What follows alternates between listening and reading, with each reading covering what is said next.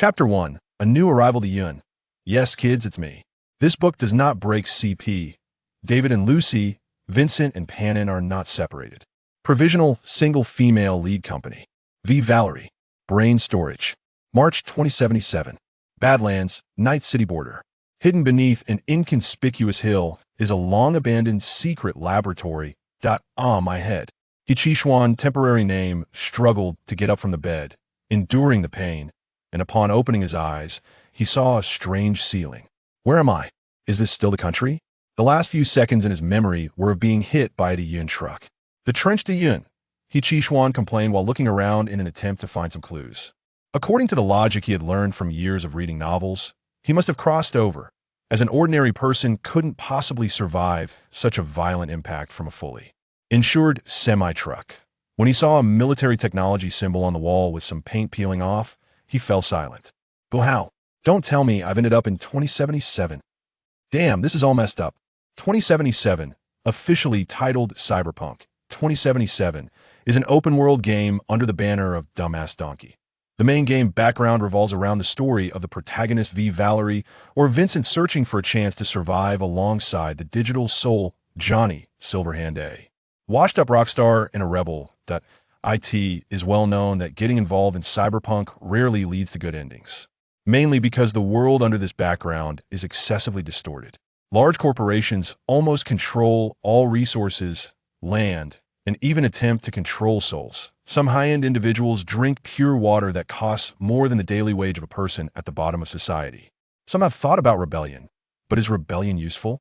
Military technology even hired the legendary lone wolf Morgan Blackhand, forming 3 action teams to raid Arasaka Tower. The ultimate goal was to use a nuclear bomb to destroy Arasaka Tower and drive Arasaka out of Night City. And a certain rock kid was involved in it. In the end, 50 years later, the tower was rebuilt, and Arasaka was still the same Arasaka. Here, your birth decides everything. Those at the bottom have almost no chance to rise. In this distorted world, dreams have become a joke, and souls have become commodities. Hichishwan felt a bit desperate because he was in a body that had been amputated due to an accident, and his left hand hadn't recovered. The most hellish thing is that this damned world makes disability the easiest problem to solve. Hichishwan chuckled self-deprecatingly, got out of bed, and walked toward the door of the room. Let's go take a look outside. It's better than waiting to die. The mechanical sensing door slowly opened, revealing the scene outside. Chaotic mechanical equipment, some violently damaged, but in the center of the laboratory, a conspicuous device stood out. It looked like a high-tech precision device, somewhat similar to a space sleep pod from sci-fi works of his previous life. Such a device seemed particularly strange compared to the messy and dusty machinery around it. Oi, host, you're awake? Suddenly, a lively voice came from Hichishwan's mind. With the censored expletive, what noise is this? Of course, it's the great system, yay. System? Is that you? Hichishwan asked, a bit excited, as in this chaotic world, as a poor guy hit by a Yun truck without any background, he could only rely on an external aid. It's me, and the host can communicate with me through thought. Great. It's the system. We're saved. Hichishwan sighed in relief. A poor guy in this situation. He didn't even have the most basic brain-machine interface. Even if he arrived in Night City, he was likely to become a victim of the cleaners. But now it was different. Why activate? Before Hichishwan could ask, the system began its self-introduction. This system has a sign-in function and a life choice reward mechanism, but it will not impose any restrictions on the host. As for the problems the host is concerned about, the new player gift package provided by this system can perfectly solve them. Ding! Congratulations, host! You have received a new player gift package 1. Open it. Must open it. Since the system confidently told him it could solve the current problems, Hichishwan eagerly opened the new player gift package that the system had carefully prepared for him. Ding! Congratulations, host! You have obtained Perfect Winter Soldier Bucky Barnes template, customized prosthetic package 1, exclusive customized vehicles 2, exclusive customized weapons 5, exclusive combat suit 1. Congratulations, host! You have obtained the talent. 4th Calamity, player weaker version, infinite resurrection and save load, is 2.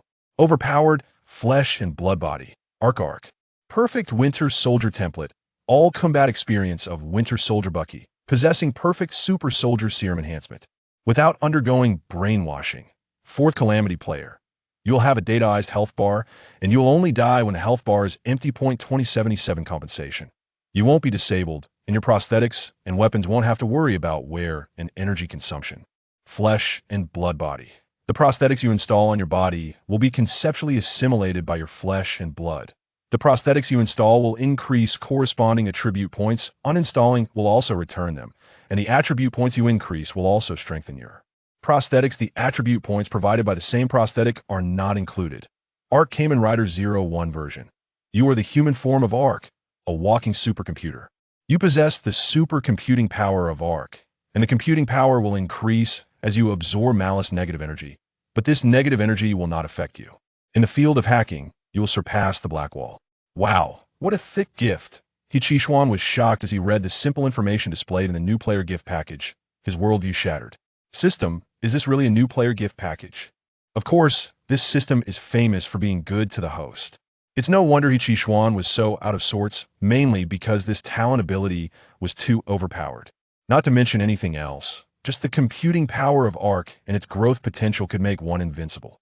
Let alone the basic computing power. The unconditional, side defect-free absorption of malice negative energy is simply unimaginable in this worldview.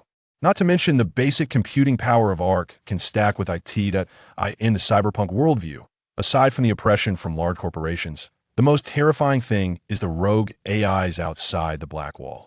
Due to Bartmoss's super virus, the old web has completely become a paradise for rogue AIs. And due to the gap in time, even the most elite personal hackers now find it difficult to pose a threat to the rogue AIs outside the black wall. Not to mention the terrifying 3 phantom hackers from the old era who uploaded themselves to the network and are now outside the black wall. Johnny's old lover Alt, the god of hackers Bartmoss, and his lover Spider Murphy, and the most mysterious character in the game, Mr. Blue Eyes. The only thing that can stop these terrifying calamities is the black wall, which, after enduring so much time and the reckless actions of some humans, has long been full of holes. But now, for Hichishwan, it's not a problem at all at worst. It's just a competition of who has stronger computing power. No tricks, all about the numbers, kid. The system really didn't lie to him. The most worrying problem was directly eliminated by talent, and the remaining personal capability issues made him feel quite relieved after seeing the Winter Soldier template and prosthetic package that were extremely suitable for him. According to the system's description, he needed to lie down in that high-tech sleep pod he had seen earlier to install the prosthetics and adapt to the talent. That Hichishwan eagerly walked towards the cryogenic pod and lay down inside. After confirming with the system, the pod released a hypnotic gas, and soon, Hichishwan fell into a baby-like sleep mist. After an unknown amount of time, Hichishwan woke up again, and in front of him was a progress bar for rebooting the system. Once the progress bar reached 100, Hichishwan felt his body come back under his control. He felt the terrifying power contained within his body, which he thoroughly enjoyed. A HUD appeared in front of him, just like in his past life in 2077. The map was displayed in the upper right corner, the operating system in the lower left corner, and a weapon list in the lower right corner. When he saw Winter Soldier mechanical arm on the weapon list, Hichishwan felt a bit dazed. He had once again regained his left hand. He looked at his new arm, made of adamantium and an unknown metal. It had a shiny silver metallic texture, tightly fitting metal scales, and beautiful muscle lines. Apart from the metallic elements, its overall shape was identical to his right hand. It also had the same sense of touch and body sensation, while the sense of pain could be turned off or on. With a thought, the scales on his arm moved like in a movie, charging up to throw a punch. The sound of breaking air echoed, and the terrifying punch wind even shattered the clutter in front of him. He rotated his arm 360 degrees, just like in the movies. Now, Hichishwan felt like a child who had just received their favorite new toy. After playing enough with the mechanical arm and adapting to his terrifying power, Hichishwan ran a system self-check and looked at the cybernetics on his body. Seeing the cybernetic list, he fell silent. What the hell? A Cybertronian. The dazzling cybernetic list, along with a 4-digit armor value and a cybernetic value of 0, made Hichishwan ponder. Looks like I'm invincible. Looking at the attribute values, due to the perfect super soldier serum and top-tier cybernetics, he was now a numerical monster. Body, 21. Reflex, 23. Calmness, 20. Intelligence, 25. Technology, 13. 25 is the peak in this world. Only the protagonist can exceed a value of 20. A Pentagon warrior, the technology score was mainly due to the worldview and the Winter Soldier being a killer warrior, but that wasn't a big deal. This set of data crushed the complete no-cheats V, and single-handedly handling Adam's heavy hammer was not a dream. However, the only regret was that skill growth attributes, such as ninja, headhunter, etc., needed to be earned through real combat experience. Next came the weapons. On a table next to the cryogenic pod was a rectangular black weapon box. Opening it revealed 2 weapons. A sniper rifle based on the G28 model, named Breaking Illusion, with attributes: armor piercing, wall piercing, heavy damage. A long sword with a plasma blade form, named Ink Abyss, having attributes: true damage, burn, bloodthirst. Both weapons were custom-made and perfectly suited for Hichi-Xuan, both in weight and length. He put the 2 weapons back into the weapon box, and then focused on a belt. The belt had holsters at both ends, containing 2 Colt M1873 revolvers. Being a cowboy and revolver enthusiast, he raised an eyebrow. He took out the 2 revolvers, skillfully spun them. Their shiny silver bodies, finely detailed patterns, and pristine pearl grips all struck hard at Ichi-Xuan's XP. Likewise, the 2 revolvers, named Life and Death, also had powerful attributes: true damage, Death's EYE.AS for the last inconspicuous knife hanging behind the right holster. Although it wasn't as flashy as the previous 4 weapons, it was also made of adamantium and surpassed most weapons on the market in appearance. The knife Raven had attributes: bleed, quick draw. After putting the revolvers back in their holsters, Hichi-Xuan donned his exclusive combat suit. A combat suit similar to the Winter Soldier's, with matching combat pants. High-tech combat boots with features like hovering, magnetic attraction, and zero noise reference to the shoes from the Rogue lineage ending. A black trench coat nano. Bulletproof and transformable clothing. Lead to his style that he secured the belt, double-checked the revolvers, and strapped on the weapon box containing the gun and knife. He walked towards the underground parking garage of the lab while browsing through his personal information in this world. The Hichi-Xuan. Oh no. Now he was to be called Yake Barnes, codename Winter Soldier. No inspiration, just a copy.jpg. A monster emerging from a mysterious laboratory, who became a mercenary after wandering to Atlanta. Due to the impact of the unified war, Atlanta could be said to have nothing. So he planned to make a name for himself in Night City, a city of dreams and indulgence, that a story of a self-important young man attempting to become a big shot. Klitsch, boring, but it was enough for the border security of Night City. Such a clean record, along with the system's additional clearance certificate, would make anyone who successfully passed the checkpoint hardly as legitimate and compliant as he was. The voice-activated lights in the underground parking lot gradually turned on as Yake arrived. A matte black Merrimack was quietly parked there, one of Yake's exclusive vehicles. An SUV with 6 wheels based on the Land Rover prototype, heavy and reassuring. The entire vehicle was designed to be bulletproof, making it immune to almost all bullets on the market. It even had a mounted machine gun the same as Nick Fury's car and a simple AI. After starting the car and watching the rolling doors slowly open, Yake took a deep breath. Everything felt too surreal. He had crossed into one of his favorite game worlds and gained immense power. It felt unreal. Yake looked at his mechanical left hand, feeling the incredibly real sensation from it. He smiled with relief. The rolling door fully opened. Sunlight poured in. Yake stepped on the gas. The engine roared, and the acceleration came. The Merrimack drove out of the abandoned underground laboratory. Sunlight bathed his face, and a smile appeared at the corner of Yake's mouth. After confirming with the system, an explosion occurred behind him as the laboratory gradually shrank. The explosion covered the evidence of Yake's visit. Glancing at the flames produced by the explosion, Yake turned the steering wheel onto the Badlands Highway, heading towards Night City according to the car's navigation. Ding! The beginner's guide has ended. Other functions are now fully activated. Reward for arriving in Night City. Mysterious apartment gift pack. The system will not interfere with the host's choices. Any choice made by the host may yield rewards. After making a choice, do not let yourself regret it. Oh right, host. An unnamed pawn or a world-renowned figure. Chapter 2. Are there 3 verses in this Night City? After driving for 20 minutes, Yake finally arrived at the border security of Night City.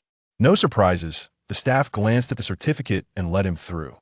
Not long after passing security, he received a call from an unfamiliar number. Dakota, a middleman in the Badlands. I've heard of you, you have some fame back in Atlanta. But our Badlands are different from there, you can always find me for commissions. After hanging up, Yake felt a bit emotional. It was not easy to become a regional-level middleman, they all had connections. He had just arrived in Night City, and they were already calling him. Probably had someone on the border, he thought. Games and reality were indeed different. It took Yake over an hour to drive from border security to the Sunset Hotel. Finally, I can see these skyscrapers out on the way to the apartment. Yake received calls from various intermediaries. The main ones were local intermediaries like old Captain Womeo Reyes from the Santo Domingo area and Father Sebastian Ibra from the Haywood area. Yake's apartment is located in the Valley area, just like V's apartment in the game, but Yake's floor is a bit higher, allowing him to see most of Night City.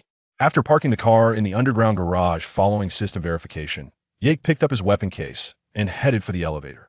The 12th floor apartment is slightly larger than in the game, with just a long dining table separating the pool table from the bar. The rest is almost identical to the game.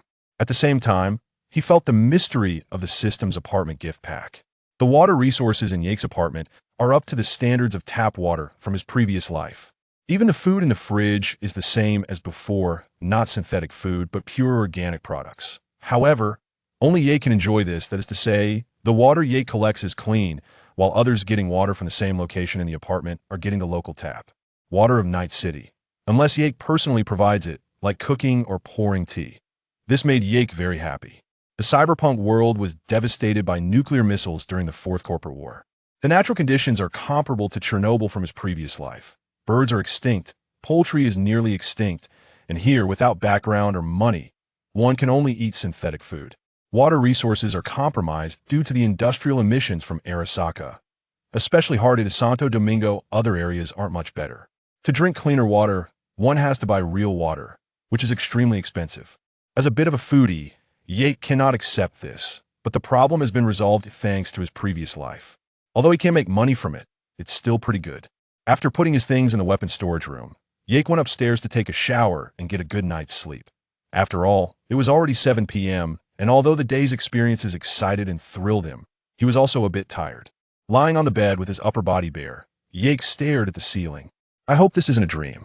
He felt like he had forgotten something. Forget it. It's too late now, I'll sleep first. The next day, when he woke up, Yake saw the ceiling he hoped for and felt the real sensation coming from his left hand.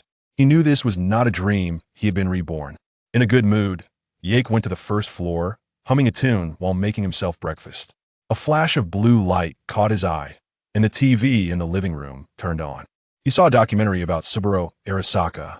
The author is unsure whether this documentary existed before or after Subaru's death, so let's assume it has always been there. Yake instinctively said, talking so grandly, yet he was killed by his own son. Later, the Arasaka Tower will be soloed by V. Yake's body shook. He finally remembered what he had forgotten. V, the protagonist of the game 2077, the infamous V, affectionately referred to by players as Night City's super big dumbass, 98 modified young Cybertronian, the Grim Reaper of the Scavengers, the killing machine of the Voodoo Boys, and the father of the Night Stalkers. Among others, that V's achievements in the game are outrageous. 2 people killed through the Vortex Gang's lair, stole the highest level Arasaka secret relic chip, single-handedly killed through the Voodoo Boys in Pacifica, rescued the new American president in Dogtown, killed through Hansen's lair, fought through the new American Special Forces to send the little bird to the moon, finally soloed Arasaka Tower. In the anime spin-off Edgerunners, the protagonist, David, might later be seen by V in the game as a Green Skull incident cyberpsychosis. However, even the strong V has many irreversible regrets in the early game, the most profound for Yake being the death of his good brother Jack. Although Yake doesn't have a noble ideal of wanting to change the world, he still wants to make amends for some regrets as best as he can. And now it is already 2077, so the Mann team. Yake's mood, which was quite good, suddenly turned a bit grim. The only good news is that Subaru Arasaka is not dead, meaning Jack's regret can still be amended by him. He immediately got up and went to the weapon room, lying down in the hacker chair, and began deep diving. He wanted to search the network for some clues to see where the plot currently stood. Yake's first search was for clues about V, since it is already 2077. Of course, due to the character creation options at the start of the 2077 game, the scope of Yake's search is somewhat broad. However, His innate talents allow him to utilize significant computing power to support his search without burning out his brain. But when he saw 3 matching profiles, Jake fell silent. Doubting whether something was wrong, he clicked on the first file. Vincent, nomad mercenary, former member of the Buckler family. Good, this is our nomad starting male V. Vincent. Jake was quite familiar with his face. It resembled the character from the game CGI, and the nomad male V was also the first character Jake created when he played this game. So, it was fresh in his mind. Jake found a piece of surveillance footage showing the familiar red, nomad-modified, Canali Viper being chased by several armored vehicles adorned with military tech insignia. Familiar starting sequence. This is V that Jake knows. So what about the other profiles? Out of curiosity, Jake clicked on the other 2 files simultaneously. Valerie, street mercenary. Valerie, head of Arasaka counterintelligence. Good. Jake fell silent again. Seeing 2 familiar faces left him a bit stunned. The good news is Jake successfully found V. The bad news is there are 3 verses in Night City? Perhaps it's also good news. Upon closely examining the profiles, Jake discovered that these 2 female verses are actually sisters. The difference is that the corporate V has not been fired. Instead, she has been promoted. Meanwhile, the street V has gained a corporate dog sister. Valerie's face matches the street V from the last save file of version 2.21 that Jake played. And her sister Valerie? Presumably, she is the V from his version 1.63 save file. Alright, all 3 versions of V are accounted for. Jake fell silent. This exceeded his expectations. Realizing this, Jake also understood that this world is not the game world he is familiar with. Therefore, many things may differ. For example, some people who should have died by this point are still alive. After confirming that the All Foods factory has been attacked, Jake eagerly began searching for other information. Sure enough, he found what he hoped to see a few years ago. The Biotechnica building was also attacked, but the information indicated that Biotechnica did not kill or capture the attackers. Moreover, the mercenary circle still has the Mann team, this Edge Runners group, which is easy to look up. Jake could even find a payment bill from Mann to a cybernetic doctor from half a month ago. At the same time, there was no information about Pilar and the others in the urn. This includes David's mother, Gloria. Speaking of David's mother, Gloria, she now owns a property located in Japantown, with a purchase date showing 2077. These pieces of evidence are enough to prove that this world is different from the one Jake knows. Not only are there 3 verses, but it also seems that all the regrets of the Mann team have not occurred. This has made Jake extremely excited, even if his advantage through the plot isn't as significant anymore. But who cares? Jake continued to search the web for useful information while thinking of ways to befriend these main characters. Adrenaline was speeding down the road, its body covered in bullet holes. Behind it was a squad of Arasaka ninjas that a burly man in a suit with a bun, named Jack, fired a few shots out the window before retreating. He yelled into a holographic phone, V, "We can't shake off these Arasaka scum." Damn it, Valerie is about to pass out. Next to Jack was a woman in a suit, who was unmistakably Street Kid V, also known as Valerie. Gritting her teeth, she occasionally fired a few shots at the enemies behind, but the blood-soaked wounds and her pale complexion showed that she was barely holding on. On the other end of the phone, V said, "Damn it, hold on, Jack. I'm almost there." Hearing this, Jack gritted his teeth, knowing that their squad's bug was most likely dead. He couldn't afford to lose another partner. Jack took a deep breath, gripping his weapon tightly. Just as he peeked out, he was surprised by a scene before him. The entire Arasaka ninja squad had their heads ablaze as if they had been fried by a hacker. Behind them, a man on a motorcycle, different from the ninjas, quickly caught up. The man wore a black mask and goggles, with slightly messy black hair dancing in the wind. Dressed in professional black combat gear, the most striking feature was his exposed silver mechanical arm. This was our protagonist, Jake. Seeing that the ninja squad was nearly wiped out, Jake twisted the throttle and accelerated, matching speed with adrenaline. Meanwhile, Jack was still in shock. Suddenly, the onboard AI of the Drellman spoke up. "Unknown hacker intrusion detected. Destination has been forcibly modified." Jack turned around sharply, but the familiar bald figure on the screen had already vanished. Just as Jack was at a loss, a somewhat magnetic male voice came through. "Don't panic. It's me. I've modified your destination. Your companion is in trouble. Do you know any cybernetic doctors?" Jack quickly reacted, seeing Jake nodding at him from outside. He immediately replied, "Yes. We know Dr. Victor, at Misty's Den." "Dr. Victor?"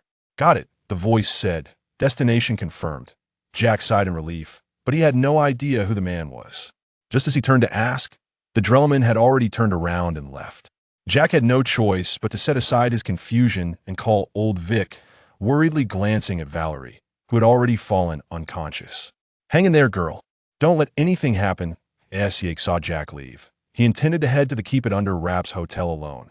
But suddenly, a red Kusanagi blade appeared at the intersection, and the woman on the bike saw him and swiftly leaped out, brandishing a mantis blade, charging at him. Yake's gaze sharpened. He sensed that this woman was unusual. But that was all. Why did she seem somewhat familiar? Yake quickly jumped off the bike, using his metal left arm to block the woman's powerful slash. Both landed, and Yake was taken aback when he saw the woman's face. Company V. Without wasting words, V sensed the threat emanating from the man before her. She quickly activated her Sion waiststand and moved forward. Yake noticed V's speed, a bit shocked. He immediately activated his Sion waiststand, dodging another round of V's attack before scanning her. Wait, she U4? For Ripple's Type 5. This V actually had a dual system. At the same time, V was shocked that this man could evade her attacks. She also wanted to scan information about Yake. The result was nothing. Clearly, the opponent's firewall was thick and their cybernetics were not simple. The two were at a standstill. What about that Drellman? This was where Jack's signal had vanished. The Drellman lost signal after being hacked. They're heading to that Dr. Victor's clinic, V replied, her expression improving slightly, sensing that this person meant her no harm. In a hurry about her sister. V didn't say much, nodding to Yake before swiftly activating her Sion waiststand and leaving. Yake watched her leave, unable to help but marvel. So this is what it means to have no limit on cybernetics? 1.6V? Using Sion waiststand to travel, that he didn't think much of it and hopped on a motorcycle by the roadside, heading for the Keep It Under Wraps hotel. Upon arrival, Yake strode to the second floor, arriving at the door of room 204. A flash of red light appeared in his pupils, and the door opened. The burly man at the door didn't react in time before Yake shot him in the head. Inside, the black fat man also failed to comprehend what was happening before Yake shot him down as well. Yake coldly regarded the fallen Dexter, shooting him a few more times to ensure he was dead before leaving the scene. After leaving, Yake did not head to Victor's clinic because after a brief scan, he knew Valerie's injuries were quite serious. The chip seemed to have been activated, but it was definitely not as severe as in the game. Surgery would be required. It was pointless to go now. After confirming through the Drellman's location that they had arrived, Yake returned to the apartment. 5 days passed quietly.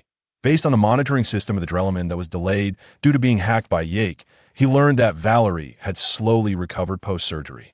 Yake prepared to head to Victor's clinic to see the protagonist of 2077, driving to the familiar Watson District Chinatown. He parked the car and opened the iron gate.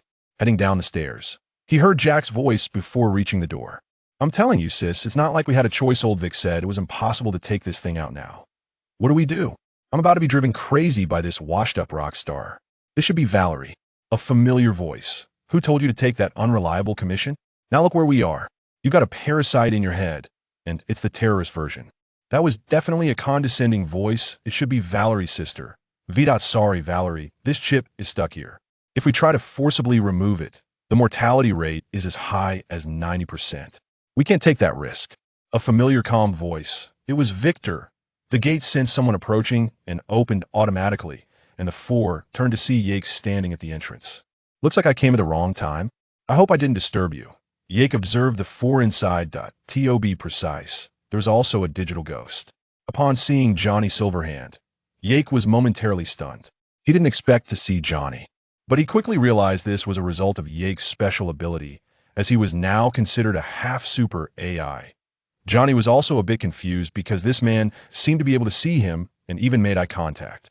Fuck Silverhand curse. It was already absurd that he could be seen by Valerie's twin sister, and now this man could see him too. Yes, for some special reason, Valerie could also see Johnny, even though the chip was in her head. "May I ask who you are?" Victor politely replied to Yake, as he sensed a faint pressure from the man. Although the man was trying to exude goodwill, some things couldn't be hidden. Like a panda, it might just be playing with you, but you could end up with a few broken ribs from its paw. V also noticed the man before her expression tightening. She recognized that mechanical arm. It belonged to the man she had fought a few days ago. Previously, Valerie had not paid much attention due to concerns, but now she could clearly. feel the death threat emanating from the person before her. What a joke, she had never felt this way even when facing Adam the Hammer. This feeling made all her muscles tense, ready to move at any moment. Valerie seemed to notice her sister's tension and was somewhat curious. After all, in her eyes, although her sister was an annoying corporate dog, her strength was still quite terrifying. Moreover, she felt that the man before her looked somewhat familiar. I could see that moment. Jack reacted to the familiar mechanical arm on Yake's left hand. Damn, it's you. You're the mysterious man who suddenly appeared and saved us that day. Upon hearing this, the remaining three were somewhat shocked. V was also taken aback. She did not expect that the man from that day was the one who saved her sister and Jack. Although somewhat confused, she relaxed a little. Yake nodded at Jack, then turned to Victor. You must be Dr. Victor. My name is Yake Barnes. I'm a mercenary and just arrived in Night City not long ago. My friend, John, mentioned that you are the best cybernetic doctor in Night City. It's a pleasure to meet you. Victor was momentarily stunned, but believed it a bit upon hearing John's name. This man was indeed one of his old customers, although he had left the city. This name was, of course, something Yake had found out in advance to build rapport. Victor politely responded to Yake, I wouldn't dare say I'm the best, but I do have some experience. V looked at Yake with some confusion. She didn't believe there was such a thing as unconditional help in this world. She was curious why Yake would help her sister. Yake noticed Valerie's gaze, but did not pay it much attention. V's state of mind did not last long after all. He was the one who saved her sister, and no matter how one looked at it, she owed Yake a big favor. Since she attacked him without knowing the truth before, it would be unreasonable to still have a stern face now. V quickly adjusted her expression and spoke first. Are you the one who saved my sister? I'm her sister, V. Thank you so much for saving her. Without your help, Valerie might have been in serious danger. Also, I apologize for what happened that day. I didn't know you saved my sister. I was just overly anxious, and I hope you can understand. While speaking, V's mind was quite active. The only other people related to this incident, besides Jack and her sister present, were that black fat guy and Tbug. But one died in that operation, and the other was found dead in the Silent Hotel. Could it be someone sent by that so-called employer, Evelyn? She couldn't figure out Yake's background or why he saved Valerie, so she could only probe a little. Yake glanced at V and calmly said, It's fine, I wasn't harmed at that time. Besides, your sister's situation was a minor issue. However, I am very interested in the chip in your sister's head. If I could scan this chip and copy its data, we would be even. How does that sound? Upon hearing this, V showed a pensive expression. She felt something was off, but couldn't quite put her finger on it. Moreover, she always felt an inexplicable sense of familiarity and trust when she saw Yake. This feeling was strange. V turned to Valerie, who also noticed her sister's questioning gaze. After thinking for a moment, Valerie nodded. After all, if Yake wanted to kill her, he wouldn't have saved her in the first place. Seeing Valerie nod, V agreed as well. Yake then extended a personal data cable and plugged it into Valerie's port. A red stream of data flashed in his eyes. The terrifying computing power analyzed the chip's specific condition and copied various details about it. Through this data, Yake understood Valerie's situation. In short, it was similar to what happened in the game, but it wasn't as severe. Complete erosion would take at least 2 to 3 years, and there was a chance to successfully extract the chip. That IT wouldn't be like in the game, where extracting the chip would lead to death. This was much better than in the game. After unplugging the data cable, most of the relic's data had been successfully copied by Yake. However, a small portion was already damaged and could not provide specific data. Seeing that Yake was done, V asked, How is it? Yake nodded lightly. I have obtained what I wanted. Thank you, in own need for that you saved Valerie's life. This is what we owe you. In that case, I'll take my leave now. Before leaving, Yake added his contact information to the communication records of the four present. If you need anything, feel free to call this number. I'll be happy to make friends with you all. Yake walked to the door, then suddenly turned around as if struck by inspiration. By the way, Miss Valerie. Upon hearing this, Valerie turned her head, feeling a bad premonition. Meeting Yake's calm gaze made her hair stand on end. The bad feeling intensified, as if she were being seen through an unnamed pawn or a famous figure. Then Yake left, leaving Valerie in shock. Before she could recover, Johnny impatiently spoke up. Damn, that guy could see me? He could see me. He looked at me a few times just now. Before leaving, he even glanced at me. V's expression was somewhat subtle. He can see you? Valerie spoke to her sister, What he just said was the same as what that stupid fat guy said to me before. V's expression became serious, and Victor and Jack also felt something was off. It seems I need to investigate this Yake thoroughly. V sighed. Chapter 3 First Encounter with David dislikes titles. From now on, the term V refers to Company V, also known as Valerie, Winter Soldier. This time, the cyber psychopath is in a car repair shop on the Badlands Highway. It is said that the boss kindly helped a young man who suddenly went mad. You should go take a look. I've sent you the specific location. Try to keep him alive. After reading the message from Regina, Yake drove to the target location. It has been 3 days since he visited Old V, and during these days, Yake has been frantically accepting commissions. Fortunately, because he has a bit of fame in Atlanta, he was not treated as a newcomer. Sure enough, he caught Regina's eye and received a long-term contract for a cyber psychopath similar to V in the game. This unfortunate guy in the Badlands is Yake's first target. Fortunately, the car repair shop is not far from the city center. When Yake arrived, he saw a madman wildly smashing the roll-up door. Come out! Come out! Ah! After confirming the target, Yake immediately activated his Sion waistband, clock up. It's time to fight. That's right. It's the transformation sound effect of Kamen Rider Kabuto, which is Yake's own creative customization. He can adjust whether the sound effects are played out loud and the volume level. Although Sion waistband seems to be more suited for Fuiza's acceleration, Yake prefers Kabuto. Everything in front of Yake slowed down. With 90 acceleration, he could almost stop time. The cyber psychopath had just heard the sound and was about to turn his head when a steel fist came crashing in. He instantly fell into a baby-like sleep. After seeing the target down, Yake began to check the separation chip to find clues about his madness. The person is taken care of, not dead. From his condition, it seems he was forcibly implanted with a neural component developed by some laboratory. Damn, Sion waistband combined with a frenzied madman. It's still violent installation. No wonder he's crazy. An unfortunate experimental subject. He killed everyone in the lab and escaped.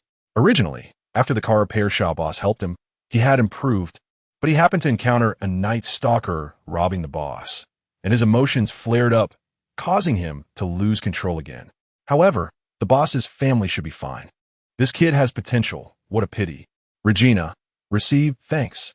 My people will head over. The money has arrived in the account. After closing the message panel, Yake saw that 5,000 euros had been credited. Finally, he understood why players in his previous life said that Regina's cyber psychopath commissions felt like a big scam. A madman who doesn't need to worry about consumption and injury, and you need to subdue him without killing him. For ordinary mercenaries, just surviving is good enough. And after all that hard work, it's only 5,000 euros. However, Yake only murmured softly. What he lacked most now was street reputation. As long as word gets out that he can single-handedly suppress a cyber psychopath and complete the commission, his reputation would surely rise. Even though it felt a bit like a scam, who told you to have no fame? On the other side, V sighed after seeing Yake's profile. A monster that crawled out from a secret laboratory. Such secret laboratories are often referred to as man-eating hells. V had only seen one person who managed to walk out of a lab alive without becoming a cyber psychopath. That person was Adam Heavyhammer, the bodyguard of the current ruler of Arasaka, Arasaka Yasunori. However, Valerie felt no sense of oppression when facing Heavyhammer, unlike when she faced Yake. This could only mean that this winter soldier who crawled out of hell had combat abilities greater than Adam Heavyhammer. What troublesome autumn. V sighed. His rebellious sister had a madman in her head. Just thinking about it gave him a headache.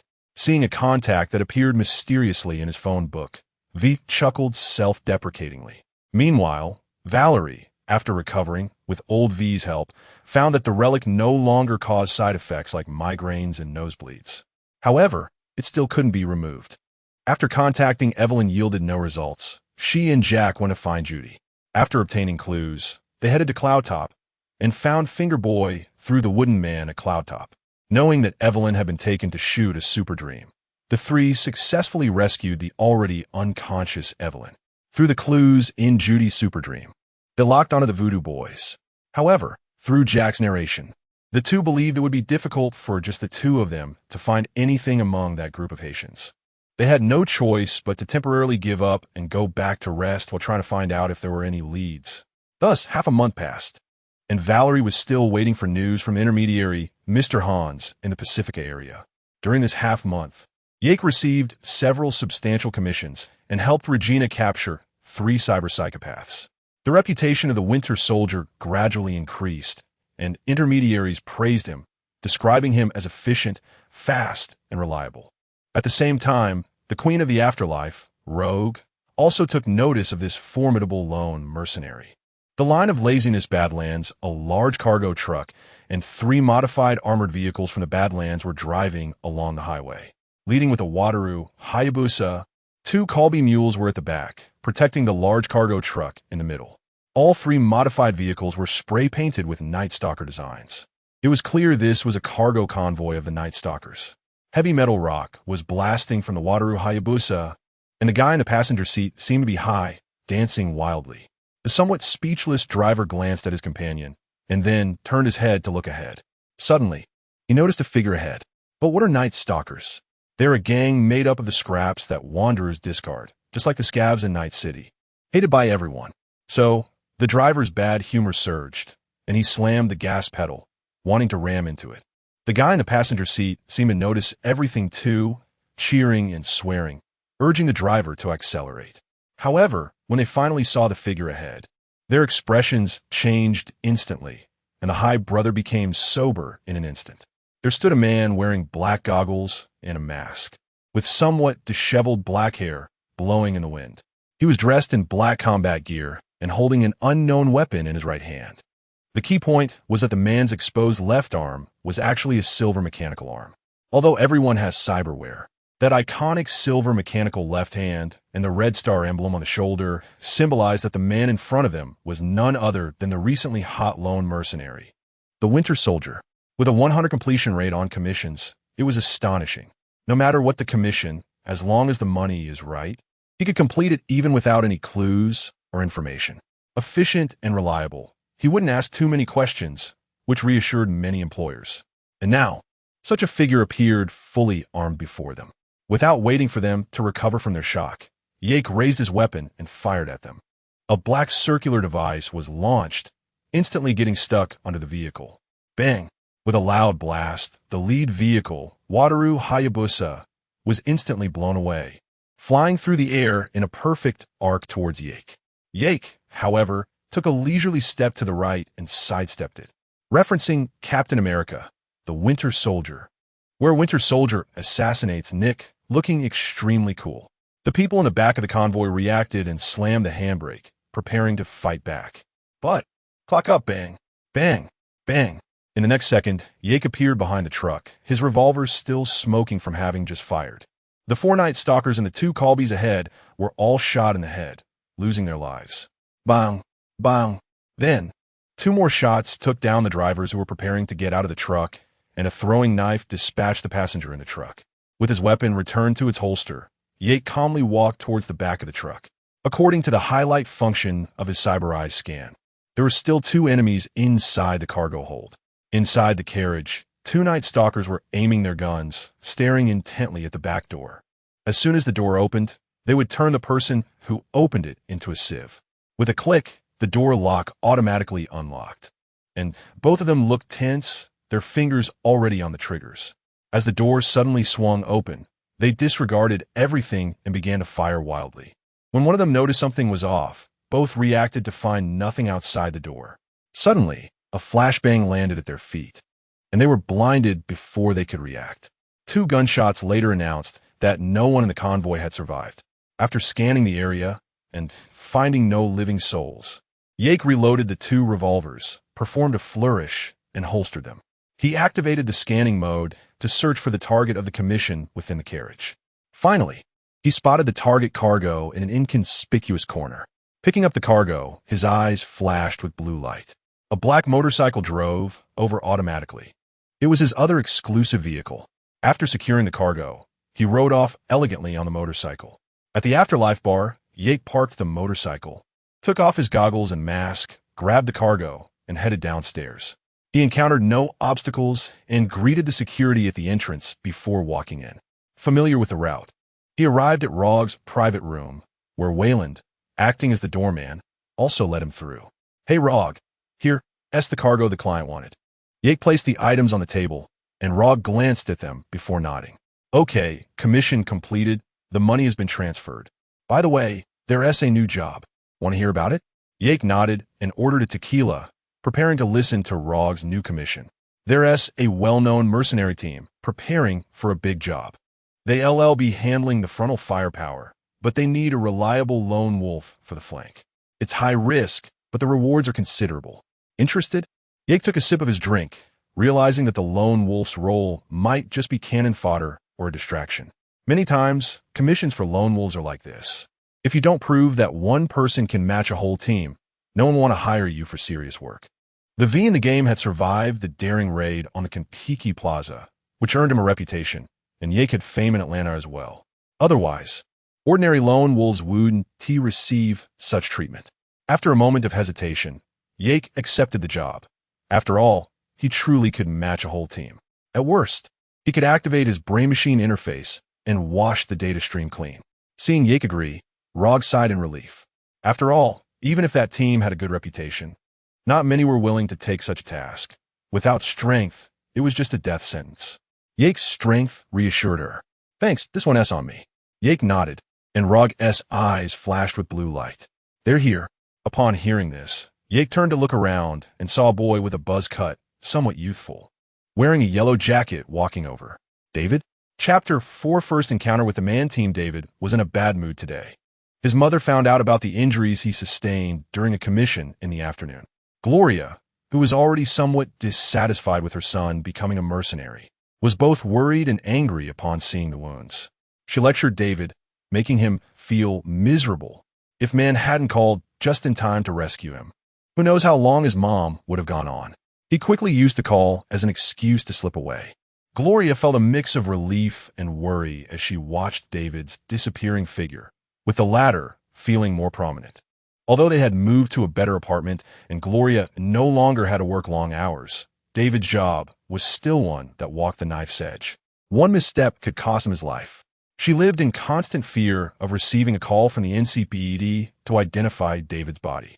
But David was stubborn and refused to give up, no matter how much she tried to persuade him. In this regard, they were quite similar. Just after arriving in the afterlife, David received news from Mann that a lone wolf recommended by Torg had been located. He was instructed to bring him along. And soon David saw the figure sitting next to Rog. The sight of the silver mechanical arm stunned David. The Winter Soldier? A mercenary with a good reputation lately. He didn't expect it to be him. Mann had mentioned this person when the team was drinking together before. He should be reliable, given his good reputation. David approached. Hello. I'm David, one of the members of the team for the commission.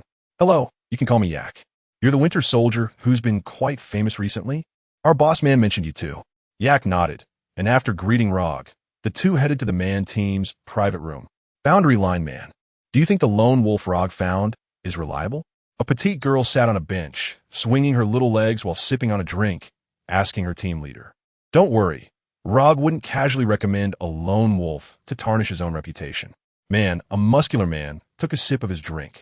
The door to the private room opened, and the 7 people inside turned to look at the entrance, seeing David walk in with Yak. Their attention shifted to Yak's left arm. Man, this is the lone wolf Rog recommended, the Winter Soldier you mentioned. David introduced Yak to his team leader with a smile. Yak observed David's cheerful expression and somewhat youthful face. At present, he hadn't overloaded his body with too many cyberware due to Mann and Pyrrha's deaths. It also reminded one that David was still just an 18-year-old kid. Many video bloggers from his previous life analyzed that David could withstand such high cyberware pressure not only due to his good talent, but also because he grew up in a loving family. He had a loving mother, and after Gloria's unfortunate passing, he was lucky to meet Mann. Mann's presence was like that of a father, strict yet encouraging. At the same time, his teammates provided him with family-like support, and he even had a girlfriend who genuinely loved him. To be honest, David was much luckier than most people in this city. Seeing familiar faces, Yak felt relieved. Thank goodness, none of them were missing. Mann was the first to stand up and approach Yak. I've heard a lot about you, Winter Soldier. I'm Mann, the captain of this team, responsible for frontline assault. Yak shook hands with him, and Mann introduced his teammates. Mann, Dorleo, frontline fire support. David, breacher, Lucy, Kiwi, Sasha, hackers, Pyrrha, sniper, Rebecca, support. Each person had a clear role. This was a professional group of mercenaries. After their initial introductions, Mann gave Yak a separation chip and began explaining the details of the commission. Simply put, the scavs have forcibly occupied a factory on the outskirts of Night City. The task is to return the factory to its rightful owner. It seems like an easy commission, but that factory has been transformed into a large stronghold for the scavs, with at least 50 people inside. After browsing through the detailed information and the 3D structure of the factory, Yak nodded. How about it? Can you handle it? Mann asked with some concern, as this was a large stronghold with over 50 people. The firepower was terrifying. One misstep could turn them into a sieve. Yak nodded. I'm in. When do we start? Mann sighed in relief. It'll be 2 weeks from now. After 2 weeks, some of them will go out to recruit. So there will be fewer people then. After confirming the information, Yak left first. Watching Yak's departing figure, Mann turned to his team. What do you all think of him? Kiwi frowned. Not simple. Just the IC alone is ridiculously thick. Plus, he has combat cyberware without any model. Lucy replied, that's normal. I've heard he walked out of a lab. The last person to do that and still be so bold was Atom Smasher. I think he's very confident. Dorlio offered a fair assessment.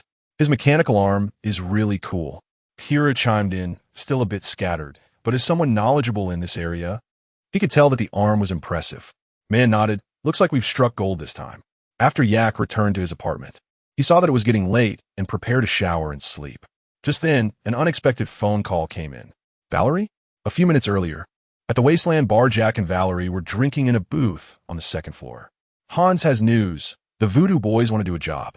But I have this nagging feeling, a bad premonition. Valerie spoke, and Jack looked worried. Girl, I've been feeling like you're overly suspicious lately. What's up? I don't know. Ever since I met that yak, I've felt extremely anxious. I have a feeling he knows something. I think his reason for saving me isn't that simple. I feel like I need to talk to him, Valerie declared, as if she had made up her mind. At that moment, Johnny appeared next to Valerie. I feel like I need to talk to him. How many times have you said that? And yet, here you are, staring blankly at the contact screen like a coward. Shut up, Johnny. Valerie snapped, unable to hold her composure, her face flushed. Taking a deep breath as if to encourage herself, she dialed the number under Jack's watchful gaze. Hello, Miss Valerie? Just call me Valerie, Yak. I called to ask you a few questions. Yak chuckled at the somewhat stiff image of Valerie on the holographic projection. Goo. No problem, Valerie. So, about the relic, do you know anything? Including Johnny. Can you see him? Yak didn't deny it. Is there any way you can help me again? You should know this chip is killing me. As for a way to separate you two right now, no. The precision required for that surgery is beyond your imagination. Valerie felt a bit disappointed upon hearing this, but she wasn't too troubled. After all, he was just a mercenary who understood the situation. What Yak said was also true. There wasn't currently a machine on the market capable of such high-precision separation. Perhaps there was something in space? However, to completely help Valerie, he could only rely on the system. But the reward from the system would only be known after completing tasks, and the system kept mum about it. Although I can't help you. If you have any other difficulties, you can come to me. After all, I really hope to be friends with Miss Valerie. Ake's calm voice came from the phone. Is it really about making friends? This was the second time Valerie heard this, but she didn't think much of it. She nodded and hung up. Having a powerful mercenary friend isn't a bad thing. And speaking of which, should we invite Ake for the Voodoo Gang's commission? That would increase the safety factor a bit. At this moment, Johnny said with a strange expression, that little brat isn't developing feelings for you, is he? Fuck you, Johnny. Not to mention that the way he looked at me before was kind of like a damn father looking at his daughter. Besides, I'm a woman, Valerie replied. Hearing this, she inexplicably recalled the loving look Ake had when they first met, which broke her defenses again. Jack, seeing Valerie's expression, observed silently and quietly made himself scarce. Chapter 5 Commission. Welcome to Night City in the end. Valerie decided to invite Yak to go to Pacifica in a couple of days to handle matters regarding the Voodoo Boys. After hanging up the phone, Yak fell asleep immediately. Early the next morning, Yak went about his usual routine, made himself breakfast, and turned on the TV to watch the news. Although the mainstream news was controlled by corporations, it was still interesting to see their dirty laundry. While eating breakfast, Yak suddenly thought he might need a pass to Dogtown, as a captive little bird would soon be stirring up big trouble in that small place. As for how to get the pass, he would naturally contact Mr. Hans. So Yak dialed Mr. Hans' number. After a while, Hans answered the call. Most of his figure was shrouded in shadow in the holographic projection, making his face difficult to see, which felt quite mysterious. Ah, the infamous winter soldier calling me? There must be something going on. Infamous? I wouldn't dare. Well, being overly modest isn't good. Excessive humility is just hypocrisy. Let us cut to the chase. I need a pass to Dogtown. Can you get one? Of course, but are you planning to invade Dogtown? It's understandable that Mr. Hans is puzzled. After all, Yak has only taken commissions in the Pacifica area until now. So suddenly requesting a pass to Dogtown raised some suspicions. No, I just heard there are many interesting things in the Dogtown black market, and I'm quite interested. That could be arranged. However, if I help you, you'll need to help me in return. Of course, I understand the rules. I have a troublesome commission that I need your help with, and you'll get your pass to Dogtown as well. No problem. I'll send you the specifics. Let us have a pleasant cooperation. After hanging up, Yak didn't rush to check the details of the commission, but instead thought about the background story of Dogtown from the DLC. Dogtown, a no man's land. In 2058, a group of investors saw the considerable profits from tourism and wanted to get a piece of the pie. They turned their eyes to the slums south of Haywood, hoping to transform the area into their money tree. They invested a substantial amount of money into the Night City government to obtain exclusive construction rights. They developed the slum into a resort called Pacifica, leveraging a large amount of cheap labor, and this paradise quickly took shape. However, during the construction process, the new United States and the Free State ignited the Unification War, and the flames of war rapidly spread to California. The investors lost confidence in the Pacifica project and withdrew their funds. By 2070, the new United States was preparing to invade Night City, and military technology ordered Colonel Kurt Hansen to lead an elite force to occupy a strategic location in Pacifica. Their mission was to prepare a route for an all-out attack on Night City. However, after Hansen's success, the permission for the full-scale attack was slow to arrive. The new United States and the Free State signed the Alvin Agreement, and Hansen was ordered to retreat. But this time, Colonel Hansen chose to disobey orders. 7 years have passed since then. Hansen established a solid foundation in Pacifica, building walls around his territory. And within those walls lies his Dogtown, a place where Night City's citizens can escape corporate tyranny, and where those with a troubled past can find refuge. The black market Yak mentioned is located within the shell of the Pacifica Stadium, a black market with international influence. Hansen's power was rising, and his influence was solidifying, which made his wallet quite fat. This warlord in Pacifica was ignored by both the Night City government and the new United States. They didn't want to stir up trouble. However, the seemingly calm Dogtown was rife with undercurrents. For Night City and the new United States, this ticking time bomb could explode at any moment. To be honest, Yak quite liked Hansen. Unfortunately, looking back on the entire storyline of shadows of the past, it seemed this guy had to die. Yak shook his head, dismissing the chaotic thoughts. He then looked at the specifics of the commission. Mr. Hans, commission, welcome to Night City. You know, I usually think that rich people should enjoy their lives instead of impulsively trying to be mercenaries. Our poor Cole is such a fool. He has plenty of cash, but comes to this city alone, dreaming of becoming a legend. As a result, he was kidnapped by that bunch of hackers from the Voodoo Boys within 3 days of making his debut. Now Cole's family wants you to rescue their foolish son, but they don't want to make too much noise. You're responsible for going to see the Winter Soldier. Remember the client's request. Don't make a big deal out of it to avoid complications. Mission coordinates have been sent. After reading the message, Yak understood the situation. Another naive fool thinking he could become a so-called legend. The difficulty of the mission lay with the Voodoo Boys hackers, who could be quite bothersome. However, their hacking skills were indeed impressive, and they had a dedicated subnet called Neptune. The client didn't want to make a fuss and attract attention, but fulfilling that request with those savvy hackers would be a bit tricky. However, for Yak, it was manageable, some trouble, but not too much. This time, he needed to change his gear, removing the revolver and taking the handguns obtained from the 3 cyber psychos as rewards. 0 interest. Based on the Taran tactical 2011 Viper. The same model used by John Wick, it comes with a silencer. Within a meter, you can only hear the wind. A pistol with max stealth capabilities. He also equipped 6 knives on both sides of his thighs. Real throwing knives wouldn't fly back to his hand. Although stealth is best executed at night. Yak's optical camouflage was no gimmick. The highest grade optical camouflage available on the market, when activated, would reveal a distortion of air. But Yak's optical camouflage was like the one from a movie Predator, allowing him to blend seamlessly with his surroundings. He arrived at the underground garage and hopped on a black Nazer motorcycle, twisting the throttle and speeding away. About half an hour later, he arrived at the target location, Westwind Apartments, vaguely recalling that a commission in the DLC also took place here. Following the information provided by Mr. Hans, he reached the balcony on the 7th floor. The 8th and 9th floors were under the control of the Voodoo Boys. After scanning with his cybernetic eye, he found the unfortunate guy and 3 Voodoo Boys members. There were 2 guards outside the room where the unfortunate guy was held. He marked all enemy units in coal and designated all cameras as friendly units. Yak was ready to take action.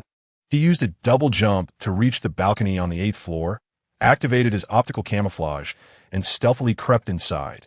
The exits on the 9th floor were blocked. He could only access it via the stairs connecting the 2 floors. Just in time to see 2 guards approaching. He observed them and found that they didn't have a regular reporting procedure. He decisively drew his gun and shot them both in the head, hiding their bodies in a trash bin. Yak continued to advance. On the right, 3 people were sitting together watching TV and chatting. Seeing this, Yak quietly snuck up behind one of them. Why does that idiot want to be a mercenary when he has so much money? Clearly, the closest Voodoo Boys member didn't sense Death's approach and continued chatting with his companions. If you ask me, before he could finish, Yak shot the other companion in the head. The woman sitting next to him, who hadn't spoken, didn't escape either. Both were killed before they realized what was happening. The guy who had been talking froze for a moment, and before he could react, Yak snapped his neck. After dealing with the 3 bodies, the door in front of them opened, and Yak hid behind a nearby box. Although he was completely invisible, there was a risk of being discovered if someone came in his direction. However, it was clear that the 2 newcomers had no idea what had happened. Hey, where are those 3 idiots? One of them said, holding a standard handgun. God knows, who cares about them, just those 3. Yak confirmed through observation that there was no one behind the 2 and, tired of their complaints, took them out with 2 shots. After hiding the bodies, he arrived at the door of a room where 3 hackers were deeply focused and 2 guards were standing. Yak opened the door, and the guards hadn't reacted yet. Didn't the boss say not to come in until shift change? Can't you see it's only? Whoosh! The last 2 bullets took down the guards. And then he pulled out 3 throwing knives, 1 for each hacker's head. With that, everyone on the 8th floor was dead. Since Yak had previously forged their biological detection signals, even if someone was monitoring it, no one would notice. Although Yak didn't think this group of cabinet members would be that professional. When he reached the 9th floor, it was much easier, and he quickly dealt with 2 slackers and 2 guards. With no enemies left on those 2 floors, he turned off his optical camouflage and arrived at the door of the room where Cole was imprisoned. According to the thermal imaging, there were still 3 members of the Voodoo gang inside, clearly unaware of what had happened. 2 of them were torturing Cole, while 1 was recording, probably to threaten Cole's family. The person recording didn't even turn around when he heard the door open. What is going on? Did the money arrive? The only response he received was a merciless bullet, followed by 2 more bullets that took down the 2 burly men torturing Cole. Yak strode over, pulled the body of one of the men aside, and saw Cole looking completely bewildered. No, don't kill me. I didn't see anything. I have money. I can pay you. Cole, realizing the situation, pleaded for his life. Yak looked at the man in front of him, speechless. Cole, right? I'm a mercenary sent to rescue you. Your family hired me through an intermediary. Really? Cole asked, still in disbelief. Yak didn't respond further and sent a message to Hans. Hans quickly replied, impressed by Yak's efficiency, and informed him of the location, saying he would send a car right away. After seeing the message, Yak helped the weak-legged Cole out. The 2 finally arrived at the specified location, and seeing the car behind, they hurriedly took Cole over. Thank you so much, Cole said as he got into the car sent by Mr. Hans. repeatedly thanking Yak. No need to thank me. It's just a job. Besides, with your cowardly demeanor, you think you can be a mercenary? Think it over again. Being a mercenary isn't child as play. Welcome to Night City, Rookie. Chapter 6. The glimmer of love. The person known as Winter Soldier has already received the package quite well. Fast and efficient. The Voodoo Gang hasn't reacted yet. The money has been sent. As for your pass, it can be arranged by tomorrow. Okay, thanks Hans. No need to be so polite. I hope we have more opportunities to cooperate in the future. Of course, Hans. After hanging up on Mr. Hans, Yak lit a cigarette for himself and took a deep breath. The pass for Dogtown was sorted out, but he was unsure when that little bird would arrive. Trying to date at the Company Plaza apartment, 5th floor inside the apartment, V sighed weakly after reading a message from her sister. Being the young head of the counterintelligence department, she clearly wasn't just a brute. But even someone as smart as her couldn't figure out Yak's true intentions in getting close to them. Yak, if you could suspect something's off, who could have imagined crossing over would be a possibility? Besides, you two sisters were made by him. Want to be friends? V murmured.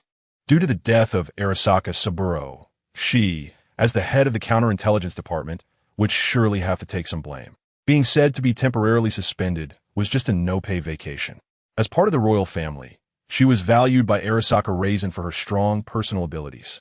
Therefore, this suspension investigation was merely a formality, a way to give her a break, as most of the blame currently fell on Takemura. The cold handling of Saburo's assassination was also adequately reflected in the game. After Saburo was killed, V encountered almost no Arasaka personnel during the entire plot progression. Even after the version update, there were street forces hunting her down. Among them, the reason Arasaka was pursuing V was merely for the kidnapping of Arasaka Hanako. It's unclear if there was any pursuit before the kidnapping. In any case, the author hasn't encountered it. Moreover, Raisin himself knew better than anyone how Saburo died. So, information was sealed off at the first opportunity. Coupled with V's own hacking skills, as long as Raisin didn't firmly decide to pin the blame on Valerie, then Valerie, this unknown mercenary, would seem almost unrelated to the matter in the eyes of others. Fortunately, Arasaka Raisin valued V's personal abilities, and he was also in need of people. So he didn't choose to make Valerie the assassin of Saburo. V wasn't worried that Valerie's issues would affect her. On the contrary, V had indirectly ensured Valerie's safety. After pondering for a while, she decided to invite Yak out for a confrontation. Although he had saved her sister's life, this was Night City, and she had to treat everyone with caution. Even though she felt threatened by him, V wasn't someone to be easily intimidated. Thinking this, V dialed the phone. Miss V? Yak sounded a bit puzzled on the other end. No need to be so formal. Since you want to be friends with my sister, you wouldn't want to avoid being friends with me, right? Just call me V. Yak nodded, clearly having communicated with her sister Valerie. Alright, V. What can I do for you? Are you free now? I want to talk to you. Yak raised an eyebrow, but didn't refuse. Of course. Let's meet at the Wild Wolf Bar, no backing out. The line between failure and success in dating was drawn. At the Wild Wolf Bar, V sat in a booth on the 2nd floor, sipping a drink and staring blankly toward the 1st floor. After a while, she saw Yak in a black trench coat. So she stood up and shouted down, Hey, what would you like to drink? It's on me. Hearing this, Yak looked up and saw V smiling at him. Not wearing Arasaka's suit, it seemed he wasn't representing Arasaka. He turned to the bartender, Peppy. Whiskey, thanks. He then came upstairs and sat opposite V. V also sat down and spoke first. First of all, I want to thank you again for saving my sister. I work at Arasaka, although my position isn't very high. If you ever need anything, feel free to call me. I owe you a big favor. Also, I want to apologize, Yak. After that day, I used my authority to investigate you. I'm sure you've heard about that troublesome commission my sister took. Now I can say I'm on high alert. I understand. Yak didn't seem bothered by it. His timing was indeed a bit coincidental. V's demeanor suddenly changed. Yak Barnes, a man who walked out a lab. There are almost no records before the lab, and after staying in Atlanta for more than half a year, you came to Night City.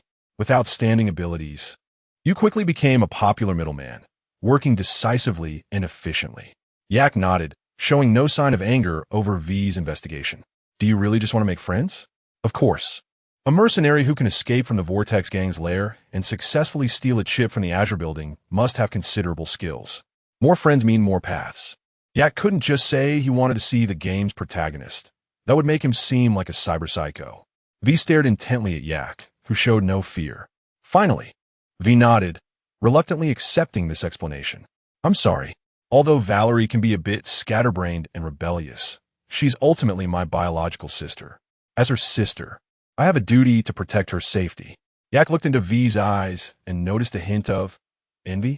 After a long pause, Yak finally spoke. You're a good sister. Yak silently took a sip of his drink. What can I say? Valerie and I lost our parents when we were young. They left us some money, and although I'm only 3 minutes older than her, I have to be much more mature. She's my sister, and I love her.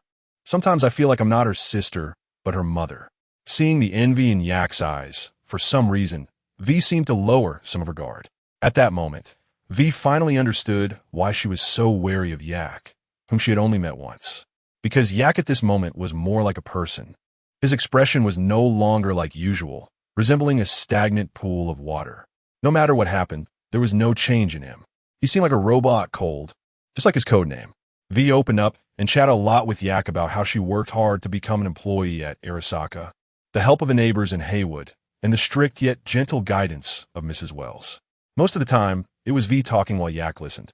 As V recounted these memories, a faint smile remained on her face, and Yak's envy grew a bit deeper.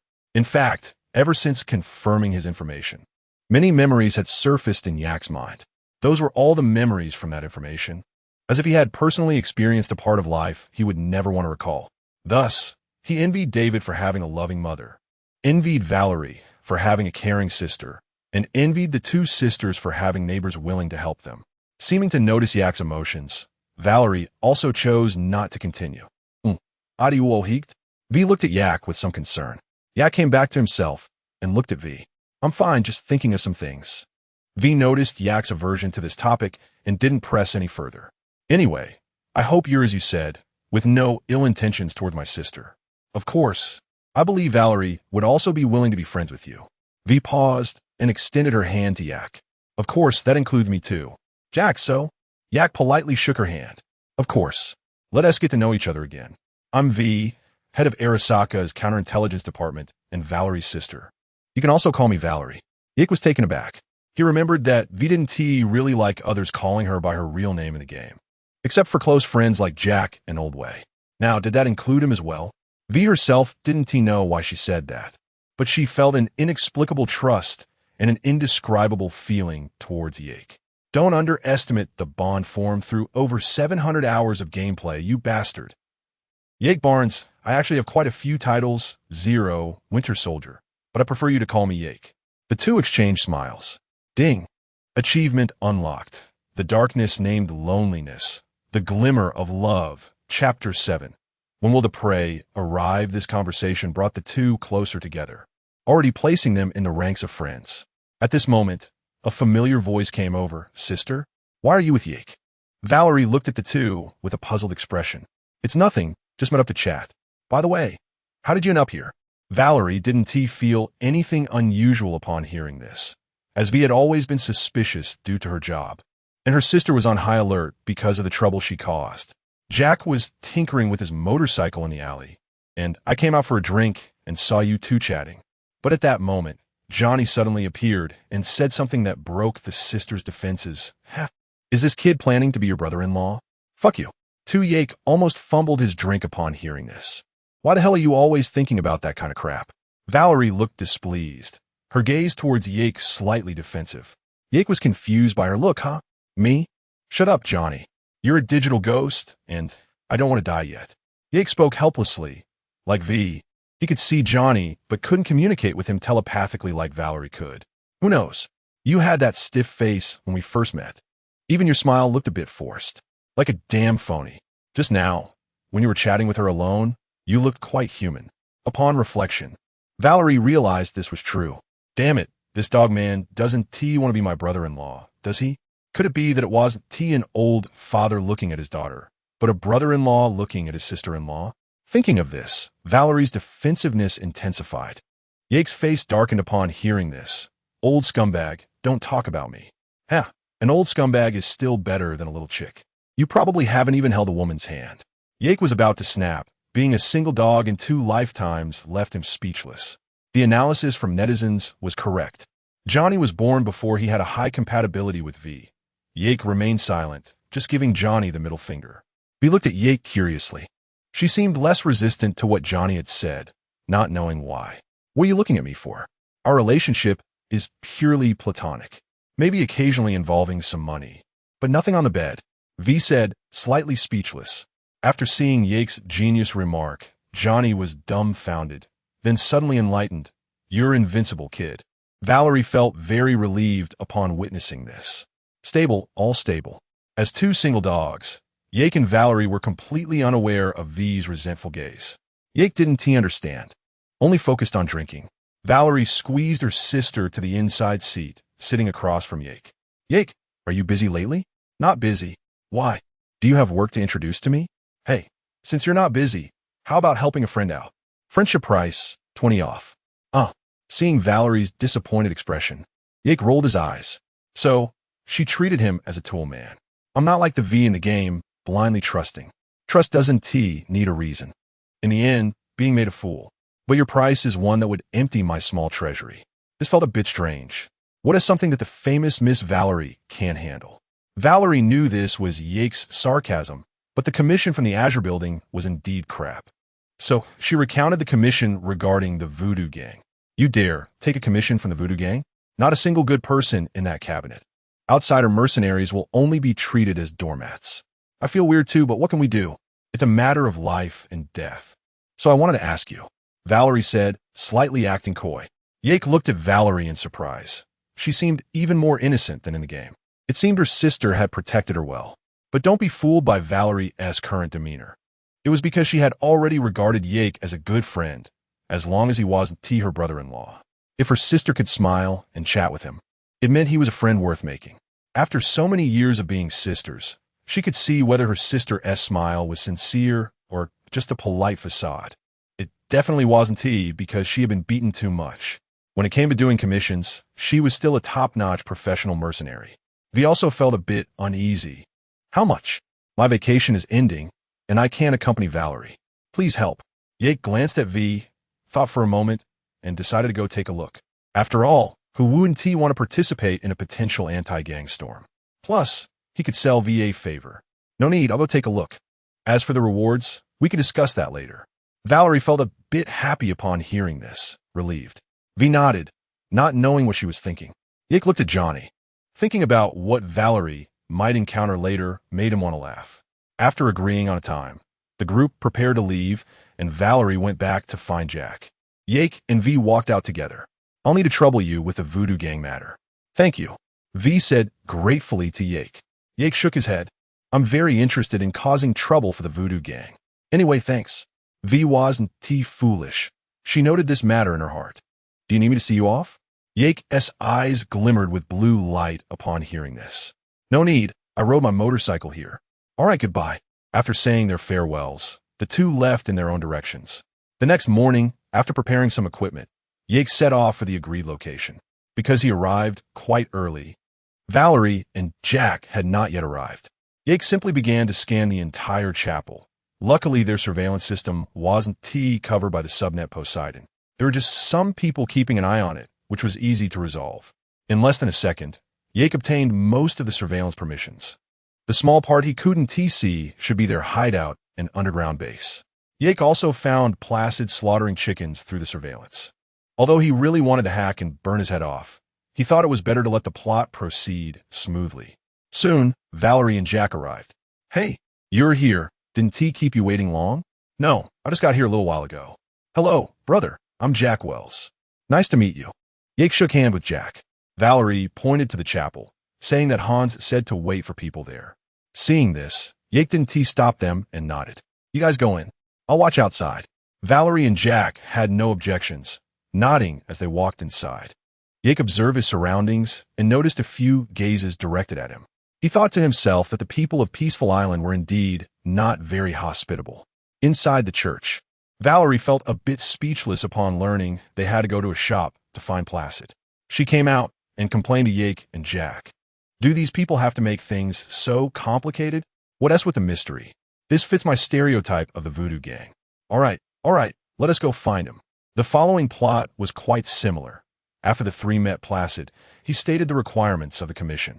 Help us take down the GM Empire Mall. Drive out the animal gang inside. Then Placid said Valerie would go up with him alone, followed by the normal plot. Placid, under the pretense of scanning, implanted a virus in Valerie and shared his vision. When Valerie reunited with Yake and the others, Yake couldn't help but laugh at the puffed-up Valerie. After Valerie and the two described the task of driving away the animal gang and investigating a mysterious modified van, Yake thought for a moment. You two handle the front, and I'll take care of sniping and hacking. The two nodded in agreement, as they were completely clueless about hacking skills. The three drove to the vicinity of the Grand Empire Mall. Yake took a mechanical grappling claw off his motorcycle and fixed it to his right hand, then picked up the broken delusion and started to adjust it. Valerie raised an eyebrow upon seeing the exquisite weapon. Wow, this weapon is really nice. As a gun enthusiast, she could tell at a glance that this gun was extraordinary. Yake smiled at her words. Of course, it's a custom model. There's only this one. I'm ready. Now I just need to find a high point. Good luck to you both. After saying that, Yake found a suitable spot and quickly ascended using the grappling claw. Jack looked at the equipment with some envy. These gadgets are not cheap. We'll have them sooner or later. Let's focus on the work now. Hee, that's true, girl. Chapter 8. Forge ahead, Yake used the grappling hook to reach the rooftop of the mall, taking control of the mall's internal surveillance through hacking techniques. He created a virtual channel to pull Valerie and Jack into the conversation. Hello, can you hear me?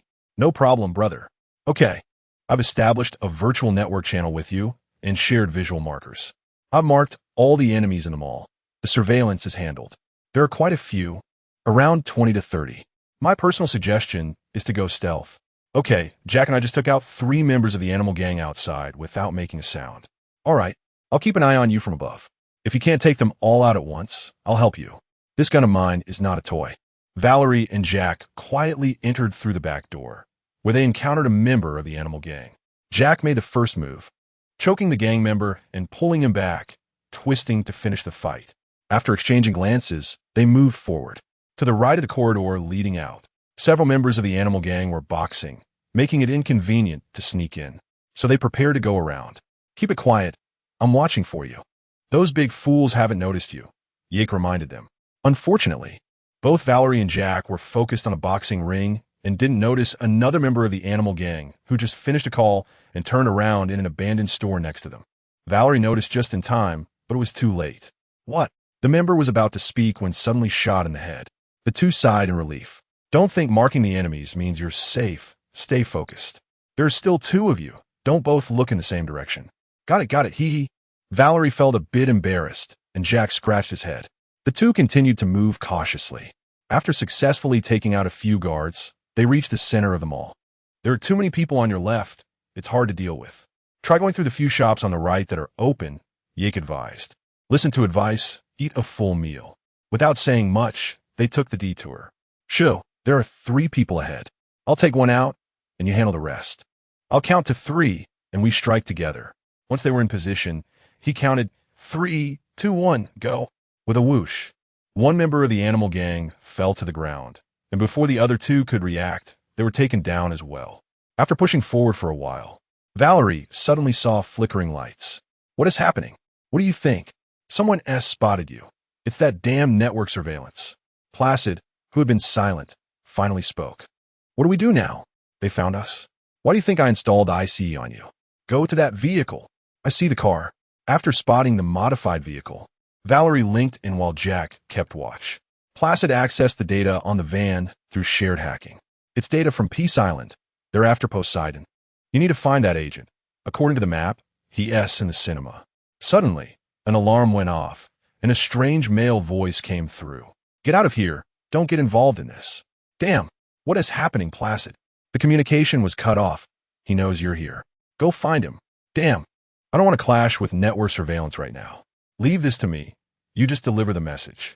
He's the leader. You need to flush him out. That agent wants to kick you out. He notified the animal gang, and they're on their way. From the elevator shaft to the lobby, just to the left. Be careful not to get spotted. Valerie cursed under her breath, and Jack heard everything through the comms, muttering, "This is just ridiculous." With a bang, Yake shot the animal gang member above the elevator shaft in the head. "All right, enough complaining. I've cleared the area above the elevator shaft. Hurry up and get up there." The two didn't dare waste any time and quickly climbed up the elevator shaft to the second floor. The three of them coordinated seamlessly to take down several members of the animal gang on their way to the cinema's outer perimeter. "Stay alert," Placid suddenly spoke. "What's going on?" "Enemies are coming. Scan him quickly." As they moved a few steps, they spotted the patrolling Beast King ahead, looking larger than the usual members of the animal gang. Valerie was a bit surprised. "What the hell is that?" "Scan her. She must have a weakness," Placid reminded. At that moment, Yake's voice came through. "She has a special cybernetic implant on her back that continuously provides her with energy and strength. But the power source is exposed. I've marked it for you. Take it out while she's distracted, and her combat effectiveness will drop significantly." Valerie felt relieved. Facing Royce's centaur armor hadn't been as difficult as this. Using Yake's remote hacking, the Beast King's gaze was drawn away, and Valerie quietly snuck up behind her. "Now it's the time, go." Valerie pulled out the implant S2 from the Beast King's back and punched the exposed power source, destroying it. Then she and Jack faced off against the Beast King directly. Seeing them engaged, Yake quickly made his way up to the second floor using the grappling hook, arriving at the cinema's outskirts just in time to see Valerie being tackled. The Beast King lunged forward, attempting to forcefully implant a virus. Yake raised his gun and fired 4 shots into the Beast King's knees, causing her to lose her balance. Reacting quickly, V spun around just in time to avoid being pinned down. Seeing this, Yake holstered his gun and activated the cyberware clock up. Before Valerie could pick up her gun to retaliate, she saw Yake teleport next to the Beast King and knock her out with a powerful punch. Jack hurried over at that moment. "V, are you okay?" "Damn, thank goodness for you, Yake. This monster is so strong. It slammed me into the wall." Valerie shook her head. "I'm fine, Jack. It's thanks to Yake. How about you?" "I'm okay, just a bit of pain in my waist. Looks like I need to visit Old Way to upgrade my cybernetics. This thing is exhausting." Hearing Valerie say this, Yake noticed that Valerie's cyberware was only a second-tier Dinar cyberware, and the rest of her cybernetics were just basic subdermal armor, referring to some cybernetics provided at the beginning of Shadows of the Past. "Wow, how come you only have these cybernetics? Even if 4th-tier cybernetics are hard to find, you could at least switch to a 3rd-tier one." Yake was surprised, as VS cybernetics were almost all at Tier 5, the highest level achievable by non-protagonists, which was a top experimental prototype level. Valerie's setup seemed a bit lacking. Hearing this, Valerie felt a bit helpless. "What can I do? I don't want to end up as minced meat sent back by the anti-terrorist task force one day." Yake shrugged and didn't say anything further. It was a normal concern. However, he was well aware of Valerie's potential. Although she couldn't match V, who had no cybernetic limits, she was still far beyond the average person. The three of them quickly regrouped and prepared to confront the network surveillance agent. Scanned. It's just him. As they arrived at the cinema, Placid's connection was suddenly cut off. As for Yake's virtual link, he felt like he had been bitten by ants. Placid? They entered the room where network surveillance was located. A man quickly raised his hands, indicating he was unarmed. "Oh, hey, don't shoot." Valerie questioned him sternly. "What have you done?" "It's nothing, just cutting off the link to Taiping Island to buy some time. I'm not here to listen to your nonsense." The network monitoring agent said unhurriedly, "You've got ghosts on you. They not only monitor you, but also command you. I don't know what leverage they've given you, but our network monitoring can definitely offer more. Those people in the Voodoo Gang aren't worth you risking your life for. They don't value integrity at all. They will only use you. I don't care about that. I just want to see their leader, Mann and Bridget." After hearing this, the network monitoring agent explained why he was there, confessing that they had locked Bridget and Neptune online. He also pointed out that the Voodoo Gang was using Valerie and informed her about the hidden listening devices and viruses the gang had. Upon hearing this, Valerie looked at the only hacker in the team, Jack. Jack met Valerie's gaze. Although he knew the Voodoo Gang had indeed infected Valerie with a virus, he had to pretend not to know and scanned with his personal link. After finding and eliminating the virus, he nodded at Valerie. "It's true. Those cabinet members have bad intentions. The virus is cleaned up for you." See, I have no reason to lie to you. After hearing it was true, Valerie instantly flew into a rage, cursing Placid's ancestors for 3 seconds straight. Wrong. He probably doesn't even know who his father is. Serious face. Although Johnny didn't trust the company dogs, the evidence was right in front of him, and he had nothing to say. The network monitoring agent then made a request. He wanted to take the data, but would help Valerie release Bridget and Neptune. Valerie, still fuming, agreed immediately.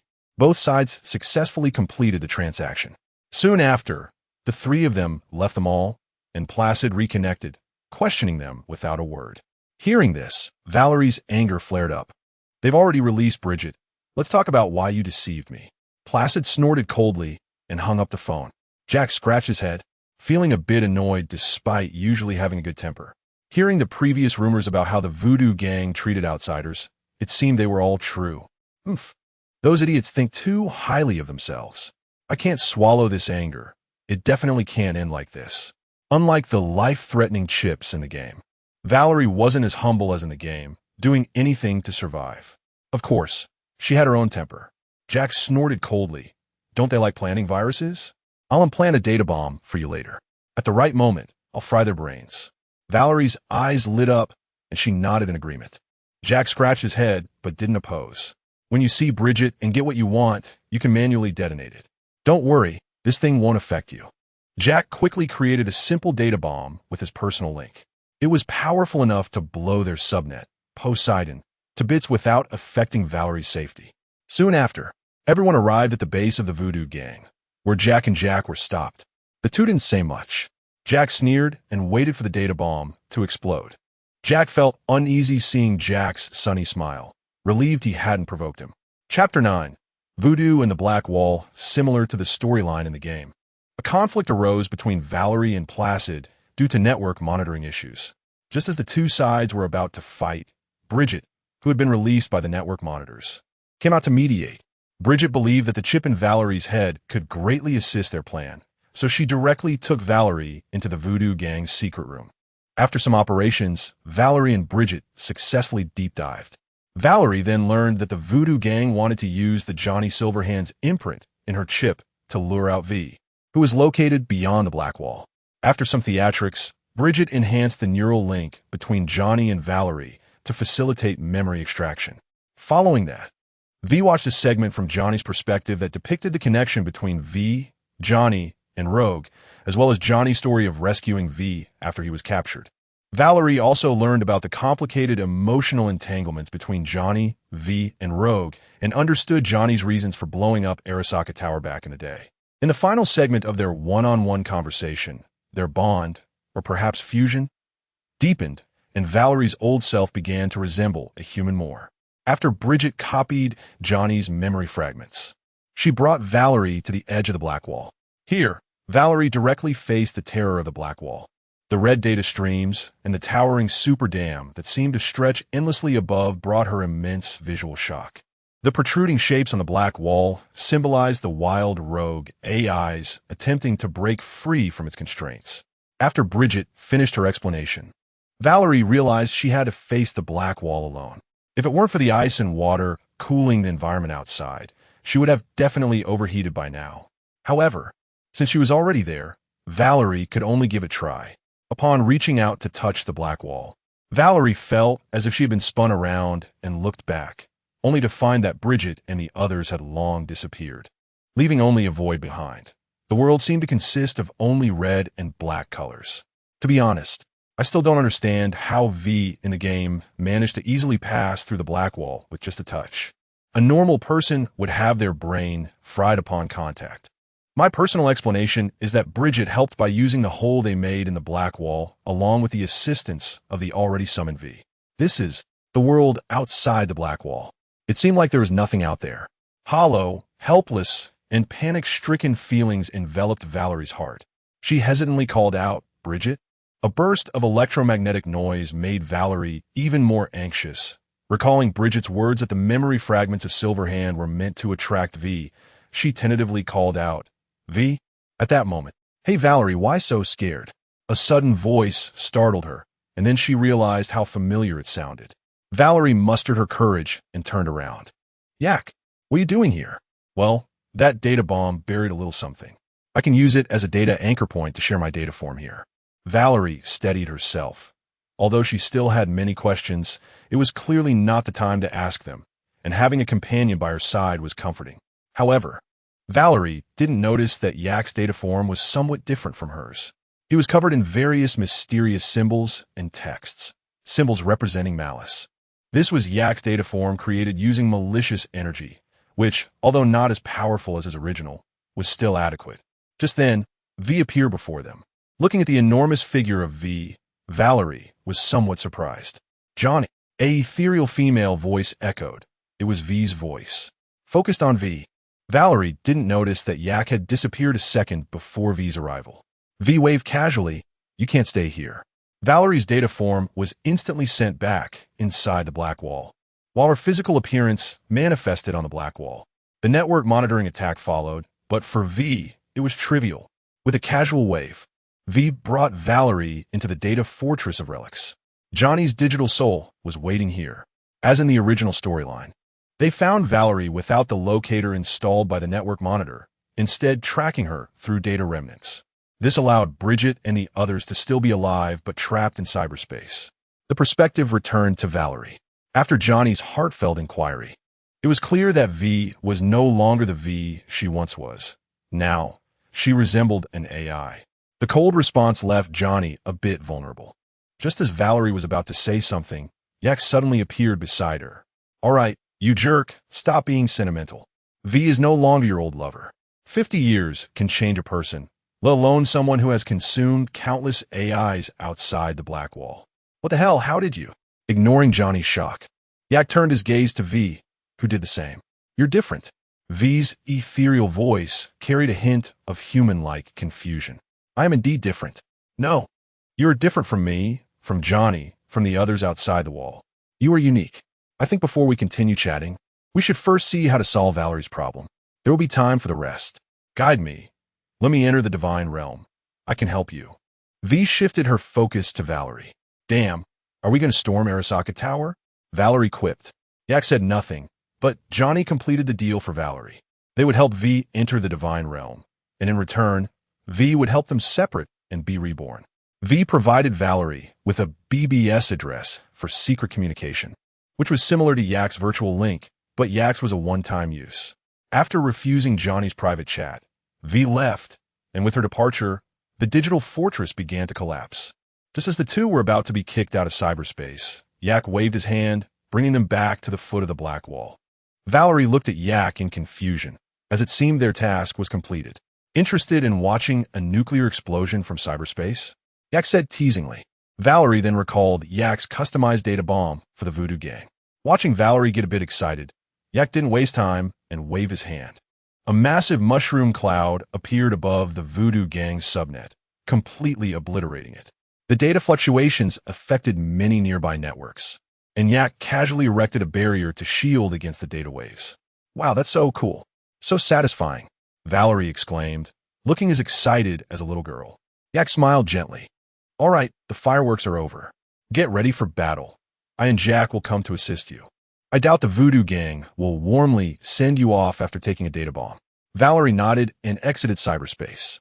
Before leaving cyberspace, Yak glanced back at the black wall. He sensed the fear emanating from the black wall, realizing that it had indeed gained self-awareness. Yak murmured to himself.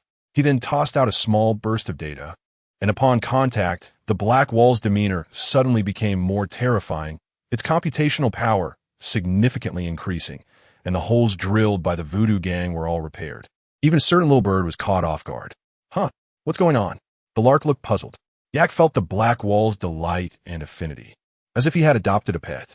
Shaking his head, he thought to himself that the little bird shouldn't keep staring at her and should just let her out. Yak estimated that with the black wall's enhanced power, the lark would likely suffer greatly and specifically cautioned. After sensing the black wall's response, he smiled and then logged off, his consciousness returning to his body. Chapter 10. Operation Blackhead. Valerie, regaining consciousness, quickly crawled out of the cold freezer. She raised her eyes to see the tragic corpses of Bridget and the others.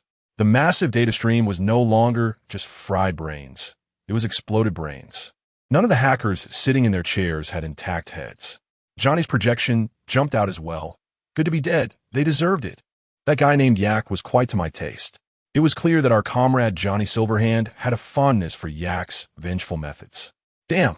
Valerie looked in shock at the bodies of Bridget and the others. Valerie? Can you hear me? Yak? It's me. Are you ready for battle? Some of the voodoo boys are heading your way. Be careful, girl. Yak and I are rushing over, but there are too many voodoo boys here. Jack's voice also came through. Okay, you all be careful. Hearing this, Valerie pulled out a weapon from her fourth-dimensional pocket. Wait, where the hell did you get that fourth-dimensional pocket? You. Oh, Valerie, shut up. Red warm version. Meanwhile, Jack and Yak were pushing forward, but there were too many voodoo boys. Yak regretted his decision to retaliate, putting Valerie and Jack in a tight spot.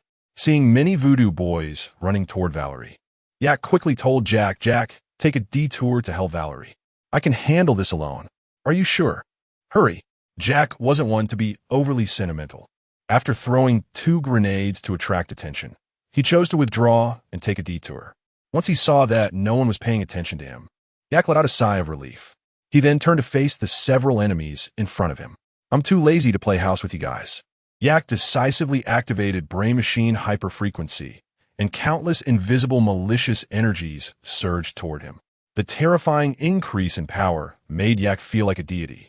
He suddenly leaned forward, casting the Malicious Pulse magic doll on the nearest 5 voodoo boys. The immortal level Malicious Pulse magic doll was infectious and could be deployed extremely quickly, making it highly effective in a chaotic battle. In just 0.5 seconds, those 5 voodoo boys were instantly killed, their corpses looking incredibly terrifying. Brain machine interfaces, eyes, and other parts showed visibly black-red data energy. The other voodoo boys looked dumbfounded. Damn, is that the black wall? How? Before he could finish his sentence, the voodoo boy was infected by the spreading, malicious pulse, frying his brain. The terrifying contagion caused all the enemies in front of Yak to suffer heavy casualties. Meanwhile, several hackers who were about to hack into Yak were instantly taken away by an ice that was even more terrifying than the black wall. The expressions on their faces at the time of death were quite comical. God knows what they saw, a personal ice even taller than the black wall. 666. This one is a ghost, can't play. After scanning the area and confirming there were no enemies, Yak continued to advance. The path was littered with charred corpses, but Yak remained vigilant, pushing closer to the church, the secret room's location. Here, there were significantly fewer bodies, clearly indicating that the infection range had nearly ended.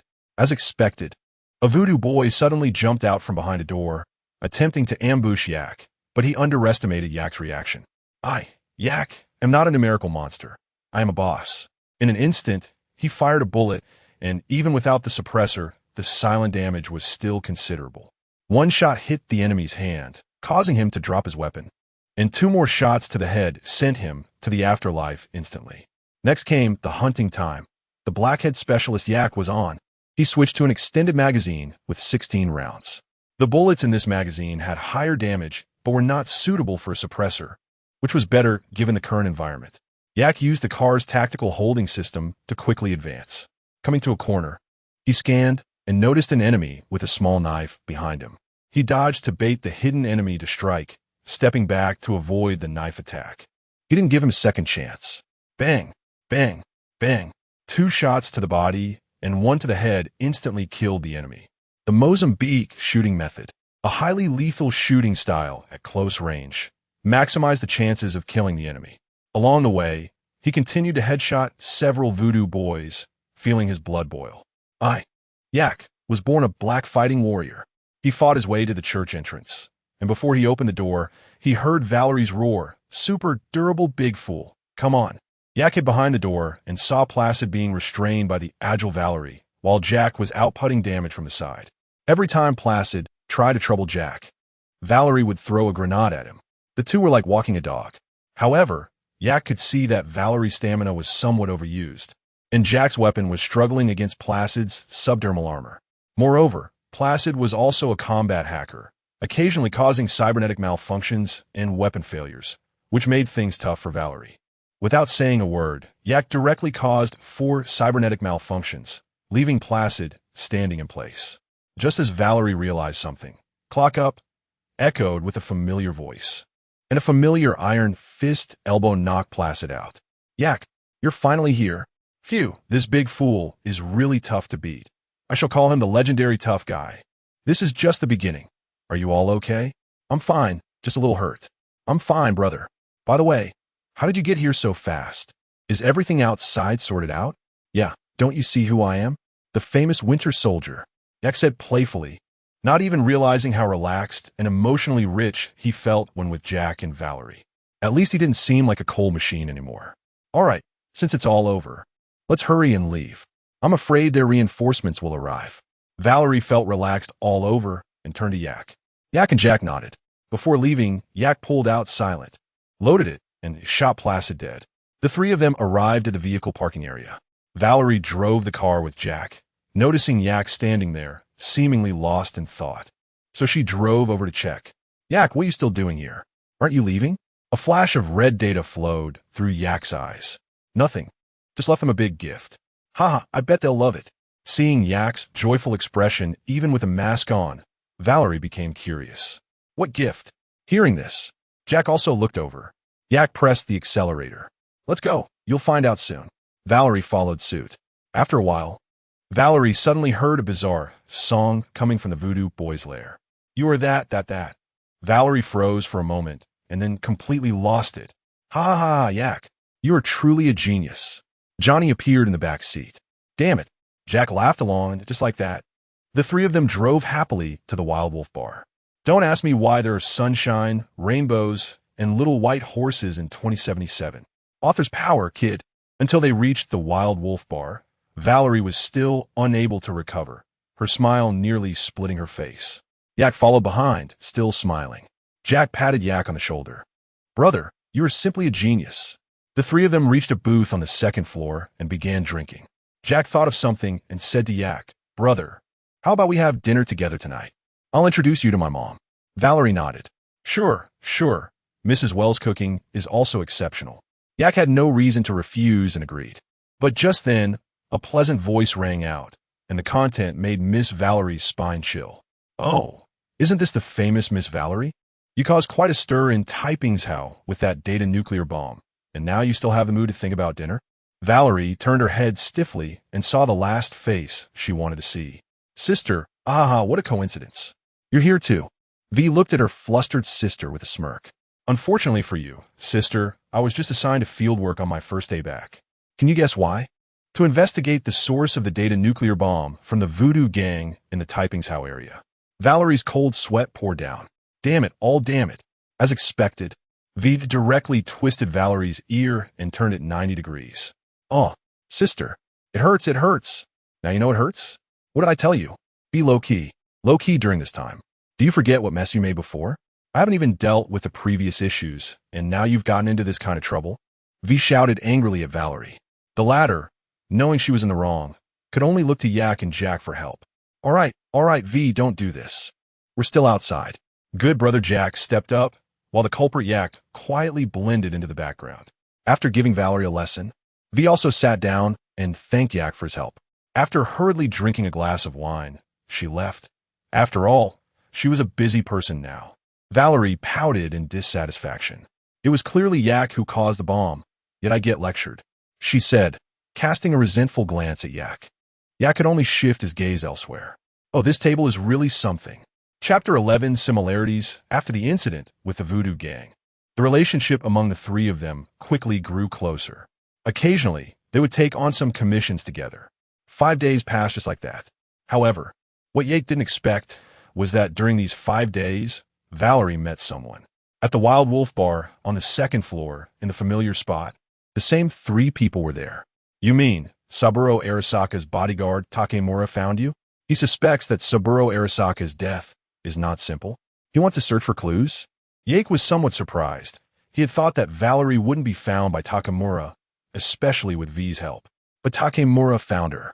One could only say that this is the value of being Saburo Arasaka's bodyguard. However, this could also be a way to connect with Hanako Arasaka. Don't get me wrong, Yak thought, I'm not looking to go the demon route through Hanako, but because Saburo Arasaka's only weakness is Hanako. Yake felt that he could use this to write an article. But what do you think, Valerie? I think we can give it a try. My sister said that Takemura is a decent person, though a bit rigid. But I want to try since there's another option. However, when I said this, my sister seemed a bit unhappy, and then she hung up on me. Yake suddenly realized something. It seemed that V in this world was from the Prince Party, which was on Reikishuin's side. Helping Takemura, wasn't that like stabbing herself in the back? However, Yake didn't intervene too much because even if Valerie helped and succeeded, at most it would just be Takemura and Hanako getting connected. As for Raishien, it depended on what ending Valerie would choose.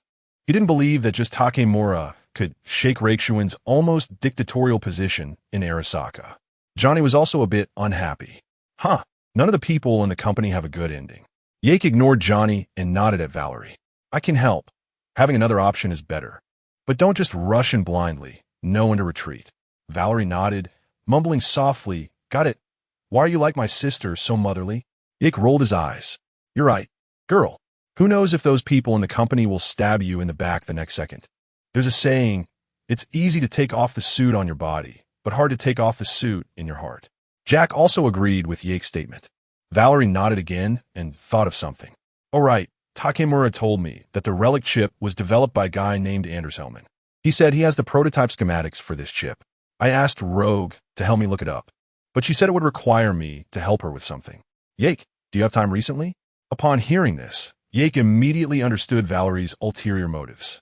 I owe you for my last life. All right, I agree, but I want to copy a copy of the prototype schematics. Yake smiled helplessly. In the end, he didn't refuse. However, he suddenly thought that this task seemed to allow him to score a black limited edition Excalibur. His mood instantly improved quite a bit.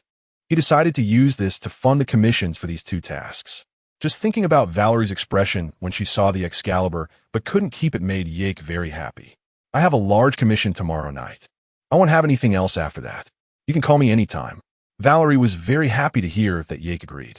Yake's strength had overturned her understanding of hackers during the Voodoo Gang incident, and having him on the mission gave her a great sense of security. The next evening, it started drizzling.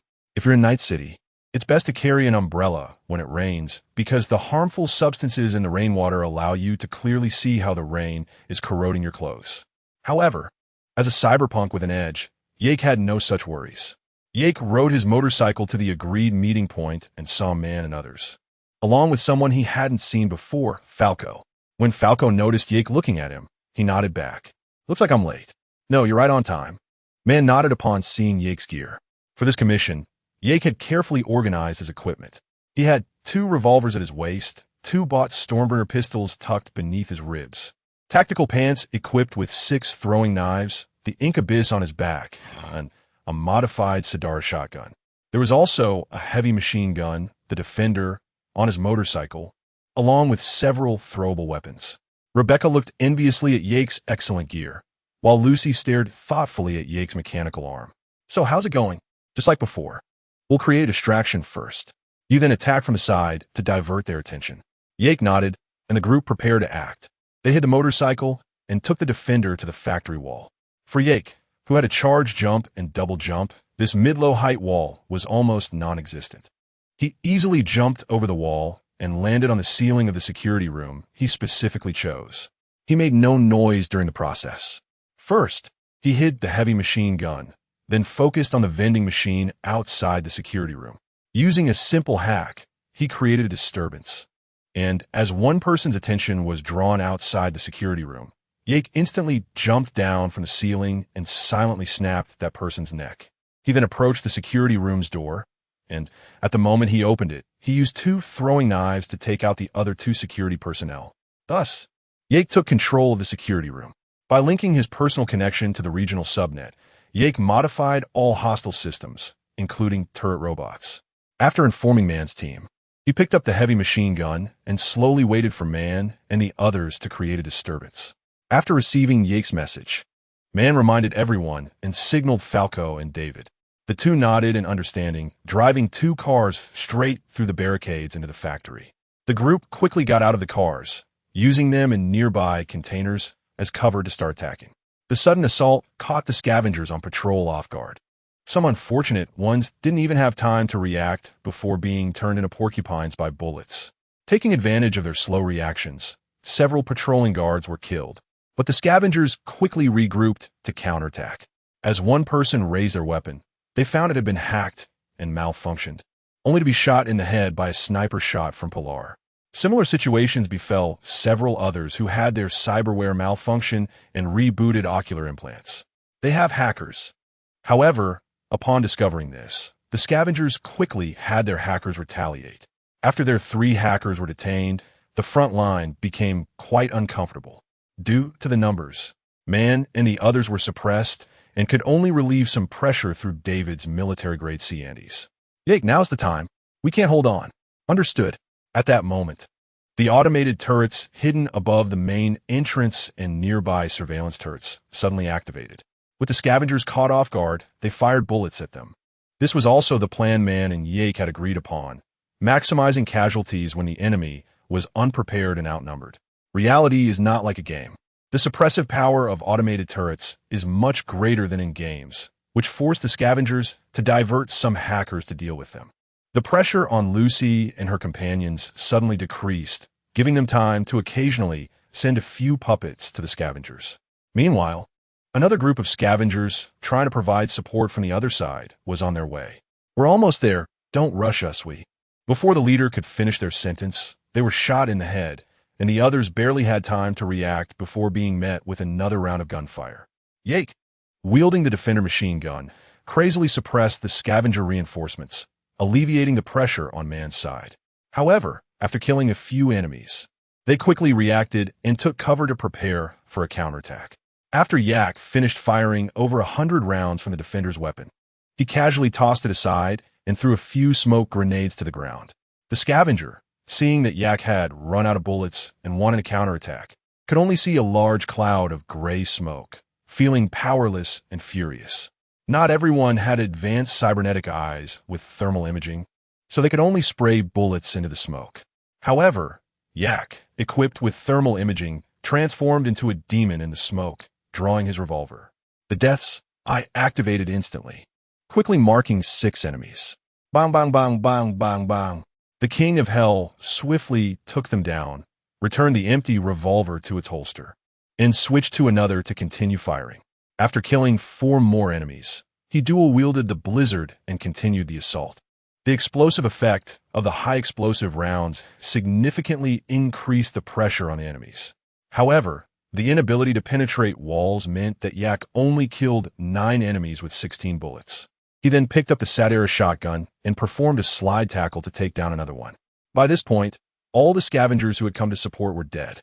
Meanwhile, Mann's team continued to rely on their nearly perfect coordination to kill over a dozen enemies head-on. The 3 hackers also managed to burn down 5 hackers, targeting them with their coordinated efforts.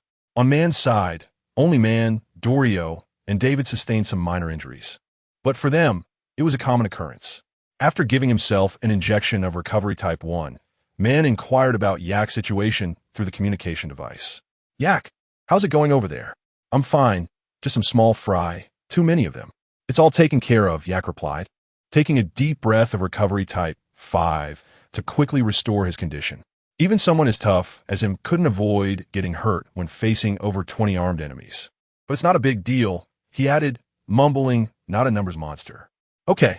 I've handled everything on my end too. You should regroup with us. I feel like this factory is not simple. Something feels off. I hope it's just my imagination, but everyone should be careful. No problem. Today you call the shots. The others agreed, and after Yak reloaded his weapon, he hurried over. Once they regrouped, they prepared to enter the factory together. Defender. So, as the squad leader, Mann's instincts were always reliable, and his team members had a deep understanding of this, so they all took things very seriously. Although Yak did not see anyone through his scanning, he was aware that some advanced surface cybernetics could evade cybernetic eye scans, so he did not let his guard down. Just as they entered the factory, the large door behind them suddenly closed. Yak's heart tightened, and a sense of danger washed over him. He shouted, "Be careful," and quickly drew his weapon to defend. Clang! Mann blocked the katana that suddenly appeared in front of him. Yak's eyes narrowed. Sion waistband with optical camouflage. High-end stuff. David beside him also sensed the threat, activating Sion waistband to dodge a bullet. The group was on high alert. Yak forcefully pushed the katana away and quickly spun 360 degrees, using the momentum to deliver a powerful kick, accurately knocking back the enemy in front of him who activated Sion Wasteland. A bunch of rats that only dare to sneak attack come out. The enemy with optical camouflage slowly disabled it, and suddenly, four heavily modified enemies jumped out behind him. The five were clearly a small team. One infiltrator, the one with Sion Weisten's optical camouflage, one heavy machine gunner, one sniper, one hacker, and one rifleman. Yak felt a familiar sensation. He sensed strong confidence from the one wielding the katana. He could clearly feel the conflicting emotions of calmness and madness in these individuals. And the dissonance brought by these coexisting emotions reminded him of an organization, the Violent Terror Mobile Team, an organization specifically for dealing with killing cybernetic psychopaths. Ironically, the first member of this organization was itself a cybernetic psychopath. This group was almost entirely made up of members who had been treated through special means to handle another batch of cybernetic psychopaths experiencing episodes. However, the group in front of him was clearly not the same bunch of lunatics from the Violent Terror Mobile Team.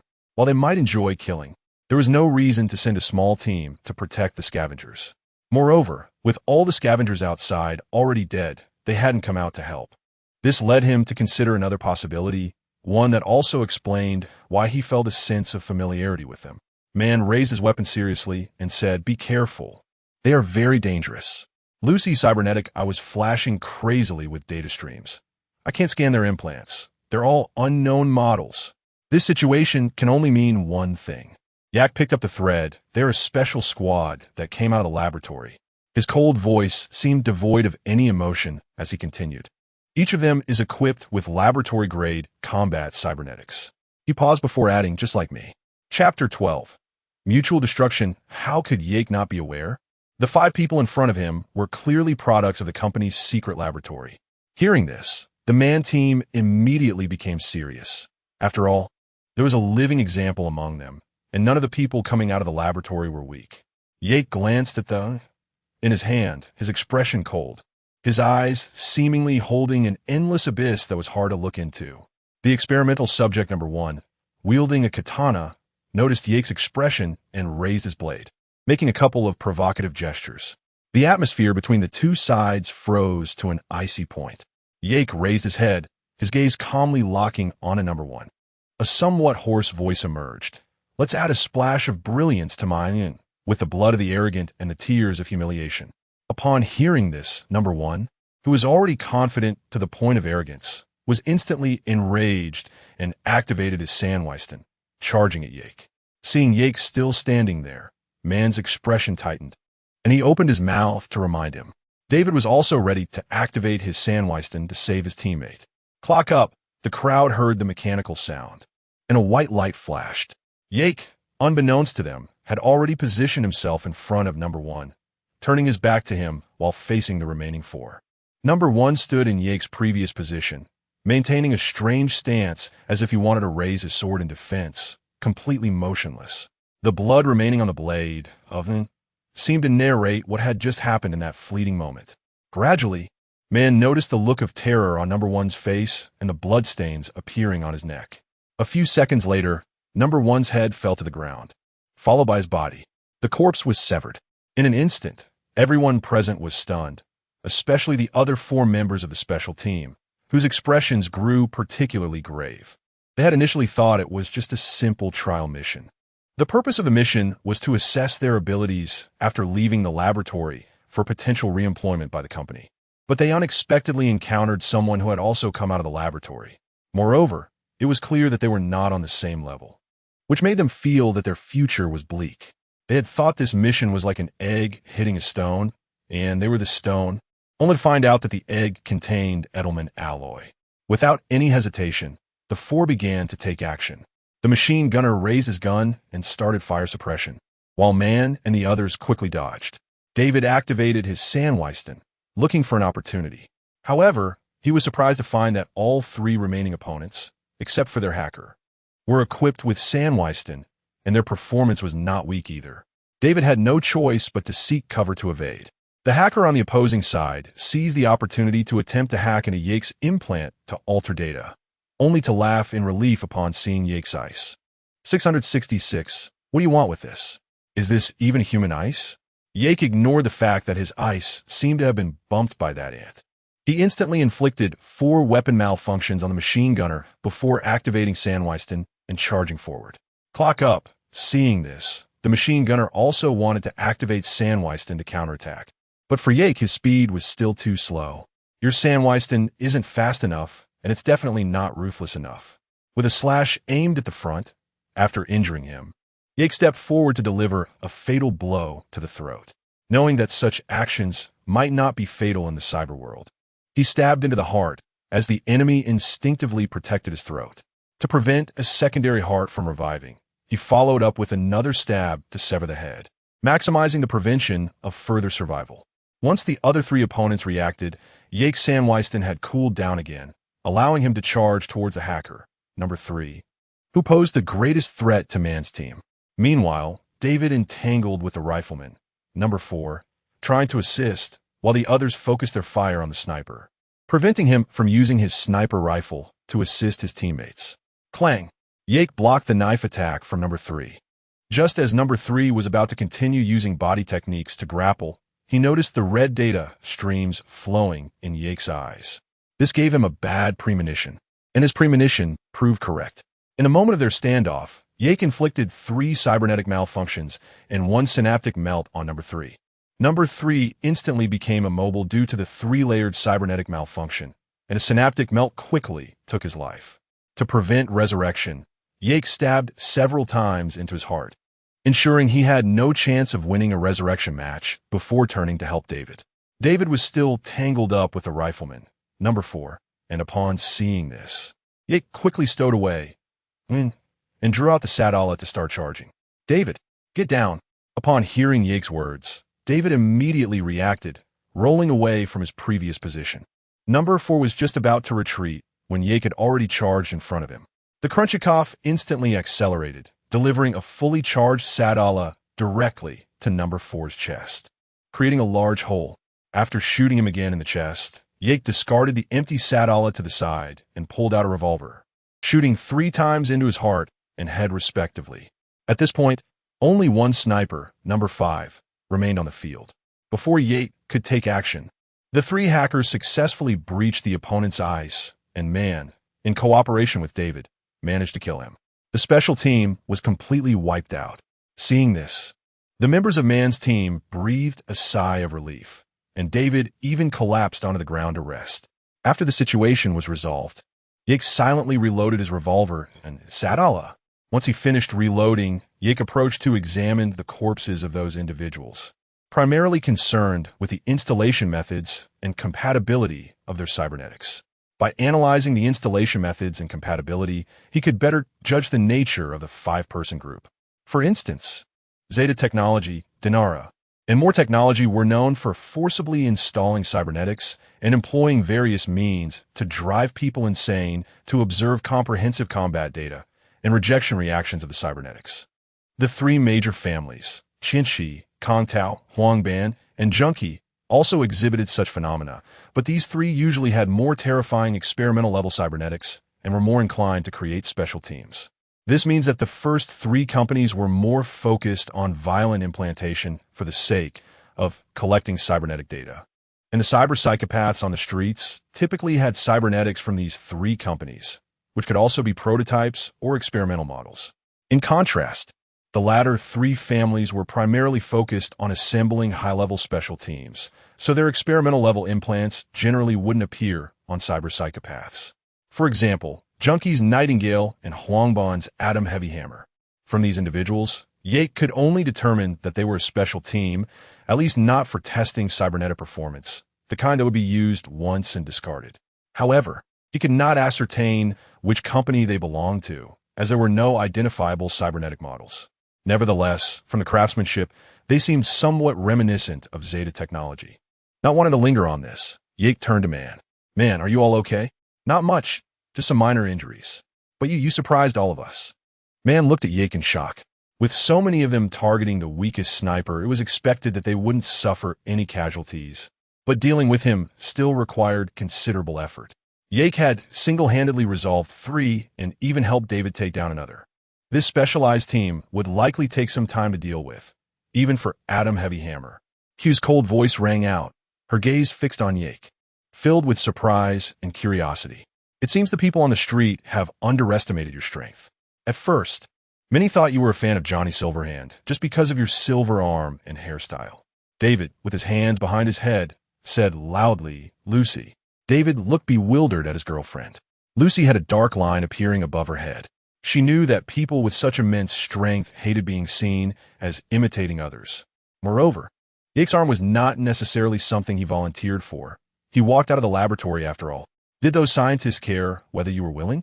You managed to hit 2 sore spots with 1 sentence. You're simply a genius. However, Yake didn't mind. Let's leave first. The commission is over. Mann nodded, suddenly recalling something. What about the bodies of these 5 people? Yake, you decide after all. Without you, we might have to pay a price to survive. Although Mann's team was already a well-known group of edge runners, they still felt somewhat powerless against such monsters. Upon hearing this, Yake didn't refuse. Let's hand them over to Rog. He knows more people than we do. I'll copy their data while I'm at it. Yake intended to give the data to V as a favor, also to give her more leverage since many wanted to bring her down. Helping her solidify her position would allow him to worry less about Arasaka in Night City.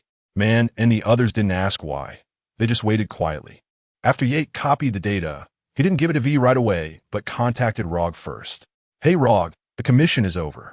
It went pretty smoothly, but I have a few after-dinner treats. Are you interested? Mann and the others twitched at Yake's words. Oh, Chiwei is out of the question. Hell joke. What kind of treat is worth telling me about? Rog replied, a bit curious. A few corpses of a special team that came out of a laboratory. I haven't damaged some of their cyberware, and the data is still intact. Rog raised an eyebrow upon hearing this, clearly guessing Yake's intention, and through the holographic projection, he saw the bodies on the ground and Mann's team members. Looks like this commission was a trap. I didn't inquire clearly beforehand. That's my fault, so consider this my debt to you. But, well, I do like this treat, so I owe you 2 favors. By the way, I remember you also came out of lab, right? Come on, Rog, there's no camaraderie in the lab. Everyone wants to kill each other to prove themselves. Those 5 are located right in the commission factory. Send someone over. After Yake hung up, Mann was very pleased. They all heard the conversation, and Yake did on purpose. Mann knew Yake was expressing dissatisfaction to Rog, helping them see compensation, and that was Rog's favor. Mann also took the opportunity to invite Yake. Hey Yake, we usually go out for a meal together after a commission ends. Especially since this was a big one with so many issues. We need to relax. Do you want to join us? Sure, no problem. Yake didn't refuse Mann's invitation. He had long wanted to check out the small restaurants often featured in anime. So the group walked out of the factory together, and the surrounding corpses did not affect their mood at all. Chapter 13, Rog's Tactics. The Turbo restaurant on Japan Street is the most frequented place by Mann's team. They often gather outside the restaurant to drink, chat, and relax. After every commission, everyone would meet here. Mann and Dorio sat together, while Pilar was busy farming for loot, as usual. Rebecca sat at the table, swinging her little legs and silently watching her brother. David and Lucy were sitting in chairs, chatting while enjoying Pilar's impressive performance. Young couples in love always have endless topics to discuss. Chiwei stood to the side smoking, and Falco was sitting in the car, drinking and watching everyone. Yake looked at this warm scene, reminiscent of a comic, and couldn't help but smile. This is what it feels like to be home. The gathering lasted a long time, and after Mann and the others said their goodbyes, Yake returned to his apartment, which was already 2 in the morning. He went straight to bed without even taking a shower, falling into a deep sleep. The next day, he woke up close to noon. After taking a shower, he shook off his fatigue. Suddenly recalling the 5 people's cybernetic data from yesterday, he decided to give V a call. Hey V, how have you been? Are you busy? Yake? I've been doing well lately, not busy at all, just relaxing. Just looking at reports from my subordinates. What's up? V didn't even notice that her lips had subtly curled up after hearing Yake's greeting. I encountered a little surprise in yesterday's commission and saved a copy for you. I've transmitted it to you. Take a look. Upon hearing this, V checked the data Yake had sent. What is this? Cybernetic data? Yep. Comprehensive combat data for 5 special squad cybernetics that came out of the laboratory. Not a bad gift, right? Wow, this is great. Thanks, Yake. Although the data wasn't much, it was comprehensive and from a rival. For an intelligence officer, this was quite a generous gift. It also gave V a chance to fish for a few days. Thinking of this, V's smile widened. Really, I've only been friends with you for a few days, and I already owe you a bunch of favors. How am I supposed to repay you? Yake was momentarily taken aback by her slightly coy words, but quickly responded, Haha, if I get into trouble in the future, I'll have to rely on you, Minister V, to help me out, right? Sure, who would dare to mess with you? V suddenly thought of something and asked Yake. Recently, Valerie has been getting restless again. You know my sister. Please keep an eye on her for me. Sorry for the trouble. Don't worry. Maybe this time your sister will surprise you. Yake thought about Anders Hermann, who had run away from Arasaka during this operation. If V were bring him back. Wow, that would be quite the favor. Just her? As long as she doesn't get scared. V rolled her eyes and hung up the phone, only realizing she had a bright smile on her face, feeling a bit confused. What's wrong with me? What else could it be? Just infatuation, softly muttering. At the Broken Heart bar, Yake was pulled over by a call for Valerie. As soon as he arrived at the bar, he saw Valerie and Jack talking to Rog. After ordering a bourbon, Yake sat at the bar waiting for Valerie. Once Valerie finished talking to Rog, she noticed Yake and walked over with Jack. How's it going? Finished talking? Yeah, Rog gave us the specific information about Hermann's route through Night City, but we need to help those two wanderers find their car and cargo first. Then they can help us bring down Anders' flying car. After reviewing the information Valerie handed him, Yake realized, too, isn't there only one Panam? Never mind. We'll talk about it when we get there. Yake nodded, suddenly recalling V's advice. Our famous Miss Valerie is planning to bring down a Kanto flying car. Didn't your sister tell you to behave lately? Valerie's face turned red, feeling a bit tense. Johnny immediately jumped out to tease, Haha, your sister is strict. Valerie couldn't hold it in any longer and quickly changed the subject. Why do you care so much? You're not my brother. Let's go. We need to find those two wanderers. Yake and Jack exchanged smiles and followed Valerie. This time, Valerie and Jack took Yake's car, and the three set off together. On the way, Valerie called Panam, and after communicating with the fiery girl, they arrived at the agreed location, the Bernita Street Railway Freight Yard. After getting out of the car, they saw a green old-fashioned car, but Yake did not see the famous Night City scenic view. Instead, he saw Panam talking to a familiar man. Upon closer inspection, what? Vincent? How did they run into each other so quickly? Well, it's normal for two former wanderers to team up. Valerie didn't think too much about it and walked up to Panam. Hey, you must be Panam. I am Valerie. Here to help you. This is my teammate Jack. Since Valerie wasn't sure if Yake preferred others to call him by his real name, she hesitated for a moment. Yake, just call me Yake. Noticing Valerie's awkwardness, Yake took the initiative to speak. I'm Panam, and this is Vincent. Where's my car? You have to promise to help me first before I can help you find your car. Through friendly communication between the two women, they reached an agreement. Help Panam and her crew find their car, and Panam would help Valerie hijack Hermann. As for Yake and the others, they exchanged glances. After learning the exact location of the car, Panam was ready to move, and Yake quickly got into the car. The three followed behind Panam. So what's the situation exactly? Yake asked Valerie while driving. Although he knew the original plot, there was now Vincent, who was definitely not weak as one of V's combat forces. Why were they being set up?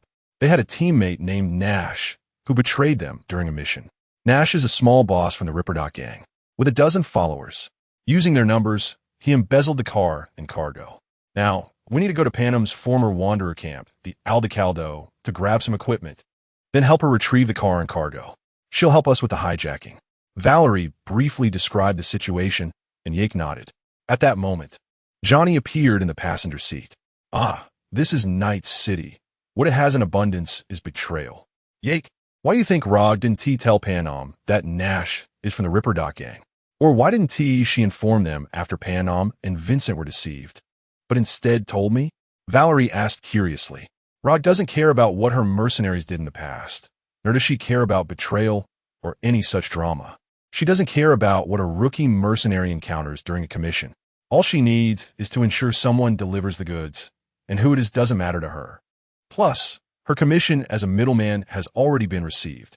As for why she told you about Nash, it's likely because Nash wanted to take the money for himself and bypass Rog without involving her as the middleman. This would undermine her credibility with her employers as a middleman and her authority as Night City's top middleman. And just when you appeared, it was a perfect opportunity to do a favor. You need to familiarize yourself with the Aldecaldo Wanderers, and Panam is just the right fit. By informing you of the information, Ragnos Panam is impatient and will definitely want to retaliate, allowing you and Panam to teach Nash a lesson while maintaining her authority. And Panam, once she gets her cargo back, will definitely deliver it to the original person as usual. Panam will receive her commission and her rightful car, while you help Panam retrieve the car and gain her assistance for the hijacking.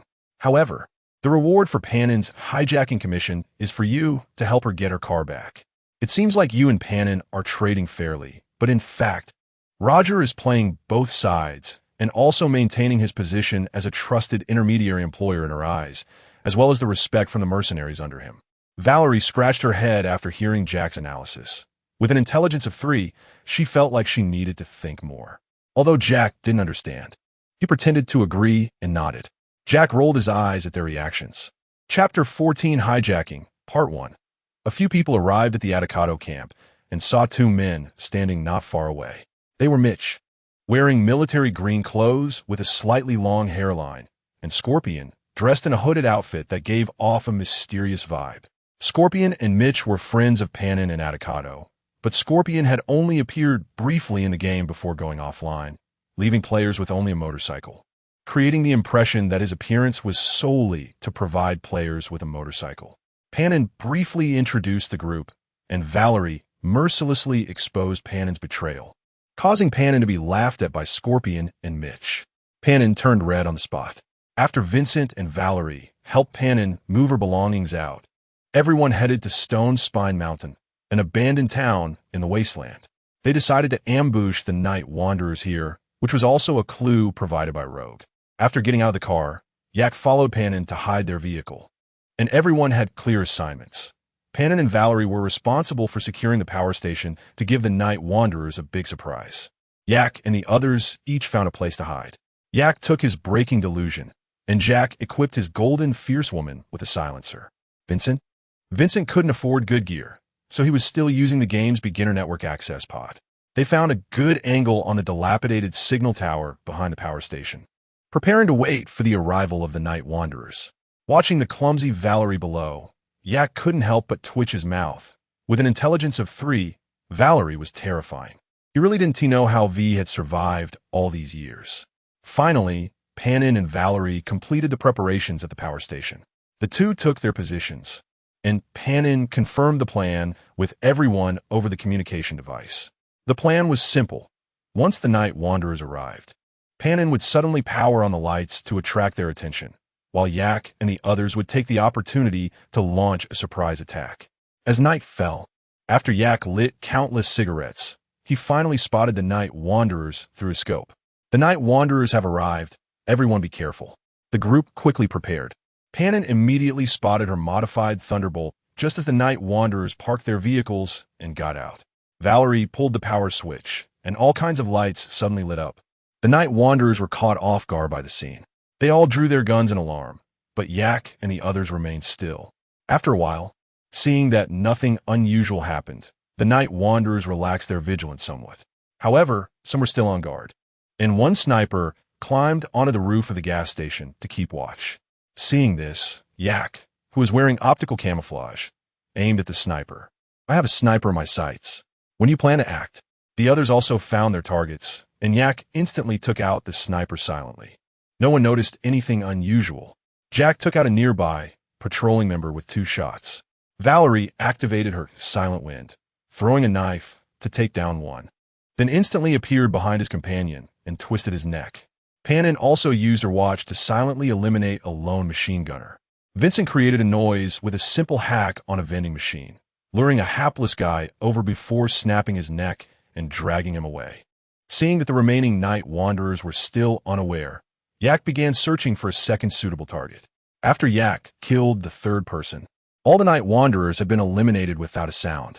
Panam cheered over the communication, clearly in a good mood after retrieving her vehicle. Yak turned off his optical camouflage and joined the others. However, Panam noticed that Nash was not among the group, which made her very unhappy. wanted to continue looking for Nash for revenge. Valerie was shocked upon hearing this. Are we really going to the Night Wanderer's stronghold with just the 5 of us? Are you serious? Valerie thought she had been reckless enough, but there were still experts around. Valerie suddenly remembered what Yak had said in the car earlier and turned to him. Yak had a look that seemed to say, I told you so. Knowing that Panam would not rest until she had her revenge and that Nash's group was rather weak, there was no need to be afraid. Yak spoke up before Valerie could object. All right, we'll help. But afterward, you need to come up with a good plan for our hijacking mission. After all, we're helping you for that. Panam agreed immediately, and seeing Yak speak up, Valerie and Jack didn't refuse.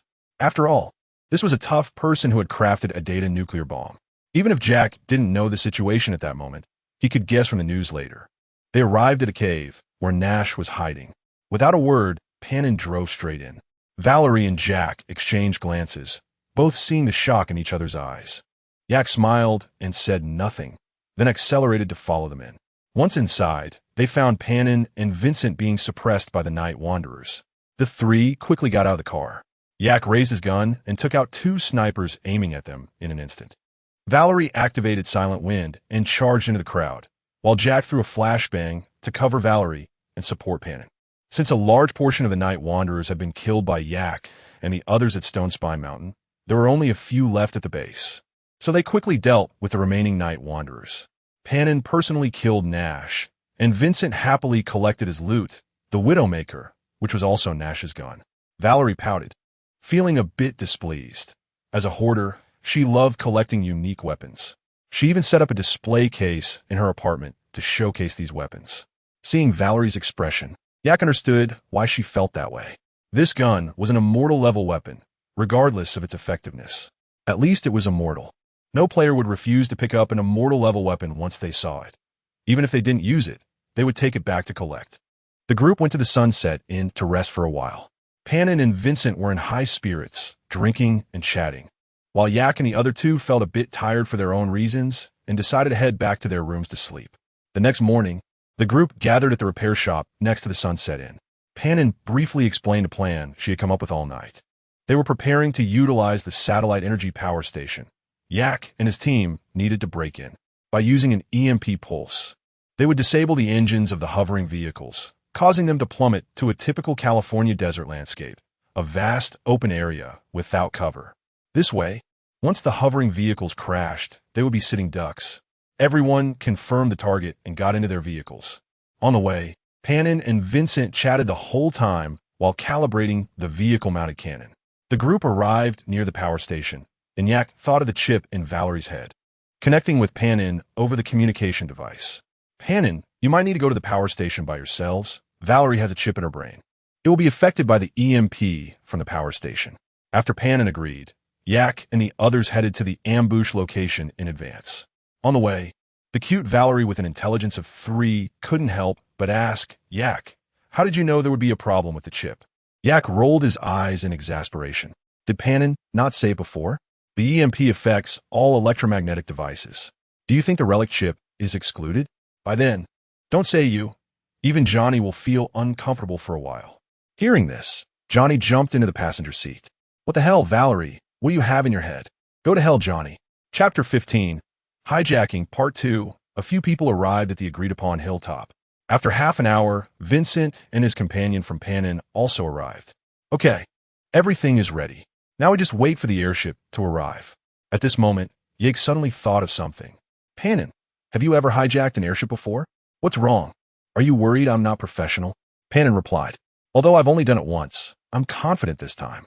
Yake realized she misunderstood him, so he explained, You misunderstood, Panam. That's not what I meant.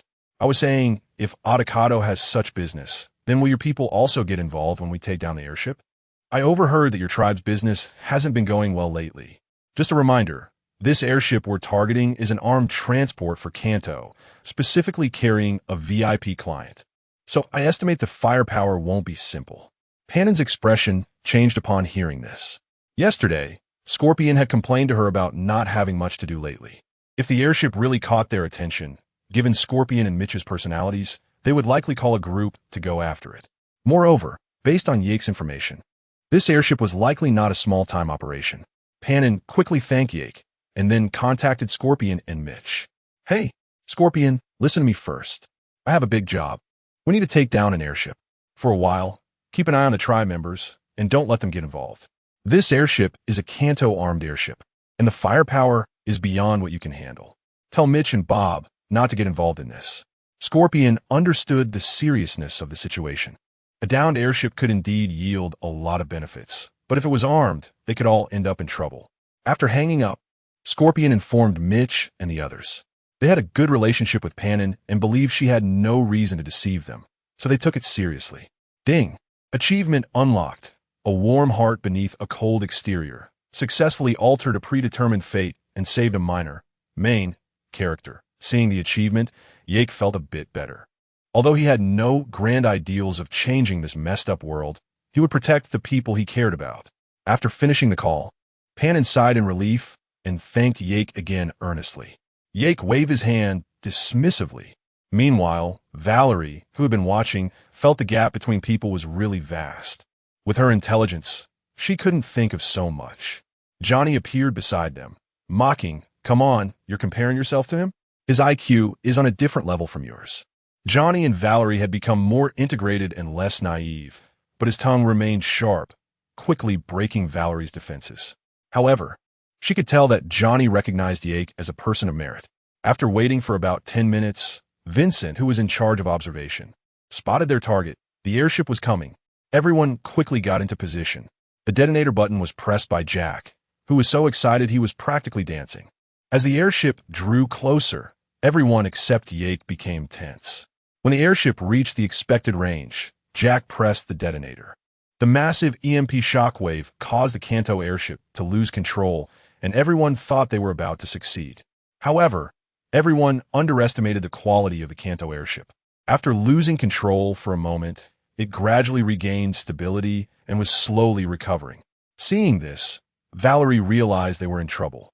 Just as she was about to speak, she saw Panam get out of the vehicle. "Panam, what are you doing?"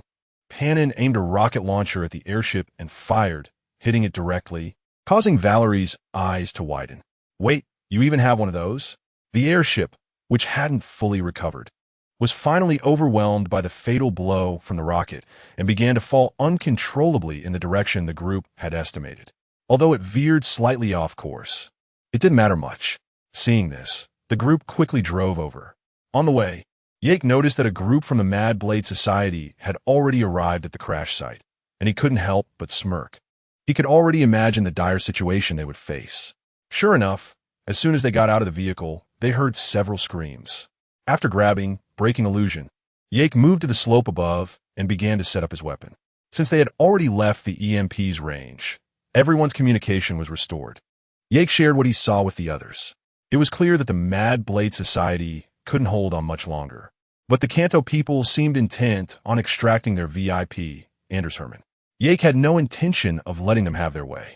After taking out the remaining members of the Mad Blade Society, Yake turned his gun towards the Kanto escort team.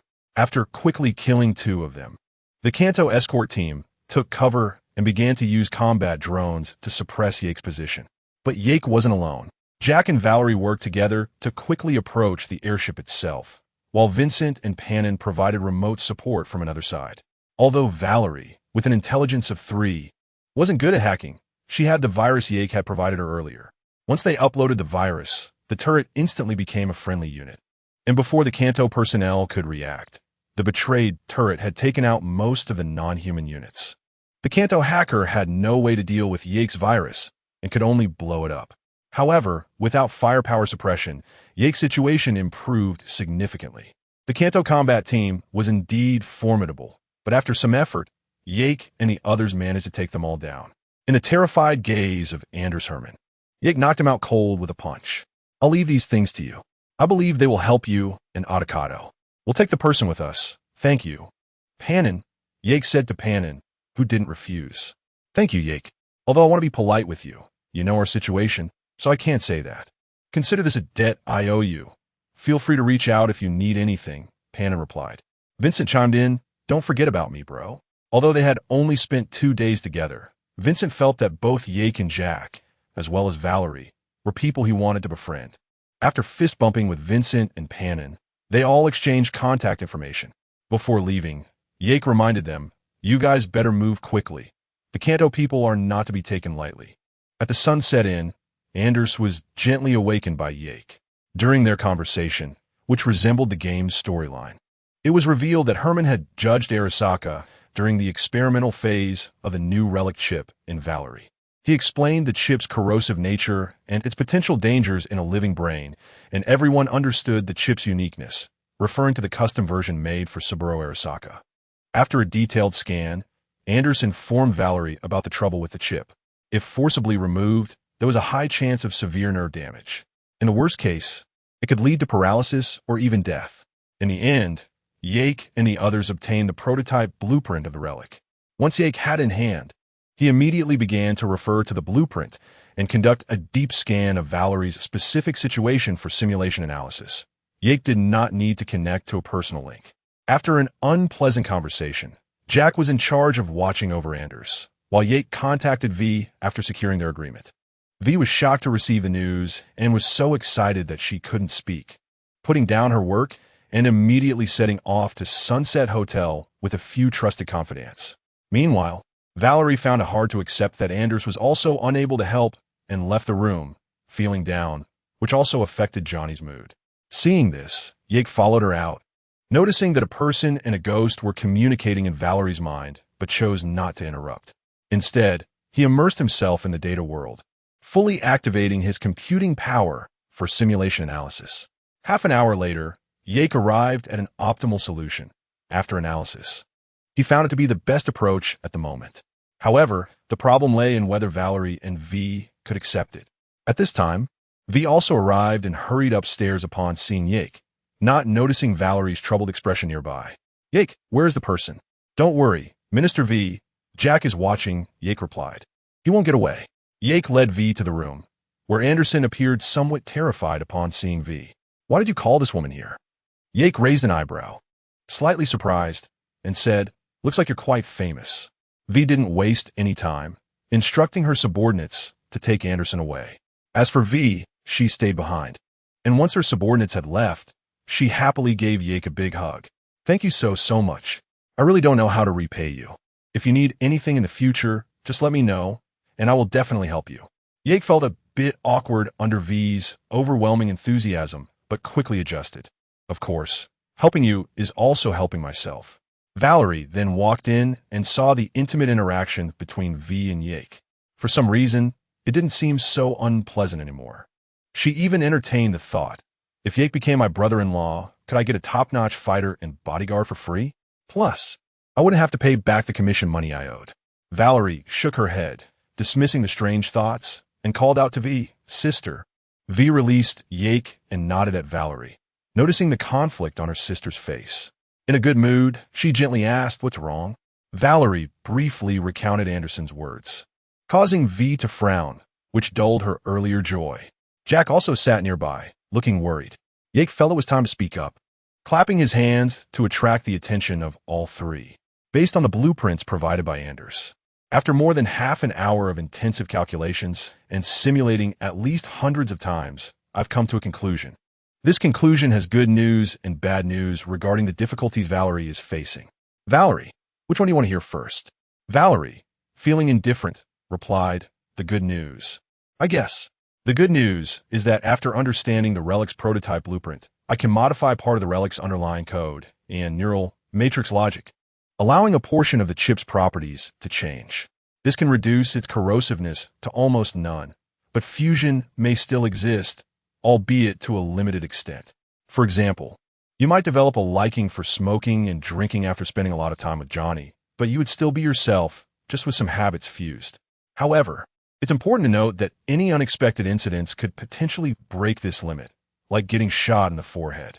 In simple terms, you don't have to worry about the chip eroding you and turning you into someone else, namely Johnny. But it might still change some of your habits, like occasionally smoking. However, this chip won't lead to your death in a certain sense, and the relic will, under specific circumstances, become your second neural center, connecting with some of your nerves. This will enhance your nervous system, meaning the pressure from your cybernetic body will be significantly reduced. With the existence of the relic, You will effectively have double the capacity of an average person, or even more. The relic will help you bear a large part of the cybernetic pressure. Yake paused. That's the good news. Now for the bad news. If you really want to rewrite the chip, then Valerie, your chances of successfully removing it through surgery afterward will be much lower than now, and significantly so, while there's still a possibility of removal. The precision of the required equipment is beyond imagination. In other words, if you choose to rewrite the chip, be mentally prepared that it could mean Johnny might live in your head for life. Of course, after the rewrite, you two can temporarily exchange bodies through medication, meaning Johnny could possess Valerie. This won't affect Valerie much, just that she might have a bit of a headache afterward. And if Valerie feels something is off, she can forcibly take control. Alternatively, Valerie, you can still look for other methods. After all, there are a few years left. After hearing Yake's description, Valerie hesitated. On one hand, she wanted a clean mind without disturbances. Having Johnny in her head meant almost no privacy, and she would occasionally be mocked for thinking strange things. On the other hand, she felt that what Yake suggested could also be a good option. The recent hustle had left her physically and mentally exhausted, and she didn't want to be a fool for empty promises anymore. The others fell into silence as well. Even the usually rebellious Johnny remained quiet. Is Johnny a jerk? Absolutely, with countless jerk-like actions to count. Before meeting V in the game, he was a complete scumbag, a narcissist.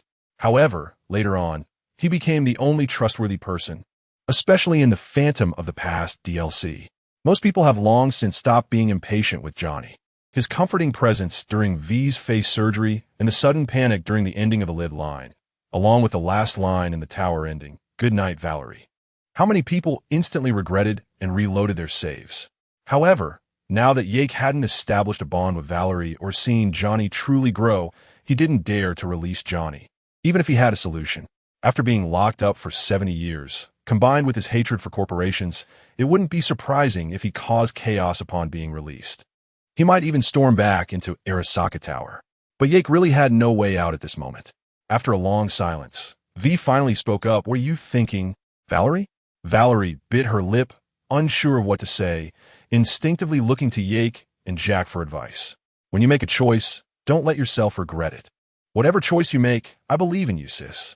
No matter what, I will help you." Valerie fell silent upon hearing this. She didn't dare to make a choice, even though she already had an answer in her heart.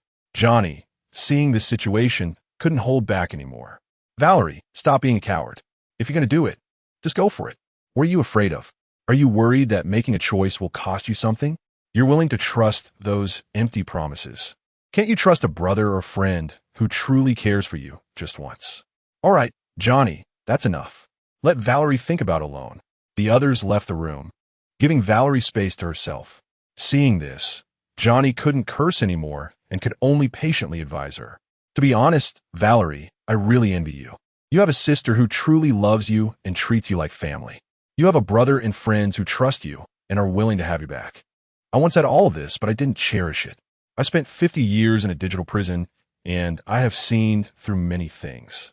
Love and friendship are the most precious things in this damn city. What you have is something that most people will never experience in their lifetime. Do you know what the most common emotion in Yake's gaze towards you is? Envy. I don't know his past, but I know that excessive envy can drive a person insane, turning them into jealousy. In the end, they might commit some obvious betrayal, but he didn't. He still chose to help you. And that kid Haywood, Jack, he never thought about giving up on you. He's always thinking about how to help you. His feelings for you are not mixed with any other nonsense. V, even though she's a corporate dog and part of Arasaka, she doesn't see you as an opportunity to take credit. She doesn't betray her own for the sake of righteousness. Instead, she's doing everything she can to protect you. To put it bluntly, without you, she would have risen through the ranks long ago. So Valerie, what are you afraid of? In other words, you've made one of two choices. What will you lose? Yake and Jack will still help you. Your sister V will still support you.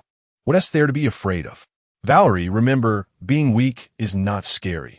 What's scary is cowardice. Si Kong-jun is calling out. Avoiding problems won't solve anything. After Johnny finished a long rant, he vanished. The room was left with Valerie alone, head down, not knowing what she was thinking. Outside Sunset Motel, Jack was feeling irritated about Valerie's situation and went to the restaurant for a drink. V and Yake leaned against the railing together. If Valerie is going to go through with the chip rewrite you mentioned, it will be quite troublesome, right? V spoke first. Probably. This whole plan has to be done by me. Only I can do it. The entire process will take at least 3 days. What is your purpose in doing this? Hearing V's sudden question, Yake was a bit puzzled. What? Why are you helping Valerie and me almost unconditionally? V uneasily asked the question she had been wanting to ask. Yake was silent for a moment. Why? I don't know. I just want to do it. So I'm doing it. At least this way. Some people who shoot and die can live well. Yake thought silently, casually flicking away a smoke cartridge. He recalled the helplessness V felt in the game, running around to survive only to end up with countless empty promises. He thought of V's confusion after the tower's ending. Since he had come to this world, why not change something? This is my choice, V. Don't worry, I won't harm Valerie, nor will I harm you. I just want to do my best to change some things. Yeah, I believe you. After V finished speaking, she raised her hand. After hesitating for a moment, she placed her hand on Yake's hand. Feeling V's action, Yake instinctively turned to look at her. Just as he turned, he saw V's beautiful eyes staring at him. Her deep blue gaze captivating. The two locked eyes, silent for a long time. After a long silence, Yake's laughter broke the atmosphere. Doesn't T sharing this feel a bit fake? Or like a big fool? How about we change the reason? What do you think? Then tell me. What reason would be appropriate? Let me think. Yake genuinely pondered, glancing at V's eye. If I said I had a crush on you, would that reason be more reasonable? That reason is Wake 2 2077.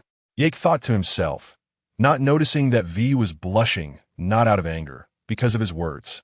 Immersed in his own world, Yake didn't notice V getting closer. In other words, he had long stopped guarding against V in his heart. Of course, Jack and the others felt the same way. V, with a flushed face, leaned closer to Yake, and he felt a warm breath near his ear. If you really think that way, then you could have done it when you handed Anders to me. Yake turned to V with a confused expression. It's not sisters. Weren't we all joking? Only to find V's face was inches away, and he could feel her breath. Something is off. Something is very off. Seeing Yake stunned, V quickly launched a second round of attack. Do you want a Yake? Because I helped you. V shook her head. If it were someone else, I would still have my way of repaying, money, power, etc. But only for you, Yake. Whatever you want, I'm willing. Although it sounds strange. How long have we known each other? But I just can't suppress my feelings. Damn it. You're like poison, Ugh. Before Yake could react, V continued to press on. Yake, I like you. Give me a straightforward answer. Can we be together? Boom. It was a direct attack, and Yake was utterly defeated. Is this right, sister? This isn't right. Didn't Tiwi say it was a joke? Yake's voice trembled. He didn't know how to respond to this sudden affection. Seeing Yake hesitate to speak, V thought he was unwilling. If you don't want to, can you tell me why? No, I mean, what does that mean? Don't worry, I'm still clean. Only you could be the reason I like you. Not because of anything else. I'm not that kind of woman who would do things like that for a promotion. V misunderstood Yake's meaning, thinking he had misinterpreted her, and explained. Seeing V say this, Yake quickly clarified. I didn't mean that. Then why refuse me? Am I not good enough? Not pretty? Not in good shape? Or what? I didn't refuse. Then you agree? V looked at Yake with surprise, her eyes filled with joy. Yake nodded, not daring to look at V. Then why were you stunned earlier? V asked curiously. Why? That is a good question. For a moment, Yake didn't know how to answer. It felt like you had nurtured a paper figure for hundreds of hours, and suddenly it appeared beside you, saying, let us be together. Who wouldn't be stunned, sister? V didn't understand, and looked at the dazed Yake with some dissatisfaction. I confessed, and this idiot doesn't give any reaction. V took a deep breath, closed her eyes, and leaned in. Boom! Yake's mind instantly turned to mush. He didn't know what to do, only clumsily responding to V's passionate love. After a moment of daze, Yake slowly embraced V, wrapping his arms around her waist. The two were responding to each other's love. It felt like the world was only left with the two of them. Jack, just coming out of the restaurant, turned and saw the scene nearby. Shocked, he slowly walked back into the restaurant. I think I need another drink. Determined, Valerie also left the room, only to see a scene that made her collapse. What the hell? Someone's stealing our home. Sister, you guys. The interrupted V was somewhat annoyed. She didn't want to pay attention to Valerie, but realized that Yake's embrace had already loosened. Even more annoyed, V directly sent Valerie back to her room. Go back to your room. Oh. Valerie walked back to her room in a daze, feeling like the sky had fallen, collapsing onto the bed and starting to cry and make a fuss. Hearing Valerie's commotion, V looked at her with some irritation. Yake couldn't help but find it amusing. Valerie should have made her choice by now, right? Go listen to her, Yake said gently. Since Yake said so, V had no choice but to agree. I'll listen to you, dear. Yake helplessly glanced at the playful V, kissed her on the cheek, and prepared to call Jack. As V saw Yake leave, she instantly changed her expression and walked into the room. She saw Valerie still throwing a tantrum and looked displeased. What are you doing? Aren't you too old for this? Crying and throwing a fit? I'm not crying and throwing a fit. Sis, don't be fooled by that bad man. Get lost, I know exactly what Yake is like. Much better than you. Valerie muttered somewhat unconvinced. TCH, love struck. Huh. Ahaha, it's nothing. I wish you and my brother-in-law a loving relationship and hope you have kids soon, Valerie said, sounding quite sincere and a bit cowardly. After a little while, Jack and Yake walked in. Seeing everyone gathered, Valerie expressed her thoughts. I want Yake to help me modify the chip, even if there's always a numeric ghost in my head. Yake nodded in response, saying nothing more. Then let's do it in a couple of days. I need to prepare. We'll meet at Old Way's clinic in 2 days. I'll help you then. Everyone agreed, and both Valerie and V sighed in relief. A weight that had been pressing on their hearts finally lifted. V looked at Yake with gratitude, while Valerie was bickering with the proud silver hand in her mind. Chapter 18. Daily Life. After Valerie made her decision, no one objected. After waiting for a while, V also prepared to return to Arasaka, ready to seriously consider the big gift her boyfriend had given her. The three of them, including Yak, drove back to Night City. But along the way, Yak was constantly stared at by Valerie's resentful gaze, making him feel uneasy. Jack simply smiled without saying anything. After dropping the two off at the Wild Wolf Bar, Yak reminded them, remember to tell Old Vic when you get back. He might need to clear some time for his cybernetic clinic since he'll be helping you rewrite the program. Valerie nodded, confident that Victor would help her. 2 days passed in the blink of an eye. During this time, Yak had been collecting materials in the market, as rewriting the program required high-precision equipment. After 2 days of gathering and modifications, he even made a trip to the black market in Dogtown. It had to be said that they had everything there. If you had money, you could even buy a magic lizard. Yak arrived at Old Vic's clinic with a palm-sized device. Everyone was already waiting for him. Upon seeing Yak, they all approached him. Yak saw V, Jack, and Mrs. Wells, as well as Misty and others. Their expressions varied. Some were hopeful, some worried, and some anxious. After greeting everyone, Yak spotted Valerie lying on the surgical chair, looking nervous, while Johnny paced anxiously nearby. Seeing this scene made Yak somewhat amused. However, noticing Valerie's concern, he comforted her. Relax, Valerie. You just need to take a nap. I'll handle the rest. Valerie nodded. I'm ready. Let's go. Seeing Valerie's fearless demeanor, Yak felt a bit helpless. He then asked Old Vic for anesthesia. Victor, looking worried, asked, Do you need my help, Yak?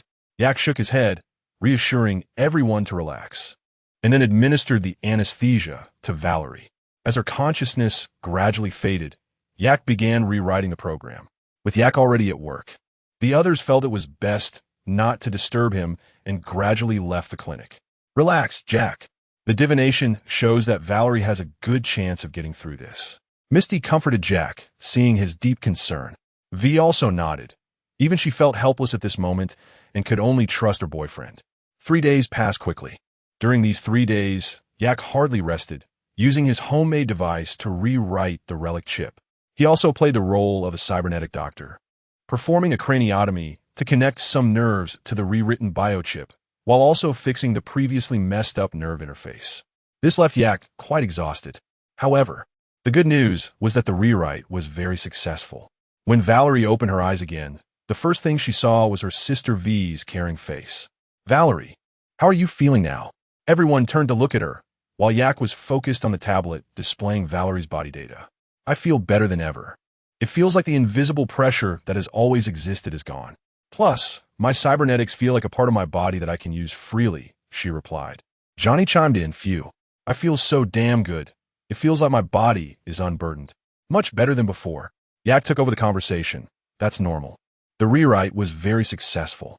You two are now effectively one. The nerve communication is much faster, and your bond will deepen.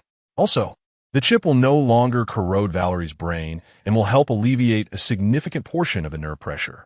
Now, even if Valerie gets V's cybernetics, it won't be a big issue, though the operating system can only be one. Valerie was delighted to hear this, and Johnny smiled beside her. Everyone else was also happy. After reviewing the data Yak handed him, Victor let out a heavy sigh of relief. Jack clapped Yak on the shoulder. Yak looked proudly at his creation, but the fatigue from 3 days of intense concentration hit him. He yawned and said, "Since everything's fine now, I'm going to head back and get some sleep. I can't take it anymore." Seeing her boyfriend so exhausted, V suggested, "Since you're so tired, why not sleep at Valerie's apartment? It's nearby." Valerie nodded. Having already slept for 3 days and feeling great, clamored to have old Vic help her get better cybernetics. Besides, since it was her brother-in-law's need, if she didn't agree, she would surely feel her sister's love for her. Upon hearing Valerie's request, V shot her a glare, and Valerie instinctively shrank her neck like an ostrich. Yak nodded and didn't refuse, following V to Valerie's apartment. Once at Valerie's apartment, Yak wasted no time and lay down on the bed, instantly falling into a deep sleep. V glanced at her sister's messy apartment and frowned. After tidying up a bit, she saw Yak already fast asleep on the bed. Seeing his slightly weary face made her heart ache. She kissed his forehead and turned to leave the apartment. Yak slept until the evening, waking up to check the messages V had sent him. He learned they were preparing a celebration at the Wild Wolf Bar for Valerie's recovery. He quickly tidied himself up and headed over. During the gathering, V talked to Yak about the aftermath of the Anders incident. First, V was now firmly on Raichuan's side and had gained his appreciation. Although her position couldn't rise for now, her power had increased somewhat, and she had more free time. Meanwhile, Arasaka Raichuan also noticed V's talent and decided to gift her some high-end cybernetics that weren't available on the market. After all, there weren't many capable and intelligent people under Raichuan's command. However, V also faced a challenge, which was Arasaka Saburo's loyal bodyguard, Takamura. Too loyal, Takamura didn't understand flexibility. Raichuan needed V to either kill Takamura and disguise it as an act of military technology or convince Takamura that Saburo's death was the result of a rival company rather than Raichuan's fault. So he would continue to serve the Arasaka family. As long as Takamura was willing to believe that, Raichuan, who understood him well, would be happy to have such a loyal subordinate by his side. "I want to give the cybernetics I replaced to Valerie. She's been wanting high-end cybernetics for a long time. Plus, didn't you say her endurance is greater? I want to give it a try." V asked Yak for his opinion. Yak took a bite of a corn tortilla and nodded. Valerie's talent is already very high, even surpassing most mercenaries in this life. You can rest assured about that. This was not just Yak's random statement. Valerie had already reached a level equivalent to the mid-game standard, exceeding most mercenaries. By the way, after you replace the cybernetics, remember to come find me. There will definitely be back doors in those cybernetics, and I'll help you clean them up. V nodded and didn't say much more. Valerie raised her glass to celebrate her recovery, and smiles filled everyone's faces. Mrs. Wells and Victor also expressed their gratitude to Yak. They all truly recognized this person who treated their friend well. Everyone drank a lot due to the happiness of the moment, and even Yak felt a bit dizzy. The next morning at V's corporate square apartment, Yak looked at the naked V in his arms and the bright red sheets, letting out a bitter laugh. MD, what huge loss. Not to mention how he ended up in this state with his 21 body. He knew that even a 20 body V in the game had lost track of things more than once. According to science, men generally do not have any reaction in that aspect after blacking out. The physical values in this regard are just a show of strength. Huh? The author's power. Kid. Yak, damn it. But at least it wasn't a complete blackout. There are still some fragments of memories from last night worth reminiscing about. Just as Yak was reminiscing about last night, V also woke up, feeling a soreness and swelling all over her body. She took a deep breath and shot a fierce glare at Yak. She wasn't completely drunk last night. She went a bit wild with the help of alcohol. In the end, she was forcibly countered by Yak. Although the experience was great at the time, now she felt terrible. Yak noticed V's gaze and smiled awkwardly. The two of them stayed in bed for a while before getting up. Yak took a shower first, while V collected the bed sheets and replaced them with new ones.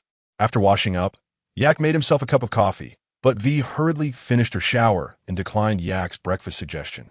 She dragged her aching body off to work. Yak, on the other hand, sipped his coffee and looked out the window, pondering the issue regarding Takemura. Chapter 19. Talking about Takemura. Takemura Goro is a complex person, stubborn and loyal. As long as his bottom line, the Arasaka family, is not involved, he is a good friend worth making. Some say he is like Lida, but I personally think there is a difference. Takemura was born in the city with the highest crime rate during the cherry blossom season. It was Arasaka who pulled him out of his predicament and later chose him. One could say that everything he has is given to him by Arasaka, even by Saburo Arasaka himself. His character leans more towards being Saburo Arasaka's Deadpool. From his perspective, Takemura has never wanted to change. He is merely content with the status quo, even maintaining this terrible order. After all, it is only the company that can take down a company. So, which company truly cares for the lower class? Kontao, don't be ridiculous. The companies in Cyberpunk are all the same. Even Kontao has its share of dirty deeds. This is also why Yaku has no desire to change the world. The world is already rotten to the core. Back to Takemura. It makes sense why a character similar to Saburo Arasaka's Deadpool would be so loyal. Yaku does not pass judgment, as one cannot criticize another's position without experiencing their struggles. Do you expect a character akin to Deadpool to betray his master or stab him in the back? That is unrealistic. From Takemura's standpoint, Arasaka and Saburo Arasaka are the ones who pulled him out of a dark abyss, even if that abyss was created by Arasaka itself. Loyalty and obedience are what those in power cherish in their subordinates. Coupled with his outstanding abilities, he can at least go toe-to-toe with Oda, which is why Arasaka Raisin is willing to give him a chance to survive. Yaku has a preliminary idea in his mind, but cannot be realized just yet. Additionally, Yaku hopes to connect with Arasaka Raisin through Takemura's situation. He still holds some goodwill towards the current Arasaka dictator, although others may think his goals are somewhat idealistic. He happens to have that capital. Moreover, not everyone has the courage to recognize themselves after failure and start over. On the other hand, Valerie wakes up from a hangover and receives a phone call. It's Judy on the line, informing her of Evelyn's death. This ambitious and daring woman wanted to gain benefits among the three factions, but unfortunately, she lacked the strength to match her ambitions. In the end, she paid the price, dying in the very whirlpool she created. Upon hearing the news, Valerie hurried to Judy's apartment. When she saw the deceased Evelyn, her feelings were complex. Did she hate her? Perhaps. But now, everything is meaningless. After a heart-to-heart talk with Judy, Valerie leaves. Judy stands still, gazing into the distance, recalling the various humiliations Evelyn endured. Being mistreated by the dolls and dragged by the scavengers to shoot the cruel black super dream. Every time she thinks of the fragments extracted from little Evelyn's mind, she feels sick all over. She looks at the tall buildings in the distance. Behind the neon lights lies endless darkness. She wants to escape from here, but before that, she wants to pull off a big score, all for the sake of the deceased Evelyn. A seed named Revenge is quietly sown. Engaged, Yaku rides in a Delamain to Nash's old hideout. Now, Yaku finally remembers he has a sword in the stone he hasn't claimed yet. In the game, everything serves the protagonist, the player, so no matter when the player arrives, as long as they complete the main storyline, Dead City, and meet the reputation requirements, level 35 or above, they can come and claim it. Whether the car still exists in reality is uncertain. Thank you for choosing Delamain Chauffeur Service. Choose Delamain and leave your worries at the door. Thanks, Old Delaware. Yaku gets out of the car and walks in without hesitation. After walking for a while, he arrives at the familiar blue shipping container, opens it, and sees a sleek, all-black sports car parked inside. Yaku breathes a sigh of relief. This car is an Easter egg related to Batman in the game and is the only pure black sword in the stone, if I remember correctly. The name is Shadow of the Sword in the Stone. Numerous cutting-edge technologies are showcased in this car, and I remember the promotional material called it a jet on land. He obtains the exclusive authentication key for the vehicle, opens the door, and sits down. The soft seat is very comfortable. Yaku is very satisfied with his new car. He drives it out of the cave and heads towards Night City. Yaku enjoys the beautiful sound of the engine and the wonderful pushback sensation, feeling elated. He arrives at the apartment in the Valley District, changes into his combat suit, and equips his weapons. The long-dormant Winter Soldier makes his return. Father Sebastian Ibarra. Commission type. Contract killer. Target. Mark Jerry. Details. The Lord will not spare any devil who does evil, but sometimes he takes a nap. This is when we, his devout followers, need to personally deliver these damned demons to God for judgment. Mark is such a devil, having destroyed 8 innocent families. 9 innocent lives were lost because of him, and now his family want him to pay the price. That's where you come in. According to reliable sources, this bastard has heard the wind and wants to flee Night City, so he contacted a middleman. However, he clearly doesn't know that this middleman is the uncle of one of the 9 innocent victims he killed. Thus, he provided the escape route for Mark. Go, mercenary, and send this bastard to hell. Yaku arrives at the best ambush point on Mark's escape route, readying his gun. After learning about the atrocities this bastard has committed, Yaku doesn't want to kill him quickly. Instead, he plans to hand him over to the outraged family members of the victims. As Mark's car slowly approaches, Yaku fires several shots, blowing out the tires. Startled, Mark immediately abandons his car and tries to flee. But Yaku's aim is faster and more accurate, hitting Mark's knees with 2 precise shots, crippling his legs. Mark's screams echo in the sky as Yaku swiftly jumps down from his ambush point. He silences Mark with a punch and sends a message to the father. Upon seeing the car sent by the father, he places the unconscious Mark in the trunk. Well done, Winter Soldier. I believe the families will appreciate the gift you delivered. Likewise, I also like your efficiency. You are still so reliable. See you next time. Of course. After receiving a transfer from the father, Yaku is amazed by the commission fee for this job. After deducting the middleman's cut, he still has 15,000 bucks left, equivalent to saving half a president, Doghead. Chapter 20. Colonel Mann modified the commission fee from the previous chapter. 3 days passed in the blink of an eye. V successfully replaced her new cybernetic body, and now she could hold her own against Yak in their initial skirmishes. Yak carefully helped V clean out the hidden viruses and backdoors in her cybernetic body while also giving Valerie a comprehensive upgrade. This left V feeling quite comfortable after the minor surgery. V felt that her strength had increased slightly. With Yak's improvements, her cybernetic body now moved as fluidly as her own flesh. With an intelligence of 25 points, V marveled at her all-capable boyfriend, exclaiming that she had struck gold. Valerie protested vigorously, claiming that Yak had stolen her sister away. V quickly handed Valerie a Type 4CNW is TN and a Tier 5 subdermal armor, which instantly silenced her. Valerie happily went off to find Old Way for installation. Yak watched the lively Valerie, who was much more animated than in the storyline, and sighed. Without the pressing concern for survival, and with a loving sister, Jack had not sacrificed himself. This lively and playful Valerie was the original Valerie indeed. At this moment, David, who had been absent for several chapters, reappeared online. David, Yak, are you free lately? There's a complicated commission that might need your help. The pay is generous. Yak, what kind of commission could be so troublesome for you? David, we need to rescue someone from a human trafficking organization in the Badlands, but there's military technology involved behind the organization. The employer doesn't want to attract attention, so no noise and no killing are allowed. Yak, that does sound troublesome. David, yeah, you know our team doesn't have many suitable people for stealth. So, this mission only includes me, Lucy, and Falco. I thought it would be unstable, so I wanted to ask if you'd join us. Yak, how much commission will you offer? David, 40. That's a full 40,000 euros. Yak, okay, I'm in. Yak thought that although this commission was a bit troublesome, it was doable, especially with the high pay. After confirming the timeline with Yak, David went off to handle his own matters. Commission requests that prohibit killing are quite rare in the entire game. There was only one such request from the middleman in the Badlands, not counting the DLC involving the 2 cops.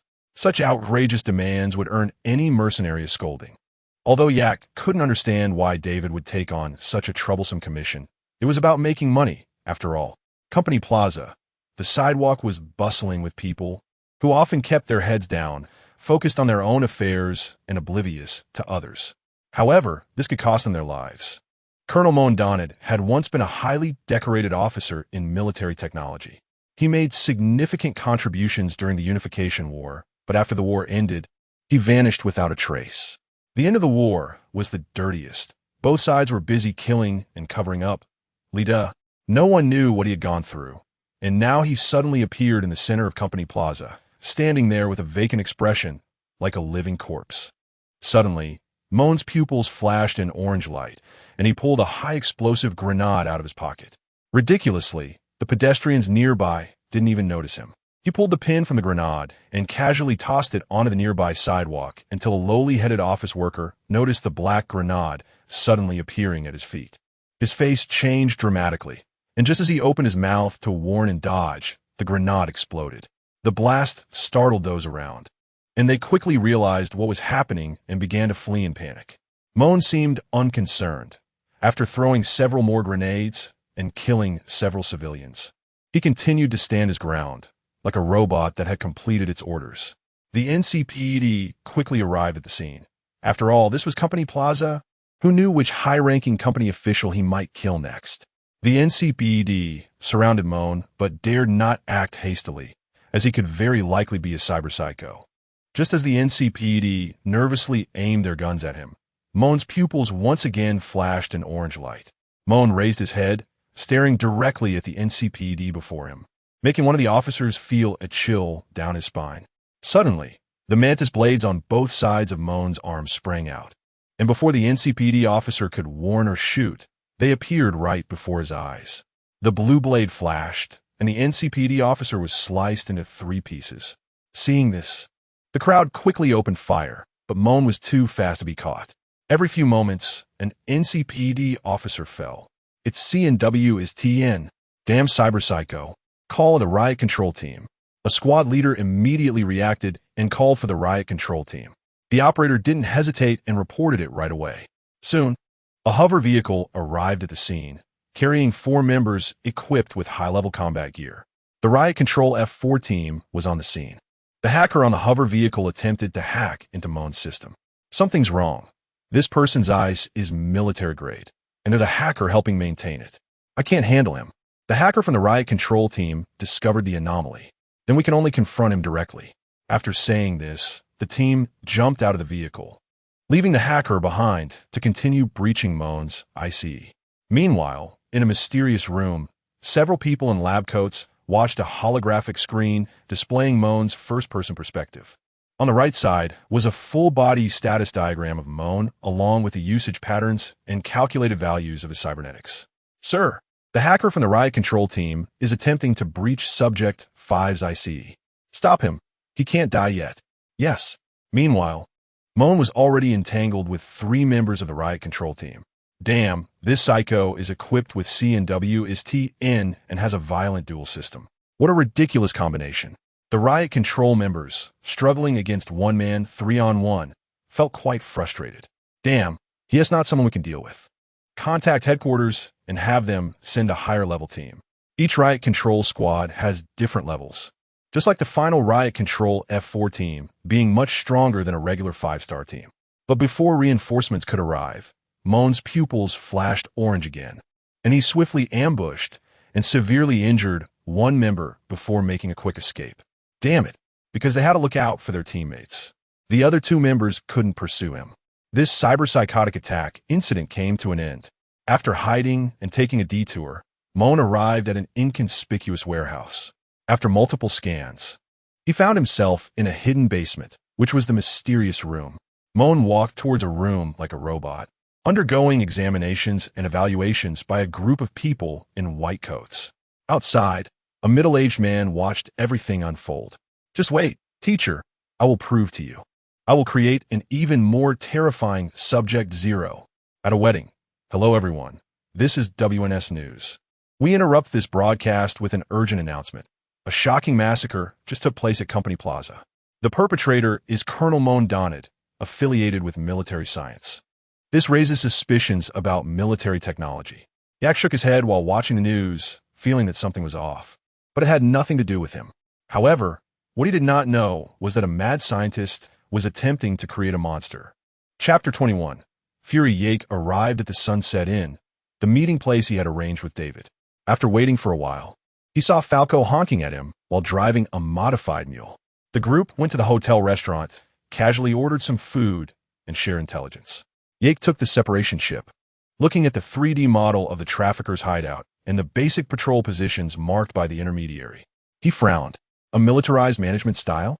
David sighed, rubbing his forehead, while Lucy looked at him with some dissatisfaction. This is quite deep water, and we can't kill anyone. Oh my God, I shouldn't have taken this commission. They have some small vulnerabilities in their defense. I can use optical camouflage combined with a power jump to infiltrate. David, you create some distractions outside to affect them. And Lucy, you keep an eye on things for me through hacking. Falco, wait outside. Yak quickly made the fastest deployment, and the others nodded in agreement without objection. David and the others decided to directly set off with Yak, getting into the car and leaving. Upon arriving at the target location, they found that the place was steep on 3 sides, making it difficult to infiltrate. However, Yak had a combination of double jump, charge jump for high mobility, and almost undetectable optical camouflage. This was akin to a dimensional strike for this hideout. Yak quickly simulated a specific route in his mind and executed it swiftly. The combination of double jump and charge jump successfully brought him to the ceiling of a large warehouse in the center of the hideout. David also found a small door to sneak in, but there was someone specifically watching this area. Meanwhile, Lucy hacked into a device through a surveillance perspective to attract attention. David successfully infiltrated using the power jump, hiding in a half-open container, ready to make some noise. Seeing David was in position, Lucy notified Yak and then helped him monitor the movements in the warehouse. Yak reached a window without glass and flipped down. He successfully landed on the beams of the warehouse, where the patrol security was indeed much laxer than outside. After silently descending, Yak bypassed 3 patrolling soldiers without being detected, resembling a ghost as he made his way to the first floor. With Lucy's help attracting the attention of the guard, Yak smoothly reached the basement, where the hostages were held. The most difficult part was here. The basement had an independent subnet coverage, and Lucy couldn't assist at all. Moreover, the security in the basement was much stricter. This was a test of Yak's abilities, but fortunately, his optical camouflage was very effective, and although there were many guards, some were slacking off and not paying attention to their work. After stealthily acquiring a key card from a guard who was slacking off, Yak first went to the monitoring room. After physically putting the monitor operator to sleep, he deleted all information regarding the target he needed to rescue through his personal link. This way, no one would realize that one of the hostages was missing in the short term. However, the other information Yak saw during the deletion process made him furious. But now was clearly not the time to lose his temper. After erasing the target's information without a trace, Yak then stealthily approached the room where the hostages were kept. Since it was early morning, almost all the hostages were asleep. After drawing the guard at the door away, Yak entered the room and saw the target, a small boy, about 8 years old. After gently waking him and covering his mouth to prevent him from speaking, Yak quietly explained the situation, holding the boy in his arms. Yak activated his optical camouflage mode again. Since Yak's optical camouflage could only cover system-customized weapons or equipment, not including vehicles, the small boy remained conspicuous. At this moment, David had to step in. Upon receiving the message, David accelerated over to the outdoor generator with a power jump. After checking the surroundings, he attached a small device that Yak had given him to the generator. Instantly, it caused a short circuit, affecting several other generators and plunging the entire hideout into darkness. Moreover, Yak's high-tech device would only be seen as an aging engine problem even if someone later tried to investigate. Seeing the plan was effective, David immediately fled. Yak, waiting in the basement, welcomed the arrival of darkness. Although there was a backup generator in the basement, switching it would still take about 5 seconds. But those 5 seconds were enough. Yak immediately activated the power jump and ran out following the original route, taking less than 3 seconds to go from the basement to the second floor. with his right hand firmly holding the small boy.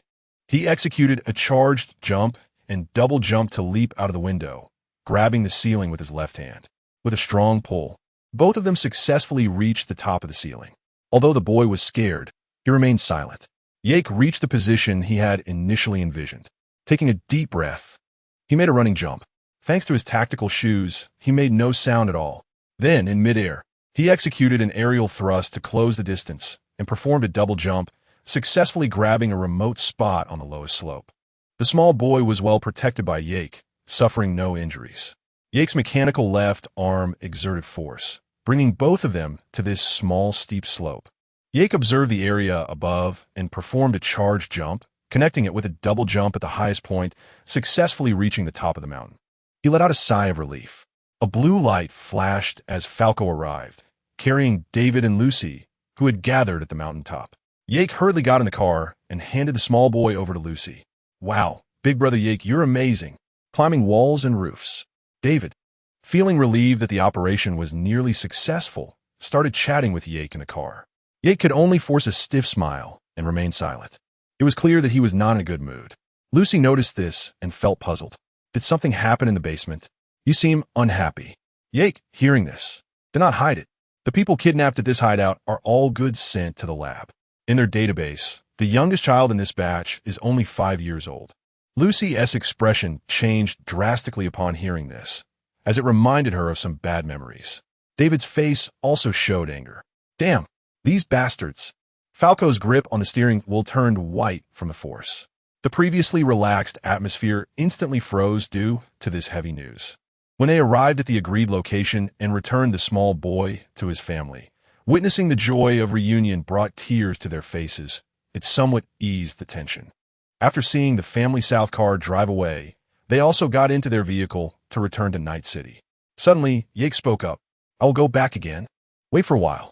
Jake's voice was cold and devoid of emotion, and they could clearly sense the terrifying killing intent emanating from him.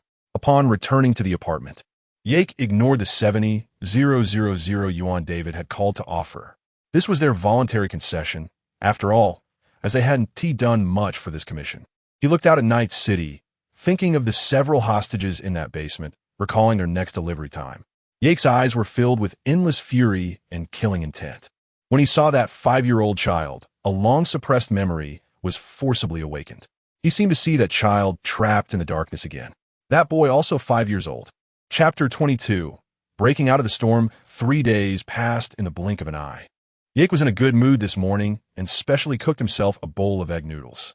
Sitting in front of the TV with the bowl, he watched the news broadcast with great interest. Hello everyone, this is WNS News. Today we have a very serious report. According to information from unknown sources, a factory under the name of Military Technology in the border area of the Evil Land has been found to be harboring a group of fugitives. These heinous criminals have been engaged in human trafficking under the guise of the factory. Reports indicate that the trafficked individuals are forcibly sent to illegal laboratories for inhumane human experiments. Among them, what is particularly infuriating is that the youngest child is only 5 years old. Fortunately, all the criminals have been killed. The unfortunate victims have also returned to their respective families. Notably, all these criminals were equipped with military technology gear and weapons. This raises many questions. We can also recall the attack incident at the company square just a few days ago, which was also orchestrated by a former military technology colonel.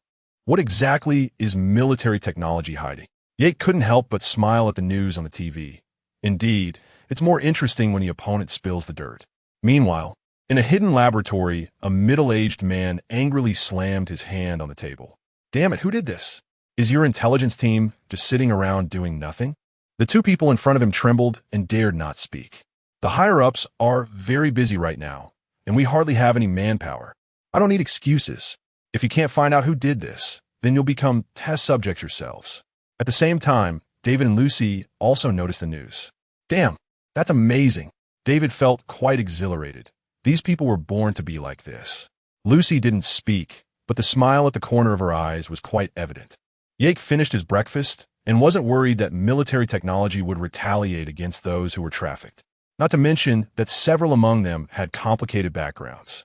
Right now, Public opinion was focused on military science, and if anything happened to those people now, military science would suffer significant stock losses. Moreover, Arasaka would be more than happy if military science faced trouble. Just then, a call came for Valerie. "Hey, Valerie. Panam called me. He said their tribe leader, Sol, has been captured by the Rwandao Society and wants us to help. Jack is busy, so I have to trouble you." Guessed the plot. This was a key moment for Vincent and Panam's relationship. Were they going to be third wheels again? After thinking it over, he agreed, as his friendship with Arasaka was quite important, especially with the upcoming challenges. The two took Yake's car and headed to Arasaka's camp. Panam was very happy to see them arrive. "Hey, Valerie, Yake. Thank goodness you're here." After greeting Panam and Vincent, they started asking about the situation. Panam led them into the camp, where Yake saw some people who were relatively close to Panam. The few people did not seem as exclusionary as in the game. After all, Yake had provided them with a large batch of equipment and supplies, significantly alleviating their pressure. After greeting them, Yake saw Mitch and Scorpion approaching. "Hey, brother. Good to see you again. We'll have to trouble you for this operation. We're all tied up." Valerie took the chip that Mitch handed over and motioned to Yake. "You go ahead. I can share my vision with you." Valerie didn't refuse, inserted the chip into the neural interface, and began collecting useful intelligence. After a while, the two marked all the useful information and then exited. They briefly discussed and prepared to act. Yake took the broken illusion from the car, grabbed the silent and a few throwing knives, and got into Panam's vehicle. The four of them set off in a modified van. Along the way, Panam and Vincent chatted a lot, while Yake and Valerie occasionally joined in. When Valerie heard that Sol wanted to collaborate with biotechnology, her expression changed. Panam and Vincent noticed the situation and asked about it. They guessed what Valerie was thinking. After organizing her thoughts, Valerie said, "I had an assignment with Jack earlier, regarding biotechnology and a wandering tribe. Let's not talk about that now. We've arrived." Yake interrupted Valerie, and they had no choice but to focus on the task at hand. Everyone got out of the car. "Valerie, you and Vincent go into that pipeline we discovered earlier. I'll handle the front infiltration. Be careful, don't be clumsy." "Got it." 2. I'll help Yake from a distance and provide sniper cover. After assigning tasks, Yake quickly moved to a breach in the wall for an aerial assault. One shot took out a patrolling Nightwalker. Yake activated optical camouflage, entered through the large hole in the wall, and spotted a Nightwalker working on a vehicle with another colleague assisting. Yake quietly approached and took out the two unsuspecting unfortunate souls with 2 close-range shots. He hid the bodies and continued moving forward. On the other side, Valerie and Vincent also reached the pipe entrance. Vincent kicked open the railing of the pipe, and they entered. After opening 2 more doors, they finally arrived at the basement. Just as Vincent was about to exit through the pipe, Valerie stopped him, signaling him to look. Vincent then saw a Nightwalker in the monitoring room of the basement. However, he also spotted the unconscious soul. With a swift action, Valerie dashed to the monitoring room door, opened it, and used a throwing knife to take out the Nightwalker inside. At the same time, Vincent used Mitch's homemade revival syringe to awaken Sol. After briefly explaining the situation, the 3 prepared to return the way they came. Meanwhile, Yake was silently and casually killing in the upper floor, but no one noticed. Panam occasionally assisted Yake by sniping a few enemies. Upon hearing that Sol was still alive, Panam let out a sigh of relief, then put away his sniper rifle and prepared to go help them. Yake, hearing this, decided not to linger any longer. He quietly snapped the neck of a burly man, grabbed his weapon, and prepared to retreat. The 3 of them got into the car and headed to the other side. After waiting for a while, they saw Yake walk in. "Wow, that went quite smoothly." "Yeah. Didn't he notice at all? Haha." Vincent was quite happy and laughed out loud. "I see a sandstorm coming. We need to find somewhere to hide." They then went to a small house in the plot to take shelter from the sandstorm. Before entering, Yake had already noticed the issue with the generator, so he proactively went to start it. Once inside the house, Yake discovered that the space had transformed from 1 room into 2. He couldn't help but marvel at the butterfly effect, since he already knew the content of their discussion and wasn't very concerned. He greeted the others and chose 1 room to rest in. The others saw this and didn't say anything, sitting down to chat. Eventually, the topic inevitably turned to Sol's collaboration with biotechnology. Valerie began to recount what she hadn't finished earlier. Although I know it's not good to interfere in your family matters, there's one thing I must mention. I think it's better not to collaborate with other companies, even if you choose to work with the company. Biotechnology is not a good choice. You should have heard of the Red Ochre tribe. I previously accepted a commission and found out that biotechnology poisoned their water source, causing most of the tribe to fall ill. Then biotechnology pretended to cooperate with them. In fact, they were treated like guinea pigs for drug tests, and as a result, almost all the people of that tribe died. So I do not recommend cooperating with biotechnologists. Who knows if you will be the next guinea pigs? This news shocked Thor. He had heard of the ochre incident, but he never expected the truth to be like this. Still digesting this important information, Thor chose to remain silent and no longer discuss the matter. After chatting for quite a while, both Thor and Valerie decided to go rest. Valerie clearly noticed that the relationship between Panam and Vincent was a bit unusual. Not wanting to be a third wheel, she decided to return to her room to rest. After thinking for a while, she went to Yak's room and saw that he was already asleep. So she lay down on the sofa in the room, preparing to make do for the night. She dozed off, while Yak, at that moment, opened his eyes and found Valerie sleeping in a rather wild position, feeling somewhat speechless. He took a blanket and covered her before going back to sleep. Outside, the relationship between Vincent and Panam also grew closer after their heart-to-heart talk. Chapter 23. The frequent appearances of cybermaniacs. Valerie woke up early in the morning and felt warm inside as she looked at the blanket on her body. After wiping her face to wake herself up a bit, she walked outside. Upon exiting, she saw Panam and Vincent chatting by a three-wheeled motorcycle. Mitch was helping Sol check his wounds, and Yak was leaning against his car smoking. Don't ask how the car got here.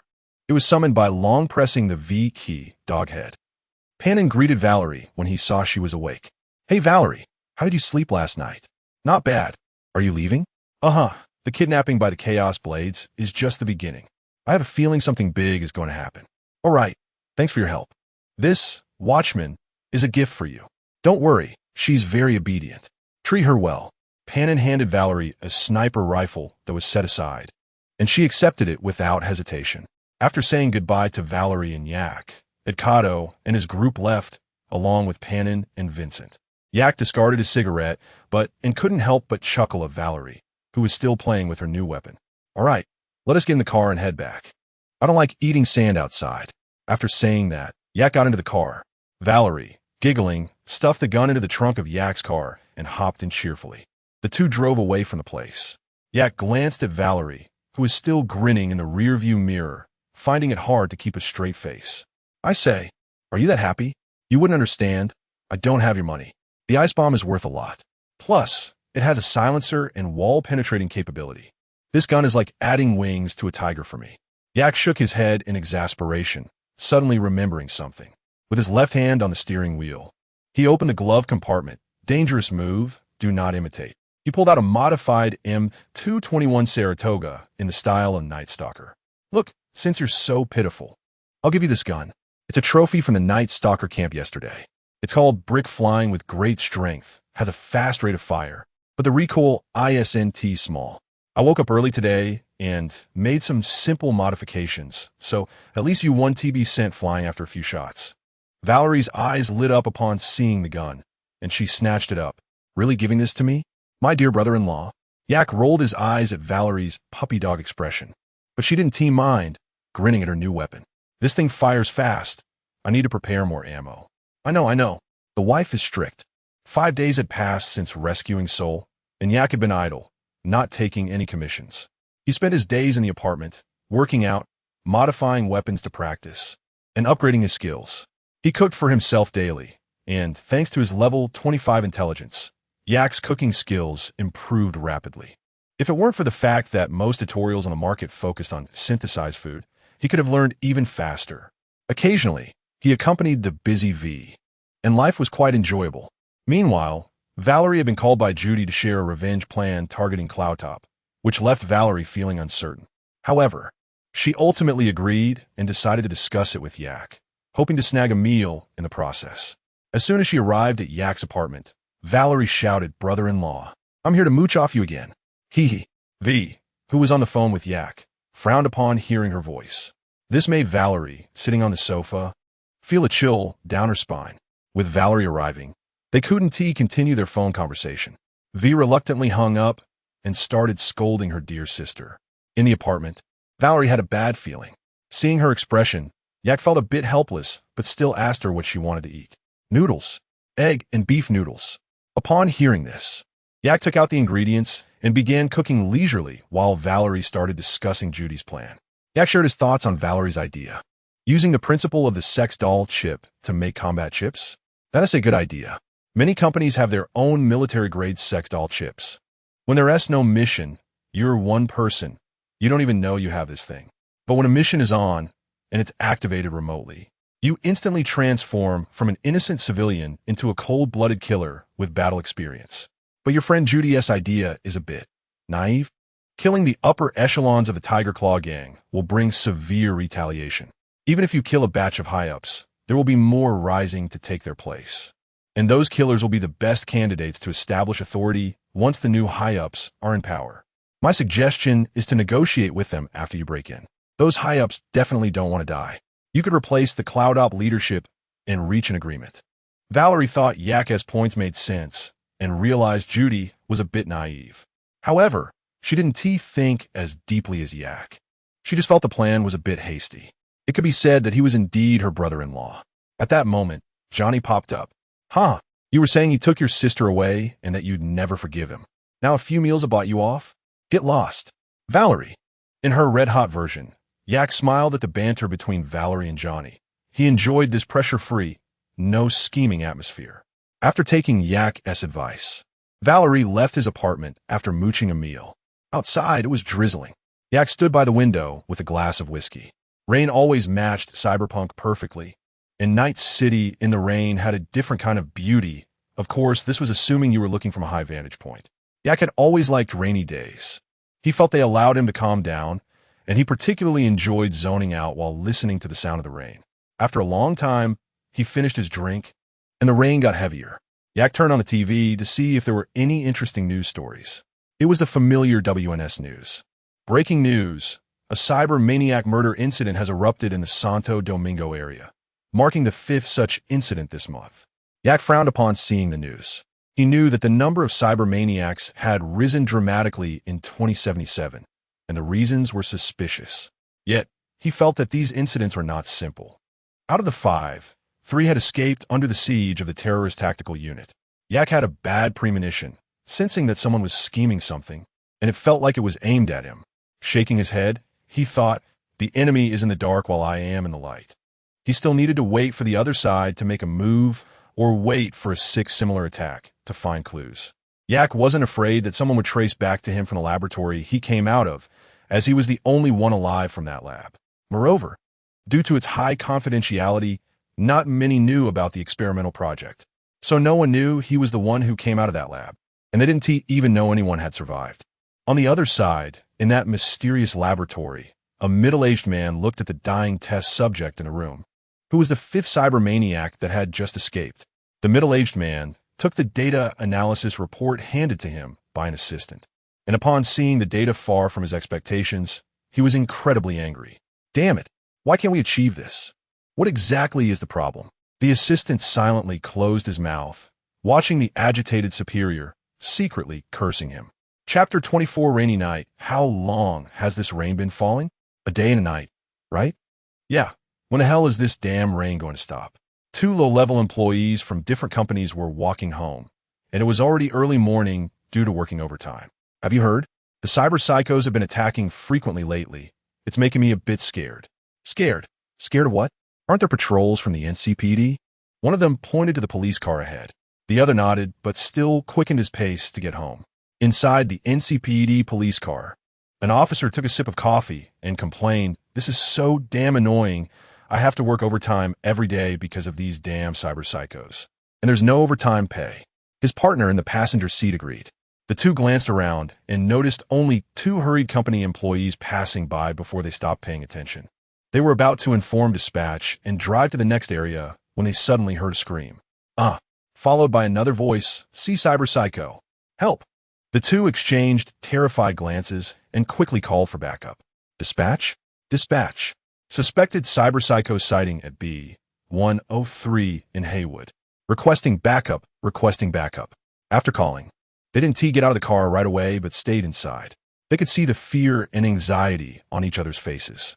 They decisively started the vehicle, wanting to escape the scene because they knew that recklessly getting out before backup arrived would mean death. Soon, another scream abruptly stopped. The two NCPD officers were well aware of the fate of those company employees, but they couldn't think about that now. Survival was the priority. Damn, I can't stand this job anymore. I'm quitting after this. Just as the partner in the passenger seat was about to speak, they heard a noise on top of their car, and it felt like a heavy object was pressing down on it. They disregarded everything, floored the gas pedal, trying to shake off whatever was on the roof. But suddenly, the car's engine shut off, making them realize their vehicle had been hacked. The radio was silent, leaving them in despair. Both took out their guns and kicked open the car doors, aiming around as they got out. But there was nothing around. They both aimed at the roof, but again, nothing was there, only a pair of bloody footprints. One of the NCPD officers suddenly felt a chill run down his spine. An intense sense of crisis surged. He turned around just in time to feel a thud as two mantis blades pierced his chest.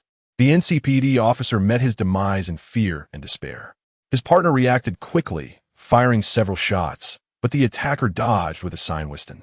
Just as the NCPD officer reloaded, he found that the damn attacker had vanished again. Not good. It's optical camouflage. Just as he realized this, a flash of blades appeared in front of him, and his head was severed from his body. After killing the two, the attacker sheathed the mantis blades, standing dazed in place, just like Colonel Moore a few days ago. Meanwhile, in a mysterious laboratory, a middle-aged man watched the first-person perspective on the holographic projection with satisfaction. He was very pleased with this work. Order 9 to return. A technician next to him nodded and input a series of commands into the computer. The screen image began to move. The dazed attacker's eyes glowed orange as he activated his optical camouflage and prepared to leave. At that moment, clock up, a figure appeared on the holographic projection, completely pixelated and distorted. That figure punched 9 in the chest. The laboratory alarm suddenly blared. Sir, 9's chest is concaved. 4 ribs broken. Damn, what is going on? Who is this attacker? At the scene, the 9 experimental subject was injured and on the ground. In front of him stood Yake, wearing a black half-face mask that revealed only his eyes, who withdrew his fist. Finally found you. Yake walked slowly towards 9. The laboratory staff quickly input commands to initiate a counterattack. 9 quickly got up, deploying his mantis blades and activating the Synopsis to counter Yake. But a surprising scene unfolded. 9 rushed towards Yake, aiming to strike. Just as he was about to hit Yake, the figure in front of him suddenly disappeared. Then, a cold voice echoed from behind 9, too slow. A Mamba elbow struck 9's CPU, causing it to crash. The laboratory's holographic projection displayed various error messages and warnings. The middle-aged man's expression darkened. His Synopsis is much faster than ours. 9's brain has suffered severe damage. Data analysis shows that 9's chance of escaping is less than 1%. Sir, activate the self-destruct system. The middle-aged man shouted angrily, clearly feeling frustrated. The hacker waiting for orders quickly received the command, his eyes flashing with data as he activated 9's self-destruct mechanism. Meanwhile, Yake, who had been keeping an eye on 9, noticed a data stream appearing from a device in 9's brain, which began to heat up. Realizing what this device was for, Yake immediately activated Brain Machine, overclocking to intervene, and the opponent was defeated in less than 2 seconds. Sir, the enemy's hacker has stopped our self-destruct mechanism. We have completely lost control of 9. What? How is that possible? Is this hacker a joke? Sir, the opposing hacker skills are absurdly strong. It's not something one person can accomplish. I suspect there's a hacker team behind them comparable to the Arasaka hacker team. Damn it. What do we do now? Just watch him take 9 away. As soon as the words left his mouth, the projection went black. Sir, the tracking device for experimental subject 9 has been destroyed. We've lost him. Damn. On the other side, Yake took control of 9 and left the scene just as the NCPD reinforcements arrived. All they found were the corpses of 2 colleagues and 2 victims. Yake brought 9 to a well-prepared motel room.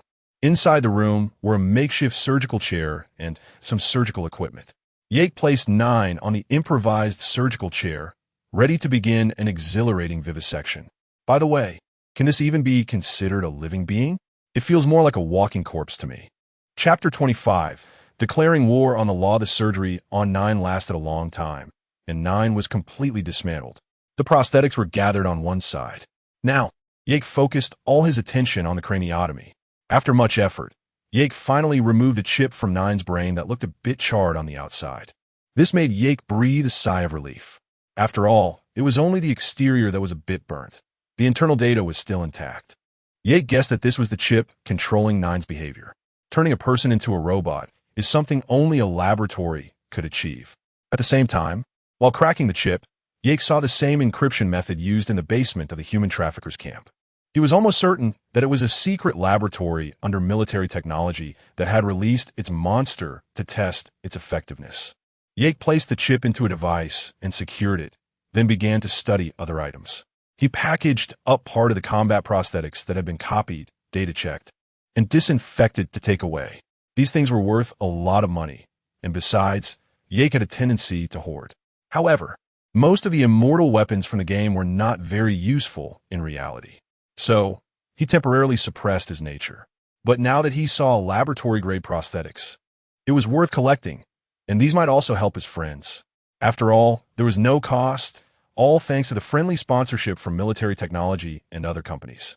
He looked at several high-end cold storage boxes specifically for prosthetics, which contained the prosthetics Yake had cleaned.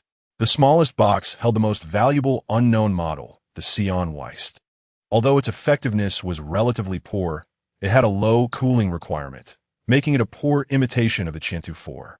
It was estimated to barely reach a level 5 standard for a level 4 prosthetic. However, in terms of modification, it was already quite good. The rest included an unknown model of high-grade optical camouflage, which looked to be about level 4, as well as his level 4 ocular prosthetic. After packing these high-level prosthetics, Yake slowly transported them back to the car. After stuffing them into the trunk, he also divided the bodies and placed them into a large storage box to throw into the trash bin. Bodies in cyberpunk garbage are as common as flies around the trash. Yake drove away and returned to his apartment. After putting these prosthetics into the armory, he considered whether he needed to move into a larger place. With various skills learned, he felt that this apartment was becoming a bit cramped. Yake shook his head and looked at his balance. 139,462 with 110,000. He estimated he couldn't buy an apartment that would satisfy him, so he might as well wait and save up to directly buy a large villa in the North Oak district. After a busy night organizing his spoils, Yake prepared to take a shower and sleep. The next morning, the news still reported on last night's events. Yake glanced at it briefly before starting to study the control chip. He had only looked at it roughly last night. Now he needed to fully crack it and attempt to develop a countermeasure chip. However, this was still a substantial amount of work. After all the hard work of a laboratory's researchers was focused on this. Yake turned off the TV and entered the armory to take out his homemade cracking device and began to shut himself in. As a series of codes were decoded and countercracked by Yake, a smile slowly appeared on his lips. Meanwhile, the laboratory was in chaos because the seizure of the experimental subject was a major mistake. The responsible middle-aged man was facing accountability. This also meant that there wouldn't be such experimental subjects for a while, giving Yake time to create the countermeasure chip. A. O'Hara Tower, 33rd floor. Counterintelligence Department V sat in her office chair, looking at the reports sent by her subordinates, one of which caught her attention. The report indicated that the recent cyberpsycho incidents might be the work of a mysterious laboratory, experimenting with a certain model of product. However, each cyberpsycho behaved differently, making it impossible to analyze specifically. V found this report somewhat troubling because, no matter how reasonable the report's analysis was, it ultimately remained theoretical. Without evidence, it was difficult to respond, unless they could capture a cyberpsycho alive. However, the recent incidents involved very powerful cyberpsychos, and normal agents couldn't handle them alone. But the justification for deploying a special team was insufficient. After all, it was just a guess. She couldn't keep an eye on the cyberpsychos on the streets all day. And moreover, no one knew where the next incident would occur, whether it was genuinely related to military technology or just an ordinary cyberpsycho incident left her feeling a headache. There wasn't a good solution. Find Yake? Forget it. She still owed him a few favors. For a moment, V felt at a loss. The boundary of the honeymoon period time passed quickly, and Yake successfully developed a device to counter the control chip. It could block the transmission of commands. However, this could also potentially paralyze the experimental subjects, but that was the effect Yake wanted. After all, even if they were alive, they were useless to him. He attached this small and exquisite device to himself. So even if he happened to encounter an experimental subject, he could control it at any time. After yawning, Yake ended his retreat and prepared to take a nap to replenish his energy. During the time Yake was in retreat, Valerie, Judy, and others bravely stormed the cloud top and reached an agreement with the Tiger Claw gang to promote My Z to the position of the boss of Cloud Top. Although Judy was somewhat dissatisfied, Valerie still managed to convince her with her long-dormant brain. V also found some clues about that laboratory. Just as she wanted to continue following up, she discovered that the laboratory had been unusually quiet lately, remaining in a state of silence. V speculated that they might have encountered some unforeseen circumstances, completely unaware that all of this was caused by her boyfriend, Yake. What Mr. and Mrs. Smith one day, Yake and Valerie, who had come over to mooch a meal, were enjoying lunch in Yake's apartment when a mysterious phone call came in. Hello, let me introduce myself. My name is Elizabeth. My husband and I have encountered some rather tricky problems and would like to ask for someone to help us solve them. We believe you can assist us. Valerie raised her eyebrows, signaling Yake with her eyes. Yake nodded and pulled himself into the voice channel so he could hear the conversation on the phone, even though he had already guessed who it was. Can I ask who your husband is? And who are you? I think we should avoid discussing specific details over the phone. Please come over, and we will explain everything to you. As I said, this matter is quite tricky. Okay, but why me? Is there a special reason? Someone recommended you. Who? Well, let's not discuss that over the phone. Can we meet and talk about it in detail? Upon hearing this, Valerie looked at Yake, who nodded. All right, but I'll bring my partner. He's also quite skilled and a good person. You can rest assured. Elizabeth hesitated for a moment before nodding and sending Valerie the specific location. After hanging up, Valerie looked at Yake. I found out that Elizabeth Perales' husband is Jefferson Perales. He's one of the candidates for mayor, and he has a better chance of winning than his opponent, Wilton Holt. So that means the future mayor's wife is asking me to do something? Maybe. But anyone involved in the political scene is deep water. Just be careful. Got it. Isn't there you, my brother-in-law? Yake rolled his eyes. Do you really think I'm all-knowing? Chapter 26 Familiar Orange Light regarding this task. Ak is actually not very concerned. He is more focused on the subsequent task. Sweet dreams continue. This is one of the few missions in the game that involves the rogue AI and the mysterious Mr. Blue Eyes. In particular, the group of unknown individuals, or AI, who are acting mysterious at the end of the mission made Ak a bit annoyed during his previous playthrough. He wanted to confront them to see whose hacking skills were superior, and ideally, he would accidentally drop a data nuclear bomb in their lair.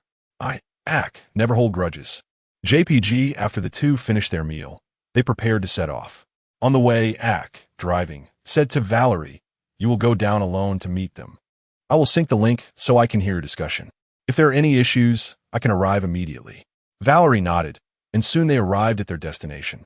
After Valerie got out of the car, she saw a vehicle in front and a person standing next to it, clearly waiting for her. "Are you Valerie? Please get in the car." Okay.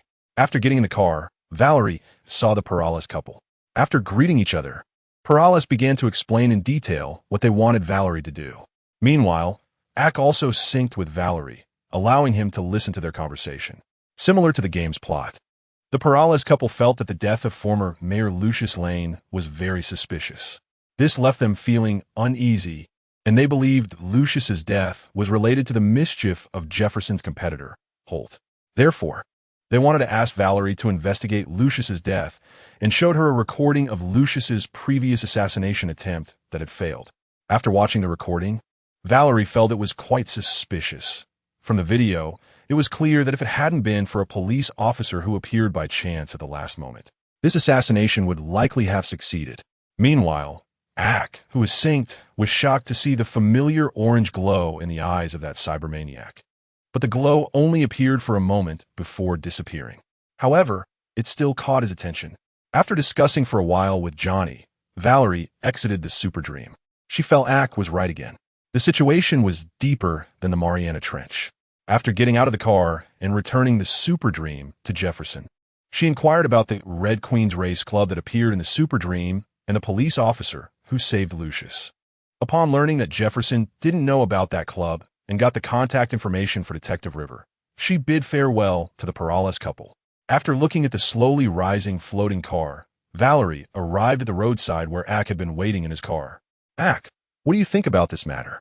Ak can sync to watch the super dream, but cannot scan specifically. He can only perform the simplest scan like Valerie. This commission is quite complicated. There are many forces that want former Mayor Lane dead, such as the Military Science and Holt, among others. Valerie nodded. I accidentally overheard a conversation between Arasaka and Lucius during that job at the Azure Tower.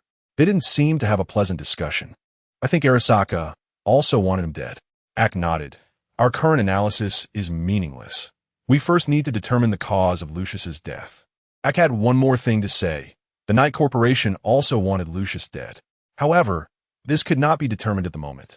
Ak also concluded this through analysis from prominent figures in his previous life. In short, there are 4 parties that have the motive to kill. Holt wants to rise to power. Arasaka wants a more obedient puppet mayor, and the military technology is similar.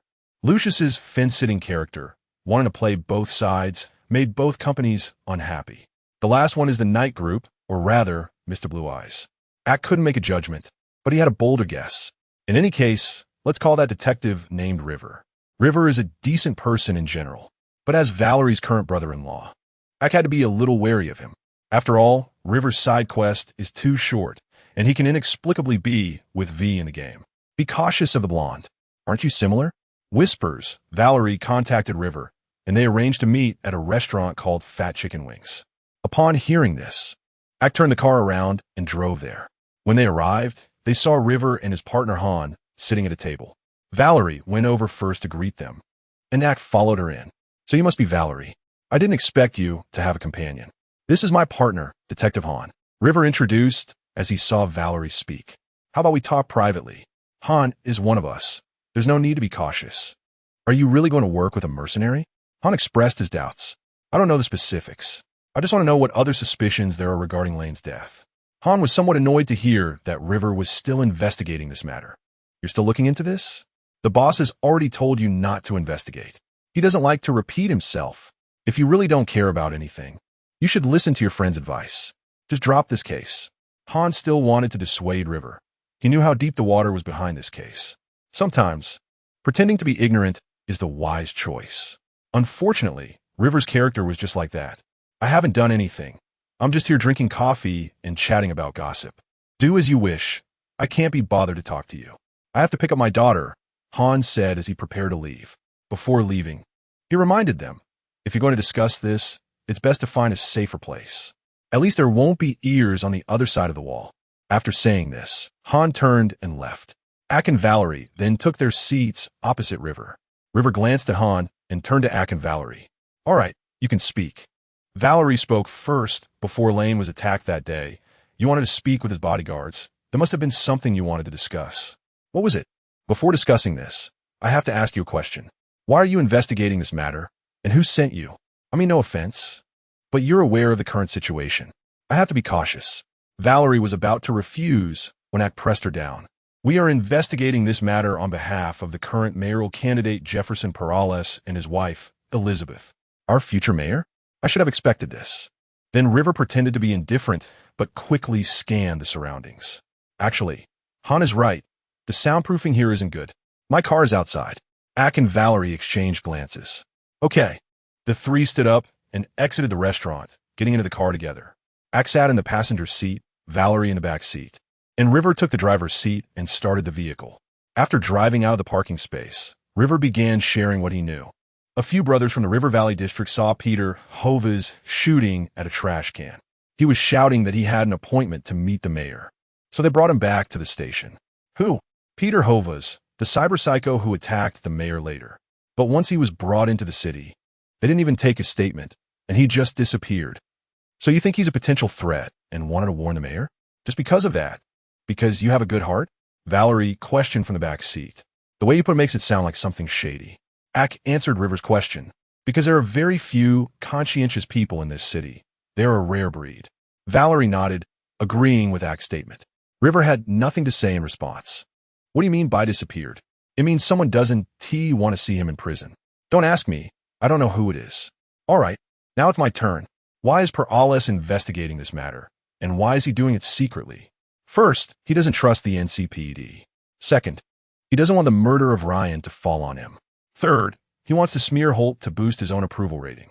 Does he think Holt is involved in this matter? Who knows, but in any case, it's a big stain. Yak replied, it could also be that he is scared. Valerie said, after all, nobody wants to take over a mess. River didn't contradict her. Have you heard of the Red Queen's race? Yak asked River. Maybe, but how is that related to this case? He happened to want to go there the night he died. Well, I need to ask my informant about that. I only know that place is a high-end club, but I don't know where it is. However, my informant might know. Then he thought of looking for the body of that guy Hovis. Yak suddenly remembered something. Is the body of that cyber madman Hovis still around? Can we take a look? Why do you want to see the body of a cyber madman? But it's still in the morgue at the police station. I can't take you in. Yak nodded. As long as it's still there, I have my ways to get in. I just need a small favor from you. I thought of a clue that needs to be confirmed. Yak recalled the fleeting orange light in Hovis's pupils in the Super Dream. Chapter 27. Dream Equipment. The three of them decided to first find Hovis's boss at the Japanese Street, Sakura Market. They arrived there, and Yak vaguely remembered there being a side quest here. A dream device had kidnapped V in the game to harvest organs. They approached the store of Hovis's former boss, Christine Marco, and learned that Hovis had not been working there for some time, supposedly to give a speech. It was also strange that Hovis had so many top-tier cybernetic enhancements, which his salary could not support. One day, he just showed up at work with these enhancements. When asked about them, Hovis told Mark that he had encountered a benefactor. His frequent comments revealed his significant dissatisfaction with the former mayor, Ryan. Hovis was also a mercenary and had worked for some not-so-ordinary people. This raised the possibility that Hovis might have indeed worked for Ryan, potentially setting him up. The three exchanged glances and left the store.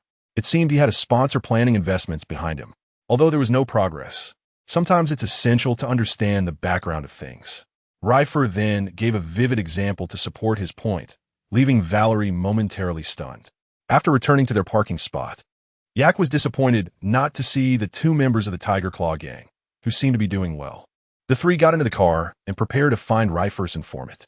They arrived at the shop run by Reifer's informant, and Yak and Valerie had a subtle reaction to the shop's decorations.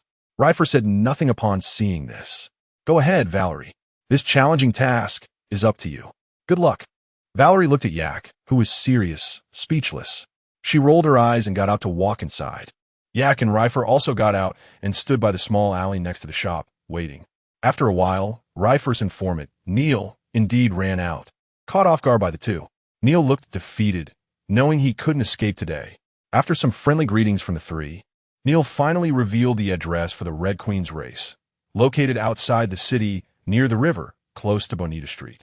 The three exchanged glances and let Neil go, preparing to head to the location he mentioned, which was opposite where they first met Panam. Since they didn't have a search warrant, it would be up to Yak and Valerie. Yak scanned the auto repair shop and, along with Valerie, prepared to sneak in. They arrived next to the security room, where Yak marked a side door for Valerie to go through while he activated his optical camouflage and did a double jump to leap over the stacked boxes in front of him. With the high-end cybernetics provided by V, Valerie found sneaking around quite smooth. They successfully cleared 2 floors of enemies. The two met up at a container door, and Valerie curiously approached. Yak fiddled with it, and the container door opened, revealing a hidden elevator door in front of them. It seemed this place was indeed not simple. They exchanged glances and entered the elevator, arriving at the basement level, where there were also many members of the animal gang acting as guards. Yak observed the surroundings. Noticing they were preparing to pack up and flee, something was indeed amiss here.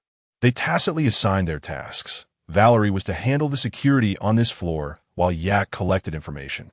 Yak connected to the local subnet and marked all the surveillance cameras in the basement as friendly before starting to search for clues. Meanwhile, Valerie took out most of the security members and controlled a small leader of the animal gang to begin questioning. Who? Are you? Now, you answer my questions. Lucius Ryan, the mayor who just died not long ago. Did he come here the night he died? Maybe he did. Maybe he didn't. How the hell would I know? Then why are you watching this pile of garbage? There's nothing worth stealing here. We're waiting for someone, waiting for the payment for this job. Those things you see are what we smashed. We did our job. Now we just wait for the money. Who are you doing this for? What's it to you? Valerie tightened her grip. Seems like you still don't understand the situation. Who is it?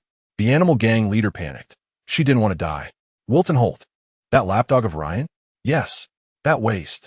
Thanks. With that, Valerie directly broke the neck of the animal gang leader. Yak arrived shortly after. Looks like you found some information. Uh-huh. It seems that the vice mayor does have some suspicion. Yak glanced at the lifeless animal gang leader and approached a computer to check the surveillance. Then he saw something interesting. Reifer's partner, Han, appeared on the surveillance footage, talking on the phone. Then they saw a person dragging Lucius Ryan's body out of the booth. Valerie looked at the video with a strange expression. It seemed Lucius Ryan indeed died here. However, it appeared his death wasn't a murder, but rather, it got a bit too intense. Yak shook his head. Not necessarily. Sometimes seemingly insignificant things can play a significant role. Yak then contacted Reifer through the communicator. Hey Reifer, see what I found. It seems your partner knows much more than you do. He copied the surveillance footage and sent it to him. My partner. Han. No way. Yak, you guys leave there first. I'll call Han and tell him to meet at the Fat Chicken Wings. After ending the communication, Yak wasn't in a hurry to leave. He took Valerie to the room where Ryan died. What are we doing here? Valerie looked at her brother-in-law in confusion. Sometimes seeing isn't believing. I don't think Ryan died from getting too intense causing heart issues. As Yak spoke, he picked up the dream device left on the sofa. His eyes glowed red as he began a deep scan. Sure enough, he found an interesting little gadget. Yak handed the device to Valerie. Look at this device. Do you think it's normal? Nothing seems off? Valerie looked a bit puzzled, examined it closely, and then nodded. Of course, it's so ordinary that even the animal gang, which destroys evidence, forgot about it, and no one would pay attention to it. So it's the perfect murder weapon. This dream device? No, it's the dream itself. The basic principle of the dream is to stimulate the nerves to create an immersive experience. And if you put a small virus into the dream, it can cause the viewer's heart to stop, thus completing an assassination. Valerie's mouth slightly dropped. She never imagined this dream device would be the real cause of Ryan's death. Yak put away the dream device. Let's go. We should meet with Reifer and Han. Chapter 28. Anomaly. Yak and Valerie drove to the Fat Chicken Wings. As soon as they got out of the car, they saw River and Han arguing. Harold, Han, what have you done? I don't want to ask why you're covering up the truth. I want to ask why you got involved in the first place. I just want to know, who made you do this? What's wrong, River? Why do you care so much? You haven't wronged anyone. You can sleep well every night. Do you know why? Because I bear all the responsibility. And you have no idea about the rules of this city. Do you think your naive idealism is useful? No, I tell you, it's useless. Absolutely useless. Han turned to look at Yak and Valerie. Don't look at me like that. You know I'm telling the truth. Yak shrugged, offering no comment. Valerie didn't want to get involved. Hey, don't drag me into this. I don't want to participate in politics or the NCPD's internal struggles. Han frugid. I understand, as long as there's money to be made. You can do anything. It's normal. I'm not criticizing you. Don't get me wrong. After all, everyone needs to find a way out and a place to belong in this city. Uh-huh. River interrupted their conversation. Thank you for helping me so much, but this matter has nothing to do with you. Let me handle it. Han looked at River nonchalantly. So what do you want to do? Are you going to arrest me? I have the chip, the motive, and your testimony. So yes, I can definitely arrest you. But it wouldn't mean much. You don't even have to tell me who sent you to clean up the mess. I already know, since it's the higher-ups behind this.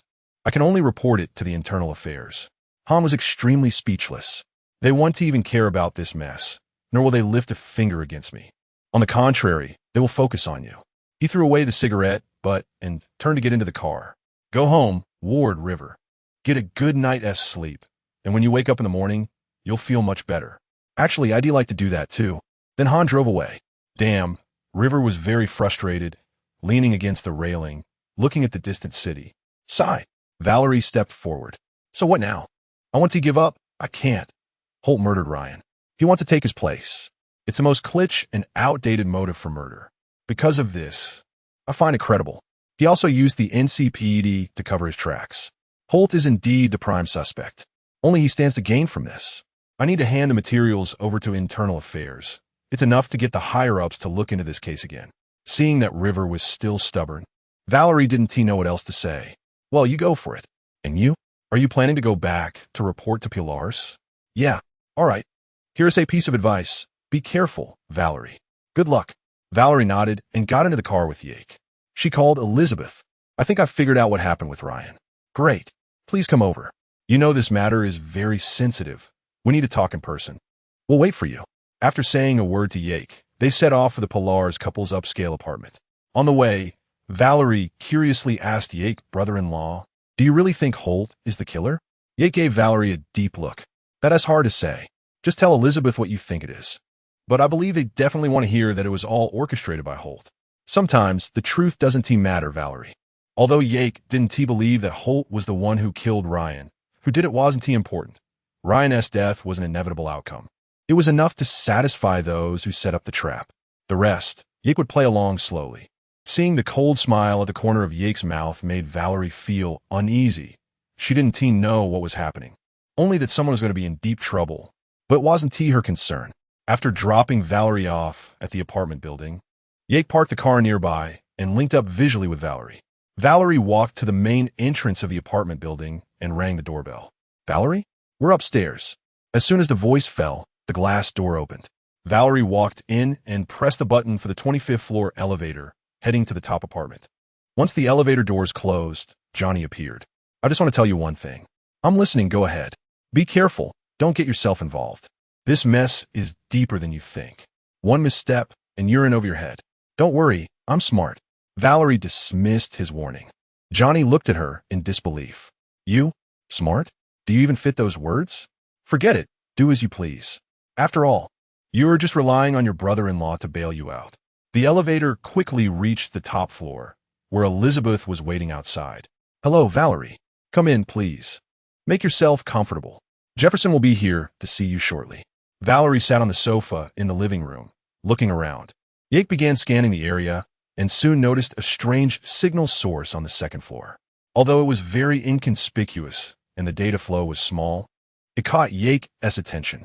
Seeing this, a cold smile appeared on Yake's lips. Found you. Valerie was unaware of this, and Jefferson came down to meet her. I'm so glad you could come, Valerie. Elizabeth said you figured it all out. I'm all ears. Valerie nodded, recalling Yake's words. After a moment of consideration, she said Ryan was murdered. He was killed by a virus-laden super dream at an SQ club. Are you sure? Yes, my partner is a very skilled hacker. He found the virus hidden in the super dream. Without him, I doubt anyone would have noticed. This virus is extremely covert. Jefferson's expression grew serious. Do you know who did it? Although I can't be completely certain, many signs point to Wilton Holt. Jefferson was excited to hear this. I knew it. Do you have the evidence? Not direct evidence, but many indirect pieces point to Holt, and he stands to gain the most from this. Jefferson looked somewhat disappointed, and Elizabeth comforted him. Knowing this is enough, Jefferson, we must be cautious. Keep an eye on Holt. Security must be upgraded. When he heard about the security upgrade, Yake's expression became subtle. He seemed to understand something. On the other hand, Jefferson agreed with his wife's words. You're right, you've always been right. Thank you for your help, Valerie. This is your reward. Jefferson's eyes glowed blue as he transferred the commission for this assignment. After Valerie saw the money had been transferred, she got up to leave. I'm glad I could help you. After Valerie left, she got into Yake's car. Seeing her, Yake started the vehicle to take Valerie home. Before leaving, Yake looked at the rooftop of a certain tall building and smiled. He then stepped on the gas and left. On that rooftop, a man in a suit watched the direction Yake was leaving. His eyes were different from ordinary people, glowing with blue light. The man frowned, his expression serious. Anomaly. Chapter 29 The Truth. After sending Valerie back to her apartment, Yak did not return to his own place. Instead, he drove to the NCPD headquarters. He needed to see Hovas's body to validate his suspicions. Yak arrived at the front gate of the NCPD headquarters, but due to the time, there was almost no one there. After observing his surroundings, he remembered there was a back door in the game that could help players enter. Indeed, he found this back door in a small alley. The logic of this door's behavior was simple. Yak utilized his hacking skills with a technical proficiency of 12 to open the door. After scanning the building, he confirmed the specific location of the morgue. Yak went to the third floor, and with his optical camouflage, he went unnoticed by a few unfortunate staff who were still working late. After taking full control of the surveillance system, Yak reached the morgue, where it was evident that the NCPD, with its poor welfare, did not have dedicated personnel to manage the morgue. After spending some time, he found Hoviz's body. Yak connected his personal link to the slot next to Hoviz's neck. A red data stream flashed in his eyes as Yak began to scan various information from Hoviz's brain when he was alive. After the detailed scan, nothing data-related could escape Yak's scrutiny. After some effort, Yak discovered a familiar stream of data that had once existed in Hoviz's brain. He also found that there should be a chip in Hoviz's brain interface to specifically hold this data stream. Although it had been deleted by hacking techniques, Yak still managed to recover some of the code. Looking at the code that was too familiar to him, Yak displayed an expression of "I knew it." The code before him was indeed the operational instruction code from the control chip in the military technology laboratory. After recovering and translating several specific codes, one of them included the most important kill. That's right. Although incomplete, it could be inferred that this was the instruction to assassinate Ryan. Clearly, the mastermind behind this cyber-psycho attack had military technology involved. However, whether they had allies remained unknown. Just as Yak was about to exit, he accidentally discovered an unremarkable yet crucial clue. Hoviz's brain had also been rewritten. Just like the Pilar's couple, he had been brainwashed, a behavior that could slowly change a person, turning them into what the mastermind hoped for, a puppet. It would subtly alter a person's thoughts, habits, and even memories. Hoviz's brain had remnants of this data, very hidden and minuscule.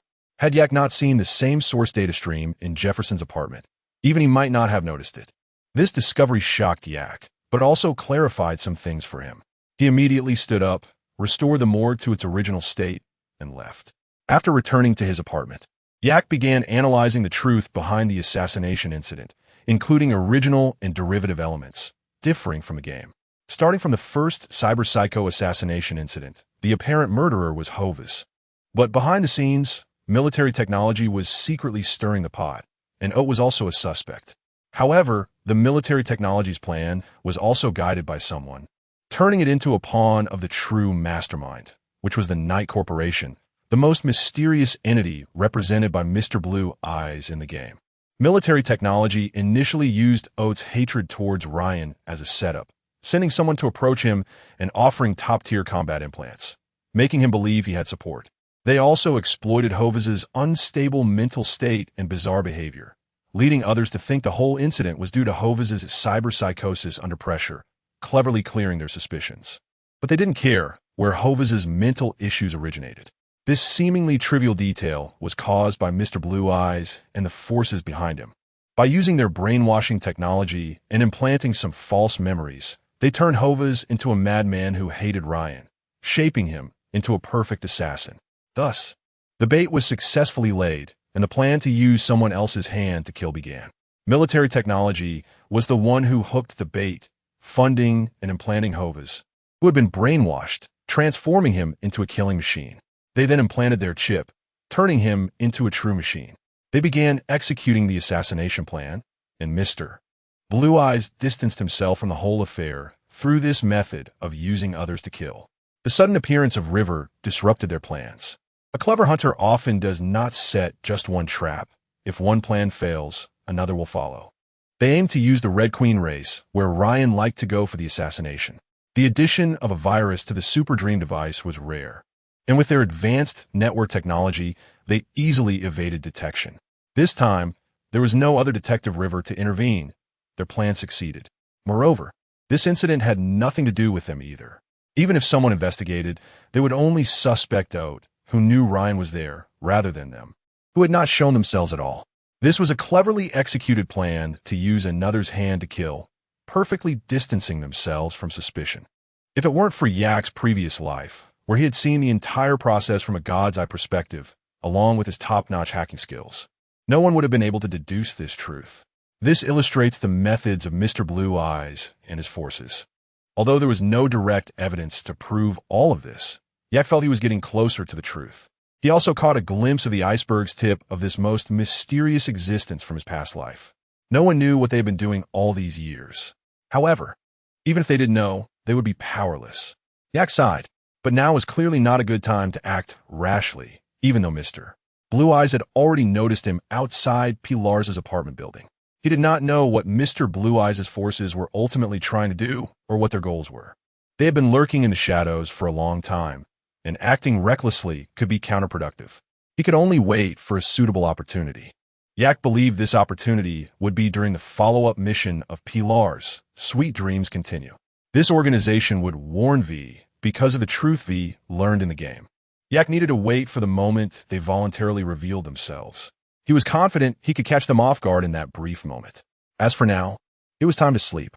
On the other side, in the conference room, a suited man with glowing blue eyes sat in the main seat and looked at several colleagues with the same eyes, saying, "I have discovered a variable outside the plan." One of the women asked, "Variable? What is going on?" Another older man scoffed, "Humph, it's just a variable. Just eliminate him." The leading Mr. Blue Eyes shook his head. "He is special. He is different from us." "Very troublesome?" Mr. Blue Eyes nodded. "But he doesn't seem to interfere with our plans. I'm not sure what he intends to do. The only thing I can confirm is that he has already noticed us." Mr. Blue Eyes recalled the day. Yak glanced back. His gaze pointed right at where he was. He never believed in coincidences. That variable has discovered him. Let us maintain a watchful stance.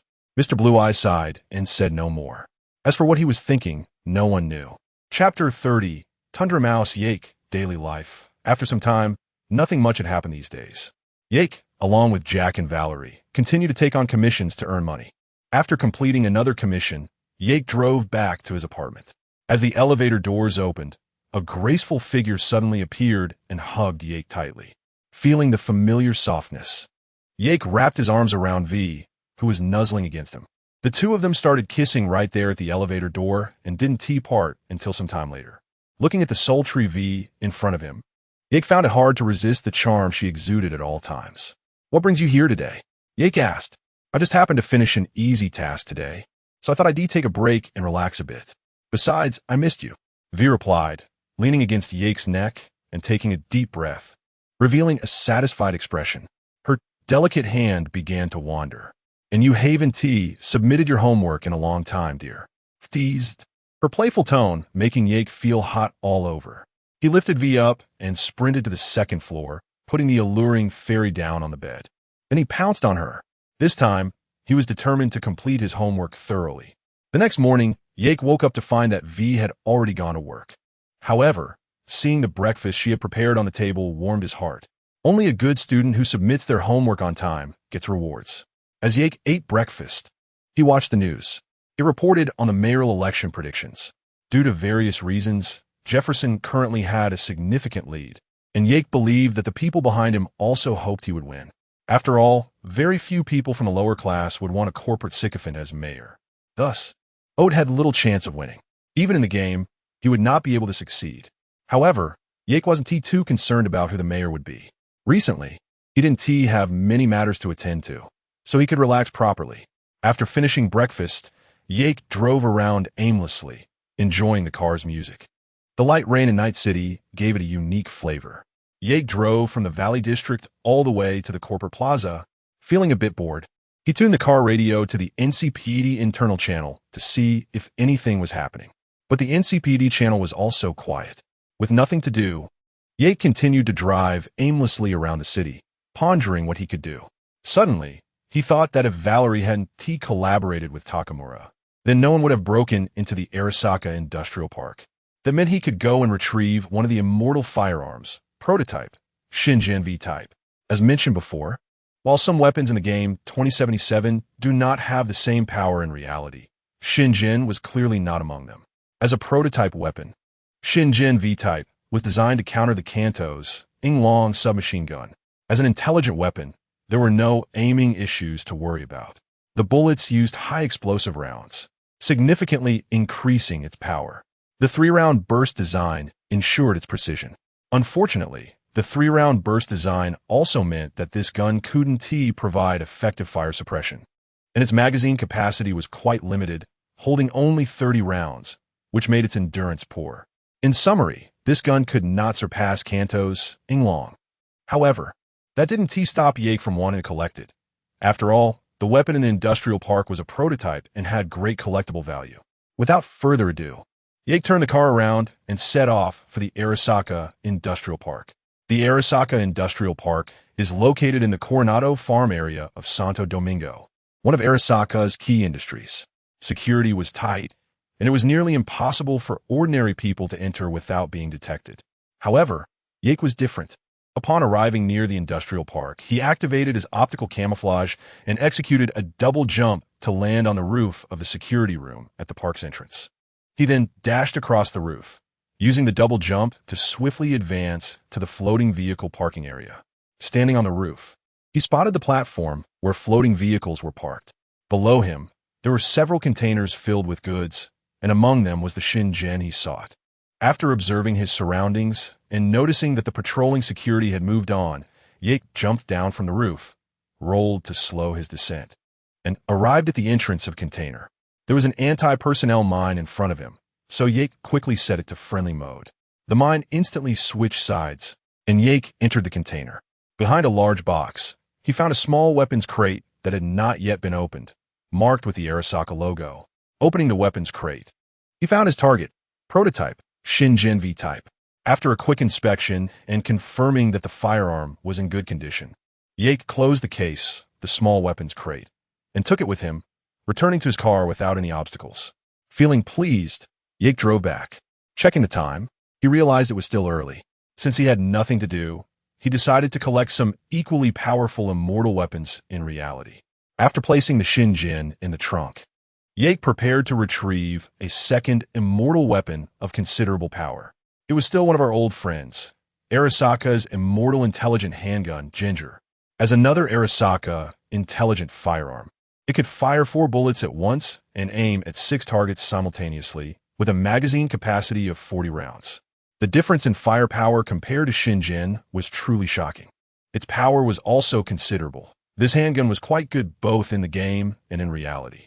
Its location was significant, situated in the Arasaka Villa in North Oak of Westbrook, the same villa that players visit in the Demon Ending.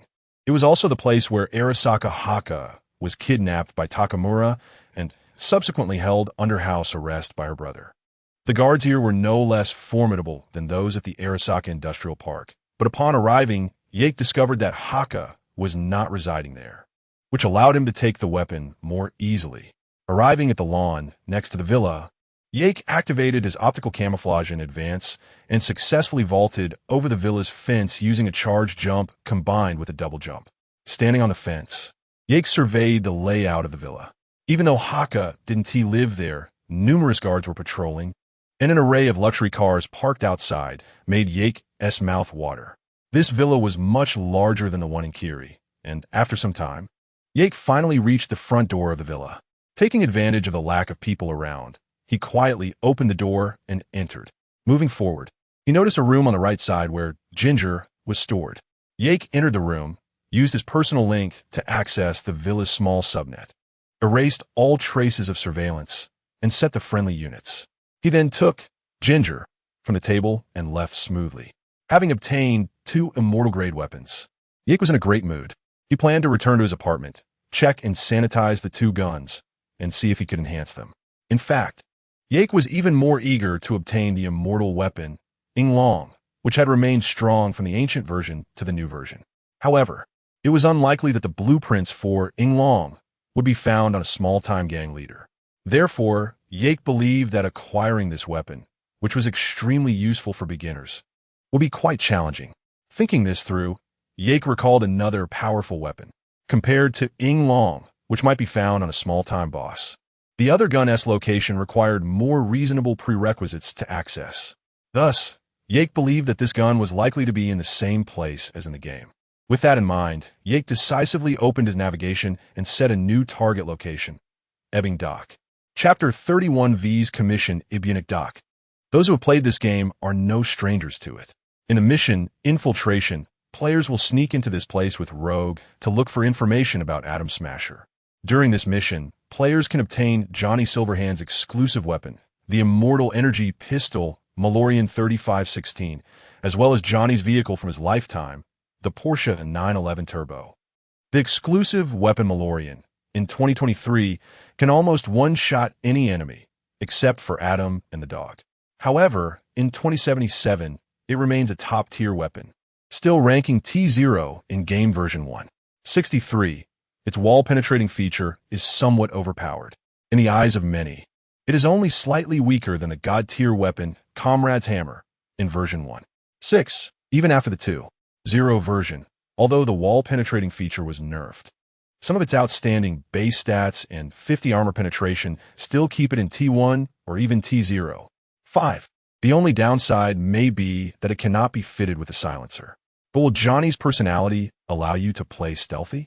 However, Yak's goal this time is not the Malorian, although obtaining it would be great. This gun is still powerful in reality and can be flaunted in front of Silverhand. Face-to-face NTR? However, Yak's focus this time is another weapon on the Ibunic, namely the ultimate weapon in the Smasher's arsenal on the ship, the 8-star gun. This weapon is one of the ultimate weapons in the late game, nicknamed the Small Rocket Launcher. Even though it only has a 2-round capacity, it does not affect its status at all. It has terrifying firepower and impact. There is also a saying among players: you can question Smasher's character, but you cannot question his choice of weapons. The downside of this weapon may be its capacity and reload speed, and it can only be obtained in the late game after defeating Smasher once. However, in reality, there are no such restrictions. After thinking about all this, Yak arrived next to Ibunic Port. After getting out of the car, he saw the distant gate and several members of the Vortex gang. After marking a target location, he spotted many enemies. Yak ignored them and marked all the enemies. He activated his optical camouflage and moved to the left side of the gate, performing a double jump onto a container. He opened the iron mesh in front of him and walked inside, then reached the end of the container. With another double jump and an aerial dash, he landed directly on the roof on the right side. Coming down from the roof, he ignored an enemy leaning against the container and continued forward. After a left turn and walking straight, he arrived at an iron gate. After using his technical skills to open it, he entered a room.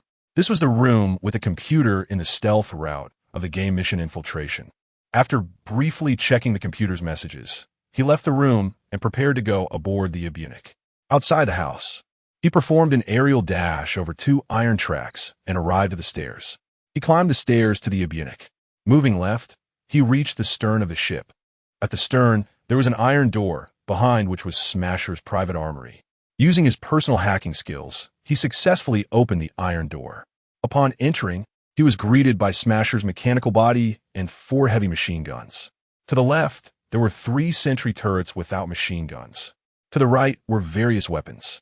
Yak ignored all the miscellaneous items and strode forward to a computer desk. There was a weapon box with the Arasaka logo on it. Opening it revealed the 8-star gun that Yak had been longing for. After putting it back, Yak took the weapon box and slipped away without alerting the Vortex gang guards. Unfortunately, he did not see the security chief Grayson in charge here. Otherwise, he could have obtained Johnny's gun or even his car today. But having the 8-star gun was enough. Yak scratched his head and drove back to his apartment. 3 days later, Badlands v. Commission, Old Rivals, Old Method, Commission Type, Steel Goods, Target, Steel Military-Grade Technology Laboratory Level Barapai Chun, Target Transport Route, Details and Email, Details, Hi Yak, dear. I might need to trouble you this time. The higher-ups have arranged for us to take this batch of goods, but I can't get away right now. I can only ask for your help. The escort standards for this military technology are already in the email. Please make the trip. Love you. After confirming the specific details, Yak closed the email and glanced at the 8-star gun in his hand. He put on his mask and goggles, sat on the stolen Apollo Badlands modified motorcycle, twisted the throttle, and headed to the calculated ambush point. On the highway, a convoy of transport vehicles marked with military technology was slowly moving. Due to the high standards of this delivery, there were 6 Emperor 620 Magnum modified armored vehicles escorting the transport truck in the middle. Just as they passed a small hill, a motorcycle suddenly shot up from above them. Before the armed men on the vehicle could react, Yak controlled the motorcycle with one hand, aimed the 8-star gun with his left arm at the front vehicles, and pulled the trigger. Several small missiles were launched, instantly blowing up the lead vehicle. with all 4 people on board meeting their demise. However, being well-trained armed personnel, the remaining few quickly adjusted their formation. Yak's motorcycle landed, and he immediately turned to fire at the now-formed escort team. The 2 vehicles being used as cover were instantly bombarded by the terrifying small rockets. Yak used the smoke from the explosions to quickly close in on them. Cover. Fire cover. The soldiers affected by the explosions requested help from their rear teammates, and the soldiers at the back quickly adjusted their positions to prepare for fire suppression. Just as they aimed and pulled the trigger, they found their weapons wouldn't fire. Damn, it's a hacker. Our weapons have been hacked. Yak used the time difference to cause weapon malfunctions for the soldiers at the back to delay for time. Seeing the smoke in front of him dissipating, Yak quickly activated the sign Wiston, clock up. The soldiers about to shoot suddenly found Yak had disappeared and immediately realized, damn, it's sign Wiston. Unfortunately, even though they reacted, it was of no use. Yak's speed was unmatched by these regular soldiers. In an instant, he appeared right in front of the frontline soldiers. Before a few soldiers could react, Yak slit their throats with his knife, and the remaining ones were taken down one by Yak's gun. The rear soldiers' weapons finally returned to normal, but at the same time, Yak's cybernetic cooldown period had ended, and he activated Sign Wiston again. Without any surprises, he successfully killed the remaining soldiers. After finishing them off, Yak scanned the truck. After confirming there was no one inside, he opened the door. After a search, he successfully found the goods that V needed, taking the experimental items in a briefcase. Yak planted some explosives near the convoy, hopped on his motorcycle, pressed the detonation button, and sped away. Chapter 32. Sudden attack. When Yak returned to the apartment, he saw V looking at him with anticipation, and he smiled as he handed over the goods to her. Awesome. I knew this job would be a piece of cake for you, darling. Mua. V excitedly hugged Yak and gave him a kiss, then transferred the money to him. Hee. Even though our relationship is like this, we can't break the rules. This is the commission for the job. Here you go. I need to take this back to report. See you. After giving Yak another kiss, V hurriedly left. Yak watched V's hurried figure and smiled. Clearly, he was used to this. There's no helping it. That's just how company dogs are. Looking at the large sum of money that had just been deposited into his account, Yak sighed. The company may not be good for anything else, but they certainly had a lot of money. On the other side, Jack and Valerie were sitting together, panting, next to a heavily injured and unconscious person. Damn, this cyber psycho is terrifying. We worked so well together, and we almost couldn't take him down. What kind of stuff is he equipped with? Jack glanced at his new gorilla arm he had replaced a few days ago and sighed with relief. He felt that if he hadn't switched to this Tier 3 cybernetic arm, he might have been in serious trouble this time. Valerie frowned as well. To be honest, ever since she had installed her sister's Tier 4 cybernetic, she hadn't encountered much resistance. The overwhelming stats of her cybernetics had made her a bit cocky. Today, the sudden appearance and attack from this cybermaniac gave her a lesson. If it weren't for Jack's cooperation, they would have likely been in serious trouble. She looked seriously at the cybermaniac they had just knocked down. I feel something is off. It seems like this psycho specifically came to attack us. Also, there are some cybernetic implants on him that I can't even scan. What Valerie didn't say was that she felt this person didn't really want to kill them, but rather wanted to capture them alive. It felt strange, especially since cybermaniacs hadn't shown up much lately. Why did they just happen to run into one today? While they were discussing, the fallen cybermaniac suddenly flashed orange light in his eyes and then started convulsing. Valerie noticed this and was about to check it out, but the cybermaniac seemed to have been hacked and died instantly, with signs of burning on his facial features. Oh shit, Jack exclaimed and quickly stood up. What the hell is going on, sis? I don't know. He just suddenly. Valerie and Jack exchanged a bewildered glance, both looking confused. Then Valerie, with a pale face, called Regina. Hey, Regina, something's off. The cybermaniac that just attacked me seems to have been hacked and suddenly died. What? Hacked? Dead? What's going on? I'm not sure. It just seemed like his brain was fried. It's weird. Regina also felt something was wrong. Valerie had no reason to call her after killing the cybermaniac. Moreover, she wasn't a hacker, and there was no reason for anyone to mess with her. But she couldn't think of a reason at the moment. Don't worry, my people are already on the way. Even if that cyber psycho is dead, it doesn't matter. Just be extra cautious. Okay. After hanging up, Valerie's frown deepened. Confirming the address she sent to Regina, She pulled Jack away from the scene. I feel something is off. Looking back, that psycho seemed to have activated some kind of self-destruct mechanism. But who would install something like that in their own head? At that moment, Johnny suddenly popped up to analyze the situation, and Valerie nodded. She felt there was a bigger conspiracy behind this. Valerie and Jack returned to the Wolf Bar, ordered 2 drinks, and went to a booth on the 2nd floor. As soon as Jack sat down, he took a big gulp of his drink, clearly not in a good mood. Valerie was still deep in thought, but with her intelligence level of 3, she couldn't figure anything out. After pondering for a while with no results, she decided to put the matter aside for now. If you ask me, your brother-in-law is just your external brain. Without him, you can only do mindless tasks. Fuck you, Johnny. At this moment, Yake was unaware of Valerie and Jack's situation, as he had encountered something similar. He looked at the person in front of him, whose eyes also lacked luster, resembling a walking corpse without any vitality. Seeing the familiar orange light in the man's eyes, Yake knew who he was. He quietly took out the countermeasure device he always carried with him. Pressing the button, an invisible wave appeared, instantly causing the control chip in the man's brain to malfunction. The man fell to the ground, convulsing and losing his combat ability. Not long after, the man went into shock due to the chip malfunction. After a quick scan, Yake noticed the man's violent cybernetic implants and raised an eyebrow. I remember Jack was looking for a decent cybernetic arm, but I wonder if he can handle this one. Yake dragged the man away, preparing to do his cleanup work. Meanwhile, in a military technology laboratory, a middle-aged man was listening to a report from his subordinate. Sir, we have captured 4 mercenaries in this operation, all with high-tier cybernetics, as you requested.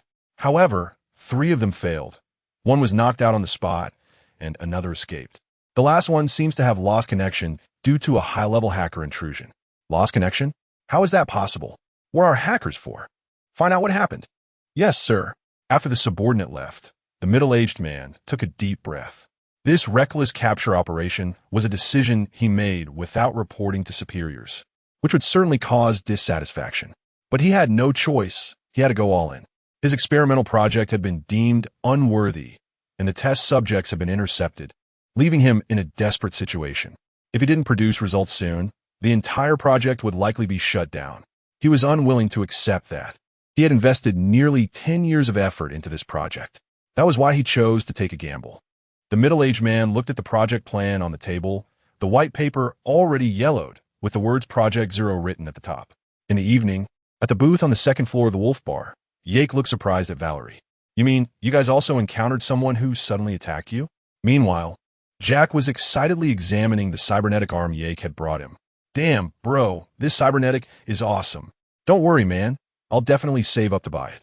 Yake waved his hand at Jack. We're brothers. Money doesn't matter. After all, I got it for free. Valerie looked at Yake with some confusion. You encountered it too? Yake nodded. This cybernetic was stripped off that guy. Upon hearing this, Valerie shared the details of their ambush with Yake. Yake fell into deep thought. He didn't know whether this meant he was exposed and that the laboratory was targeting him and those around him, or if there was something else going on. Just then, a phone call interrupted Yake's thoughts. He glanced at the caller ID. Rog? Hey, Rog, what's up? On the other end, Rog looked unwell. Do you have some time recently? I want to send you a commission. Yake raised an eyebrow. Sure, what's the commission? Today, one of the mercenaries under me mysteriously disappeared. At first, I didn't pay attention, but then several intermediaries came looking for mercenaries under them who also mysteriously vanished. This isn't unusual, right? Such things happen in this industry. But the people who mysteriously disappeared are all top-notch experts, and they almost all lost contact around the same time. This is problematic. Also, David from the Mann team, who partnered with you, was attacked. However, he managed to escape. When I learned about this, I knew something was wrong. Someone is breaking the rules, and we need to teach them a lesson. Help me investigate, Jack. I know your abilities are outstanding, and you can definitely do it. Chapter 33. Target? Transition. Yake had a strange expression on his face when he heard Roger's words. Are you saying that the mercenaries under you and other mercenaries were also attacked, including David? Roger was taken aback by Yake's question. So you were attacked too? Yeah, not just me. Valerie and Jack were attacked as well. Roger frowned. It seems things are not simple. Yeah, I've investigated this matter. It's related to the frequent outbreaks of cyberpsychosis attacks recently, as well as that major human trafficking case. My guess is that the secret laboratory forcibly kidnapped a batch of seemingly talented mercenaries to use as test subjects because they didn't have suitable experimental subjects. Roger's expression darkened. This situation was quite tricky. As a shrewd middleman, she certainly knew what the laboratory represented. Moreover, the laboratory that Yake mentioned was likely backed by military technology. Such a giant corporation was not something a small-time middleman queen like her could handle. However, if she didn't investigate, her reputation would undoubtedly suffer. This put her in a difficult position. I understand. Thank you. After taking a deep breath, Roger hung up the phone. Yake didn't say anything either. The military technology was not something people like them could move. Only another company could take down a corporation. Wait, a company? Yake suddenly thought a good plan. If this plan succeeded, it could not only destroy the laboratory, but also resolve some issues. He then called David. Hello, Brother Yake. From the other end, David sounded somewhat weak. I heard you were attacked? Yeah, I thought I was just unlucky. But Roger said I wasn't the only one. I heard one of them was even Mann's friend. Were you attacked too, Brother Yake? Yeah, not just me. My partner was attacked as well. Damn, I don't know what happened. I have a rough idea of what's going on, and Roger knows too. But I want to retaliate. Are you interested? Absolutely. I'm still burning with anger. You young people really have a lot of fire. Tomorrow night, at the afterlife, bring your team members. After hanging up the phone, Yake said to the two people in front of him, see you at afterlife tomorrow night? Valerie and Jack exchanged glances and nodded. Then everyone went back to their respective homes. After returning to his apartment, Yake called V. Hi dear, what's up? After greeting V, Yake told his girlfriend about what happened today. What? You, Valerie, and Jack were attacked by unknown individuals, and it was targeted? Are you all okay? I'm coming back now. It's fine, V. We're all okay. And this time, the attack wasn't just on us three. Several other mercenaries were attacked too. Some are not so lucky. Upon hearing this, V calmed down but still frowned. Yake then explained most of the situation to V. So you mean the attackers came from that military laboratory in the data you gave me before? Yes, it's very likely them. So it's because of you that their experimental mice are running low. That's why they are capturing people for experiments? But why are they capturing mercenaries, especially high-level ones? Won't that attract attention? First of all, disappearances in the mercenary industry are normal. Additionally, the captured mercenaries all have some advanced cybernetics. I think they want to capture some highly talented individuals for experiments. V nodded, agreeing with Yake's assessment. So what do you plan to do now? Hee. They mess with me, so I won't let them off easily. I've already contacted another victim who escaped, along with his team members. We're preparing to do something big. And I can also help you get some achievements. What do you think? How many achievements have you given me, dear? I've practically given myself to you, and it's still not enough. We'll discuss the specific details tomorrow. Just prepare the appropriate commission for me.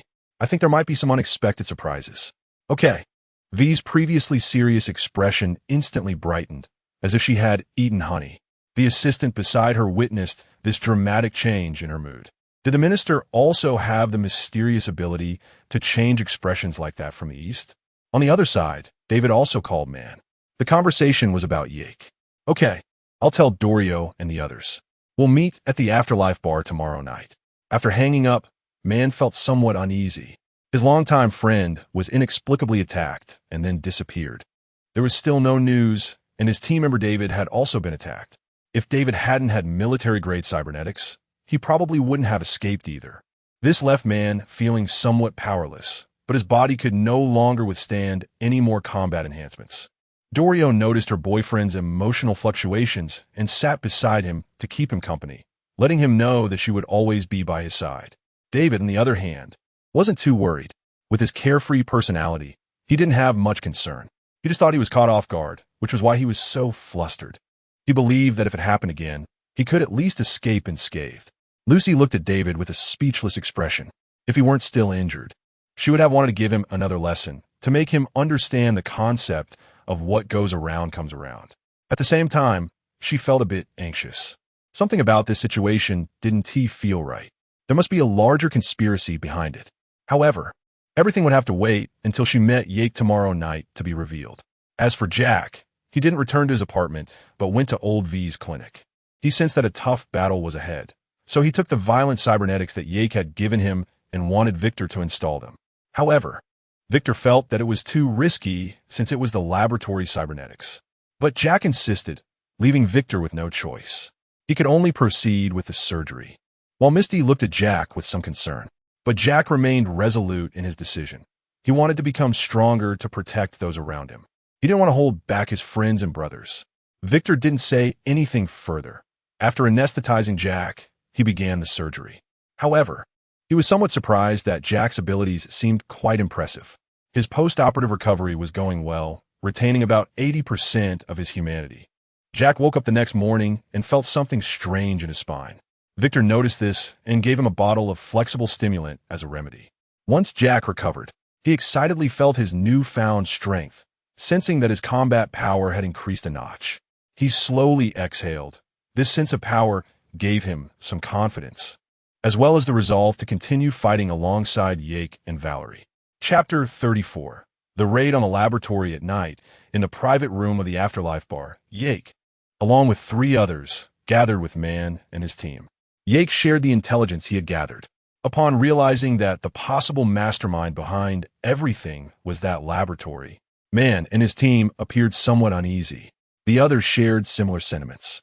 Typically, a laboratory is backed by a corporation, which is not something a few mercenaries can shake off. However, Mann was unwilling to let it go just like that, especially since one of the kidnapped individuals was his friend. The atmosphere fell into an eerie silence. Yake was not surprised. After all, in the cyberpunk worldview, corporations are seen as unshakable mountains in the minds of the lower class. Don't worry, Yake said. If you're truly willing to act with us this time, someone will cover us. Only a corporation can defeat a corporation. He then sent an email to the group. ROG. Mission. Now we are the righteous side. Mission type. SOS. Urgent need for mercenaries. Destroy target. Objective. Rescue kidnapped mercenaries. Destroy the laboratory. Location. Confidential. Details. Okay, it seems your connections are quite extensive. Since someone is willing to do this, we might as well go with the flow, right? Some secretive mad scientists have broken the rules, and we need to teach them the rules of this city. The exact address has been uncovered by my people after a day and night of overtime. Let's go give them a lesson, but this time it's no joke. You'll face not just the laboratory security, but also the monsters inside the laboratory. Good luck to you all. The group looked at the content with varying expressions. They were all smart people. From Yake's earlier words, it was clear that there was support from another corporation behind this operation. Although they were reluctant to admit it, this was currently the best course of action. Mann's team exchanged glances, and considering that their leader's friend was also captured, they nodded in agreement. Mann hoped for his team to support him in rescuing his friend. But ultimately, the safety of the team came first. Seeing his teammates nod in agreement, he sighed in relief and felt quite good. Yake nodded in acknowledgement and sent them the specific location of the laboratory. After confirming the location, they all went back to prepare their gear for the big operation. Yake returned to his apartment, took out the 8-star gun from the armory, calibrated it, and set it aside. He re-oiled his 2 revolvers and loaded bullets into his belt one by one. After securing the belt, he placed the 2 revolvers properly, donned his combat suit and bulletproof vest, and then tucked 2 blizzard guns next to his ribs. He retrieved the Incubus and secured it on his back while hiding the Raven. After grabbing some extra ammunition, he was ready to set off. Valerie returned to her apartment, took out the black unicorn gifted by her sister, and grabbed Mighty Brick along with a pile of extra ammunition before heading out. Jack and Mann's team also prepared their weapons for the mission. At 1 a.m., everyone arrived at the designated spot, which was also near the specific location of the laboratory, an abandoned large warehouse in the River Valley area. It was hard to imagine this was the legendary laboratory. Just a month ago, there had been a major strike here, and the rioting workers had been massacred. Yake threw down his cigarette, but stating that laboratories like this couldn't be in the light, wishing no one knew about them. Let's go, it's time to act. Everyone connected to the team's communication channel. Yake donned a mask and distributed several devices to Mann and the others. This is my homemade gadget. If you encounter someone with orange glowing eyes, use this to incapacitate them. It's not as simple as you think, so be careful. They nodded in agreement. The group split into 3 teams. Lucy, Chiwei, and Sasha formed the hacker team to provide support from the rear. Mann's team and Jack were responsible for the front assault. Yake and Valerie took on the role of side harassment. Once confirmed, Everyone began their actions. Yake led the way and, along with Valerie, stealthily eliminated 2 guards watching the laboratory elevator. The hacker trio was in charge of handling the surveillance at the entrance. After Yake accessed the subnet and gained elevator privileges, he nodded at the others. Mann and the others entered the elevator, while Yake and Valerie headed for the stairs on the other side. The hacker team followed closely behind them. Inside the elevator, Mann and his team checked their weapons. As the elevator approached their destination, Mann and Jack exchanged glances, then moved to the door, raising their machine guns to catch the people below by surprise with firepower. David followed closely behind, ready to ambush with his Stan Winston after the 2 charged out. Ding! The elevator doors opened, and, just as a person in a lab coat raised his head to enter, he was met with 2 large figures. Hello? Before the nearby guard could react, the 2 machine guns opened fire. Tot. The sudden barrage caught everyone off guard. Several guards and numerous lab personnel were instantly turned into a sieve by the terrifying firepower. Mann and Jack charged forward. Come on, you bastards. Mann's here, Mann shouted, extending his left hand.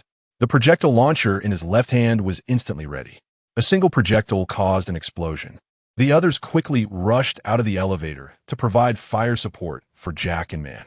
David swiftly activated his Stan Winston for a surprise attack. In the office, a piercing alarm rang out. What's going on? Sir, we are under attack. What? Release all remaining test subjects. Let's see who dares to attack us. Number 1. No need for him to intervene. Yes. Upon hearing the alarm, Yake and the others quickened their pace. The hackers found a secure room and began hacking into the subnet to provide cover for Mann and the others' frontal assault. Yake and Valerie also pressed forward quickly. The group proceeded smoothly according to their plan. Although the laboratory's guards had reacted, they suffered severe casualties due to the time delay.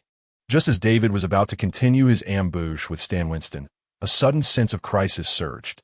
He instinctively activated Stan Winston and dodged. Clang!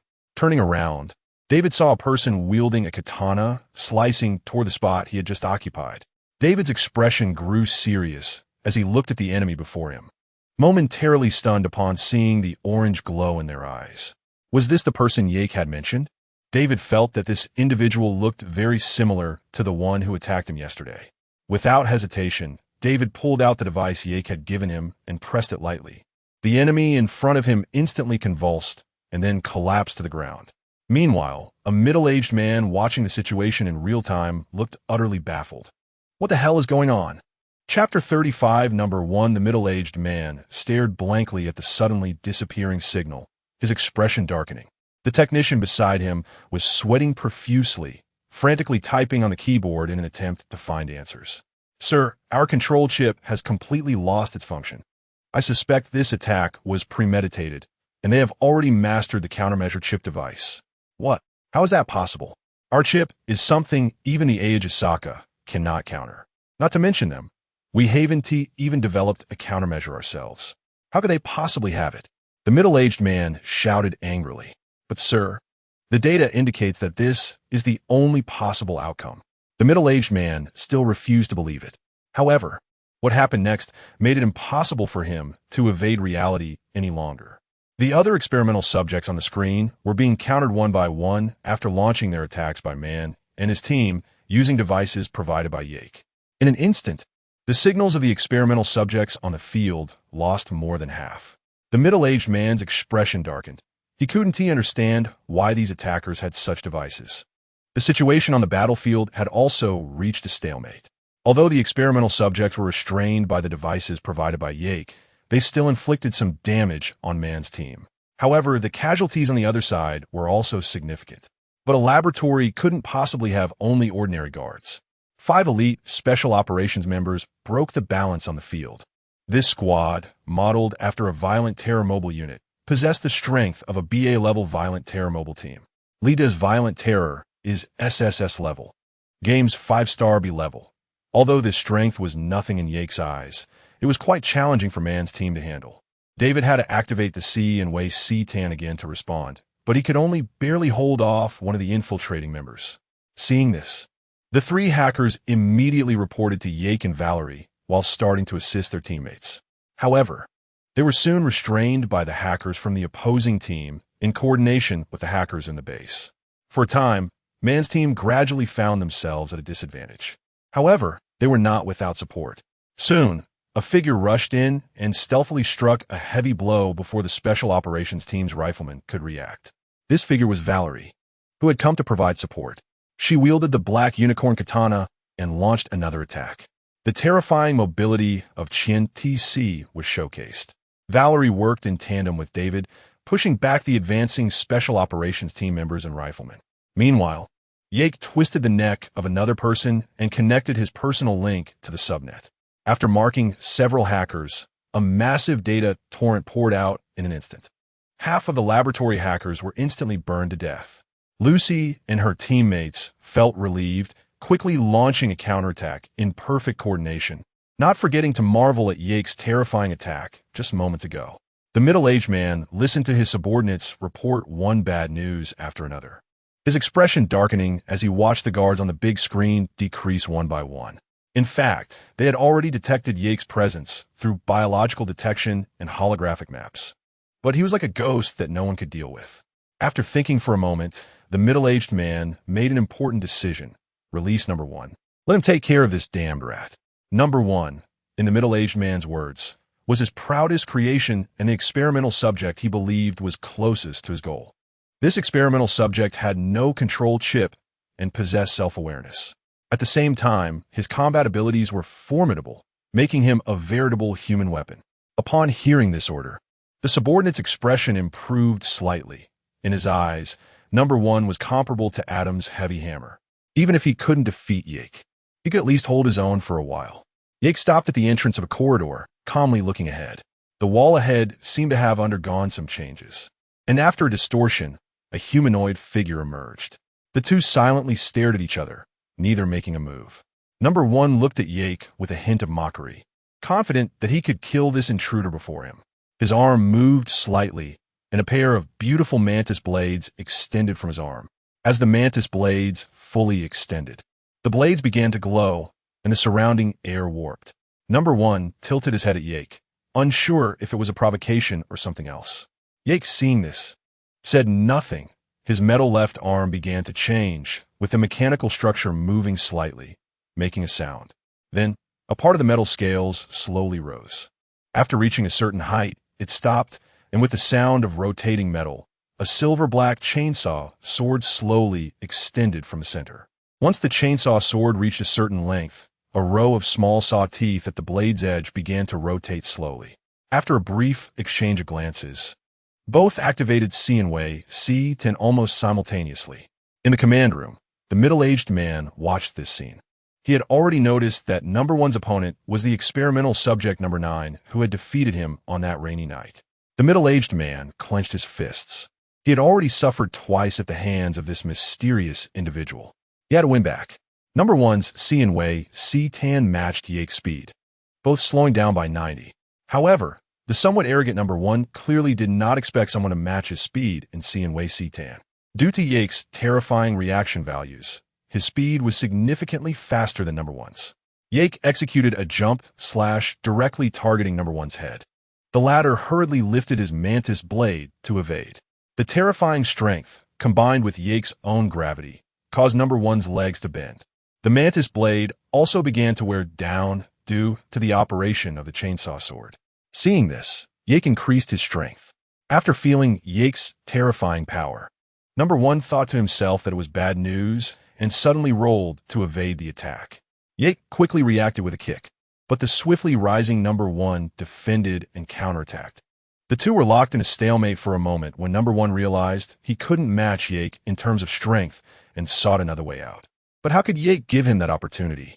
He increased the strength in his left arm to suppress number one, then swung his right fist for a kidney punch.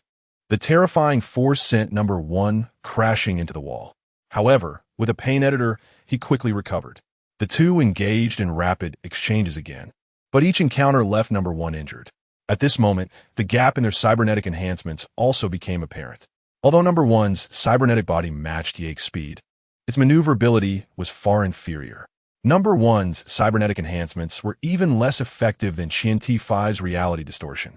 Now, His C and Wei C-Tan had forcibly exited the acceleration state due to overheating. In reality, he could not withstand the maximum duration effects of C and Wei C-Tan on his body. The backlash from the cybernetic enhancements caused him to spit out a mouthful of blood. However, Yake, still in the acceleration phase, paid no mind to this.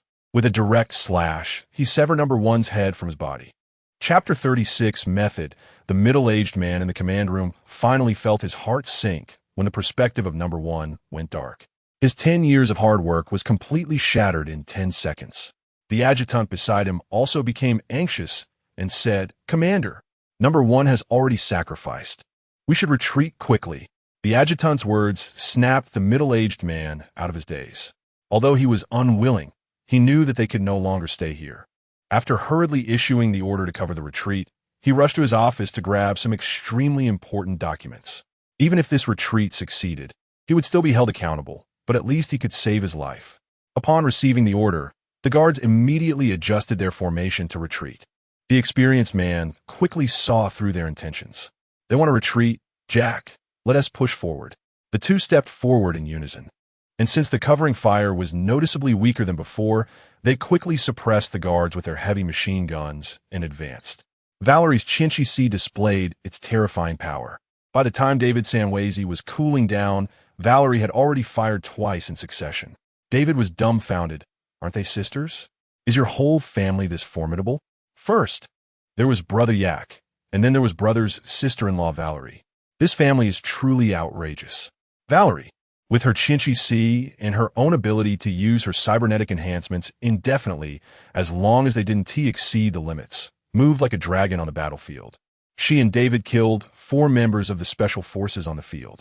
The last hacker was burned to death by 3 hackers due to Valerie's interference.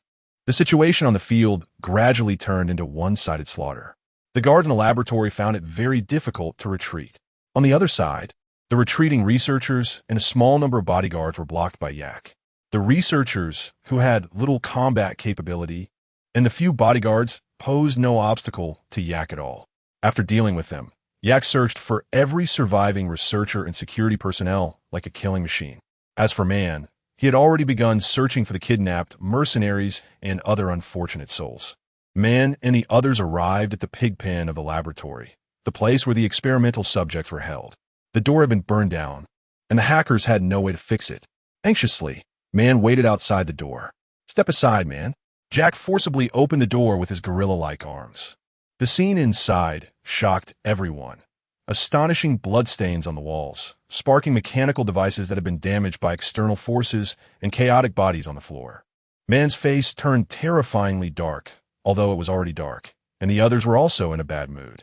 Mann quickly confirmed the identities of the bodies and, upon finding that none of his friends were among them, breathed a slight sigh of relief.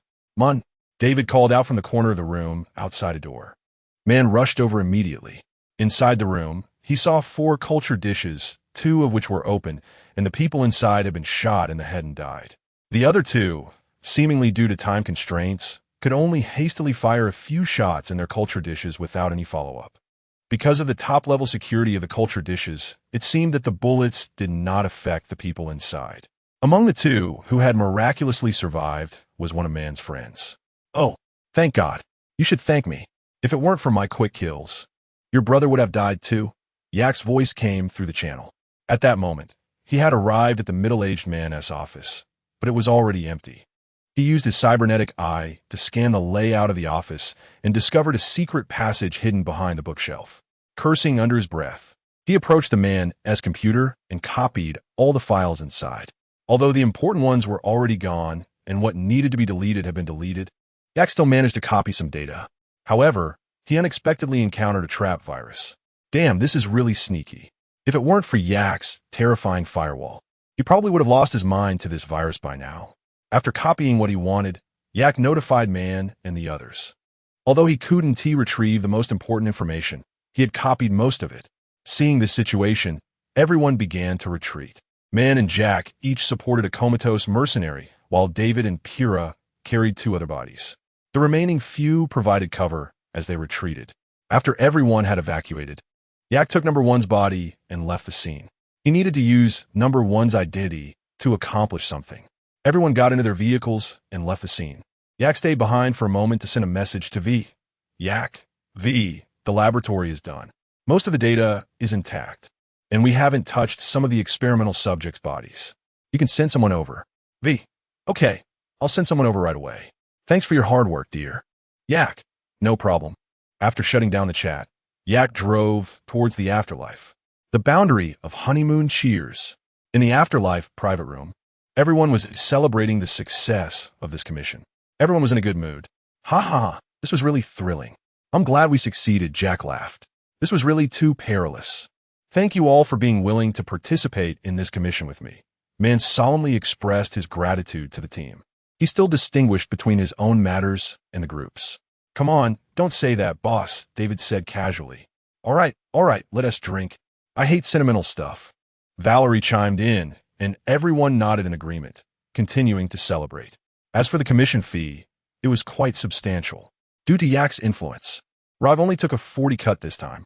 They had a whole 60 of the commission fee to split. Each person received about 50 to 60,000 in commission. Meanwhile, V was busy but also very excited, as this was a major achievement. Although she couldn't be promoted in the short term, this achievement had already made her the queen of the counterintelligence department. With her own hard power and efficiency, she successfully silenced the board and some discontented subordinates. Upon returning to his apartment, Yak began his plan. He connected his personal link to number 1 and started forging some chat records and separating chips. This project seemed simple, but was actually a bit troublesome. Only Yak could accomplish this, so he was confident that his forgery wouldn't raise any suspicions. By the time he finished, it was already past midnight, and Yak went to rest.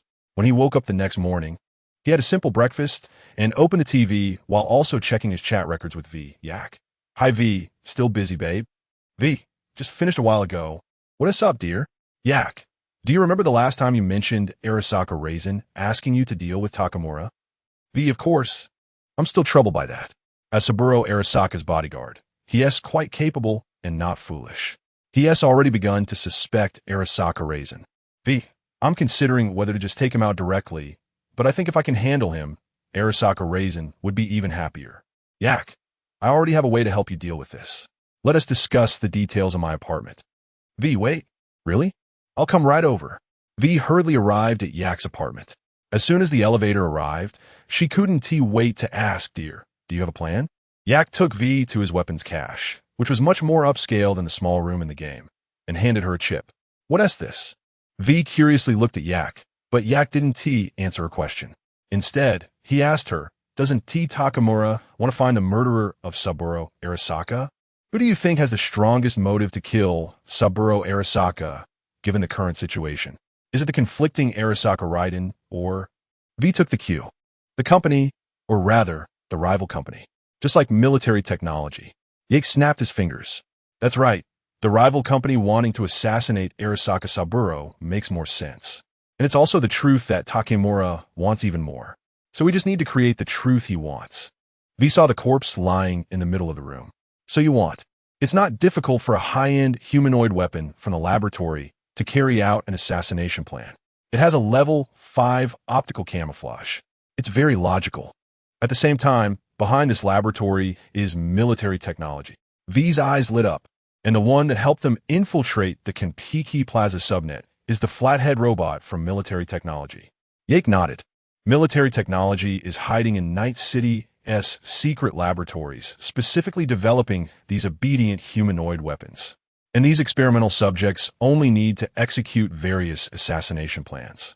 They dispatched the strongest experimental subject, number 1, to successfully assassinate Arasaka Saburo. Recently, the frequent and bizarre cyberpsychosis events are also the result of this laboratory. But our astute Minister V discovered the peculiarities of these cyberpsychos, and after her day and night investigation, she finally found clues about this laboratory. She immediately reported and executed a plan to raid the laboratory with a team on a certain day.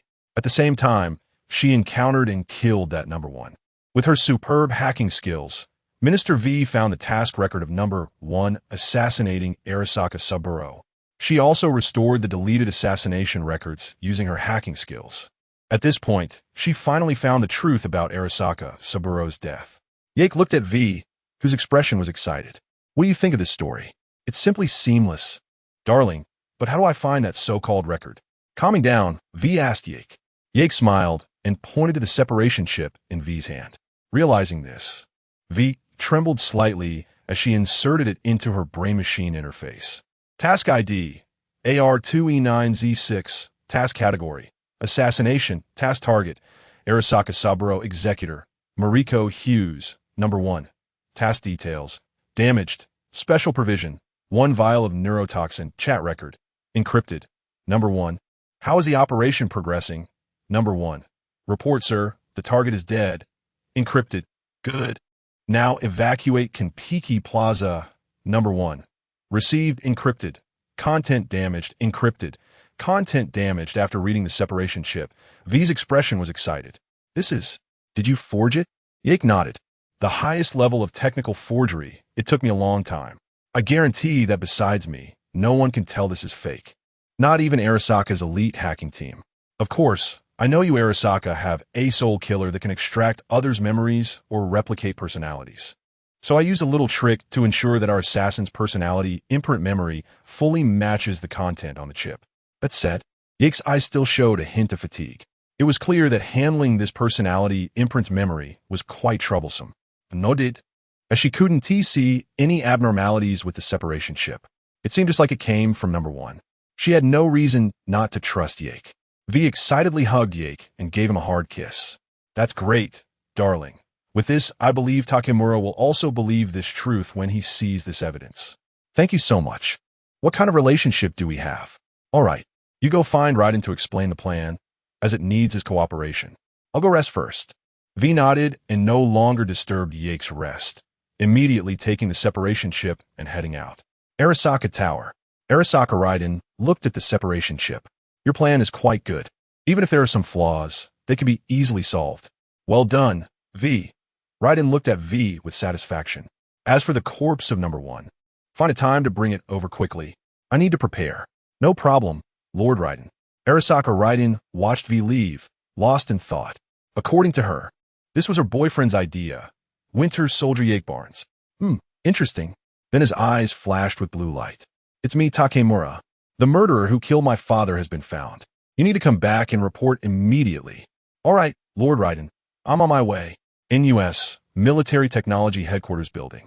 The middle-aged man who escaped from the laboratory now stood in front of an elderly man like a guilty schoolboy. What are you doing?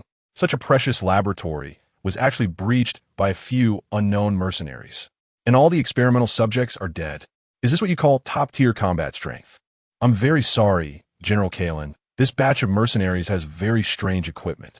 Our experimental subjects were completely countered. Strange? Didn't TU say that your chip can't be countered? What's going on now? Countered by a bunch of mercenaries? This is the funniest joke I've ever heard. The middle-aged man wanted to say something, but was interrupted by the elderly man. I don't want to hear your explanation. I only know the laboratory is gone. As for you, think about it for a while. The middle-aged man's expression changed, but he had no choice but to accept his fate. After leaving the room, the man's face was gloomy. Dung. Who exactly disrupted my plan? I must find him, and also that mercenary who killed Number 1. I will make you my experimental subject. Thinking of a mercenary who easily crushed Number 1 in battle. Hatred and greed appeared in the middle-aged man's eyes. The adjutant beside him silently shook his head. Let's catch him, sir. Yake was unaware of all this. Waking up in the evening after a good sleep. After making himself a steak for dinner and filling up, he went out. With some free time, he prepared to collect some vehicles he could acquire for free. This time, he was going to acquire a motorcycle. Nazer, it's Tsukishin 10. This is the hidden mission reward in the 2077 main game. It seems that after version 2.21 update, it can no longer be obtained directly through a password. However, there are no so-called mission prerequisites in reality. Arriving at the warehouse next to the All Foods factory, entering the password 0214 in front of the left rolling shutter door will open the warehouse door. Inside is the motorcycle he was looking for. Regarding the hidden mission of this motorcycle, it is also a well-known betrayal incident in Night City. I won't go into too much detail. However, through the mission, It can be inferred that this motorcycle most likely belonged to a Tiger Claw gang leader, but now belongs to Yake. Chapter 38.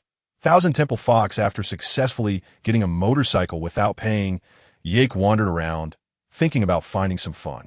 The night city gradually revealed its true nature at night. Street shootouts and gang conflicts were the daily routine of this city. Countless young dreamers perished in this devouring city. As Johnny said, if one could quietly die in the dream of this city, leaving so peacefully would be like winning the jackpot. No one wants to believe the numbers on the death lottery, but that is Night City, a place comparable to Gotham in DC, and it loves Los Santos. Here, you could throw a grenade on the street and receive a bounty. While Yake was cruising on his motorcycle, he suddenly received a communication. Attention all NCBD outsourced personnel. A report has been received of suspected organized crime activities at the edge of Willow Street. The city-wide wanted target is Nobu Imai. He is accused of being involved in multiple cases of human trafficking and forced labor. Yake had some impression of this NCBD outsourcing incident. It seemed to be one of the immortal weapons on the player's weapon wall. The Immortal Kinetic Shotgun Sovereignty, a weapon prototype based on a double-barreled shotgun. This weapon is not evaluated in the game, as the author has never played shotgun builds. But in reality, it certainly wouldn't be too bad. The most important thing is the blueprint. Although a high-tech weapon blueprint similar to Ing Long couldn't possibly appear on a gang member, a more ordinary shotgun was still possible. In any case, he had to go take a look. After getting off his bike, Yake saw two members of the Tiger Claw gang guarding the entrance. The two men were about to chase him away when they were hit by two bullets. Yake didn't even glance at their corpses and strode inside. The Tiger Claw members inside heard the gunfire and sensed something was wrong. They all drew their weapons and ran out to check the situation. Seeing this, Yake opened fire, pulling out another revolver. Dual-wielding revolvers activated the Death Eye. The world before him turned black and white, and time slowed down. Each enemy's head, heart, and other vital areas glowed red in this monochrome world, standing out prominently. This was the weak point marking skill of the Death Eye, with red spots indicating areas that could cause severe injury or death. Yake marked the heads of 10 enemies in succession. He pulled the trigger, and the Death Eye marking's guaranteed hit attribute kicked in. 10 gunshots, 10 lives lost. The Tiger Claw members instantly lost 2/3 of their number. Then, data streams flickered in his eyes, and the remaining 4 were taken down by Yake using 3 cybernetic malfunctions and 1 synaptic meltdown. Yake calmly stowed away the 2 revolvers that had run out of bullets and walked deeper through the deserted shop. Before him appeared a man in a black leather jacket looking tense. Nobu Imai, extortion, human trafficking, illegal detention. It's you, right? What? Do you want to be a big hero? Yake found it somewhat amusing to see Nobu Imai feigning calmness in front of him. A hero? Night City doesn't need heroes. But I can't be bothered to say much. You really deserve to die. Before Nobu Imai could draw his gun to fight back, his synapse was instantly burned out by Yake. Not such a peaceful departure. After taking a photo of his corpse and submitting it, Yake received a bounty of 2,500, which was quite low, to be honest. He also found a chip on him. Upon inserting it into his brain, he discovered that it contained the production specifications for the weapon sovereignty he wanted. What surprised him was the signature beneath the blueprint. Thousand Temple Fox. Thousand Temple Fox? Could it be that the blueprint for this weapon was created by him? Interesting. Someone who could modify a weapon to an immortal level is indeed a rare talent. He needed to inquire about this individual and find a way to get to know him. After all, good weapons are crucial in the mercenary business. Yake slowly walked out, got on his motorcycle, and left the scene. Yake's apartment isn't in Dogtown. Yake looked at the message from Rogue. It was normal. You could get many things in Dogtown that were hard to find in Night City. When Yake was browsing the black market, he had seen a magic lizard for sale. However, he hadn't noticed Thousand Temple Fox at that time. He didn't know who he was back then. A modification fanatic who likes to work on all sorts of strange gadgets? Interesting. Perhaps they would have many common topics. Yake smiled at the newly made sovereignty resting on his lap. One must say that someone who could come up with such modification methods has some brains. God knows how he thought of it. Maybe he could find some good treasures when he meets him. With a gun in hand, he went downstairs and drove toward Dogtown, preparing to visit the black market and meet Thousand Temple Fox. He passed through security smoothly and arrived at the black market in Dogtown. Thousand Temple Fox's shop was located beneath the shop selling hacker dolls. His shop was filled with various cybernetics. When Yake arrived, Thousand Temple Fox, dressed in a blue-black work uniform, was seriously repairing a leg cybernetic. As Yake approached, Thousand Temple Fox removed the black headphones from his head and noticed Yake's mechanical arm. "Wow, buddy, your cybernetic is impressive." Hearing familiar Mandarin, Yake was taken aback. But after reacting, he smiled in response. "Aren't you from the Dragon Country? This cybernetic is custom-made." "Uh-huh. Didn't expect to run into a fellow countryman here. I've hardly encountered any Dragon Country people in Night City, except for those from Kanto." Yake nodded and took out the sovereignty from behind him, placing it on the counter. "This gun comes from your blueprint. Do you remember it?" "Of course. But I remember selling this blueprint to someone from the Tiger Claw gang. Seems that little Cherry Blossom got into trouble. Forget him. Do you have any similar weapons or production specifications here?" Yake stated his purpose for coming here, and Thousand Temple Fox nodded. "Ido, brother, Ido. I have many powerful weapons like this one. Kinetic, intelligent, electromagnetic. I've got them all. Whether it's a pistol or a rifle, I have it here." Yake looked at the separation chip Thousand Temple Fox handed over. He had to admit this guy was a talent. He had almost every kind of weapon. Weapons that appeared in games he had played before, and ones that hadn't could all be found here. Yake selected a modified Sidara shotgun. After Thousand Temple Fox's modifications, the full charging time for this gun was only 0.6 seconds, and the damage was also increased by 20 compared to the original version. The only downside was that the recoil would be a bit stronger, but for Yake's iron arm, that was negligible. Since there weren't many customers in the shop, and because they were fellow countrymen, the two sat down and chatted for a long time. A kid from a great eastern country, full of dreams, arrived in this city, wanted to make big money with his skills and improve his parents' lives back home. Sometimes he also hoped to stand out and become someone important. While they were chatting, Yake inadvertently saw the figure of a middle-aged woman busy at the modification station in the shop. But when he turned to look, the figure had disappeared. Was it an illusion? Maybe he was just seeing things. Yake decided not to dwell on it and continued chatting with Thousand Temple Fox. For some reason, he always felt a sense of familiarity when facing Thousand Temple Fox. This feeling was strange, like a so-called resonance of souls. Thousand Temple Fox also mentioned feeling a sense of familiarity with Yake, but attributed it to them coming from the same hometown. Hometown? The two talked about various topics for a long time before realizing how much time had passed. Yake packed up the modified Sidara he had bought and prepared to leave. Seeing this, Thousand Temple Fox waved him goodbye. "Goodbye, brother. If you need anything in the future, remember to find me. I'll give you a discount." Yake nodded. "Goodbye, brother." Chapter 39, A Simple Effort Ding. Achievement unlocked. Hello, fellow villager, ding. The host has successfully altered the main storyline, causing the Bamboo Village to continue pledging allegiance to Arasaka, Yoshinobu. Reward obtained. Blue rose. Blue rose. A stunning blue rose that never withers. Throwing it into the air will create a rain of rose petals within a certain range, blocking the enemy's line of sight. The rose has thorns. Elegant yet deadly. Within the rain of petals, the host's speed increases by 20.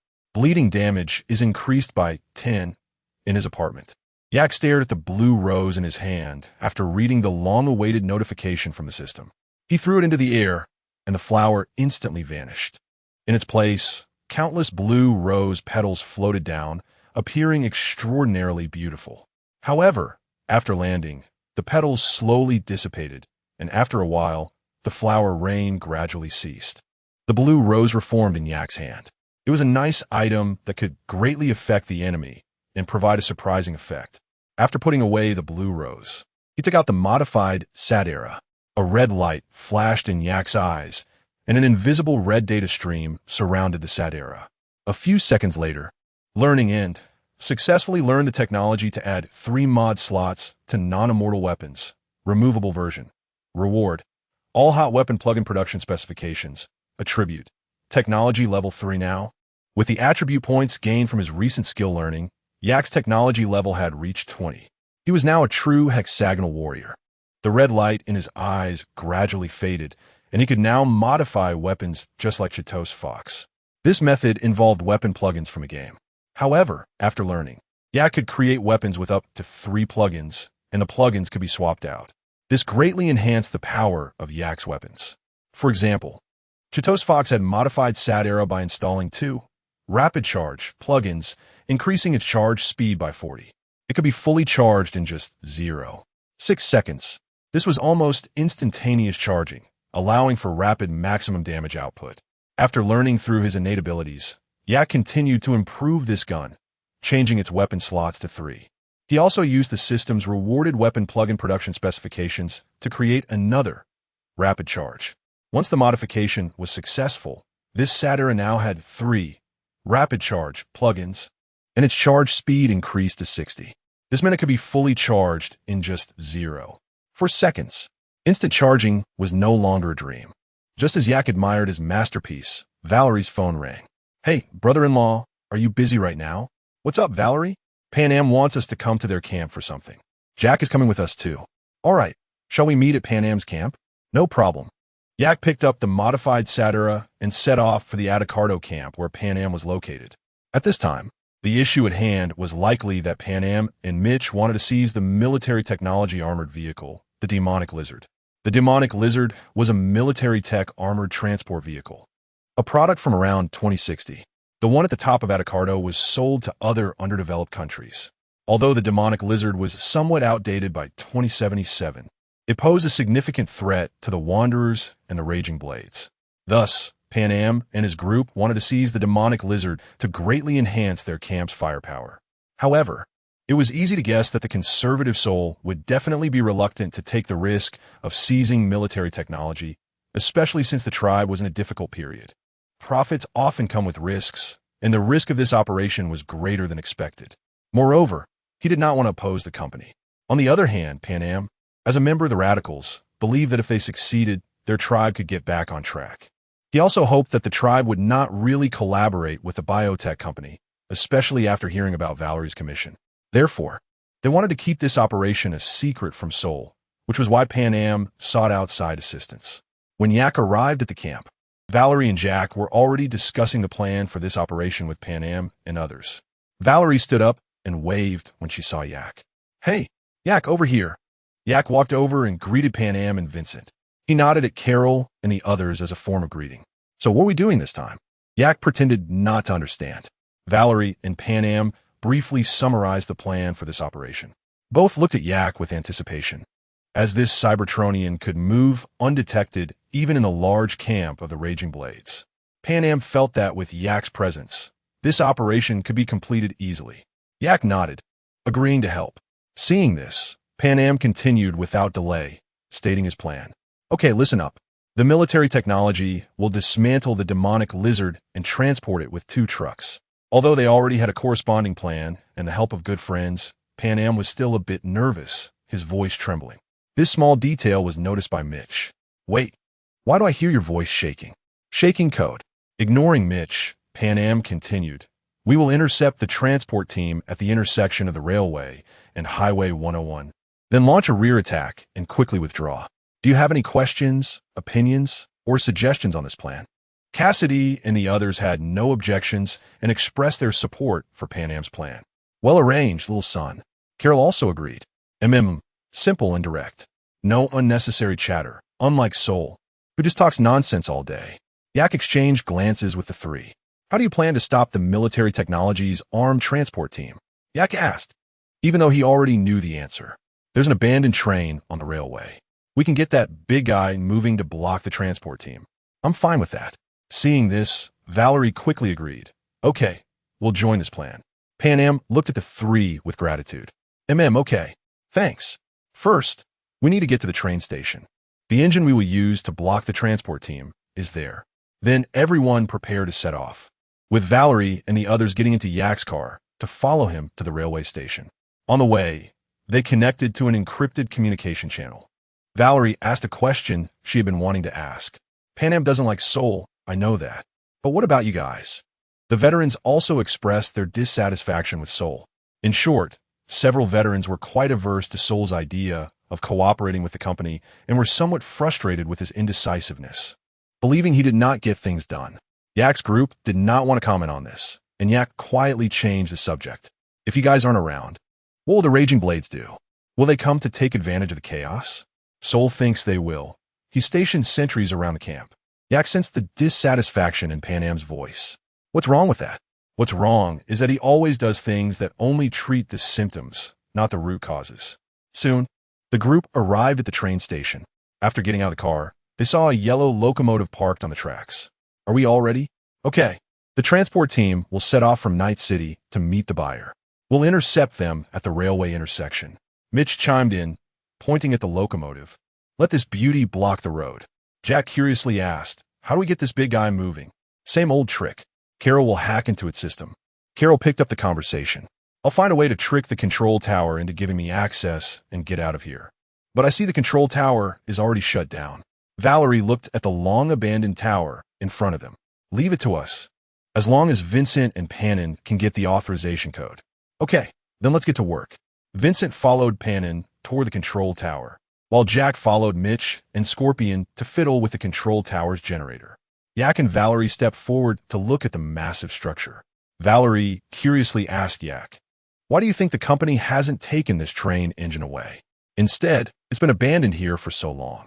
Red data streams flickered in Yak's eyes as he scanned this relic of the old era. This thing has been here for at least 40 years, probably dating back to the Blackwall era. It's nuclear-powered, just like a submarine. Valerie was even more curious. Isn't it stranger to leave it here? Johnny chimed in with his opinion. The company probably included it in their cost optimization report. In front of the control tower, Panam and Vincent finally managed to open the nearly derelict door and successfully entered the tower. Since the elevator was out of order, they had to take the stairs. On their way up, Panam temporarily exited the communication and chatted with Vincent. I've loved trains since I was a kid, and the stations, watching countless tracks intersect. The junctions. Right in them. If you look from above, you might feel free, like you could just set off and embark on thousands of journeys. Maybe it's simpler to see hope. The two arrived at the control room. All right, we're here. Panam reconnected to the communication. Carol, what are we looking for? Punch cards. Rectangular cards with a string of round holes on them. Can you help me find one? Vincent and Panam split up to search for the punch card. Soon, Vincent found one. Found a card. Great job. Carol, we found one. Now what? Put it in the card reader. Vincent walked back and inserted the card into the reader. Pushing the lever, the train on the tracks began to move. We did it. Come look. The two leaned against the windowsill, watching the train slowly start up, while Yak and Valerie downstairs also watched as the massive machine began to move. The little locomotive looks quite nice, Johnny commented on the engine. Upstairs, Panam and Vincent leaned against the windowsill chatting. Vincent, I have something to tell you. You seem happier here. I can feel it from a kilometer away. Don't joke. I'm just putting my family at risk, risking being scolded by Sol, and possibly getting kicked out of the tribe. You think I look happy? Because you believe what you're doing is beneficial to the Ikado family. Even if it's hard, even if you're scared to death. Wow, you figured that out? Panam said, pretending to be surprised, but thinking about how to change the topic. Fortunately, Vincent, with his emotional intelligence, took the initiative to shift the conversation. Didn't you have something to say? Panam seized the opportunity to ask the question that had been bothering her. Maybe it sounds silly, but why do you help me so much? Is it just because we're partners? Vincent looked at Panam seriously. Because it's important to you. Is that all you want to say? I'm sorry, I didn't mean it that way. Listen, Vincent, sorry, discussing feelings isn't really my thing. I'm just not good at talking, and I'm afraid my words will backfire. It's okay, Panam. Vincent comforted her, but Panam seemed to reject it. Because I've been keeping my mouth shut, okay? The problem is I often act without thinking. Vincent deeply resonated with that. Yeah, I noticed. Panam, although a bit reckless in her actions, wanted to be more cautious about her feelings. I know, but following your instincts can also be a driving force. When I naturally do something, I feel it's sincere. But with you, I still want to be careful. Why be careful with me? Because I really care. But I'm afraid of doing something stupid or saying something foolish and then being left alone in the desert. At that moment, Panam was like a little child who had made a mistake, being very cautious. I'd rather stay by your side, even if it's just as a friend. Vincent seriously said while holding Panam's arm. Next time, seize your impulse. Panam froze for a few seconds. It felt like they hadn't said anything, yet they had said everything. Panam felt much lighter after expressing herself. She even patted Vincent. Okay, anyway, I've given you a warning. Now, go join the others. After the two went downstairs, they arrived at the campfire where everyone was gathered. Valerie looked at them, lost in thought. She subtly gestured to Yak, and they both looked at Vincent and Panam with meaningful glances, making the two feel a bit guilty and embarrassed. They quickly sat down, pretending nothing had happened. The others exchanged knowing smiles, especially Jack and Yak, who understood what Vincent's gaze represented. They looked at Vincent with a teasing expression.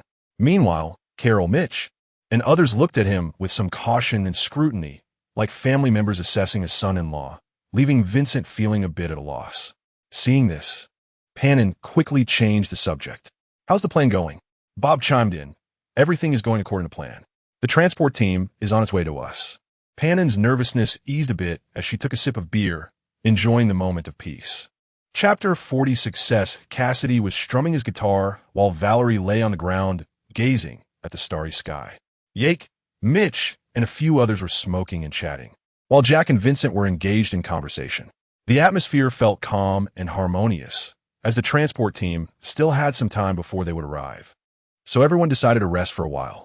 The next morning, Valerie was awakened by Yake. Wake up, Valerie. They're coming. Valerie got up from the makeshift mattress, wiped her face to wake herself up, and followed Jack and Yake to the vehicle. Several cars arrived at the small road next to the railway. Under Carol's direction, the train parked to the side began to move slowly. Everyone sped up along with the train. They were quicker than expected. They wondered if they could catch up.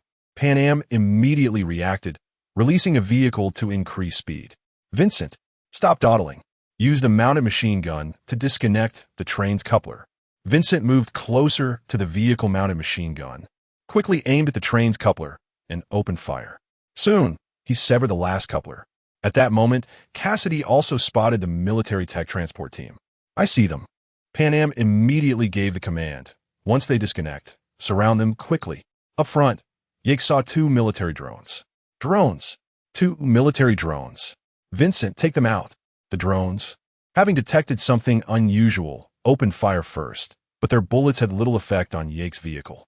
Seeing this, Vincent quickly turned his gun to fire at the drones. Under the powerful fire of the vehicle-mounted machine gun, the two drones were soon shot down. Unfortunately, Panam's vehicle-mounted machine gun malfunctioned again. Damn it, it might have jammed again.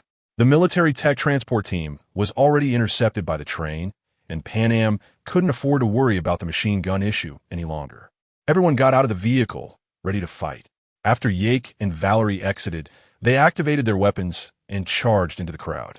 Perhaps due to the butterfly effect, this transport team had more personnel than in the game, but it didn't matter much. Jack pulled out his Defender heavy machine gun and began to spray bullets. The effect was immediate, as a small portion of the military tech soldiers were suppressed by Jack's firepower. Cassidy showcased the sharp shooting skills of an old cowboy, dodging bullets while finding openings to shoot, causing significant casualties among the military personnel. Meanwhile, the military tech team contacted the person in charge of this transport operation. We're blocked by the Wanderers. 6 vehicles. No, the road is blocked. We need to change routes. It was evident they didn't take the Wanderers seriously, thinking they could easily handle the attack, but they would have to pay for their arrogance. Valerie's thermal energy mantis blade sliced through the crowd like a hot knife through butter. On the other side, Yake was more violent. Without his incubus, he was using his fists. The superb mobility of the Seinweisten combined with his Mamba iron elbow left the military tech soldiers in a tragic state. The firepower of the other Wanderers was also formidable. Soon, the team leader of this convoy realized something was wrong. Their numbers were rapidly dwindling, while the Wanderers had not yet suffered any casualties. Just as he was frantically trying to call for reinforcements, the team leader let out a painful scream as he slowly fell, seeing the thermal energy mantis blade protruding from his abdomen. As the blade was pulled out, the team leader fell to the ground unwillingly. With all the military tech soldiers dead, Panam's operation was a success. Mitch, Bob, go. Panam commanded the two to get on the military tech transport truck, which was carrying the split-up magical lizard. Just as planned, the two quickly sat in the driver's seat and started the vehicle, ready to leave at any moment. At that time, Carol was also controlling the train, preparing to depart. All right, the train is leaving. You better hurry up. Everyone quickly boarded the vehicles to evacuate the scene before the military tech reinforcements arrived. Okay, we're leaving. All right, let's go. Everyone drove away, planning to take a detour back to the camp. On the road, Mitch appeared very excited. Damn, we did it. Ha ha ha. Panam, who had been tense all along, finally relaxed. Of course we would succeed. I told you so long ago. The group took a long detour, during which Yake dismantled the positioning devices from the military tech transport vehicle. A total of 5 positioning devices. They finally returned to the camp. However, upon returning, a new problem arose. Sol, the older brother, was not easy to deal with. Cassidy said with some concern, "By the way, should I go talk to him?" A few vehicles were parked at the camp entrance, with 2 military tech trucks and a magical lizard on top particularly eye-catching. However, Panam refused Cassidy's kind offer, preparing to face Sol's accountability herself. "No, thank you. I can handle it myself." Seeing such a large commotion, Sol at the edge of the camp couldn't sit still. Upon seeing the military tech symbols on the trucks, Sol's face darkened. "Damn it, Panam." Hearing Sol's tone, Panam could already imagine what he was about to say. "Oh, here we go." Sol pointed angrily at the magical lizard. "What does this mean?" "It means exactly what you see. The magical lizard. I only see 2 trucks with huge military tech logos. Panam, this thing can be seen from kilometers away. Are you trying to make our troubles even worse? The Ravagers could show up at any moment. Now, great, we also have to worry about military tech." Panam also grew impatient, yelling back at Sol, "Shut up. Damn it. Keep your mouth shut. Are you really going to sell your life to the company forever? Fine.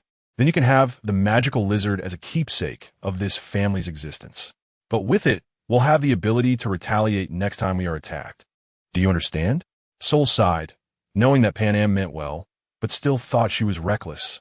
"In a while, I will hold a family meeting to discuss this matter. To discuss you. Until then, don't let me see these trucks again." With that, Sol turned and left. "What about the magical lizard? We want to assemble it. Do whatever you want, just don't let me see it again." Panam, ignoring the rest, turned to Mitch and the others. "Bob, Mitch, you 2 take the trucks to the back. We need to unload the cargo first." "Sure, but what after we unload?" Bob asked curiously. Cassidy, who was thinking aside, seemed to have come up with a good idea. "Hey, I have an idea." Everyone went about their business, and Valerie and the others approached. Valerie looked at Sol's departing figure. "You were really bold just now." Panam chuckled, "Thanks. Heh, the last time I did something like this, I was probably 10 years old. It seems you're still quite skilled at it now." Vincent, standing next to Panam, said. "I think the family supports you this time," Vincent remarked. Panam, hearing this, showed some disdain. "Oomph. What makes you think that?" All I heard was silence. The looks at the magical lizard were practically drooling over it.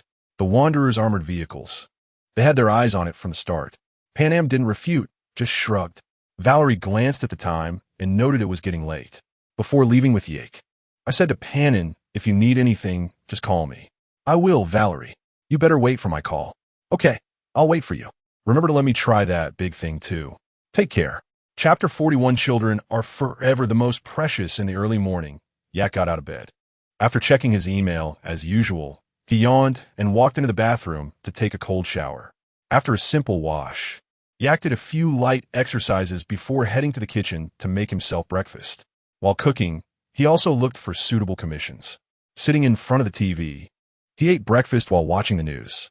At that moment, News Channel 54 was airing a report on what Yak and his team had done yesterday.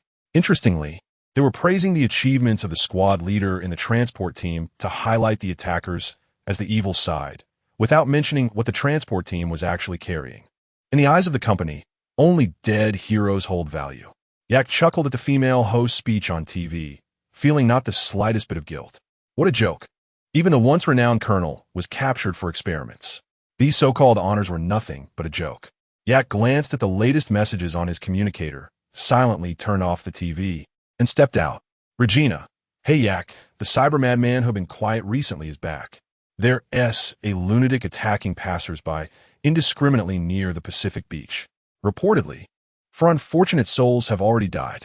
Go take a look and try not to kill the guy." While driving, Yak closed the chat window and pressed the accelerator, speeding toward the target location. Pacific Beach, blood death. A burly man over 2 meters tall, with was wildly swinging a hammer in his hand. Terrified passersby were frantically dodging his attacks. Around the man, there were several gruesome corpses, and the human tissue clinging to the hammer looked particularly grotesque and disgusting. At this moment, not far in front of the burly man, a finely dressed little girl holding a toy bear was evidently terrified by the horrific scene. "Wow, Mommy! I want Mommy!" The frightened little girl broke down in tears, and the already deranged man became even more agitated upon hearing her cries. He raised his hammer to bring it down. A woman in a suit staggered to the edge of the beach. She was the girl's mother, who had just finished a phone call and was returning. As the woman turned to head back, she saw a large crowd of passersby fleeing in the opposite direction. Realizing something was wrong, her face turned pale, and she rushed forward. When she finally reached the beach, she saw her daughter and the madman beside her. The girl's bodyguard had disappeared without a trace, likely dead. Seeing the burly man about to smash her daughter, the girl's mother, despite her instinctive fear, rushed forward to save her child. "Xiaolon, run!" However, the terrified little girl had no courage to take a step, and as she watched the madman's hammer about to fall, the girl's mother felt as if she had lost all her strength. "No, die, you little brat!" The madman grinned with a sinister smile. "Clock up, ding!" The horrific scene the madman imagined, where the little girl met a tragic end, did not occur. Instead, it felt as if his hammer had struck a very hard object and could not advance even a fraction. Suddenly, a strong force pushed back, causing the dazed man to stagger back a few steps. When the madman regained his composure, he noticed a man had appeared in front of the little girl. Standing at 1.9 meters tall with a slender build, the man had slightly messy black long hair and a black mask covering half of his face. His eyes were as calm as an ancient well, staring at the man as if he were looking at a dead person. What stood out was the man's left arm, which was a completely metallic silver mechanical arm. Yak looked at the cyber madman in front of him, noticing the gruesome bodies behind him, and frowned. He glanced back at the little girl, who was still quietly crying. He sighed with relief. Although he prided himself on not being a good person, let alone a hero, he could not bear to watch a small life perish. When he thought of the madman's mocking expression as he swung the hammer at the girl, Yak's gaze gradually turned cold. The madman sensed the threat emanating from Yak and instinctively took a few steps back, creating some distance between them. The girl's mother also reached her daughter's side, trembling but tightly hugging her child. "Xiaolon, are you okay? It's all Mommy's fault. It's all my fault." The little girl slowly began to recover from her fright and hugged her mother back. The woman in the suit hurriedly checked her daughter's body and, upon finding no injuries, sighed in relief. She turned to Yak, who stood in front of them. "Thank you. Thank you so much." Yak did not turn back. "We need to get out of here quickly. The next scene is not something the child should see, even if she has already seen quite a bit." The woman in the suit nodded, trembling, having recognized that the burly man was likely a cyber madman. To avoid affecting Yak, she quickly picked up her daughter and turned to leave. The madman, still confronting Yak, grew increasingly agitated upon seeing his prey escape. Originally calmed by the intense threat from Yak, he lost his reason again. Now, only the desire to kill remained in his eyes as he raised his hammer and charged at Yak, roaring. In any world, children are the most precious. Those who harm children are unforgivable. Yak coldly watched the madman charging at him and directly pronounced his death sentence. The scales on his metal arm began to twist, and Yak lifted his leg, taking several quick steps toward the madman. A fully charged hook punch struck the madman's abdomen. The terrifying force directly turned the madman into a folded screen, and many of the cybernetic implants inside him shattered under this inhuman strength. It could be said that Yak defeated the madman with one punch. The fallen madman spat blood and could not rise. However, upon seeing Yak approach with murderous intent, his biological instincts urged him to escape. Unfortunately, Yak's punch had nearly incapacitated him. The madman could not make any moves, only watching helplessly as Yak approached him. Yak looked at him coldly, his left arm charging up again. The sound from the metallic scales seemed like a countdown to the madman's death. Bang! Yak's fist slammed into the madman's forehead, instantly exploding his head. Blood and brain matter splattered all around. Yak swung his arm in a 360-degree circle, shaking off the residue on his arm. He glanced at the separation chip that must be refreshed on every cyber madman and sent a message to Regina. Yak, this guy's a fan of Adam Heavyhammer. He's a pervert who enjoys killing. He installed a military-grade berserk component on himself, and as a result, he couldn't handle it and completely unleashed his perverted tendencies, starting a killing spree. When I arrived, he was about to attack a little girl. I couldn't hold back and killed this idiot. This job is my fault, sorry. Regina, looks like Night City is down one more scum, which is good news. But I didn't expect you to lose control of your emotions. That's quite rare. The money has been transferred to you, seeing an additional $6,000 in his account. Yak smirked. Our reporter lady is as stingy as ever. Chapter 42 Coincidence? After confirming that the money had been transferred, Yake prepared to leave the scene. The woman in the suit approached Yake with her daughter. Thank you again, sir. I owe you a big favor. Could I get her contact information? It will be convenient to reach out if there's anything needed. Yake glanced at the woman's expensive custom suit and nodded. It was clear she held a significant position in her company or was a member of a prominent family. New contact added. Su Mengwan. Receive transfer 100,000. The woman smiled, her eyes shimmering with a blue light, and nodded at Yake before leaving with her daughter. The little girl waved at Yake as they departed. Goodbye, big brother. Yake watched the mother and daughter leave, blinking at the 100,000 euros transferred to him. Looks like I've saved a big shot. The surname Su, an Asian face. That expensive suit. Could she be from Kanto? Yake shook his head, too lazy to think too much. He drove away from the scene. As for what to do with the body, he'd leave it to those gangsters. After all, the NCPD wasn't interested in what happened in Pacifica. Meanwhile, at the Kanto Night City branch building, Su Mengwan wore none of the gentleness she had when speaking with Yake. Instead, she exuded the coldness and authority of someone in power. She looked at her two trusted aides. Investigate that cyberpsycho incident from today. I want to know if it's just bad luck for me and my daughter, or if there's some conspiracy at play. Also, look into the person who saved my daughter. Check if he has any connection to this incident. Be discreet. For now, he's still my daughter's savior. Yes.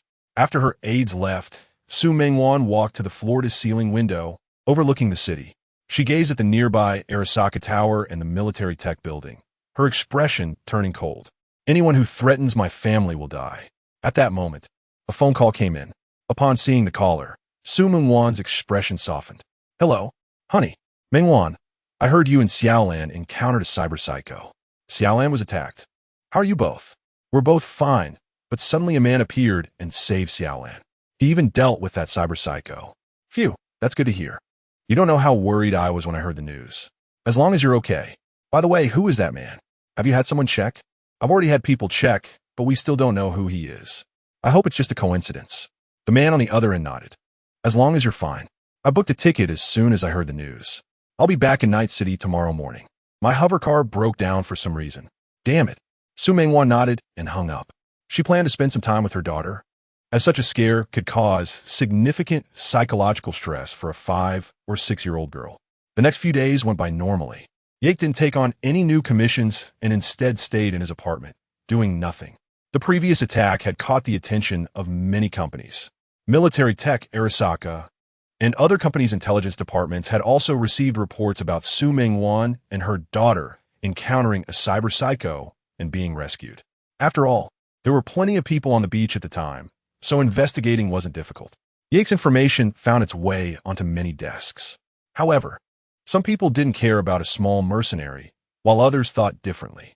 At Arasaka's counterintelligence department, "Dear, you've saved a big shot," V remarked as she looked at the intelligence uploaded by her subordinate.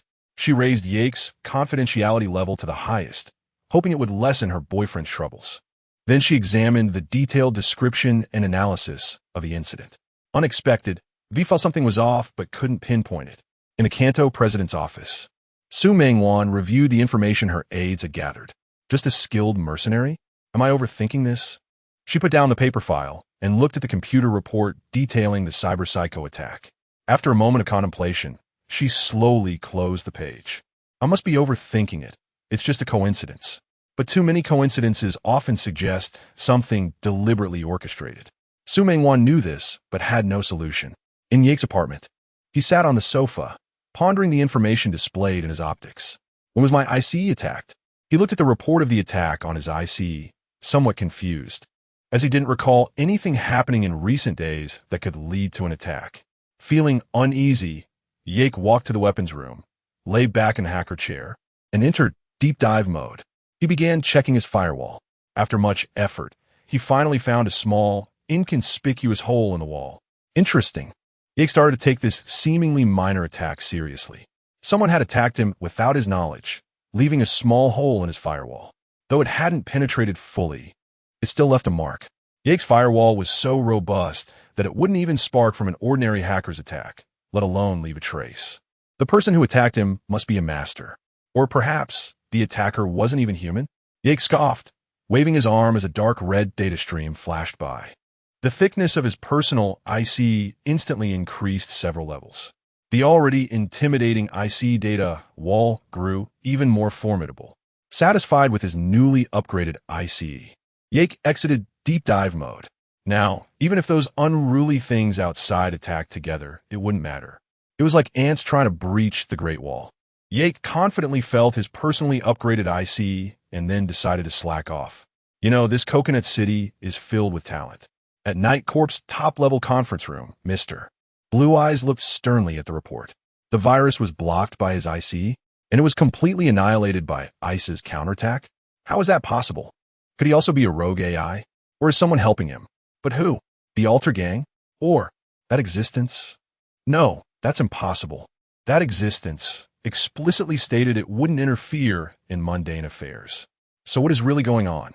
Mr. Blue Eyes furrowed his brows, feeling that some matters were slipping out of his control.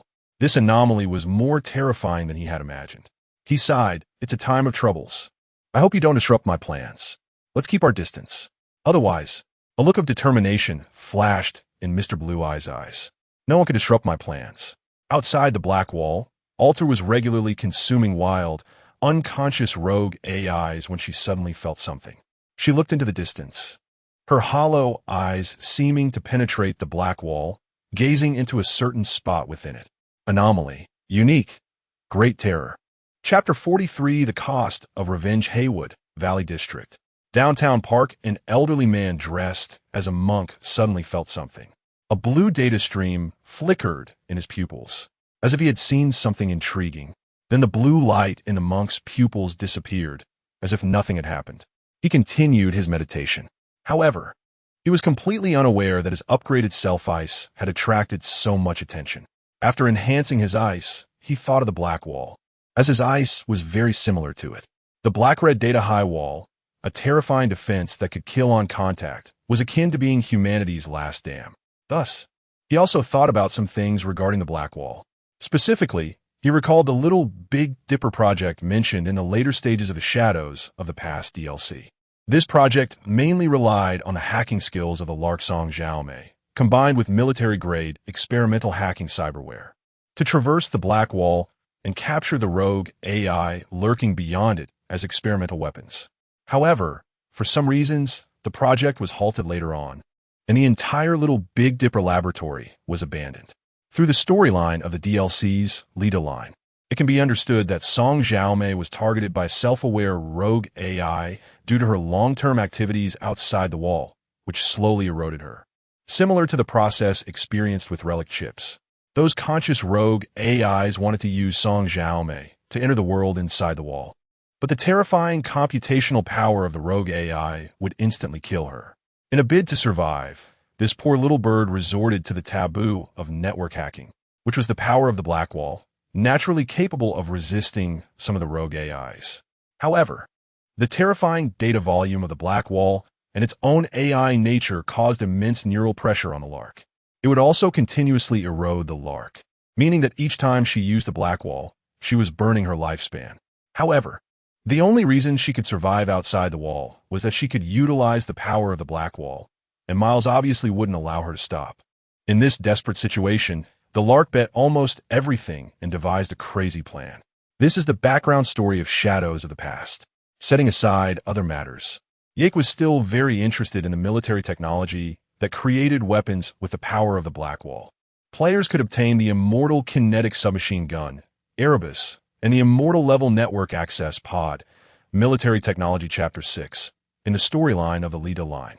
One wielded the power of the rogue AIs behind the Black Wall, while the other was a puppet equipped with a Black Wall gateway. Both were extremely powerful weapons. Perhaps their strength in the game was not particularly high, but in reality, both could definitely rank among the T0 category. It must be said that military technology weapons and cyberware were quite top tier. These two weapons could pose a significant threat even to the 12 angels in the sky. Of course, to Yake, they were almost the same. However, there was a downside to these two weapons. They were too eye-catching when used, making it easy to attract the attention of network surveillance, which could cause considerable trouble for the user. But who could refuse a gun that could chat with you? Speaking of chatting, Yake planned to take a moment to retrieve the Four Seasons treasure. Many things in the little Big Dipper laboratory were of great interest to Yake. However, it was still too early for that. He thought he would visit the underground laboratory after a while. But for now, he would first take on the commission. Okada Wakako. Commission: cut the weeds but leave the roots. Commission type: hire a killer. Target: kill Anna Zosin. Target's partial information: possesses military-grade C and waiststand, Tier 3. Skilled in using a katana. Location: Salina Street apartment. Details: Yake, although I feel this advice may be useless to you, I still want to remind you. When you're doing bad things, it's best not to be soft-hearted. Otherwise, one day, out of the blue, an enemy wanting to kill you might suddenly appear. Our poor client is a living example. 7 years ago, when we were just starting out, our client accidentally killed a couple during a protection racket. But he couldn't bring himself to kill their daughter as well. This led to our little Anna planting the seeds of hatred in her heart. After 7 years, that seed took root and grew into a towering tree. The grown-up Anna successfully took revenge on the client, killing his wife and child. This situation is referred to as the cycle of cause and effect over in the East. But our client clearly doesn't see it that way. He wants to kill Anna for revenge. You know, as an intermediary, I don't care about the sad stories behind commissions. I only handle the money and the job. I believe you, as a professional mercenary, know what you should do. Go take a trip. Bring this sad story to an end. Give his story a not-so-beautiful conclusion. After confirming the information, Yake drove to the target location. Just as Wakako said, as a professional mercenary, one should not be trapped by the various stories behind the commission. One shouldn't think about whether this target deserves to die or not. Whatever the client asks you to do, just do it. As for whether they will regret it later or what, that's none of our business. It's like a commission in one of the game DLCs, where players discuss whether the target named Lindell is the murderer behind a massacre and whether he should be killed. Please, you're a mercenary, not a judge or an NCPD officer. Why do you care if he is the murderer? If the client gives you the commission to kill Lindell, then just kill Lindell. As for whether he is the real culprit, who cares? Even if he isn't the murderer, what does it matter? The client thinks he is the murderer. Are you going to go to great lengths to gather evidence to prove he isn't the murderer before looking for the real killer? Then you are more foolish than V. Even if the client eventually finds out that Lindell isn't the murderer, he can only gather more money to post another commission. As a mercenary, you just need to take the money and do the job. Why think so much? Otherwise, the employer will question your professionalism. From the player's perspective, you can do whatever you want. After all, it's your money buying the game, and no one has the right to dictate your actions. But in reality, if you, as a mercenary, have to think about whether your commission target deserves to die, then you are this thumbs up. JPG. Night fell. Anna slowly walked down the stairs. And despite her successful revenge, she felt no joy. After all, the real killer had not been killed yet. But she had learned from others that the killer had issued a commission to eliminate her. She had to act quickly to take out that damn bastard. It was also her motivation to survive over the past 7 years. Arriving at her apartment door, Anna opened it to find the room completely dark. An ominous premonition surged within her. Click! A lamp not far from her was suddenly turned on, and the door behind Anna closed. She noticed a figure behind the table where the lamp was placed and quickly reached for her gun to defend herself. Don't move. Yake had been waiting here for a long time, aiming his interest-free at Anna, ready to shoot her dead at the slightest movement. Seeing this, Anna gave up resistance and stood there silently. It seems you already know my purpose for coming. Anna nodded expressionlessly. Did that bastard send you? Pretty much. Is there any chance I could live? Yake shook his head. Anna sighed, feeling a mix of unwillingness and resignation. The cost of revenge is often greater than you think. Isn't it? Anna did not answer, and Jake continued talking to himself. Revenge is a fool's game. Vengeance is an unaffordable luxury. Those are the words of an old friend of mine. Now, it seems that nothing matters anymore, does it? Anna's eyes were filled with tears, and her beautiful voice was hoarse at this moment. Though reluctant, there was more of a willingness to accept defeat. In this game of revenge, she ultimately lost. Perhaps you could give me a commission to kill the other Avenger in this final moment. Don't worry, I have never failed in the commissions I accepted, with a success rate of 100%. Anna shook her head, wiping away her tears. A tragic smile appeared on her face. No, I have already succeeded in making that bastard live in guilt. This is my revenge, even if this guilt won't last long. But I did it. I made him taste the pain of losing his loved ones. And there is nothing left in this world for me to cling to. Jake did not express his opinion any further, but nodded. Good night, Anna. Today is a good day. Anna smiled and nodded at Jake. Goodbye. As soon as the words fell, Anna pulled out her handgun. She aimed the muzzle at her temple and pulled the trigger. Bang! She committed suicide. Jake watched as Anna's body fell to the ground, lifeless. He stood up, looked at the corpse lying on the floor, and said nothing. Silently, he fired 2 more shots in her forehead to confirm that Anna was truly dead. With a slight movement of his pupils, he took a screenshot and sent it to Wakako. Then he jumped out the window and left the scene. On the way back to the apartment, Wakako called. Good job, Jake. Working with professionals is just that simple and comfortable. You're still so efficient. See you later. Chapter 44 Big Shots. Big Trouble in Night City at night is incredibly beautiful. But unfortunately, the beasts hidden beneath this beauty ruthlessly take away some innocent lives. A light rain began to fall from the sky, prompting pedestrians on the road to quicken their pace. The colorful neon lights, combined with the rain, presented a unique aesthetic. In a CAF in the city center square, Jake sat alone by the window, sipping synthetic coffee and watching the hurried pedestrians on the sidewalk, listening to the sound of rain. This atmosphere was very comfortable for him and allowed him to relax well. After putting down his coffee, Jake slowly walked out of the CAF and strolled away in the rain. Jake arrived at a famous photo spot in Night City, where 2 holographic goldfish were located. This was also the place where the cyber psychopath committed massacres in the game Edge Runner's Super Dream Easter egg. Jake stood on the overpass, staring blankly at the huge holographic projection above him. He took out a cigarette from his pocket and lit it. Who sent you? Jake suddenly spoke up, noticing that the pedestrians around him were gradually decreasing until he was the only one left on the overpass. A woman dressed in a red turtleneck sweater and black leather knee-high boots walked out from behind him, holding a customized handgun pointed at Jake, who was leaning against the railing, smoking. It seems our mercenary has quite a keen sense, the woman said. You didn't really intend to hide, did you? Jake took a deep breath of smoke and turned to look at the woman. But when he saw her face, he was stunned. What the hell? Ada Wong? Why is Aunt Wong not staying in the Resident Evil world to make trouble here in 2077? Jake's mind was active, but his expression remained calm. Don't you want to introduce yourself, ma'am? Director of the Anti-Intelligence Department of the Kanto Night City branch. You can call me Ada. Red data streams flickered in Jake's eyes, and within seconds, he marked all the hidden people nearby. Then he pretended nothing had happened and continued chatting with Ada. Kanto people? What do Kanto people want with a small mercenary like me? Jake was puzzled. He seemed to have not offended anyone from Kanto recently, not even coming into contact with them. The only possibility was that woman named Su Mingwan. But why would she do this? Seemingly sensing Jake's confusion, Ada slowly lowered her weapon. Don't be nervous. You are now our president's benefactor. I wouldn't dare harm you. But I think it's quite hard not to be scared when being watched by 3 sniper rifles and 7 fully armed soldiers hidden around. I assenti it. Ada gave Jake a deep look and opened a communication channel to notify her subordinates. You all withdraw. I'm fine here. What, sir? Follow orders. Yes.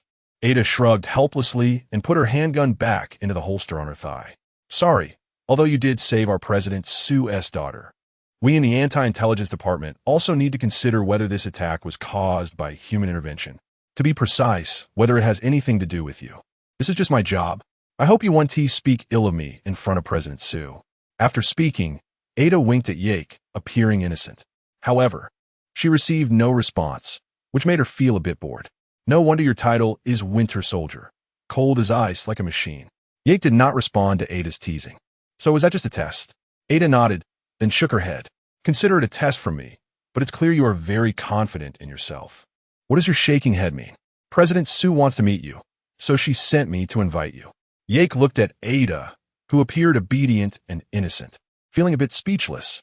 This invitation, isn't very friendly. Maybe next time I'll use a method you like. But for now, let us go. The big boss is still waiting for us. After saying that, Ada left without caring whether Yake was willing to follow. Yake shrugged and followed her, very curious about why President Sue, or Su Mingwan, wanted to find him. The two arrived at the base of Kanto Tower, and, thanks to Ada, they smoothly entered the exclusive elevator. While waiting for the elevator to ascend, Ada chatted with Yake. I heard your commission completion rate is 100%. Is that true?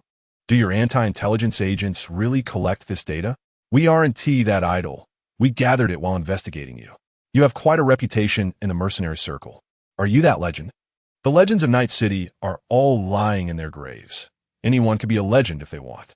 I'm not done living yet. Ding. The elevator arrived at the designated floor. Ada took Yake to the office where Su Mingwan was located. Knock, knock. Come in. As Su Mingwan's voice fell, the two entered the office. Yake observed the layout of the office, which was very much to his aesthetic taste. Then he saw Su Mingwan sitting in her office chair and a woman standing beside her. Judging by the modification marks on her body and the scanning results, this woman was most likely Su Mingwan's bodyguard. It was unclear why she hadn't appeared during the cyber-psychopath's attack.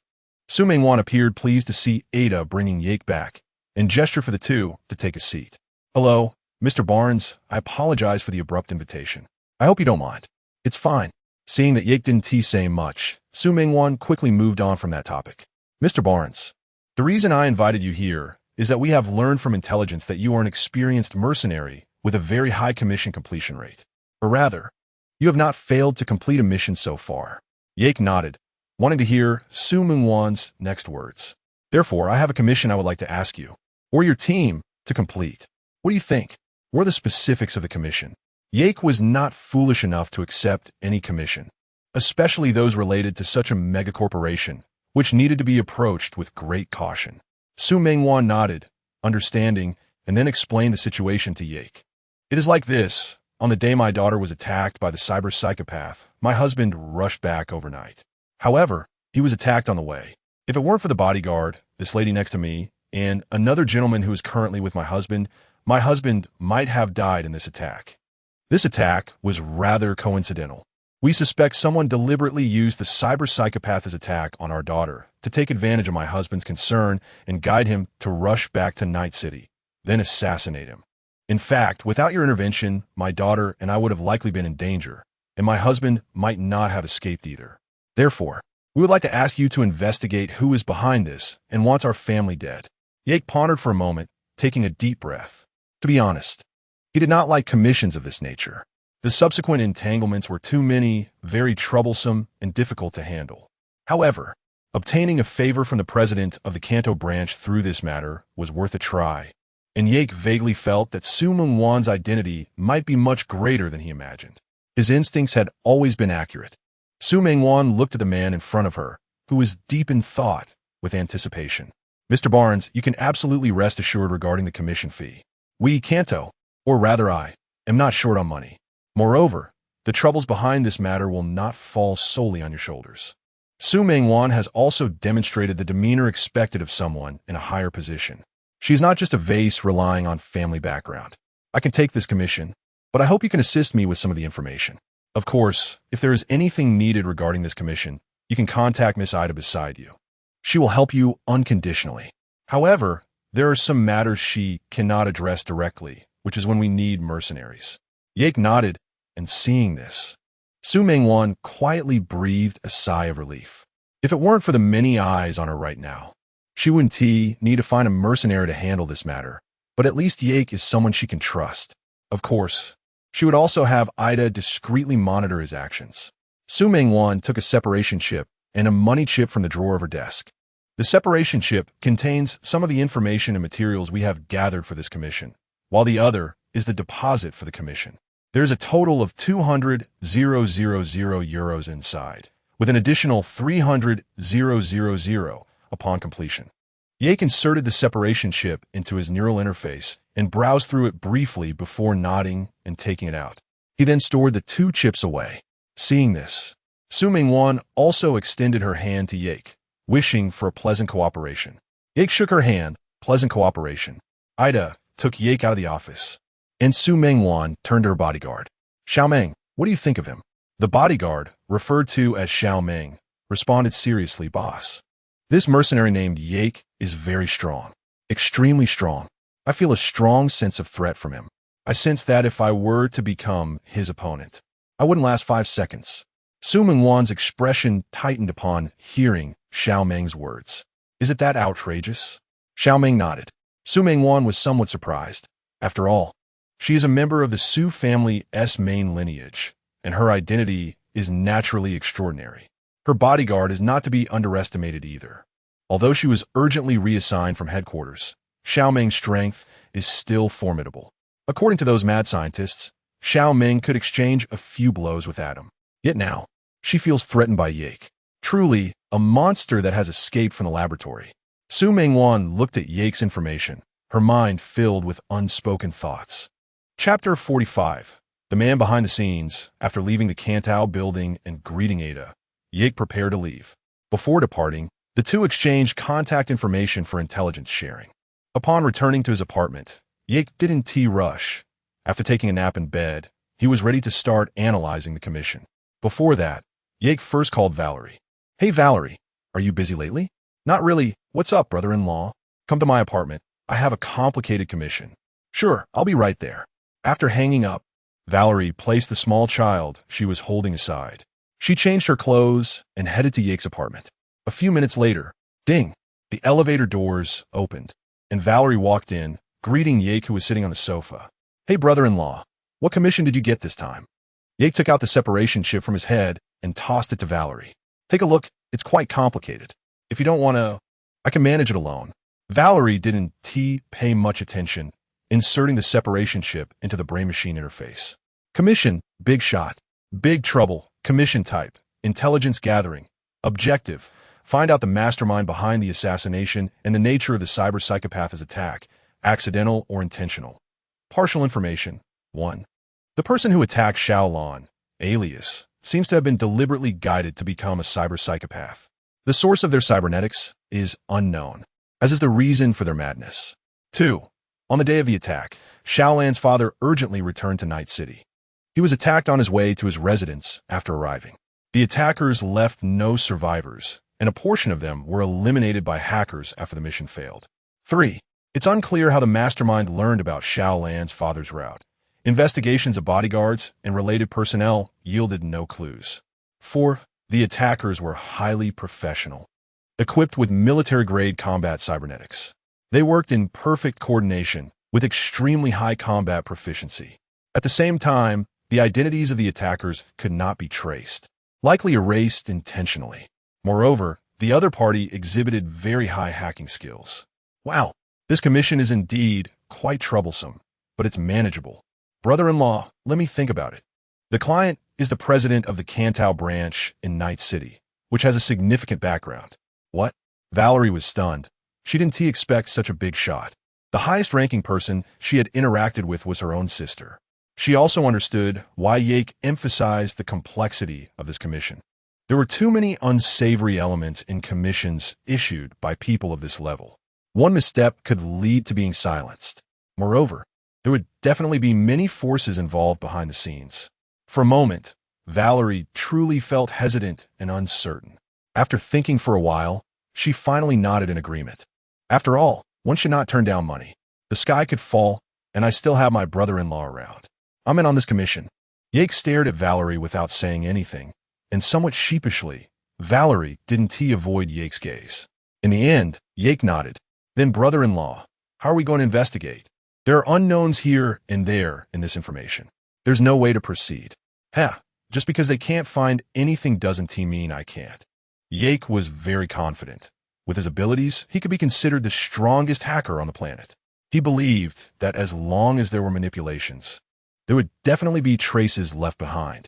The inability to find traces only indicated insufficient capability. Let us go, I'll contact someone. Although Valerie felt a bit puzzled, she still followed Yake. On the way, Yake contacted Ada.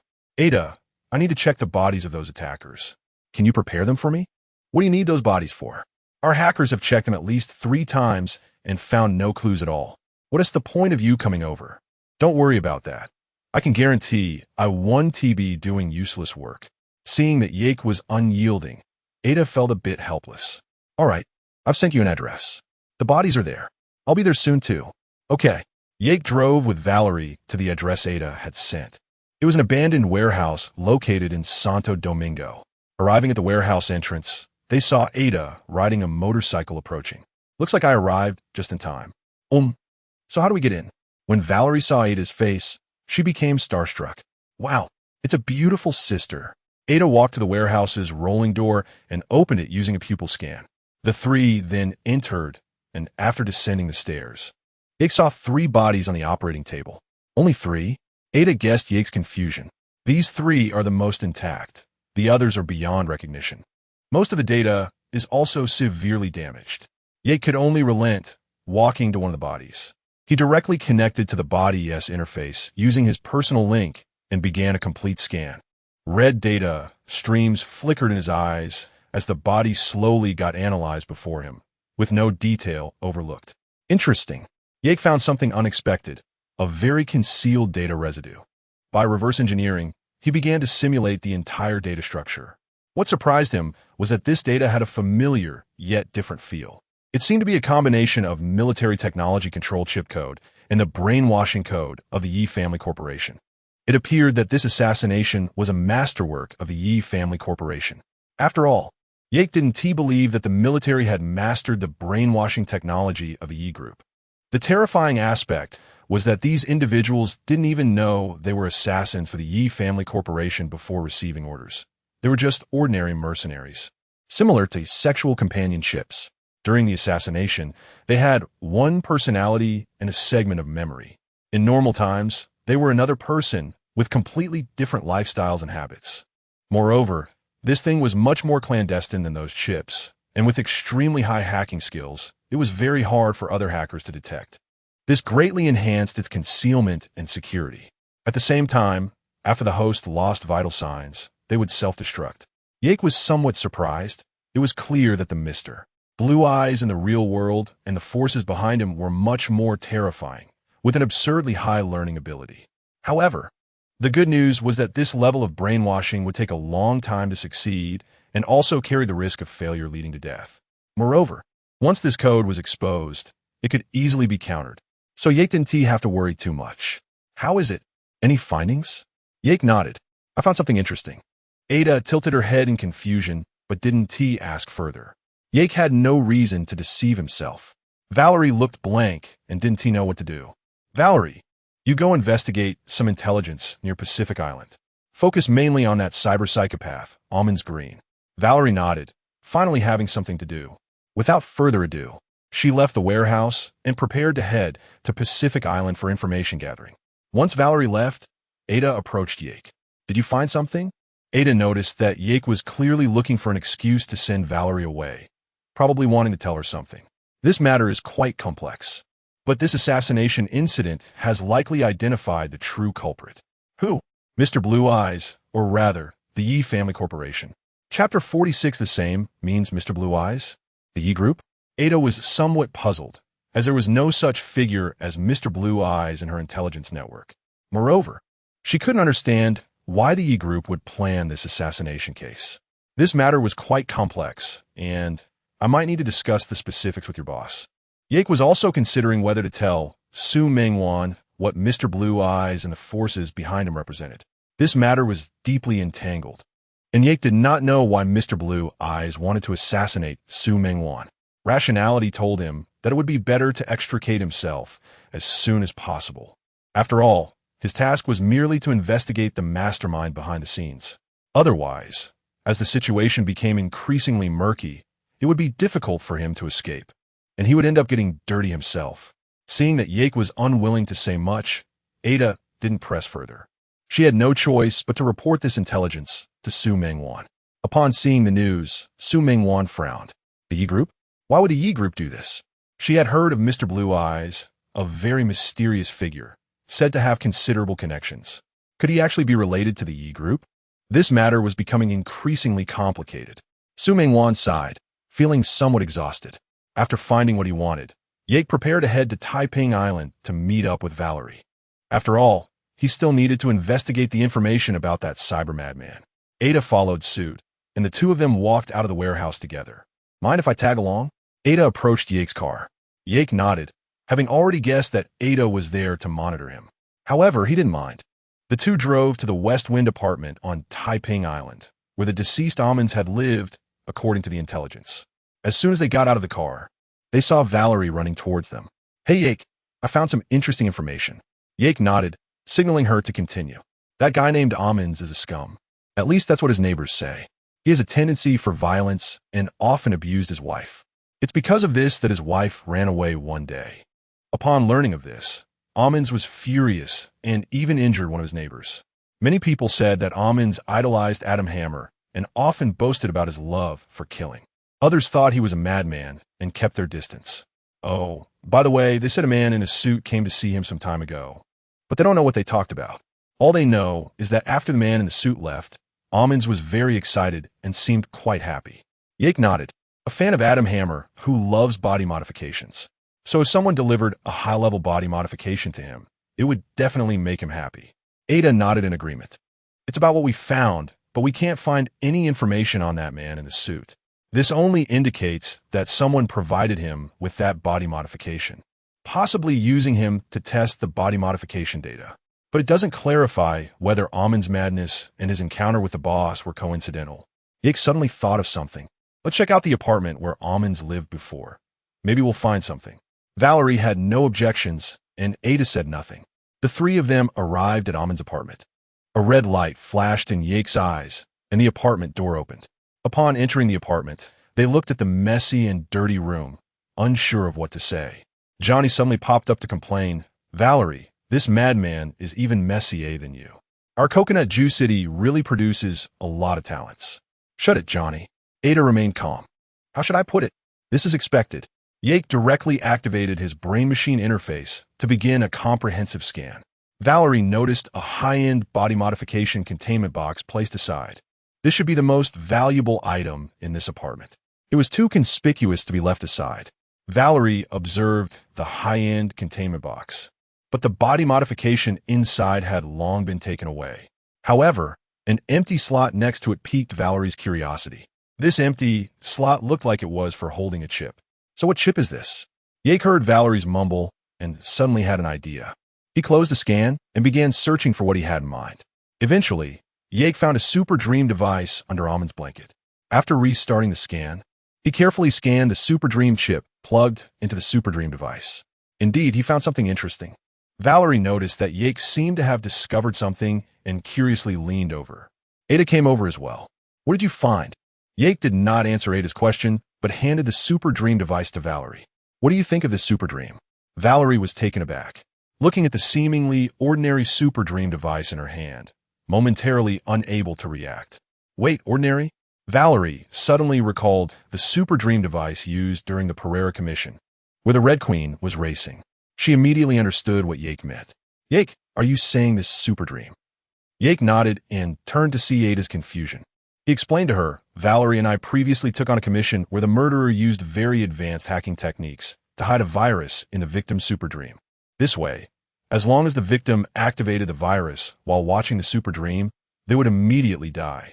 It was insidious and hard to detect, a very clever technique. Ada understood Yake's meaning. So, this super dream contains a similar virus. But this virus doesn't cause instant death, it triggers cyberpsychosis. Yake nodded. So now we need to investigate who sent him this body modification. Have you checked the surveillance? Ada shook her head. The head of that man in the suit was deliberately obscured in the surveillance footage. Their hacking skills are quite high. Huh, I want to see what they are made of. Can you provide me with a copy of the surveillance? Ada recalled that Yake could find things on 3 corpses that her hacker team couldn't. She nodded in agreement and also reported the current task progress to Su Mengwan. Yake took the chip off the Super Dream device, planning to take it back for a complete scan. After finishing the report, Ada sent Yake a copy of the surveillance. After saying goodbye to Ada, Yake left with Valerie. In the car, Valerie scratched her head. I feel like I didn't do anything in this commission. I don't understand hacking at all. I didn't expect you to do much.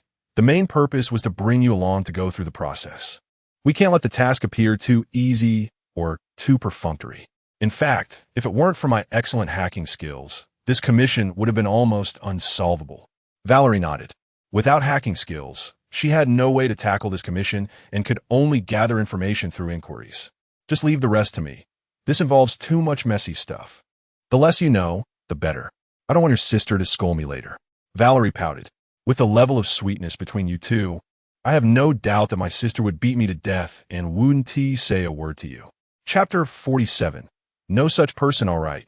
Let us see who that mysterious suited man who delivered the body to Almonds really is. Yak lay down in the hacker chair and entered deep dive mode. He began to process the mosaic that had been artificially placed over the surveillance footage. After a period of data analysis and reconstruction, he finally succeeded in restoring the original appearance of the suited man. When he compared this face against the database, interestingly, there was no record of this person. Huh, a ghost? There are only two possibilities for such a situation. One is that the person has a high level of confidentiality, similar to agents like Ada and V, who operate at a higher level. The other possibility is the use of a behavioral feature synchronization faceplate, which allows your facial and physical characteristics to change, effectively transforming you into another person entirely. Yak leaned towards the idea that both possibilities could exist. With encryption in place and the behavioral feature faceplate activated during operations, the confidentiality level is very high, making it difficult to trace. This makes things quite troublesome, as this body can even mimic and alter habits after training. Finding this person's true appearance would be akin to searching for a needle in a haystack. After trying for a while, Yak ultimately gave up the search and explained the situation to Ada. He believed they would find it themselves. Yak, video restoration successful, but after data comparison, no such person found. Yak, data has been encrypted and sent. Ada, encrypted data received. Ada, no such person. What is going on? Is there encryption? Yak, possibly, or that person has a special body. That body can change a person's appearance and behavioral habits. Ada, I've heard of that body. It's from the military sector. Could that person be using military technology? Yak, not necessarily. Bodies are not exclusive to one company. I don't believe your Kanto has nothing similar. Ada, that makes some sense. But you wouldn't be sending this to us just to have us help you with counterintelligence, would you? Yak, you can do as you wish. My commission has ended. Now I just need to go find Su Mengwan and explain the situation. Ada, I'm on my way to Kanto Tower. The boss happens to be free. Yak, okay. After seeing the message, Yak exited deep dive mode, leaving Valerie in his apartment, and headed alone to Kanto Tower. Under Ada's guidance, he arrived at Su Mengwan's office once again. Su Mengwan, who was reviewing documents, closed her page upon their entrance. It seems you've investigated some things, haven't you? Please have a seat. Yak sat down and nodded, confirming that they had indeed uncovered some information. Su Mengwan nodded as well, noting that her judgment was quite good and that Mr. Barnes was very efficient. I'm all ears. Yak glanced at the bodyguard standing next to Su Mengwan and at Ada sitting beside him. The meaning was clear. Su Mengwan understood Yak's intent and said, Xiaoming, you could step out for a moment. Xiaoming nodded and quietly left the office. Ada was one of their own, so there was nothing to hide. Yak nodded. Regarding the assassination incident involving your husband, through my investigation and evidence collection, I can confirm based on the residual data in the assassin's brain that the mastermind behind this incident is a mysterious figure known as Mr. Blue Eyes, along with the forces behind him. Or we could say it's the Yi Group. Su Mengwan asked, why would Mr. Blue Eyes or the Yi Group want to assassinate my husband? I don't see any conflict of interest between us. Hearing Su Mengwan's confusion, Yak shook his head. To be honest, I don't know their motives. However, based on the residual data, I can't confirm it's them, as there are hardly any others on this planet who control such technology. Su Mengwan nodded. Although she was somewhat puzzled, she chose to trust the experts in this field. After all, he had found what even her professional hacker team couldn't uncover. Seeing Su Mengwan was no longer confused, Yak continued. At the same time, I used hacking techniques to reverse engineer data and obtained a relatively complete code.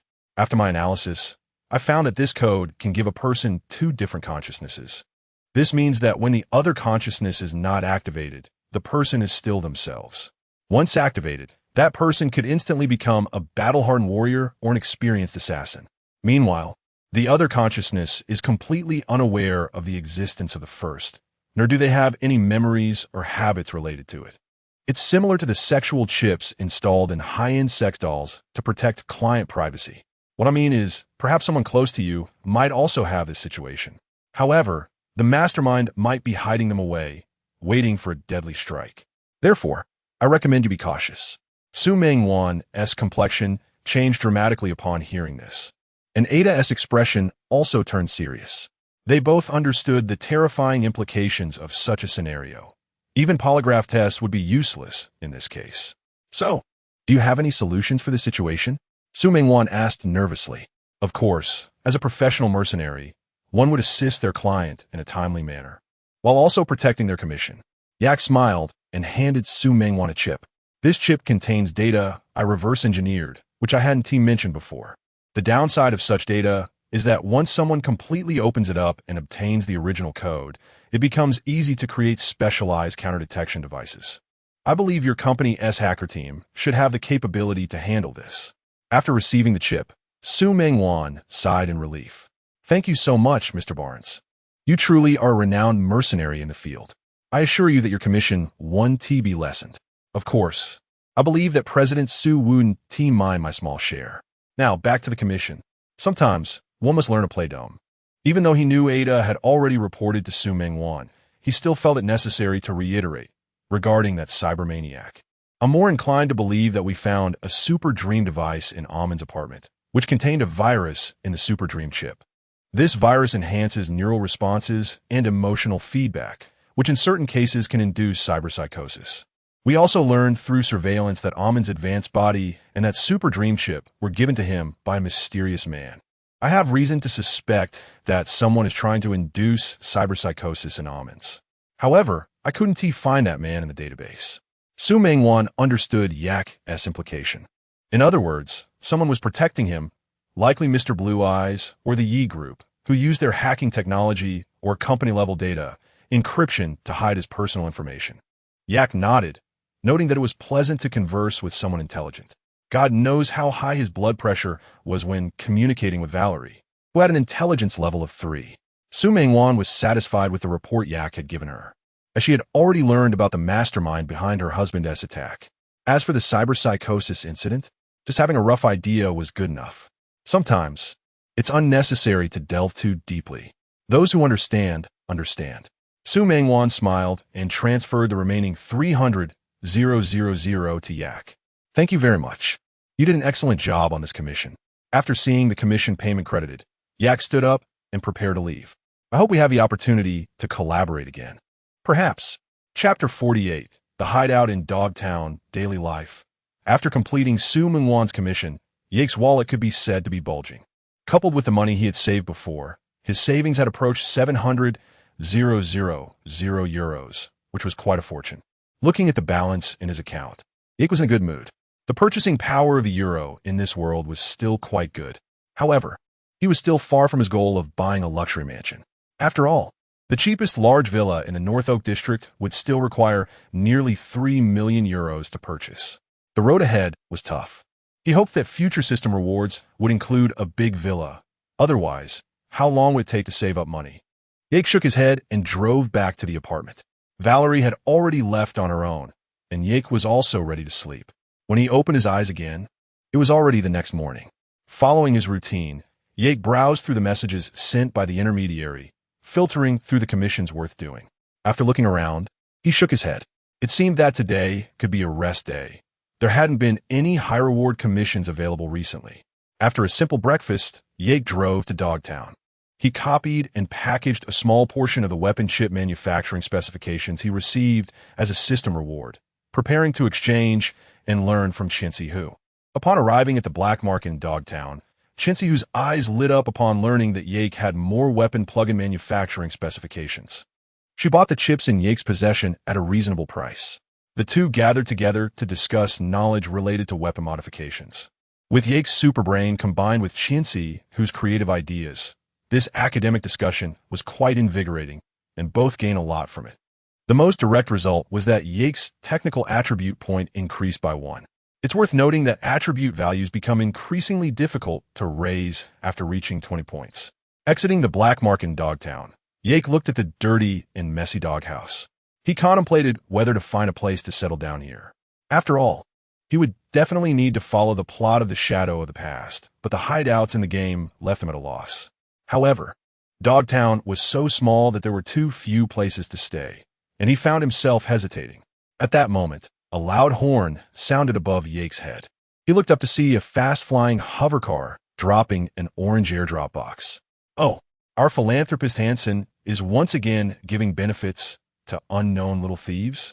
Ever since Player V arrived in Dogtown, Hansen hadn't received any supplies from an airdrop, serious face. Of course, Yake couldn't miss this welfare box filled with supplies. As for the underworld hounds coming for the airdrop, he would deal with them easily. Seeing the airdrop slowly descending above him, Yake no longer hesitated. He activated his Sion waistband and entered fast travel mode. Arriving at the airdrop landing site, the orange airdrop box landed just in time. With a group of underworld hounds not yet arriving, Yake quickly connected to his personal link and cracked the password on the airdrop, successfully opening the box. Activating Sion waistband again, he quickly scavenged the supplies inside, a pair of modified handguns along with some medicine and bullets, which fit perfectly. Taking advantage of the fact that no one had arrived yet, Yake immediately retreated without leaving a trace. A few minutes later, the hurried Underworld Hound squad, looking at the empty airdrop box that was cleaner than their faces, fell into deep thought. Who the hell did this? They took everything. Search, search. I want to find that damn little thief. After the squad leader of the Underworld Hounds issued the order, he began contacting his superior. Sir, we encountered a little thief. The items in the airdrop are gone. All gone. Yes. Meanwhile, our thief Yake slowly placed the stolen items into the trunk of his car. Although the weapons in the airdrop weren't that great, free stuff was still a good thing. Yake didn't leave Dogtown immediately. Instead, he drove to the hideout in Dogtown that V had in the DLC, an unfinished building next to Elizabeth Crest Street, a house rumored to be haunted. Looking at the dilapidated building, Yake couldn't help but curl his lip.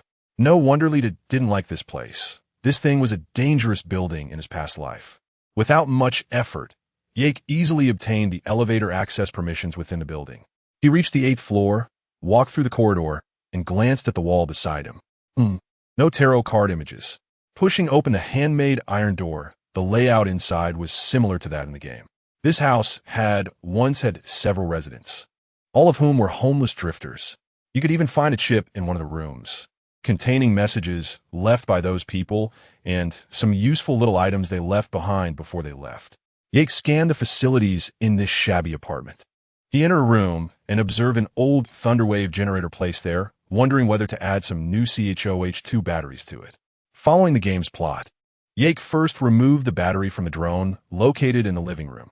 This was the only one that still had power. After some operations, the generator successfully started running.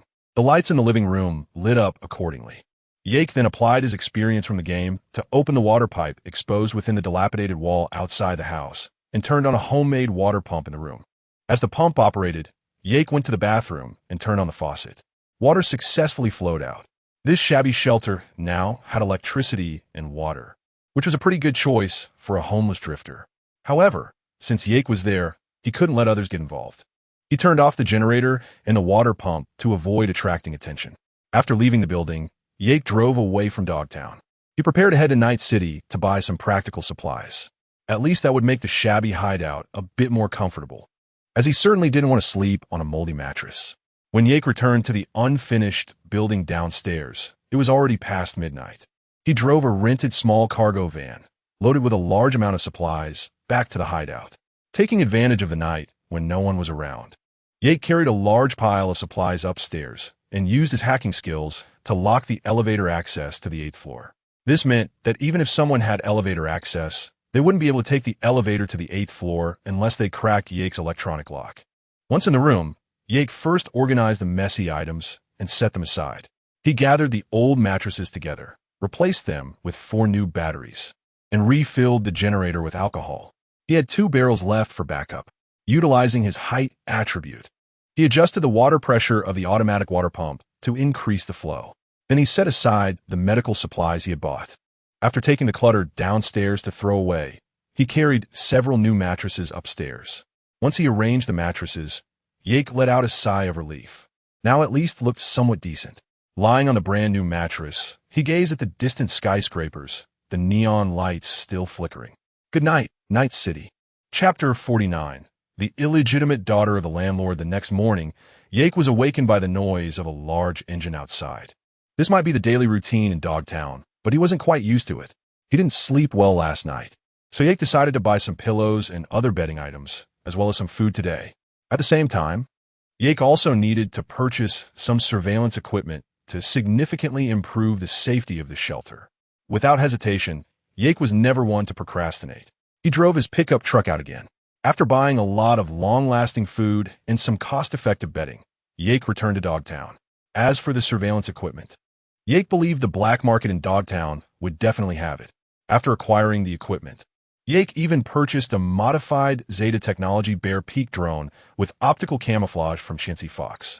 After the modification, it flew faster and was better hidden with optical camouflage, significantly enhancing its operational range, making it a very practical small drone. Once he set up the surveillance and a simple subnet, it was already afternoon. A phone call dispelled Yake's idea of taking a nap. Hey, Roger. Hey, Yake, there's a job. I need you to handle it. Sure, what's the job? There's a lunatic who just came to Night City not long ago, relying on our company to cause trouble for us intermediaries. I need to teach her the rules of this city. Details are in the attachment. Yake nodded, hung up the phone, and looked at the attachment Roger sent him. Task: Fox borrowing tiger mite. Target: Sue shitting. Details: some lackeys forget they're human after being dogs for too long. Some behave arrogantly in front of others and forget they're still someone else's dog. Sue shitting, a person from Kong Tao. She is the vice captain of a bodyguard team for a real big shot. Relying on her background as the illegitimate daughter of Kong Tao, she has been reckless on the streets. She has harmed many mercenaries under intermediaries. She claims to like challenging strong opponents, always talking about distinguishing high and low, life and death. But reality is not a martial arts film, and no one is willing to play house with you. If she can't tell who she belongs to just because she has some high-end cyberware, it's time to give her a wake-up call. She has severely harmed the interests of many intermediaries and the safety of some mercenaries. You're responsible for teaching her a lesson, Yake. It would be best if she could lie in bed for a month or 2 to settle down. However, after all, she is the illegitimate daughter of a big shot. Although she doesn't hold a prominent position, you understand. When you act, keep that in mind. You're a smart guy, Yake. I believe you know what I mean. By the way, here's the contact information for that crazy girl, if you need it. Contact information sent. After reading the information, Yake pondered. An illegitimate daughter, someone from Kong Tao. The surname Sue. Could she be related to that Su Mengwan? However, these connections didn't matter to Yake. Even if there was a relation, so what? Once he accepted the task, he would do what needed to be done. Yake didn't mind personally bringing that delusional girl back to reality. Having made up his mind, Yake sent an anonymous message to Sue shitting through the contact information Roger provided. Unknown number. I heard you've hurt quite a few people on the streets recently. Sue shitting, who are you? How do you know my number? Unknown number. Who I am isn't important. What's important is that what you've done has displeased many, and I might be one of them. Sue shitting, so? Do you want to take revenge for those losers? Unknown number. Revenge? Not really. I'm not familiar with those people. But I'm very interested in teaching a presumptuous rookie a lesson. Sue shitting, huh? You're just a rat hiding in the dark corners. Teach me a lesson? You're not worthy. Unknown number. Using provocation along with a hacker to try to locate me? Nice idea. But your hacker isn't good enough. Sue shitting was not a fool who only knew how to fight. On the contrary, she was very clever. Her identity as an illegitimate daughter was undoubtedly unpopular, and many high-ranking officials would kill people like her personally for the sake of their reputation. She had survived until now not only because of her high aptitude for cyberware, but also because she was good at reading people's expressions, cleverly using her advantages to create value for herself to stay alive. Her killings in secret were merely to vent her anger. After all, a person who holds in their emotions for too long can go insane. Therefore, venting her emotions was very important. Various forms of release could yield excellent results. In Sue Shitting's eyes, these edge walkers were the bottom of society. Killing them was just killing them. No one would care. She didn't think she had done anything wrong. She also didn't expect to encounter someone tough this time. Not only could they remain anonymous in their communications, but they could also ignore the hackers tracking from her team. She quickly realized that she had killed a bit too many people recently, which had drawn the attention and dissatisfaction of local powers. The person messaging her was there to warn her. If she didn't show up, it would mean she was cowardly and afraid to face someone she hadn't even met. She wouldn't accept such rumors. However, Sue Shitting was not afraid. After all, her high-level combat cyberware gave her ample confidence. She was sure she could defeat most people in this city. She believed that the rat she had messaged was among them. Sue Shitting, so? What do you want? Unknown number. This afternoon at 5 o'clock at the Badlands Stone Ridge. I hope you can come. I will be waiting for you. Seeing the message, Sue Shitting curled her lips in disdain. Was this a challenge? She should take a look at her own level.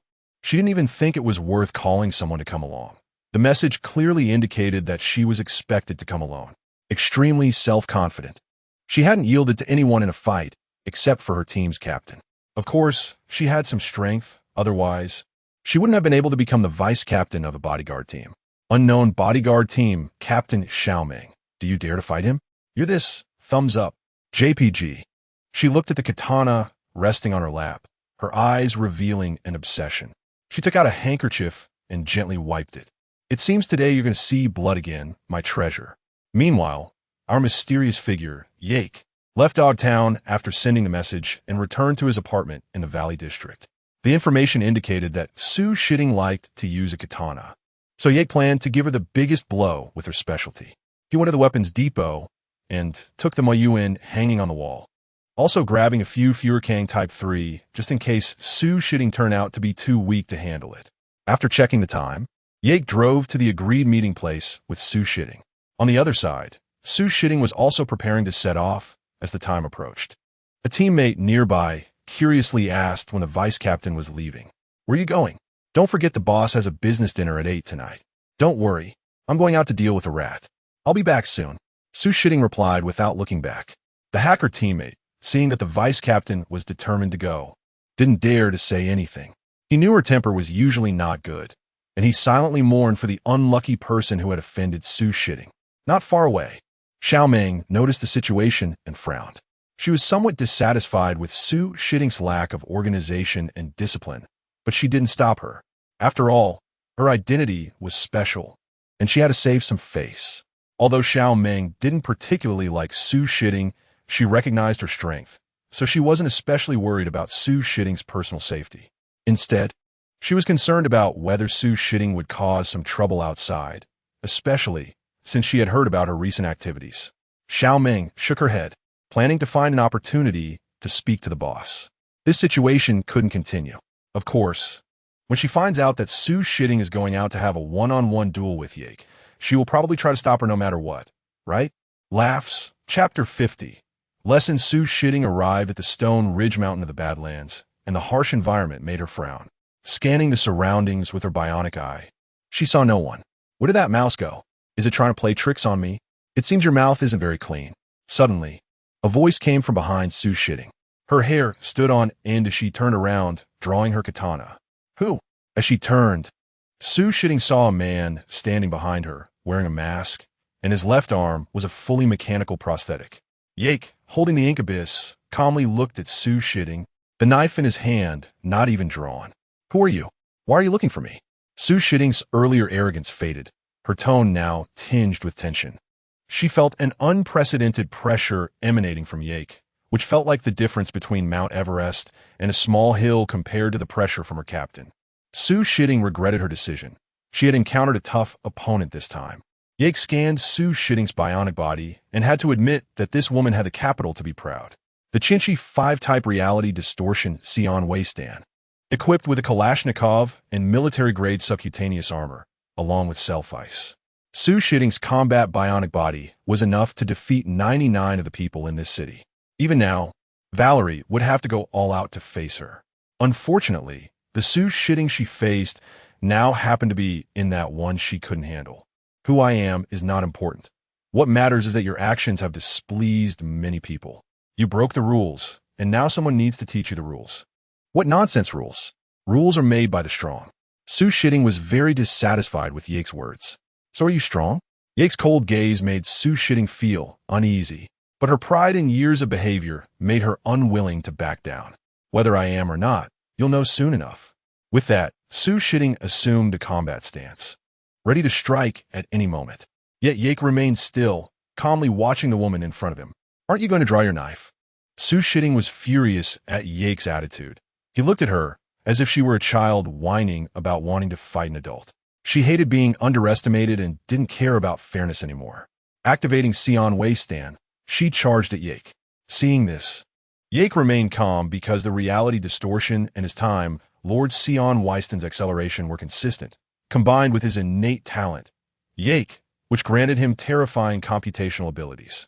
This allowed him to precisely calculate each of the woman's movements.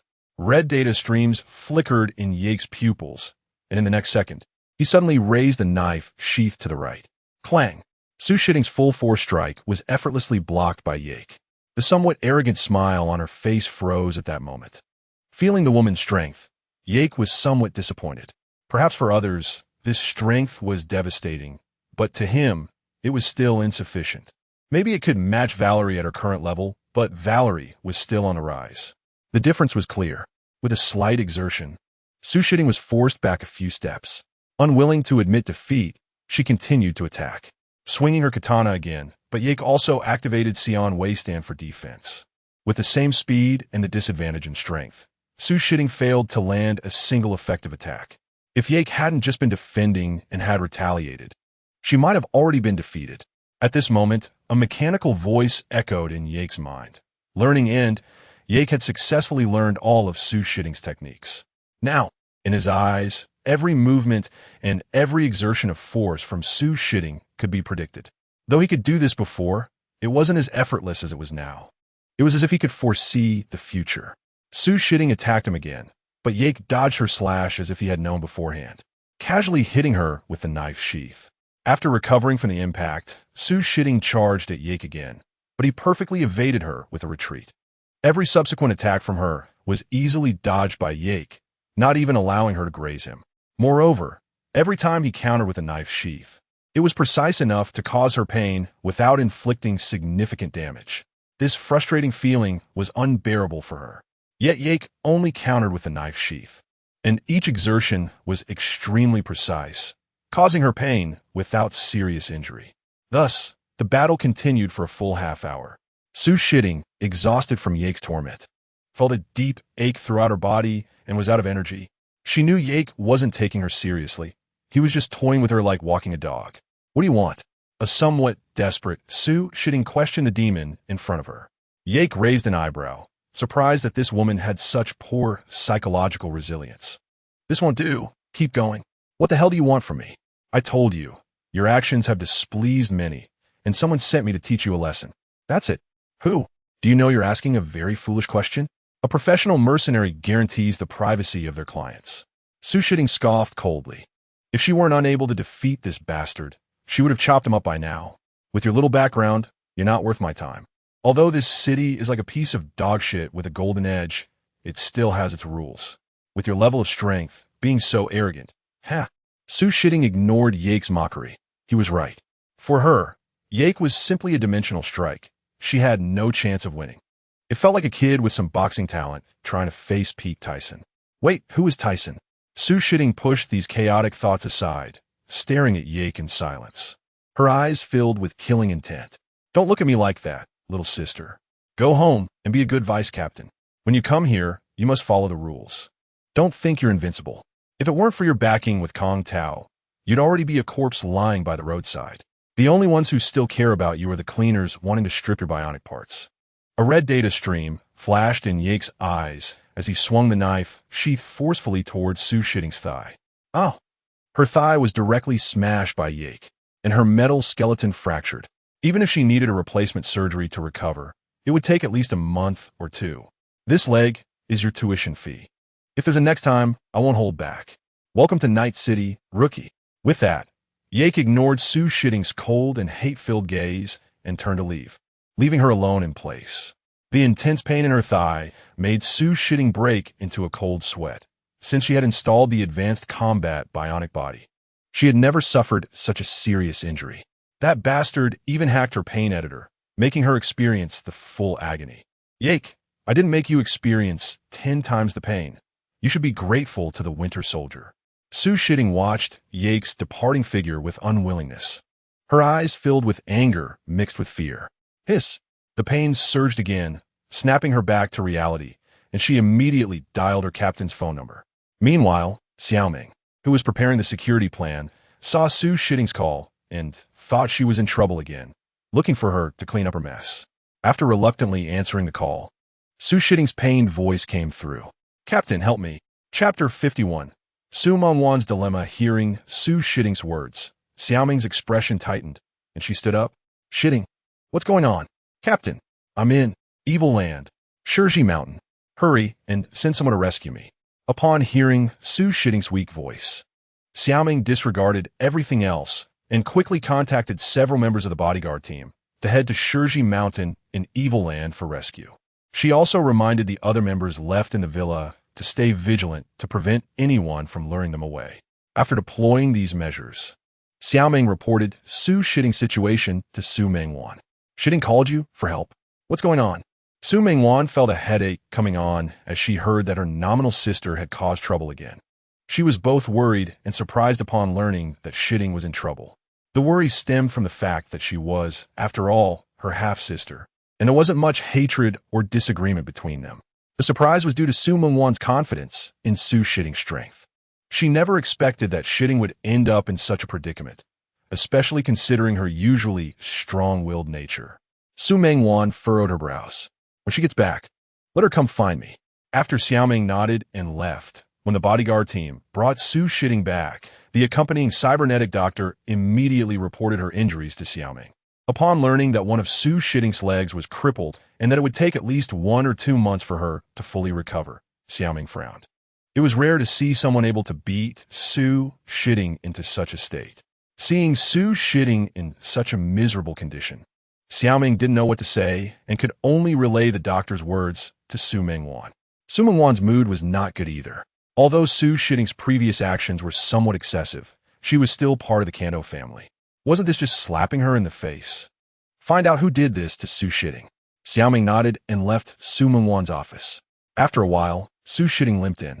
Seeing that her nominal sister looked a bit displeased, Su Shitting became more subdued. What happened? Su Shitting recounted the entire incident without daring to conceal anything. After understanding the whole situation, Su Mengwan's expression grew even darker. She slammed the table forcefully. I've told you many times not to cause trouble, but you just wouldn't listen. Now look, you've lost a leg, and you're being obedient, huh? This was entirely your fault, and they just taught you a lesson. They probably spared your life just because of the Kanto connection. Su Shitting felt a bit wronged upon hearing this, but seeing her sister's angry expression made her hesitate to say more. Somewhat frustrated, Su Mengwan rubbed her temples. This matter was indeed tricky. Others were in the right, but they couldn't just swallow their anger. Otherwise, it would only make others think they were easy to bully. They could only take a step back and start with the person who injured Su Shitting. What does the person who hurt you look like? Any distinguishing features? That person was a man with black hair and a mask on his face. He wasn't very muscular. Oh, right. He had a silver mechanical prosthetic arm. Su Shitting recalled the appearance of the attacker, unaware that Su Mengwan's heart was sinking further as she listened. When she heard about the silver mechanical arm, her heart finally sank. Although she was reluctant to accept this fact, the description pointed directly to that man. Yake Barnes, the Winter Soldier. The top-tier mercenary who could easily kill my bodyguard captain, Xiaoming. Su Mengwan desperately hoped this was just a coincidence, but the chances of that were almost zero. Her nominal sister had gotten entangled with one of the city's top mercenaries. This was definitely not good news. Su Mengwan found herself in a dilemma. She needed to save face and demand an explanation while simultaneously dealing with a top-tier mercenary who could rival Adam from Arasaka. Looking at Su Shitting's innocent and defiant face, completely unaware of the trouble she had caused, Su Mingwan felt increasingly irritated. After waving her hand to dismiss Su Shitting, she sighed as she gazed out at the night city. Meanwhile, Yake, who had completed his commission, had none of these worries and wasn't afraid of the Kanto people coming after him. Not to mention that Su Mingwan, the big boss of the Kanto branch in Night City, still owed him a favor. Even if an ignorant Yake did show up, he wouldn't be worried. It would just be a nuisance like a few extra flies. Rog, well done. You handled it perfectly. I knew I could count on you. After receiving Rog's message and seeing the extra money in his account, Yake was satisfied and went to bed to rest. Early the next morning, before he was fully awake, Yake received a call from Valerie. As soon as the call connected, he didn't have time to speak before he heard Valerie's excited voice. Hey, brother-in-law, Panam just called me, saying the mantis is ready. He invited us to check it out. Do you want to come? Yake became a bit more alert upon hearing Valerie's words. Sure, I've been wanting to check out that big thing for a while. I'll head over right now. Yake was eager to experience driving the mantis himself. After all, who could resist driving an armored vehicle? Yake drove to the Avocado camp and spotted the mantis parked outside from a distance. Panam, Vincent, and Valerie were chatting in front of the mantis. Valerie waved at Yake as he approached, and Yake quickened his pace to join them. Is everything ready? Yake curiously asked as he looked at the massive vehicle. Hey bro, you're here. This thing isn't ready yet. Vincent responded to Yake's question, and Mitch picked up the conversation. Carol is currently checking it to see if any military tech has ICE embedded in the system. Seeing this, Yake walked over to help Carol, as he was quite confident in his hacking skills. Valerie, noticing this, didn't rush them, but instead voiced her concern. Has the company sent anyone to claim damages yet? No. I don't think we left any clues, Cassidy chimed in. I parked the truck with the company logo right at the entrance of the Rwandao Society. It's like leaving a pile of dung at their doorstep to attract flies, Johnny remarked while sitting on top of the mantis, looking at the vehicle and exclaiming, damn, it feels like we just came back from a corporate war. Well done. After Carol and Yake finished their checks, they informed everyone, there's no problem inside. It's all clean. Vincent turned to Panam and asked, what's the situation on Soul's side? Panam's side, there's still no movement. We're trying to avoid contact. Isn't he planning to hold a family meeting? Of course he is. He probably just wants to keep me in the dark for a little longer. Vincent didn't press further and instead shifted the topic back to the mantis. I've been wanting to take one of these beasts for a spin. Hearing Vincent's words, Johnny commented, those naive fools are exactly how they end up on the front lines. No need to waste effort recruiting. They just show off their tech. Seeing Vincent so excited, Panam shook his head. Let's let Valerie and the others try it first. After all, they've helped us quite a bit. Valerie, who had been examining the mantis, became excited upon hearing this. Wow, is that really okay, Panam? That's so generous. Vincent nodded in agreement, and seeing Valerie's excitement, Yake felt a bit helpless. When Valerie saw Panam nod in agreement, she eagerly pulled Yake to prepare to play with the massive vehicle. Hurry, hurry, brother-in-law. I've been wanting to try this thing for ages. Chapter 52. The Song of the Highway. Yake smiled at Valerie's excited expression and did not refuse. The two jumped onto the mag lizard, with Yake taking the driver's seat and Valerie moving to the passenger seat. Once seated, Valerie, who had already consulted with Panam, began to operate the controls, tapping on the control panel in front of her while mumbling something under her breath.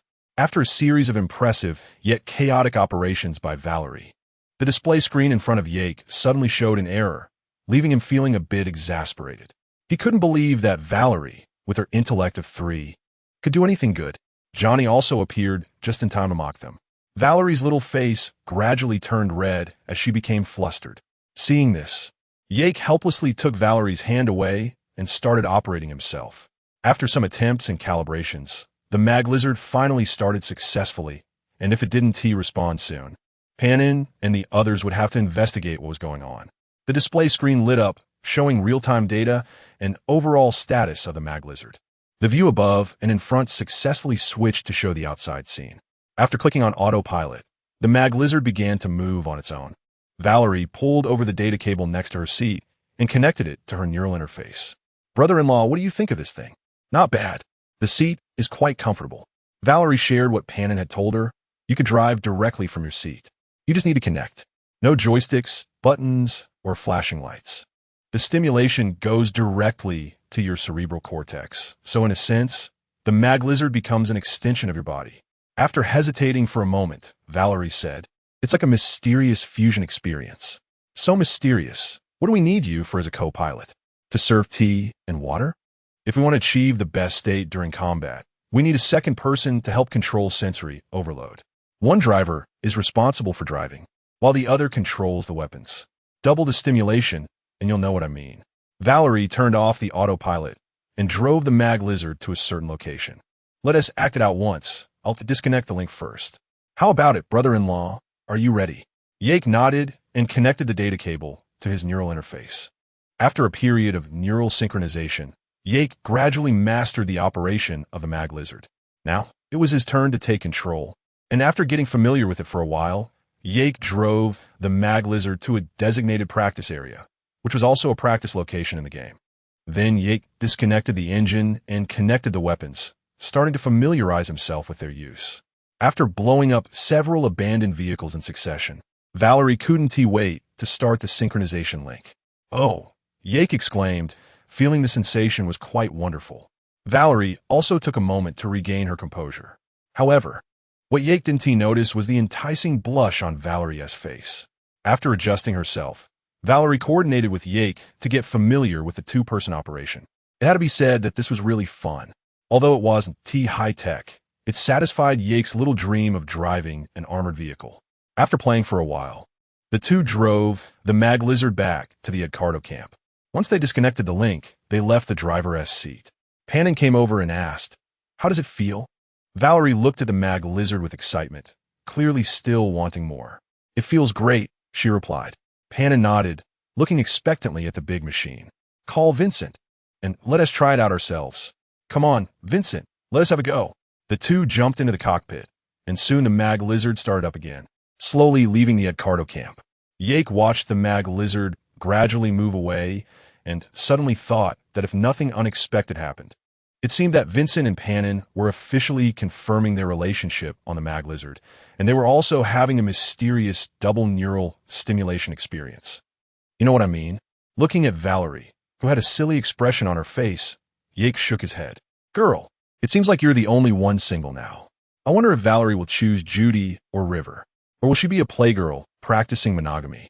One husband and one wife. Sounds reasonable." Valerie was bickering with Johnny, as usual, while Yake felt like he had forgotten something. He unconsciously walked over to his vehicle and took out his weapon. His uneasy feelings eased a bit. Suddenly, an explosion sounded. Boom! Followed by several gunshots. The people in the camp were thrown into chaos upon hearing the gunfire. Yake finally realized what he had forgotten amidst the slightly chaotic scene. The Rippers are attacking. The guards outside the camp shouted to the people inside. Seeing this, Valerie stopped bickering with Johnny, and Yake quickly grabbed some weapons from the trunk of his vehicle. "Valerie!" Yake tossed her a modified D5 Copper Viper. Valerie caught the weapon and took cover to begin counterattacking. Yake also drew Mann and activated Sion Wasteland to start fighting back. The Wanderers in the camp also regained their composure from the earlier shock and took out their weapons to organize a counterattack. Mitch, Cassidy, and others led the charge. On the other side, the sweet Panam and Vincent were also attacked by a small group of Rippers. "Oh crap," Panam said with a serious expression. "They found us. We have to retreat to the camp." Vincent quickly reacted and opened fire on a few Rippers in front of him, easily blowing them to bits. At this moment, Yake connected to the mag lizard's communication system. "Panam and Vincent, the camp is under attack by the Rippers. There are a whole bunch of them. Get ready to fight. Hurry over. We need that big guy." Panam felt nervous upon hearing about the camp being attacked. "We need to hurry back to the camp. We can't leave our family behind." Vincent nodded and without a second word, operated the mag lizard to accelerate back to the camp. At the outskirts of the Edcardo camp, the Rippers parked their vehicles in a row to use as cover while shooting. Yake wouldn't let them have it easy, without hesitation. He drove Sion Wasteland straight into them, started to slice through them like cutting vegetables. Seeing this, Valerie also dropped the Copper Viper, drew out her Mantis blades, activated Sion Wasteland, and charged toward the other side to start close combat against the enemies. Due to their extreme speed, the Rippers had to split their firepower to deal with them, which also relieved some of the fire pressure on the Edcardo side. Noticing this, Sol no longer hesitated and immediately gave the order to start a full counterattack. Mitch even carried a rocket launcher to give the Rippers a taste of their own medicine. He didn't notice whether the crowd was filled with Rippers or allies. Damn it, Mitch, can you be more careful when using a rocket launcher? Look out for teammates in the crowd. Yake protested strongly as he was affected by the explosion shockwave. Sorry bro. After cursing a few times, Yake activated Sion Wasteland again to look for targets. Just then, a large armored vehicle suddenly emerged from behind a dirt slope at the back of the Rippers. The Mag Lizard. Vincent operated the Mag Lizard and, upon seeing the brutal battlefield, began to open fire on the Rippers without a second thought.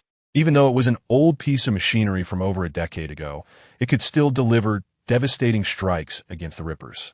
With a heavy firepower backing them, the situation on the battlefield shifted instantly.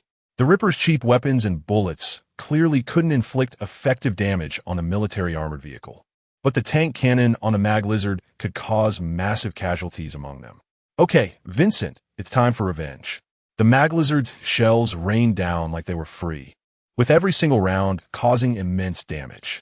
With the help of the Mag Lizard, this attack was easily dismantled. There weren't many casualties on the Arasaka side. Okay, it seems you blew them all away. Congratulations, let's have a good chat. Sol's voice appeared in the communication channel. After seeing that the enemies had been eliminated, Vincent slowly docked the Magic Lizard in a designated area. Chapter 53, Camp Relocation. Yake saw that the enemies had all been eliminated and cleaned the bloodstains on him. He sheathed his sword. Valerie also retracted her mantis blade into her arm. Panam and Vincent emerged from the Magic Lizard, but it was clear that both were somewhat disheveled. The camp was in disarray, with Mitch and a few others standing off to the side smoking. Some guards were helping the injured. Clearly, this attack had caused significant losses to Edcardo, but fortunately, there were not many casualties. Sol saw Panam walk over and said to her, "We all have our own thoughts, but we must place the interests of the family above all else." Panam approche Sol, somewhat impatient. Forget it, Sol. If I have to leave the tribe, just say it. Don't give me a long-winded speech. Save your breath. Sol was not angry upon hearing this. Then you might have to listen for a while longer, because starting today, you will become the family leader alongside me. Panam was somewhat surprised, even thinking she had misheard. I will. What? I wanted to be more formal. But let us do it your way. I was wrong. You are right. This is an undeniable fact. I hope I'm not just wrong this time. Sol leaned closer to Panam and patted her shoulder. Panam was a bit flustered by this sudden turn of events. But I messed up so many things, you said. Sol hugged Panam. I know, but I've changed my mind. You took such a big risk for the family, never worrying about whether you could come back or if there would be a tomorrow. Okowo. Okay. Well, many things need to change. Sol nodded. Yes, and the first thing is to leave here. And quickly. We can't wait for military technology to come knocking. Of course not. I'll arrange the itinerary right away. After their conversation, Mitch, Cassidy, and others gathered around. Vincent stood by grinning. Congratulations, Panam. Yake and Valerie also offered their blessings. Panam took a deep breath and nodded. Thank you all. Thank you. This is so sudden. I need to take a moment. Then Panam looked at Vincent. Come with me. Seeing the two leave, Yake stopped Valerie, who wanted to go with them. Seeing Valerie's puzzled expression, Yake was somewhat speechless. Why are you trying to be a third wheel? Go help Mitch with something instead. Yake helplessly dragged Valerie to help Mitch and the others, but Valerie pouted.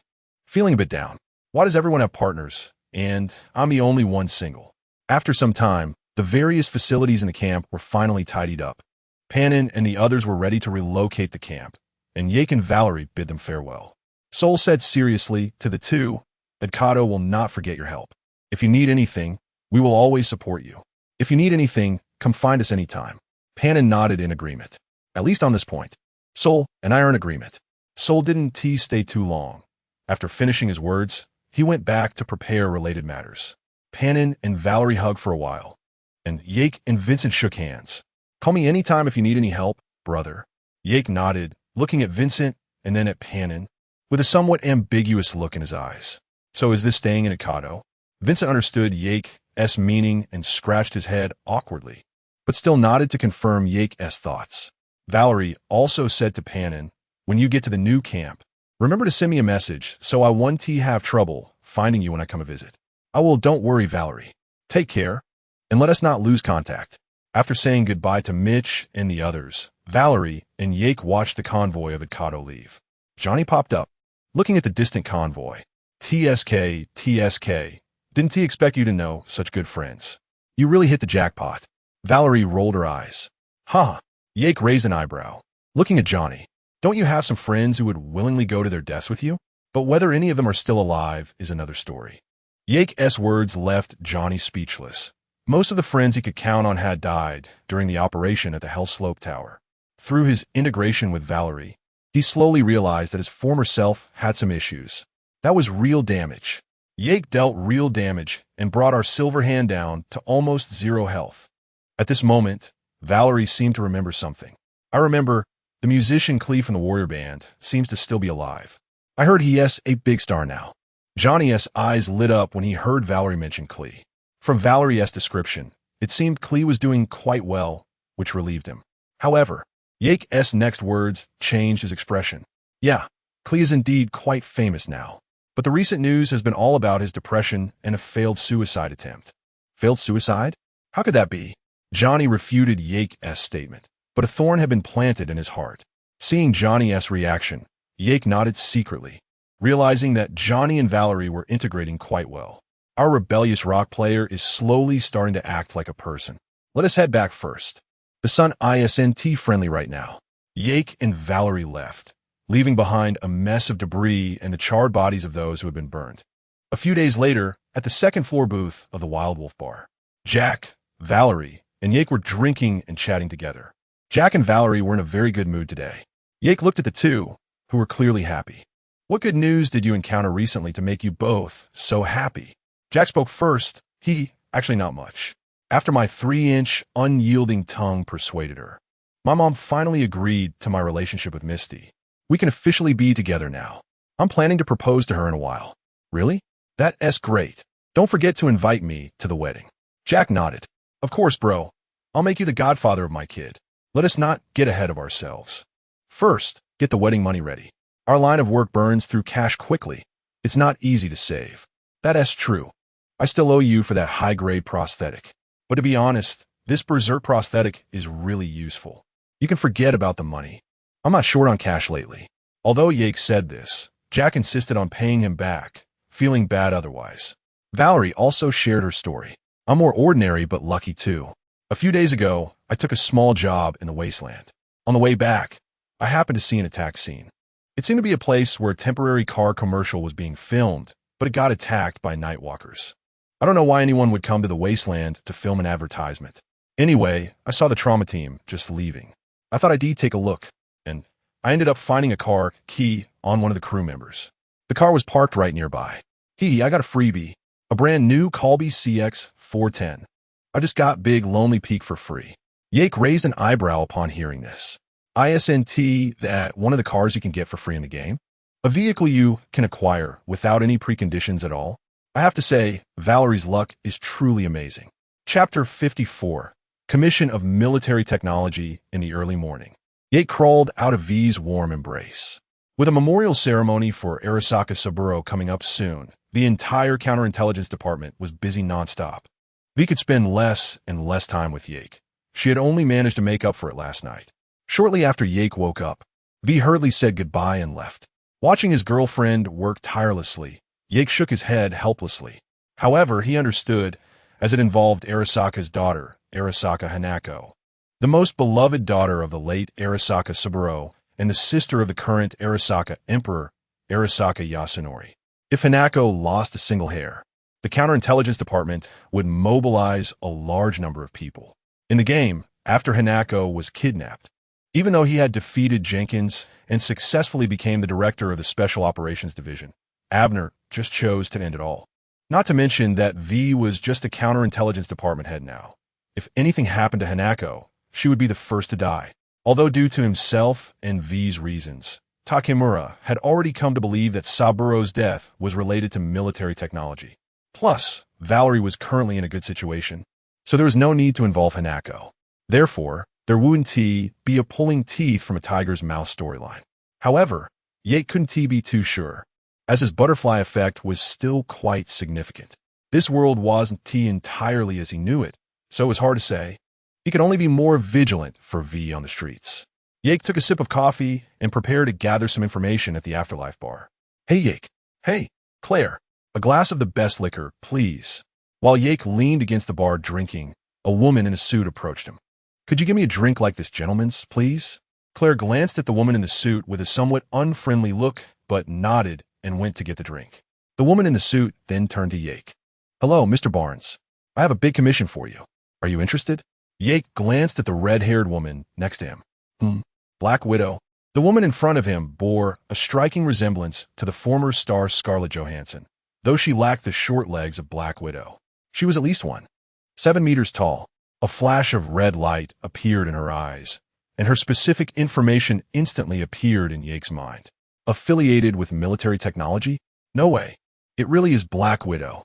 Yake was somewhat astonished to see the name Natasha Romanoff in the information. This world couldn't possibly have S-H-I-E-L-D, right?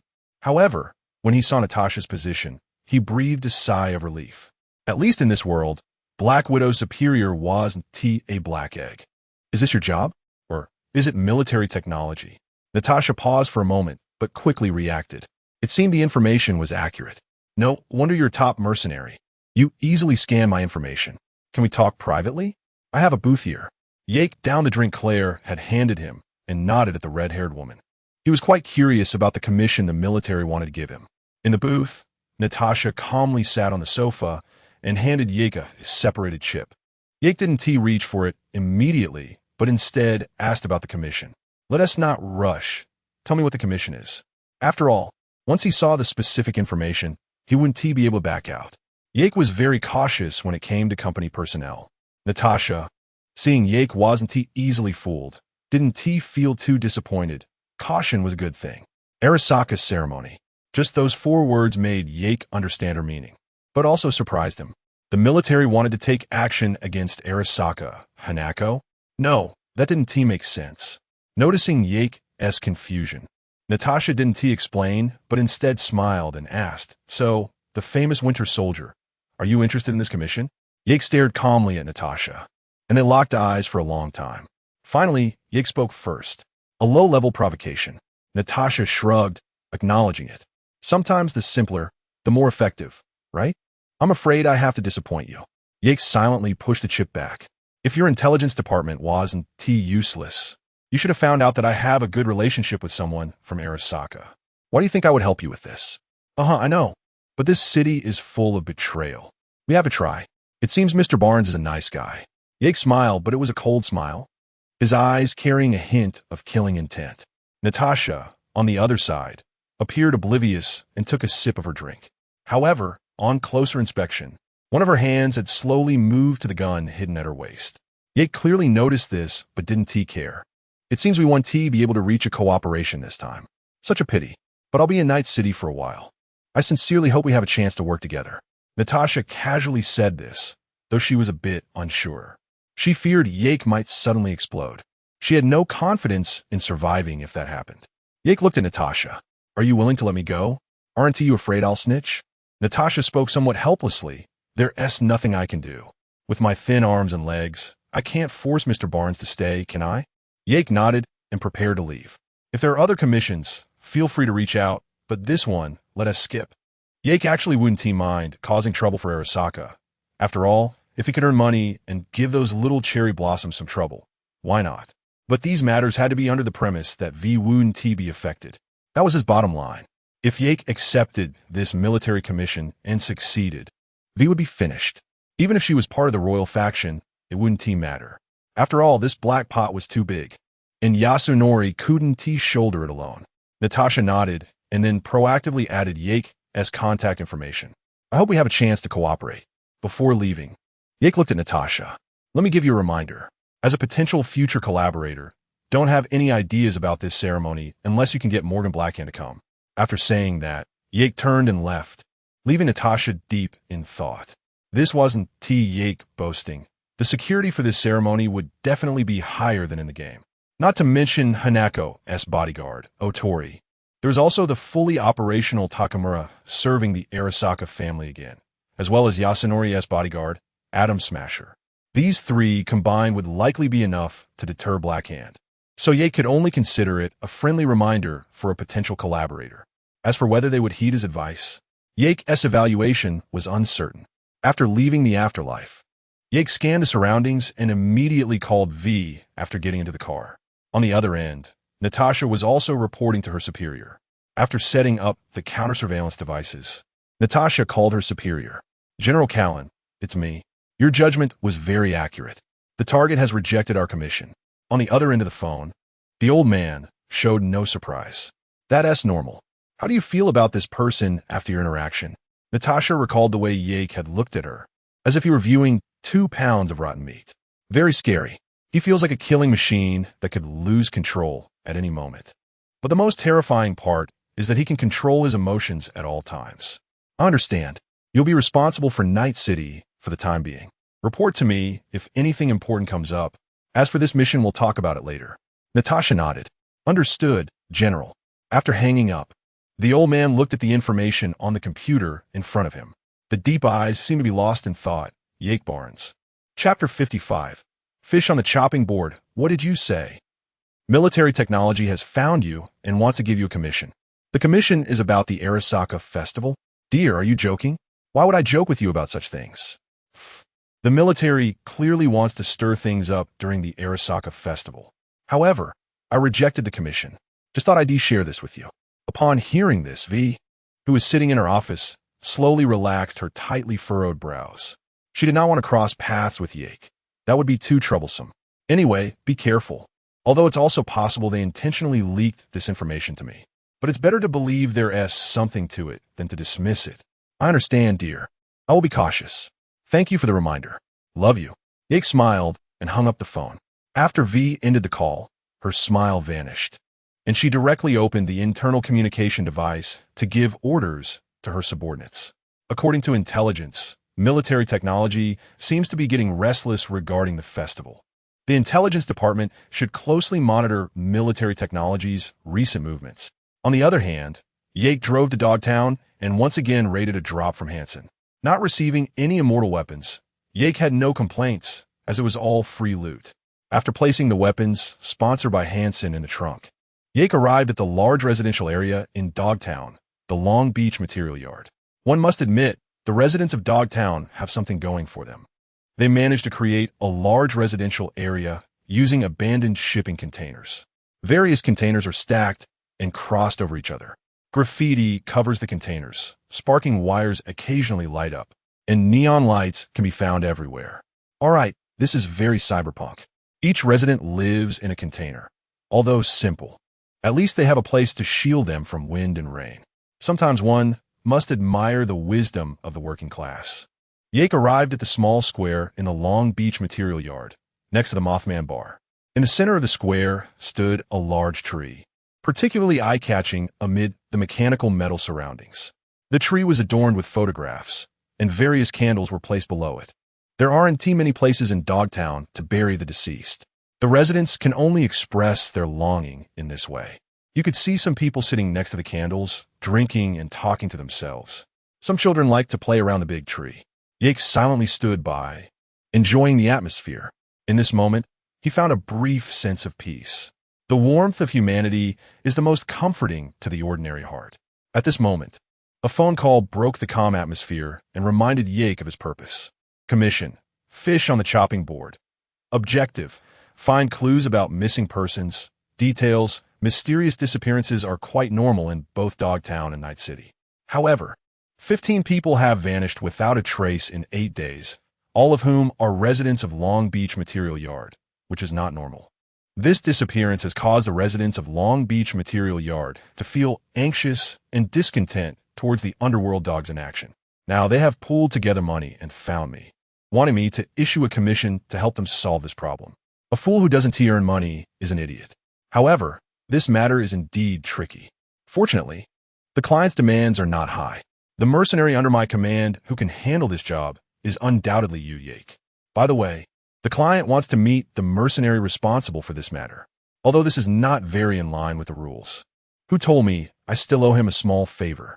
He will be waiting for you at the Mothman bar. Hans? I'm at the location. The client is waiting for you at the nearby Mothman bar. Yake nodded, hung up the phone, and walked up the stairs to the Mothman bar on the second floor, a place run by infiltrating new American agents. Upon entering, he found that the counter was manned by a robot, so he didn't pay much attention. He sat down next to a middle-aged man. The middle-aged man snapped out of his thoughts and turned to Yake. Are you the mercenary Hans recommended? Yake nodded. Or Dokos? The middle-aged man nodded in return. That's me. So, you want to find clues about these missing persons? Yes. Recently, many people in Long Beach Material Yard have suddenly gone missing without a trace. At first, no one paid attention. After all, this is Dogtown. But as the number of disappearances increased, people began to realize something was off. The strange nature of these disappearances leads us to suspect that people have been kidnapped. Yet, not a single family of the missing has received ransom demands. Panicked, people sought help from the underworld dogs, but that pack of wild dogs didn't want to get involved. Or perhaps they know something but refuse to speak. Thus, the residents of Long Beach Material Yard pooled their money to issue this commission. The middle-aged man, took out a separation chip from his pocket and handed it to Yake. Yake glanced at it and plugged it into his neural interface. This is a list of the missing persons. Yake stared at the list of over a dozen names, lost in thought. I know this commission is difficult, but our financial resources are limited, so we don't need you to do too much. We just hope to find out where these people are. Even if they are unfortunately dead, at least we can have some closure. Seeing that Yake did not refuse, let out a sigh of relief and took out another chip. This is the surveillance footage of the nearby streets that I obtained through channels. I've reviewed it, and my hacker friend told me there are signs of tampering, but he couldn't restore it. I don't know if this will help you. Yake nodded and took the chip, set down his drink and got up to leave. Yake followed him. The two went downstairs, and stood in front of the large tree, looking at the photographs above. Many of those on this tree are on the list of missing persons from this commission. Many have already lost hope that they are still alive. We just want a result, whether they are alive or dead. Fell silent for a moment, took a deep breath. Among them is my daughter. Turned to Yake, his eyes reddened. So, please help us. We just want to know where they are now. Where they are, even if we could just find their bodies. Yake nodded. While was speaking, he felt several gazes on him, some with a hint of hope, others with complete despair. After accepting this somewhat heavy commission, Yake left the Long Beach Material Yard. He took the surveillance attachments to prepare to restore them, watched Yake's departing figure, a glimmer of hope flashing in his eyes. He looked at his daughter's photograph, filled with endless longing. Back at his apartment, Yake entered a deep dive, starting to restore the surveillance footage. However, he discovered that although the footage had been artificially modified, there was a segment where the surveillance system had been deliberately shut down. The modification process involved copying a previous video segment and adding it to make the surveillance appear normal. The footage that had been manually shut down was beyond the reach of Yake's hacking skills.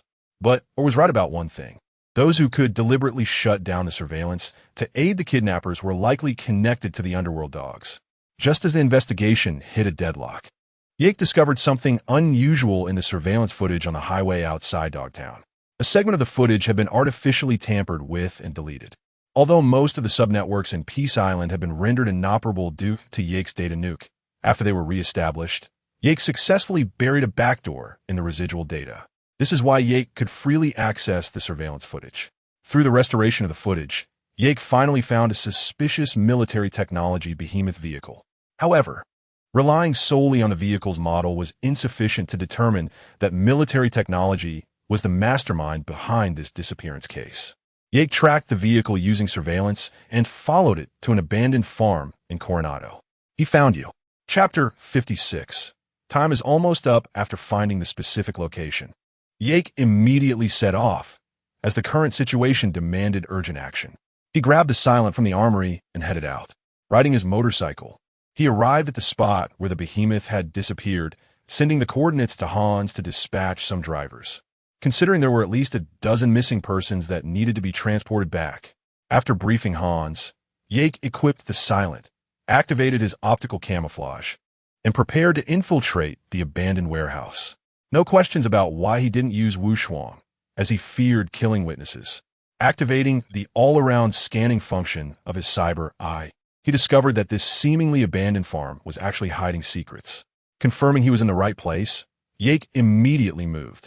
With a super jump, a charged jump followed by a second jump in midair, he landed on the roof of the large warehouse. He successfully entered through a gap in the roof. Inside the warehouse, he noticed several patrolling security personnel. After successfully avoiding a few guards, he made his way to the monitoring room on the second floor. After taking down 2 guards watching the monitors with 2 shots, Yake gained access to the farm surveillance system. Upon a quick review, he found that there was also a basement beneath this farm. The reason it hadn't been detected earlier was likely due to the special material used in the basement's walls. He acquired the security access for the basement door from the monitoring personnel. After hiding the bodies of the 2 guards, Yake left the monitoring room and stealthily made his way to the first floor. Using his hacking skills, he lured away the guard at the basement door.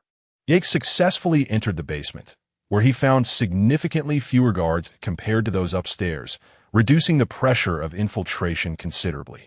After taking out a few more security and monitoring personnel, Yake learned about the mastermind behind the missing persons case. Biotech, a large company involved in military technology, primarily producing various drugs, including inhibitors and stimulants.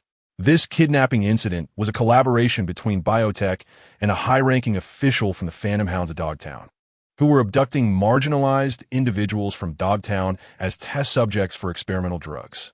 The residents of the Long Beach scrapyard, known as the slums of Dogtown, were the perfect guinea pigs since they had no background or power and could only scrape by among the containers. To Biotech, these people were ideal test subjects, and to the high-ranking official from the Phantom Hounds, they were expendable poor. In the small lab supervisor's computer, Yake found a wealth of data detailing experimental results, with horrific images that made it hard to discern if they were even human. The separation chip found on the supervisor, whom Yake had already shot, indicated that they did not regard the kidnapped individuals as human beings. Yake's expression turned icy as he looked at this data, but he knew it wasn't the time to act. After copying the information, he set out to find the room where the group of guinea pigs was kept. The data indicated that this batch of people had not yet undergone the inhumane experiments, meaning they might still be alive. Time was of the essence. Yake arrived at the innermost room, and before he could open the door, it swung open automatically, revealing 2 burly men dragging a woman in her early 20s. The 2 men didn't have time to react before Yake shot them both in the head, sending them to sleep. The woman they were dragging was startled and quickly ran into the room to hide. The other individuals in the room surrounded her, attempting to protect her with their battered bodies. Yake quietly entered the room, kicking the bodies of the 2 men inside. He observed the dozen or so people inside. Each bore injuries to varying degrees, and 1 man was barely clinging to life. The frightened individuals looked at Yake, and a young boy, no older than 10, mustered the courage to speak up. "Who are you? Are you here to save us?" Eric, a middle-aged woman, looked at the boy in horror, trembling as she covered his mouth and pulled it behind her, looking at Yake with fear and pleading in her eyes. Yake silently scanned each person's personal information, matching them one by one with a list. Confirming that no one was missing and that they were all still breathing, he felt a bit of relief. He turned to the woman who had almost been dragged away earlier, Anna Docus. Upon hearing her name, Anna shivered but nodded fearfully. "Why, yes, it's me. You don't need to be nervous. I'm not one of them. I'm a mercenary sent by the intermediary, your father, O.L. Docus. And the people from the Long Beach scrap yard commissioned me to find you." Hearing this, Anna relaxed her guard somewhat and sighed heavily. She ran over to the injured man, her eyes red as she looked at Yake. "Can you save him? It's because of me that he is like this." Yake glanced at the man lying on the ground and pulled out a recovery type 3 syringe, injecting it into the man's heart. As the drug took effect, the man's breathing gradually stabilized, but he remained unconscious. His injuries were severe. 2 ribs were broken, and he had lost too much blood. They needed to find a cybernetic doctor quickly. "The intermediary will send someone to pick you up soon," Yake told Anna, standing up and looking at the others. "Who here knows how to use a gun? A precise one?" 2 injured men stepped forward. Yake assessed their conditions, tossed them the remaining recovery type 3, and handed them the handguns he had taken from the two burly men. Stay hidden inside. There's too many people, and it's unrealistic to avoid being discovered. I'll clear out this basement and the people upstairs. Remember, do not open the door for anyone unless it's me. These two handguns are just for your protection. The two men nodded as they accepted the guns. Seeing that they had no objections, Yake checked the message from Hans, confirming that help was on the way, then exited the room. He locked the door securely with his hacking skills. Yake silently removed the suppressor from his silent and replaced it with a 15-round magazine loaded with high-explosive rounds. At that moment, the suppressed killing intent was fully unleashed. Time is almost up. Yake strode confidently out of the corridor, making no effort to conceal himself. Turning a corner, he ran straight into two patrolling guards. Bang! Bang! Two close-range, high-explosive rounds exploded the guards' heads, spraying blood, brain matter, and bone fragments everywhere. It was truly bewildering. The loud gunfire triggered the basement alarm, which Yake intentionally did not disable. He wanted the guards to come looking for him. The shrill alarm sounded, and the farm's guards quickly reacted, rushing towards the basement. The people in the room grew tense upon hearing the alarm. The two armed men focused intently on the door, while the middle-aged woman, who had protected the boy earlier, silently prayed for Yake. Chapter 57. Reeves' Call. Taking a day off, Yake activated the Samwise to dodge the blood flying towards him. He then casually moved forward, and only after the Samwise was turned off did the two guards' bodies slowly fall to the ground, with data streams flickering in his eyes. Yake took advantage of the surveillance to spot a person lying in ambush by the wall to his left. A ground assault combined with a Crunchikoff resulted in a direct headshot. Without glancing at the fallen body, Yake continued searching for enemies. He soon encountered three guards armed with pistols rushing to provide support, and both sides reacted quickly, raising their weapons and firing. Yake activated the Samwise again, dodging several bullets before returning fire at the two men in front. Since the third person was behind the two, Yake's bullets couldn't penetrate the two to effectively harm the one at the back. The two guards fell to the ground, and the third hadn't reacted yet. Yake quickly stepped forward and grabbed the third guard's pistol with his left hand. The guard instinctively fired, but the bullets couldn't harm Yake's metal arm at all. Yake retaliated with the butt of the gun, smashing it into the guard's forehead. The immense force left the guard dazed, while Yake's left hand crushed the guard's pistol, rendering it useless. He then kicked the guard against the wall. Yake's metal left arm tightened into a fist, and the metal scales on his arm began to move. He landed a punch that exploded the guard's head, resulting in a gruesome death. The guards rushing in from behind were horrified by the sight of their colleagues' terrifying demise. However, Yake didn't give them a chance to react and quickly drew his gun to fire again. In an instant, he achieved 2 more kills, then activated the Samwise, moving at incredible speed to face the remaining 3. 1 shot, 1 kill for each. After reloading his empty magazine with a spare one, he continued forward. The people inside the room could only hear the sporadic gunfire and screams. This massacre lasted nearly 10 minutes. Suddenly, a surveillance camera turned towards the crowd. "It's me, Yake. The guards outside have been dealt with. Hans's men are almost here.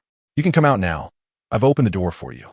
By the way, the scene outside might be a bit bloody, so if you feel you can't handle it, remember to control your gaze." At this moment, Yake stood outside the warehouse, leaning against his motorcycle while smoking a cigarette. There were some bloodstains on him, but he didn't care, feeling only the thrill of successfully venting his pent-up rage.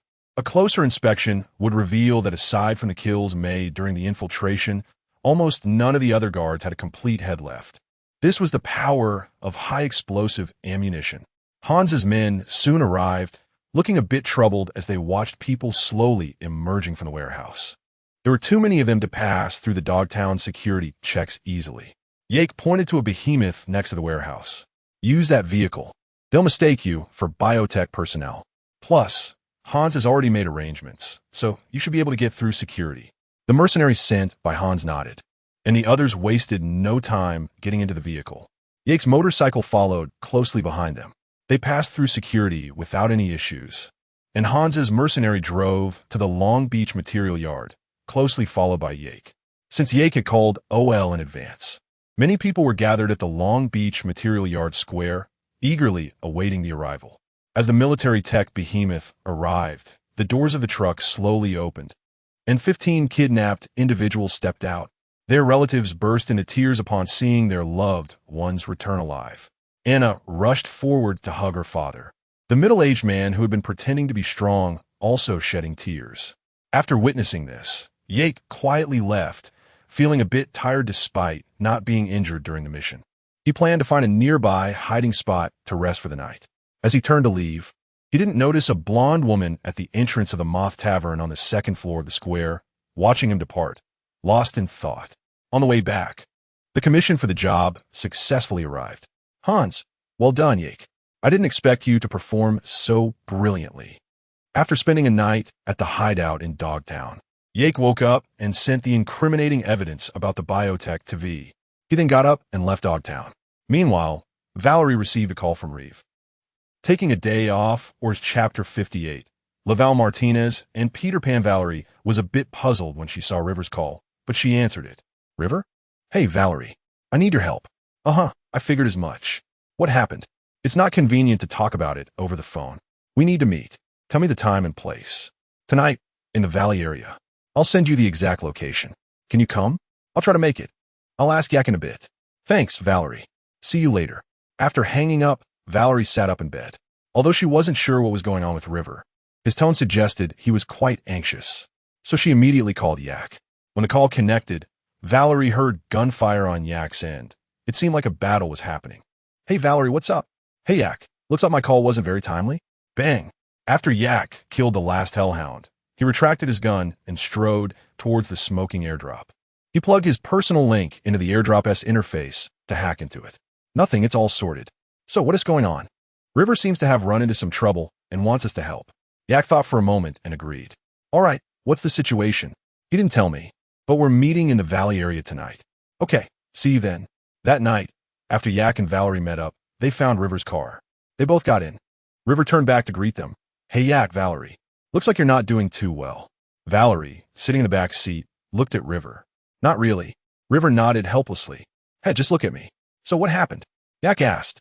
First, take a look at this. River's blue data stream flickered, and a video file appeared in front of Yak and Valerie.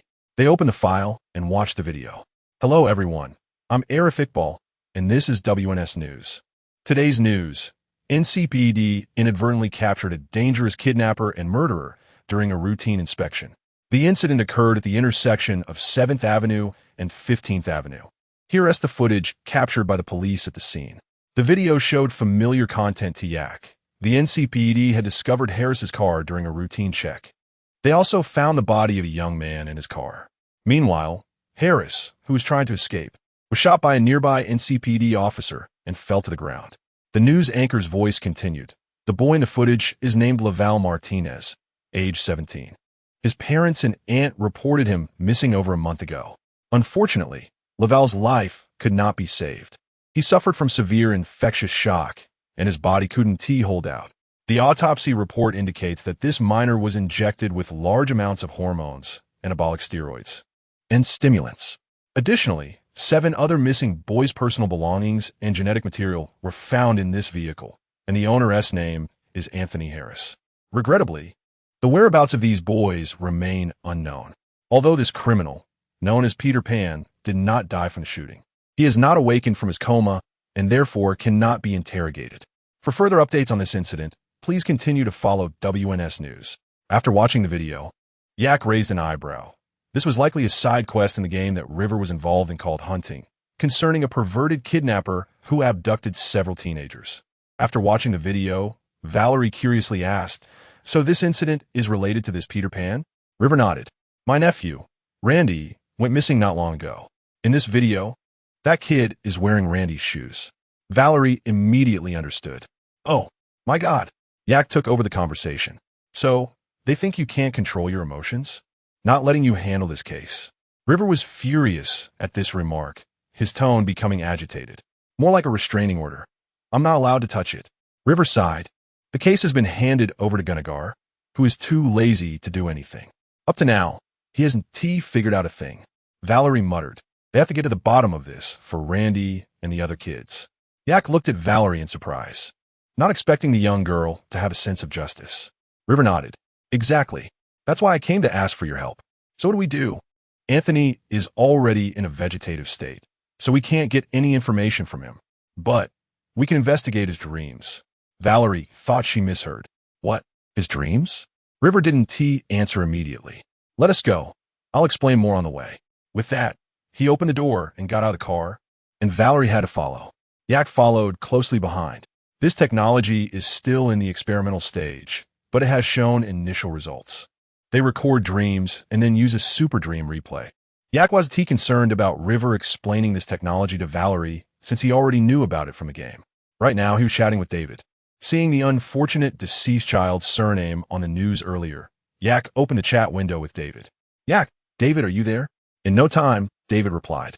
David, yeah? What's up, Yak bro? Need me for something? Yak, no, just wanted to ask you something. Laval Martinez. Do you know him? David. Yeah, he's my cousin. He went missing some time ago and was found by NCPD just in the last couple of days. Unfortunately, he has already passed away. David. He was a rather introverted and honest person. My mom was really worried when he went missing, and now a month has passed with this outcome. My mom is still heartbroken over it. David. Yak bro. Why are you asking about this? Is something wrong with Laval? Yak could see the turmoil on the other side of the screen. Yak, it's nothing. I'm helping a friend. It involves this case, the Peter Pan kidnapping case. My friend's nephew was also kidnapped by that scum. I wanted to see if you have any relevant leads on this kidnapping incident. David, I see. I don't have any leads because I was trying to ask around recently because of my cousin, but I didn't find anything. The only thing I know is that my cousin had his laptop with him before he went missing. Yeah, got it. If there is any progress, I'll let you know. Chapter 59. Searching for clues. Yake sighed, not expecting such a coincidence. He glanced at the two people chatting happily in front of him, and his expression turned somewhat strange. Since when did these two become so familiar? Wow. Yake looked at Roof with a different gaze, like a concerned father scrutinizing all the boys who approached his cherished daughter. He strode over and interrupted their conversation. Do you have a way to get Peter Pan's dream super dream? Roof? Roof shook his head. Not yet, but they are all in the lab we are heading to. The three crossed the street and arrived at the entrance of the NCPD lab. All right, did you make an appointment? Yake asked Roof, but looked a bit embarrassed at the question. No. We can go in together, but going through the front door won't work. Valerie sighed, isn't that illegal? Upon hearing this, Yake looked at Valerie with a serious expression, his eyes filled with pity. Roof also looked at Valerie with a complicated expression, maintaining her law-abiding citizen image. Let's find another way in and get out once we find it, Roof suggested to Yake. Yake nodded and headed towards the back door with familiarity. When they reached the back door, Roof looked at Yake with a strange expression as he skillfully opened the iron door. This family really has talent. Once inside, Yake closed the door behind them. All right, there shouldn't be anyone here. The lab is being audited today. Even if we make some noise, no one will hear us. Valerie looked at Roof. How we find this super dream experience? Look into rooms where those kids with editing autism have their dreams. Oh, and don't forget that Peter Pan's real name is Anthony Harris. The two nodded and split up the search. Yake didn't search seriously, as he already knew the specific location of the super dream from his previous life experiences. However, he still needed to put on an act to avoid suspicion. Yake entered a room on the left, which had an Easter egg related to Death Stranding in the game. Unfortunately, it wasn't there in reality. Meanwhile, Valerie, in another room, rummaged through cabinets until she successfully found the right one. Upon hearing Valerie's voice, Yake and Roof rushed over. Did you find anything? Not yet. Roof observed the cabinets. Let's check these drawers. While checking, Valerie curiously asked Roof, Hey Roof, why not just find someone to let you in? I don't want people saying that I'm meddling. A female voice interrupted their conversation. A black-haired woman with eye implants stood at the door, looking surprised at the three in the room. Roof was also taken aback. Yavin. The woman named Yavin clearly wasn't very welcoming of Yake and the others' presence, and she bluntly announced that Roof had been suspended. She ignored Roof's explanations and urged them to leave. Yavin was unyielding.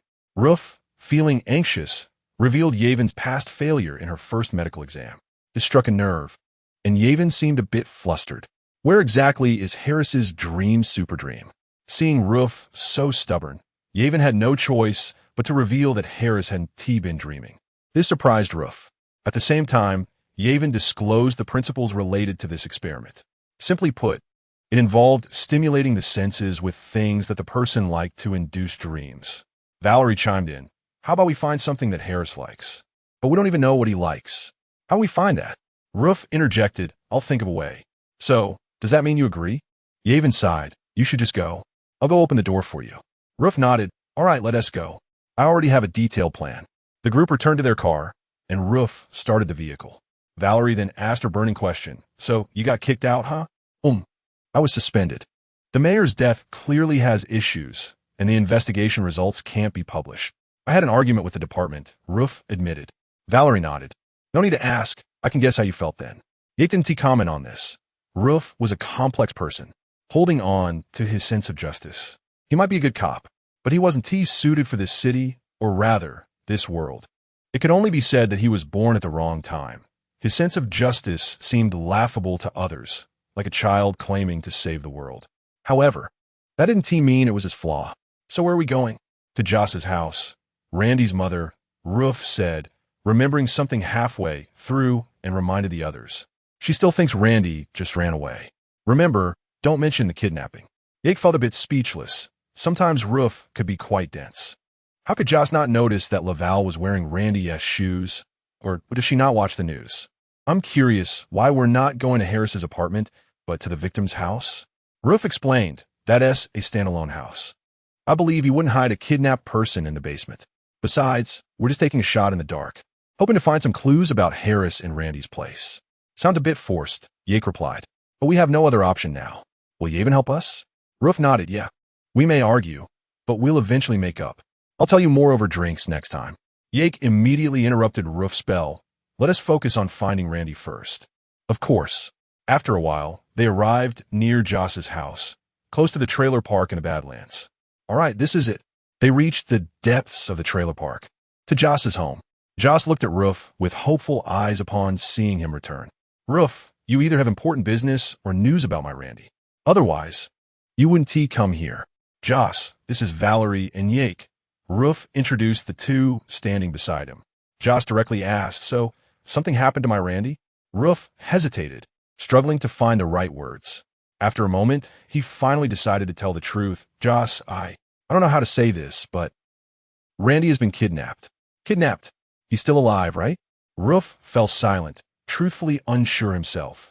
He hoped his nephew was safe, but the chances of Randy already being harmed seemed greater. Valerie couldn't take it anymore. "The police caught that guy, but he was shot and is currently in a coma in the hospital." "Then where's Randy?" Roof quickly interjected, "Joss, we're still looking for him." "At my house." Yake, who had been silent, spoke up. "NCPD has an experimental technique that can find clues through the suspect's dreams. But since that person is in critical condition, he can't dream. So we need to find things that can stimulate him. We came here hoping for some luck." Roof added, "and to find some possible clues. Trust me, Joss." After a moment of struggle, Joss finally relented. "Just don't break anything. Randy doesn't like others rummaging through his things. Let's go." Joss turned around, hiding her expression from view. The kids were playing outside. "Go call him back for dinner." The three left Joss's house, and River pointed to Randy's house for Yak and the others. "It's that trailer. Keep an eye on it. Pay attention." Suddenly, two kids ran out and approached the three. "Uncle River." River saw the two kids and quickly hid his emotions, replacing them with a smile. "Monique, Dorian, how are you?" Valerie and Yak also looked at the two kids, and a little girl named Monique noticed Valerie, looking a bit curious. She turned to River and asked, "Is she your girlfriend?" "Huh?" Yak looked at the little girl Monique in shock, and Valerie was equally surprised. Fortunately, River had some emotional intelligence and quickly helped Valerie out. "Just a regular friend." After saying that, River continued walking toward Randy's house, and the two followed. The little boy named Dorian quickly asked, "Are you going to stay here?" "I don't know. Go. Your mom is waiting for you to eat." The group arrived at Randy's house. "Let's look around." The three scattered, and Johnny suddenly popped up. Looking around the room, he exclaimed, "It's so messy, just like my old doghouse." Yak arrived at Randy's room and pretended to look around before finding a laptop under the bed. After scanning it, he discovered it was the latest generation laptop. After pulling it out from under the bed, Yak asked River, "River, is Randy really this rich?" Hearing this, River curiously looked over and was taken aback when he saw the laptop in Yak's hand. How could he afford this? He walked over to take the laptop from Yak, with Valerie following closely behind. River examined the laptop, looking confused. Such an expensive laptop. Randy couldn't possibly afford it. How could a kid have this much money? River opened the laptop to find it needed a password, so he turned to ask, "We need to open it and check. Most likely no one knows the password. Can you crack it?" Valerie turned to look at Yak, and River followed suit. Seeing this, Yak sighed and pulled a chair over to sit down. He plugged in his personal link data cable into the laptop and began to crack the password. In no time, Yak successfully cracked it and opened the laptop. The group started looking through the information on the laptop, hoping to find clues. After browsing, they discovered that Randy had been chatting with a stranger on this laptop. After reading the information, River's expression darkened. That damn bastard has been leading Randy around in circles. Yak looked at the information, which indicated that Randy had failed to quit several times. Is Randy still involved with this stuff? River shook his head, indicating he wasn't sure. Valerie looked at the chat records on a laptop, unsure of what to say. It seems he really considered that Harris a friend. Harris supported him time and again, even gifting Randy a game to encourage him. Yak opened a web page based on the chat records. It was a page created by Harris. He clicked on the Resist Temptation button and then on the image on the left. It was a hidden page created by Anthony. Valerie looked at the information on the hidden page. Oh my God, River. This is bad. This guy specifically targets problem kids. Kids like Randy are his targets. River felt a bit guilty. It's all my fault. If I had cared more about him. Then Yak clicked on a file next to it and discovered that the video on it had been deleted. River quickly turned to Yak. The video is deleted. Can you recover it? Don't worry, River. I found a file with the same name on the computer. Yak opened the folder and found a file with the same name as the deleted video. Clicking into it, he found it was an animated video. River looked at the animation, feeling uneasy. This animation is disgusting. It gives me goosebumps. Yak watched the video, lost in thought. Valerie then realized, this file has the same name as the missing video on that webpage. Does that mean this file is the one missing from the webpage? And this webpage is related to Harris. River also connected the dots. This is what Jan wants. We found it. We can use this to understand what Harris is thinking. River was a bit excited, and Valerie reminded him, River, you said we need something that can make Harris dream. We should take this to Jan. River nodded. Good idea. I'll send it now. Yak added, I could try to trace Anthony's IP address using this video. River nodded, grateful, and gave Yak a thankful look. He then sent the video file and message to Jan. After a while, River spoke up. All right, I sent it to her. She said she'd reply to us first thing tomorrow morning and called us a bunch of idiots. Valerie couldn't help but laugh, while Yak burst out laughing. Looks like that scolding was for nothing, River. The red data streams flickered in Yak's eyes. I found a specific address where the video was posted. River turned sharply to Yak. Really? Yak calmly nodded. Leanbian Farm. It's located southeast of Night City. Valerie asked, so it looks like we already know where it is? River immediately nodded. I hope Yak didn't make a mistake. Come on, we have to go. The group exchanged glances and got up to leave. Chapter 61. Hunt, it was pouring rain outside as a few people left the house and got into River's car, heading towards a farm by the woods. On the way, River watched the rain outside, feeling a bit anxious. Damn it, I hope everything goes smoothly. Yak knew that as long as they chose the right farm, the chances of successfully rescuing Randy were already 90%. Don't worry, we're just one step away. Valerie in the back seat nodded. We will succeed. We finished weeks of NCPD work in just 2 days. After hearing their comforting words, River felt some weight lift off his heart. Although it wasn't an insurmountable task. You're right. Thank you both, really. We will find him, River. The guilt in River's heart grew stronger, believing that this situation was due to his negligence. But it was too late to say anything now. He could only hope it was still not too late to save Randy. It was also a chance for him to make amends. River pressed down hard on the gas pedal, speeding up. Hang in there, Randy. You must hold on. Your uncle is coming to save you. Soon, thanks to River's speed and decent driving skills, they arrived at the farm by the woods. At this point, River didn't care about anything and crashed the car through the farm's iron fence, rushing in. After River parked the car, the three quickly got out and saw familiar landmines and guard towers. Valerie and River both breathed a sigh of relief. They had bet correctly. River, this is the farm. We finally found it. I know. Hurry to the barn, quick. Yak set a target location and saw numerous anti-personnel mines and several automated turrets and guard towers. He clicked his tongue, wondering if this was some kind of experimental base. The biotech facility he visited last time didn't have this many gadgets. He immediately warned River and Valerie, "Be careful. The turrets are activated, and there are an unusual number of mines here. The control system must be in that building. I'll go check it out." Clock up. Yak activated his St. Anne Wiseton and sped forward. He made a double jump to the second floor, circled to the back of the house, and climbed through a window. He entered a room that resembled a bedroom. As there was no one watching, Yak wasted no time and directly found a button under the table and pressed it. The wall on his right side began to move, revealing a small secret chamber.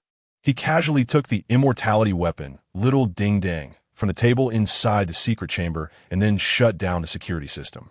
Downstairs, Valerie and River saw the security system was off and quickly ran outside the warehouse. Valerie quickly scanned the surroundings and noticed a ladder nearby. She climbed up and successfully reached the interior of the warehouse through the skylight, followed closely by River and Yak. Upon seeing the scene inside the warehouse, Valerie's heart sank. Even though she had seen blurry images in the super dream, seeing it in reality was still unsettling. Yak and River soon arrived, and Yak activated scan, quickly locating Randy. The one at the far left, that's Randy. He is still alive. River rushed over to Randy. "Yes, it's him, Randy." River confirmed Randy's condition. He was still breathing. "We did it." Yak, hurry and shut down the machine, disconnect it. Having arrived early at the control room, Yak immediately disconnected the machine upon hearing this. River quickly called his colleagues. 1052, repeat, a 1052 situation discovered at a farm in the south of the city. "Yes, send a team over quickly." "That's right, sending coordinates." "No, send a few more. We need to hurry. By the way, there are quite a few automated defense systems outside, so be careful." After calling, River found that Yak had already disconnected the link and immediately pulled the tubes off Randy's head. He then turned to Yak and Valerie and said, "Let us check on the others. There might still be people alive." The two nodded and went off to search for other children. Unfortunately, not everyone was as lucky as Randy. At least on Yak's side, there was already one person who had been dead for several days. "Yak, help me save Randy." Yak jogged over to River, signaling him to make some space. Then, gripping the railing with his left arm and exerting force, he lifted the railing that was trapping Randy. Seeing this, River quickly stepped forward and removed Randy's mask. Upon seeing that Randy still had weak breaths, River finally relaxed. He slumped against the railing beside him, letting out a deep sigh of relief. The three exchanged smiles. The rain stopped, and the sun slowly rose. The originally misty sky gradually brightened. Several NCPD officers and trauma team members also arrived. It seemed some of the victims were members of the trauma team. Yak and Valerie sipped their coffee. Synthetic. It tasted terrible, but it was indeed refreshing. Yak watched the flying cars in the distance, deep in thought. Was Harris wrong? Of course. What a twisted mindset led him to do these things. It was utterly inhumane, provoking the anger of both gods and men. That is how Yak felt when he first took on this mission. But after experiencing it a second and third time, Yak finally discovered an undeniable issue. Many things Harris mentioned during his conversation with Randy were facts that this city could not deny. Wasn't the society they lived in itself also distorted? The poor had no way out. Anthony's childhood experiences were just a microcosm of countless children. As an adult, he wanted to help sick children because of his own experiences. In his mind, injecting growth hormones was the only cure he recognized. He projected his past traumas and pains onto those teenagers, attempting to save them in his own way, which was, in fact, saving his former self.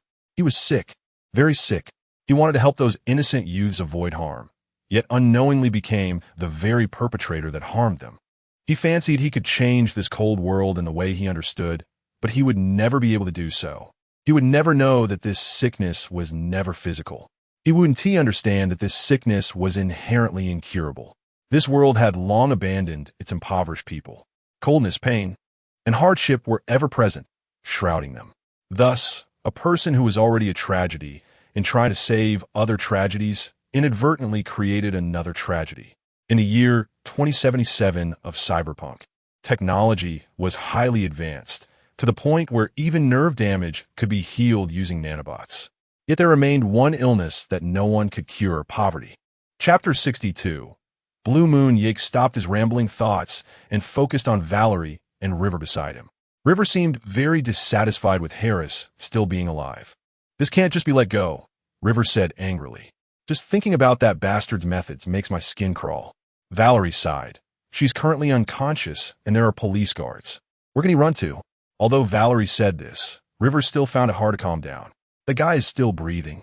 He is safe for now, but I guarantee he won't live long. Damn it, I want to strangle him myself. Yake interjected. "I suggest you think it over carefully. Consider whether doing so would be true to your conscience. Think about Joss. She's alone raising 3 kids. What would she do if something happened to you?" Valerie nodded in agreement. "Yeah, River, it's not worth it for a bastard like him. Don't throw your life away. I don't want to visit you in prison."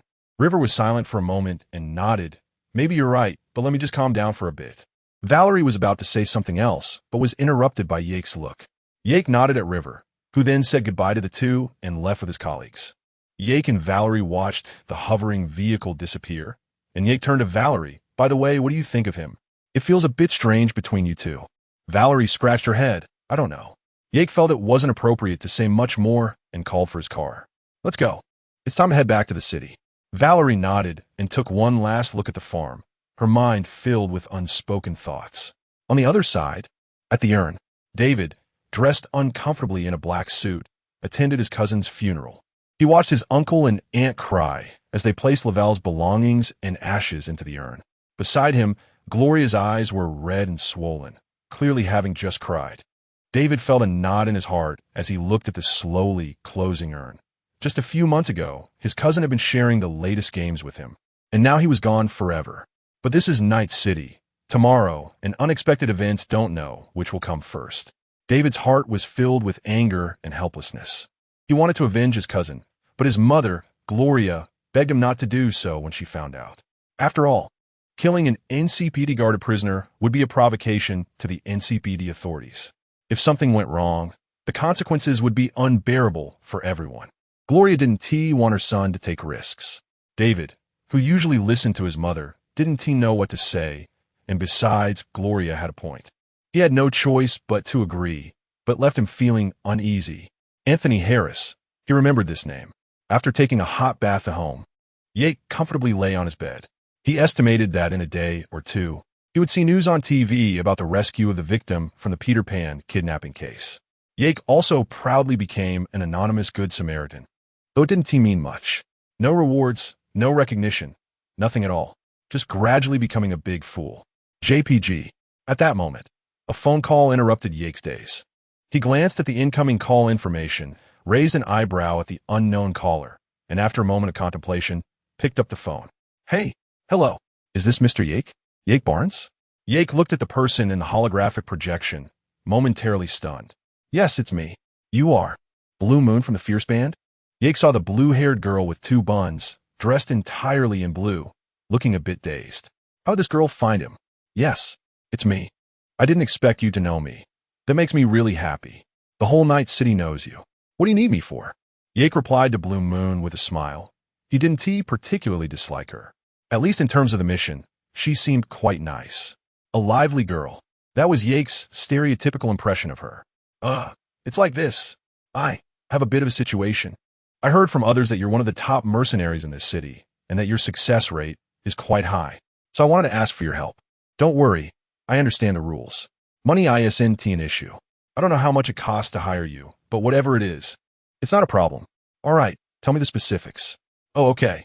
So, they're SA fan. You know, a rather strange one. I've been receiving a lot of death threat letters lately, all sent directly to my apartment. Plus, I've been followed. I can't just sit here and wait for something to happen to me, right?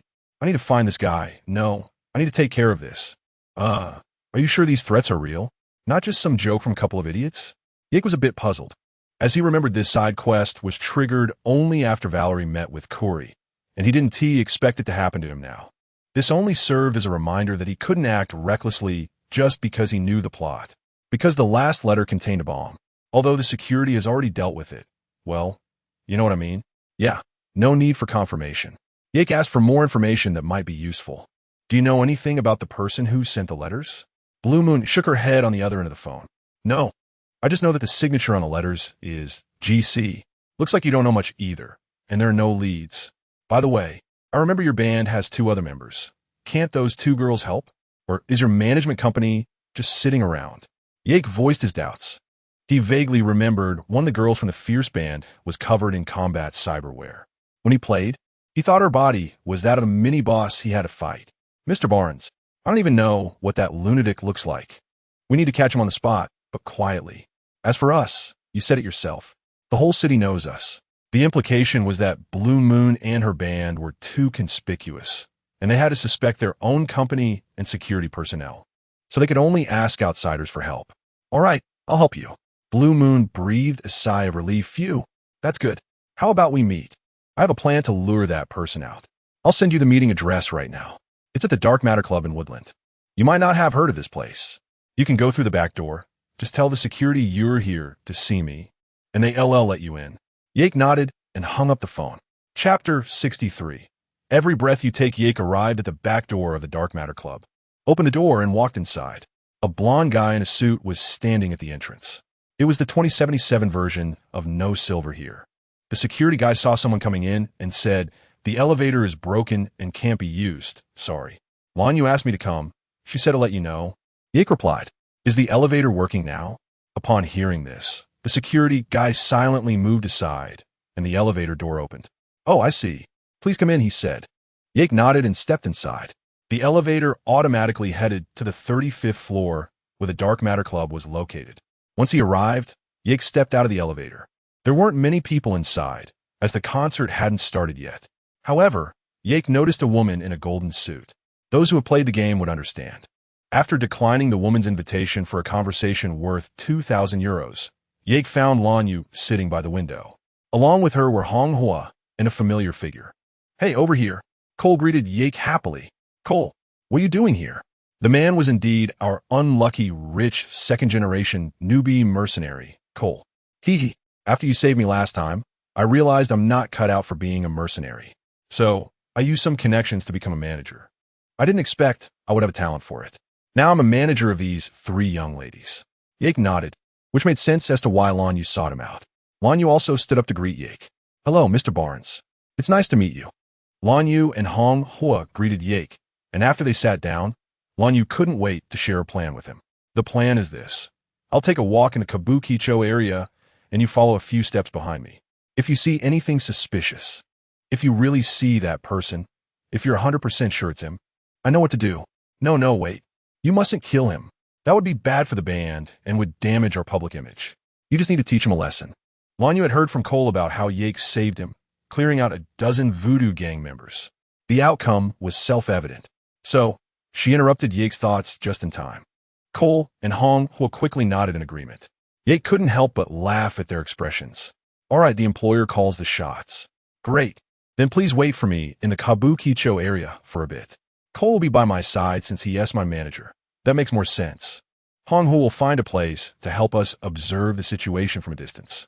Yake nodded and left the Dark Matter Club. After a while, the sky was hazy, and it started to drizzle. Yake sat calmly on a bench waiting for Lanyu's arrival. Before long, Lanyu, dressed in a black coat with blue spots and wearing a hat, came and sat down beside him. Cole, sitting nearby, was nervously observing the surroundings. "I'm here, okay. Here's the deal. I'm going to stand up and walk forward. Cole will follow behind me. When I call you, you start following me. But don't get too close, okay? Otherwise, you might scare that guy away. And keep your eyes peeled. See if anyone is hiding nearby, watching me. Something like that. Look like a total creep." Yake glanced around and nodded. "Got it. Okay, I'm getting up now. Hongwu will help me with extra observation. Count Moin Teet, wish me luck." Lanyu stood up and left, with Cole closely following. Yake watched the 2 leave and noticed a woman in green clothing with green hair, tied in a high ponytail, sneaking a glance at them from the corner. When she saw Yake looking at her, she pretended to be nonchalant and turned to leave, but she was heading in the same direction as Lanyu. Yake knew this was the person who had been threatening Lanyu all along. However, there was no evidence yet. She would reveal herself later. Now, Yake was looking for a guy above who was taking photos. Seeing that the woman had gone far, Yake glanced around and executed a double jump to reach the upper level. He immediately spotted a guy taking pictures with his phone. "What are you doing?" The guy, annoyed by the interruption, replied, "Taking a shit. What is it to you?" It seemed he wouldn't talk nicely, but that was fine. "I'll give you another chance. Why are you taking these pictures?" Noticing that Yake wasn't someone to mess with, the man's attitude improved. For money? To sell? That girl is Lan Yu. Don't you recognize her?" The man quickly put away his phone and hurriedly left. Yake watched him leave without stopping him. He would see him again soon. Yake continued to keep an eye on Lan Yu's vicinity, where Cole and Lan Yu were trying their best to act casual. From above, Yake saw the woman below him. She was also pretending to be enjoying herself, but was actually observing Lan Yu. Yake took all of this in. Before long, Lan Yu arrived at a small stall. The woman who had been following her approached, wanting to take a picture with Lan Yu. Cole and Lan Yu had no suspicions. Lan Yu even took the phone and snapped several pictures. Yake shook his head at this scene. No wonder Cole wasn't suited for being a mercenary. The woman who was stalking Lan Yu was named Green Cloud. Yake had connected the dots with GC. Didn't Cole notice anything unusual? Watching Cole with a silly grin, Yake felt his blood pressure rising. After Green Cloud finished taking pictures, she headed to a weapon shop, presumably to buy a weapon for her crime. After watching her purchase a weapon and leave, Yake also descended from the upper level, following Green Cloud without her noticing. In the channel, Lan Yu was still complaining to Yake that perhaps that person wasn't there and wanted to give up. As she was walking on the overpass, Green Cloud suddenly pulled out a gun and took Cole hostage. The sudden turn of events startled Lan Yu. "Do you think I'm a child? I gave you everything." "Everything." Green Cloud aimed the gun at Cole's head, angrily addressing Lan Yu. People around them saw the gun in Green Cloud's hand and began to flee. Cole, who was being held hostage, was also scared and didn't know what to do. Hong Hua, who was on the rooftop not far away, saw everything and was very anxious, but she had no way to help. Lan Yu instinctively called for help from Yake. I don't even know who you are. Mr. Barnes, help. Save Cole." Seeing this, Yake activated the Stanislavski. Clock up. In the blink of an eye, he appeared behind Green Cloud, directly restraining her and then delivering a punch to her head, instantly putting her into a deep sleep like a baby. After Yake released her, Green Cloud fell to the ground, and Cole was freed, collapsing on the ground and gasping for air. Yake stepped forward and kicked Green Cloud's gun away. Looking at the terrified Cole, Yake shook his head. He then checked Green Cloud's belongings and felt his scalp tingle after seeing the contents of her diary. A terrifyingly extreme stalker fan, Lan Yu looked at the unconscious Green Cloud on the ground with a face full of fear. "Oh my God, arigato. Han Tony, thank you, Mr. Barnes. You're welcome. I'm just doing my job. Ensuring your safety is my mission." Lan Yu looked at Green Cloud's face and sighed. "I can't believe she's a girl. Who would have thought? What should we do now? Let's wait for the police to handle it." But Lan Yu was clearly a bit on edge, her mind racing with wild thoughts. But what if they let her go? Or what if she escapes? Don't worry, so many people witnessed this incident. NCPD isn't stupid. Why would they pull such small tricks? Besides, your record company isn't a pushover either. Even if something like this happens again, just come to me. Hearing what Yak said made Lan Yu feel it made some sense, and she slowly calmed down. "Yeah, you're right. Thank you for helping me so much. I'll transfer the money to you shortly, I promise. Let's go grab a drink to take our minds off things." Cole, who was nearby, also stood up, looking a bit shaken. "Phew, you saved me once again, Yak." "Thank you." Yak nodded. "Take care, you too." Lan Yu and Cole nodded and prepared to leave this troublesome place. Yak watched as the two walked away. Turning his head, he indeed saw the guy, still secretly filming from above. When a man noticed Yak looking at him, he hurriedly pulled back his phone and tried to run away. But in the blink of an eye, Yak had vanished from his spot. As the man turned around, he saw Yak looking at him with a half smile. Bam! He was met with Yak's righteous iron fist in the physical sense. The man, like Green Cloud, fell into a baby-like sleep. Yak picked up the man's phone, inserted his personal link, deleted all related videos, and then put it back. Seeing that the NCPD personnel had arrived at the scene, he quietly left the area. Chapter 64. Attention from Zeta Technology after leaving. Lan Yu paid the commission to Yak and included an electronic concert ticket, inviting him to watch their performance. Yak did not refuse. Zeta Technology Building. Conference room the middle-aged man sitting at the head of the table listened to his subordinate's report and suddenly spoke up, asking about the special teams sent out for assessment. The secretary next to him heard this and opened the screen in front of the man, displaying real-time data of the special teams. Several researchers from the laboratory looked at the impressive data and nodded proudly. After adjusting his glasses, the secretary began the report. Team 1 performed well, successfully taking down a large casino operated by the Tiger Claw gang, with minimal casualties among the team members. Team 2 also performed admirably, successfully ambushing and killing a well-equipped Edgewalker team. Additionally, Team 2 unexpectedly encountered members of an A-grade terrorist task force, but there were no significant casualties, and they inflicted heavy damage on the terrorist task force members. The middle-aged man nodded, clearly recognizing the strength of this special group, and the laboratory head also looked proud. As for Team 3, the secretary was shocked by the data, momentarily unsure of what to say.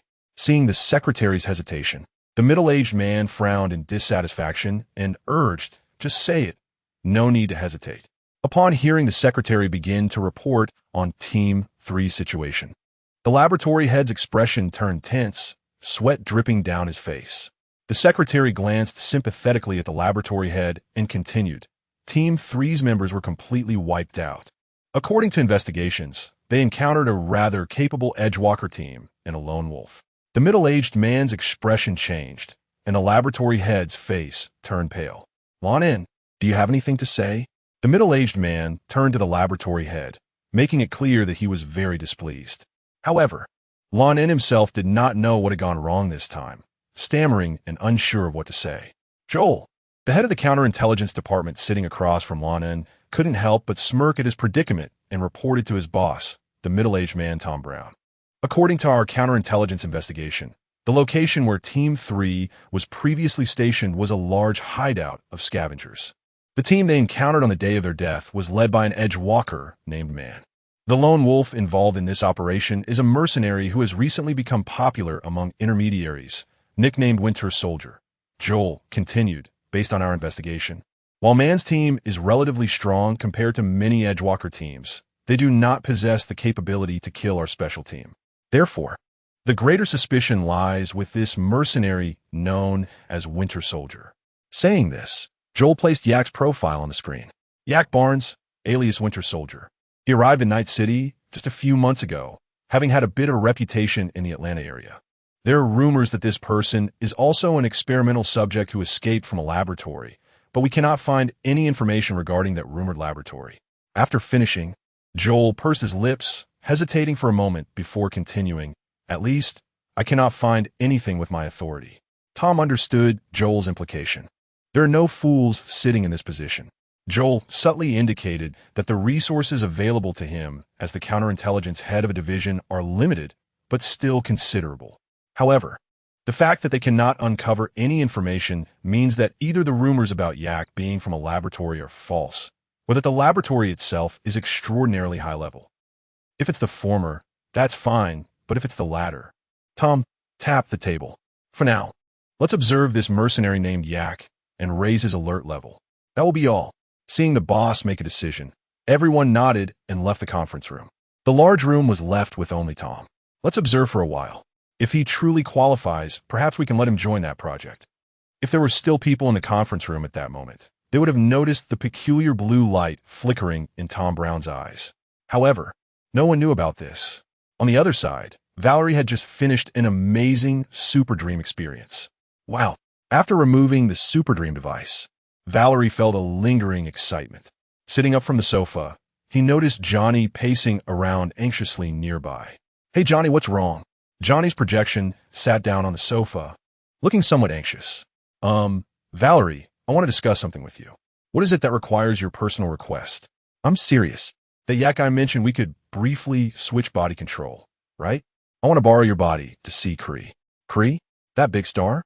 Your old friend?" Johnny nodded and took a deep breath. "Yes, that's him. Yak mentioned before that he's currently suffering from depression and attempted suicide. So, are you worried about him?" "I don't know, but if he really tries to commit suicide, I feel like I have the right to talk to him." "Don't worry. I promise I won't do anything stupid. Just want to check on him." This was because Johnny had previously asked Valerie for body control. only to end up smoking and drinking heavily, leaving Valerie feeling like his head would explode the next day. Fine, but how do you plan to identify yourself? I estimate he is currently dealing with a ton of lawsuits, and it might not be great for us to go find him now. Come on, Valerie. Kree's life is already chaotic. That's why we get along so well. Valerie rolled his eyes. Your way of making friends is truly unique. Johnny looked at Valerie and assured him, you don't have to worry. I'll be cautious. But first, you have to let me in. Valerie helplessly nodded. All right, just let me know when you want to possess me. Chapter 65. No Ideals. No heartbreak. Valerie drove to the North Oak district, gazing at the distant mansion, and exclaimed, why get to Clay's big villa? I must take a good look around. Johnny appeared beside her, saying, all right, let's hurry inside. Johnny sighed as he looked at the villa, lost in thought. Valerie nodded and pressed the accelerator, heading towards Clay's mansion. Arriving at the front gate, Valerie noticed a large golden samurai head decoration on the door. She realized that ringing the doorbell would not work, and that telling Clay she was Johnny would likely make him dismiss her as a fool. Valerie scanned the surroundings. With a quick jump, she vaulted over the wall and entered the interior of Clay's mansion. She observed the area and found that it was filled with patrolling combat robots. Valerie activated her speed ability and quickly ran to the front door of the house. Fortunately, the door was unlocked, and she successfully entered the mansion. Inside, Valerie took a look around, and at that moment, Johnny also appeared, critiquing Clay's decor. Oh, this decor is hideously ugly.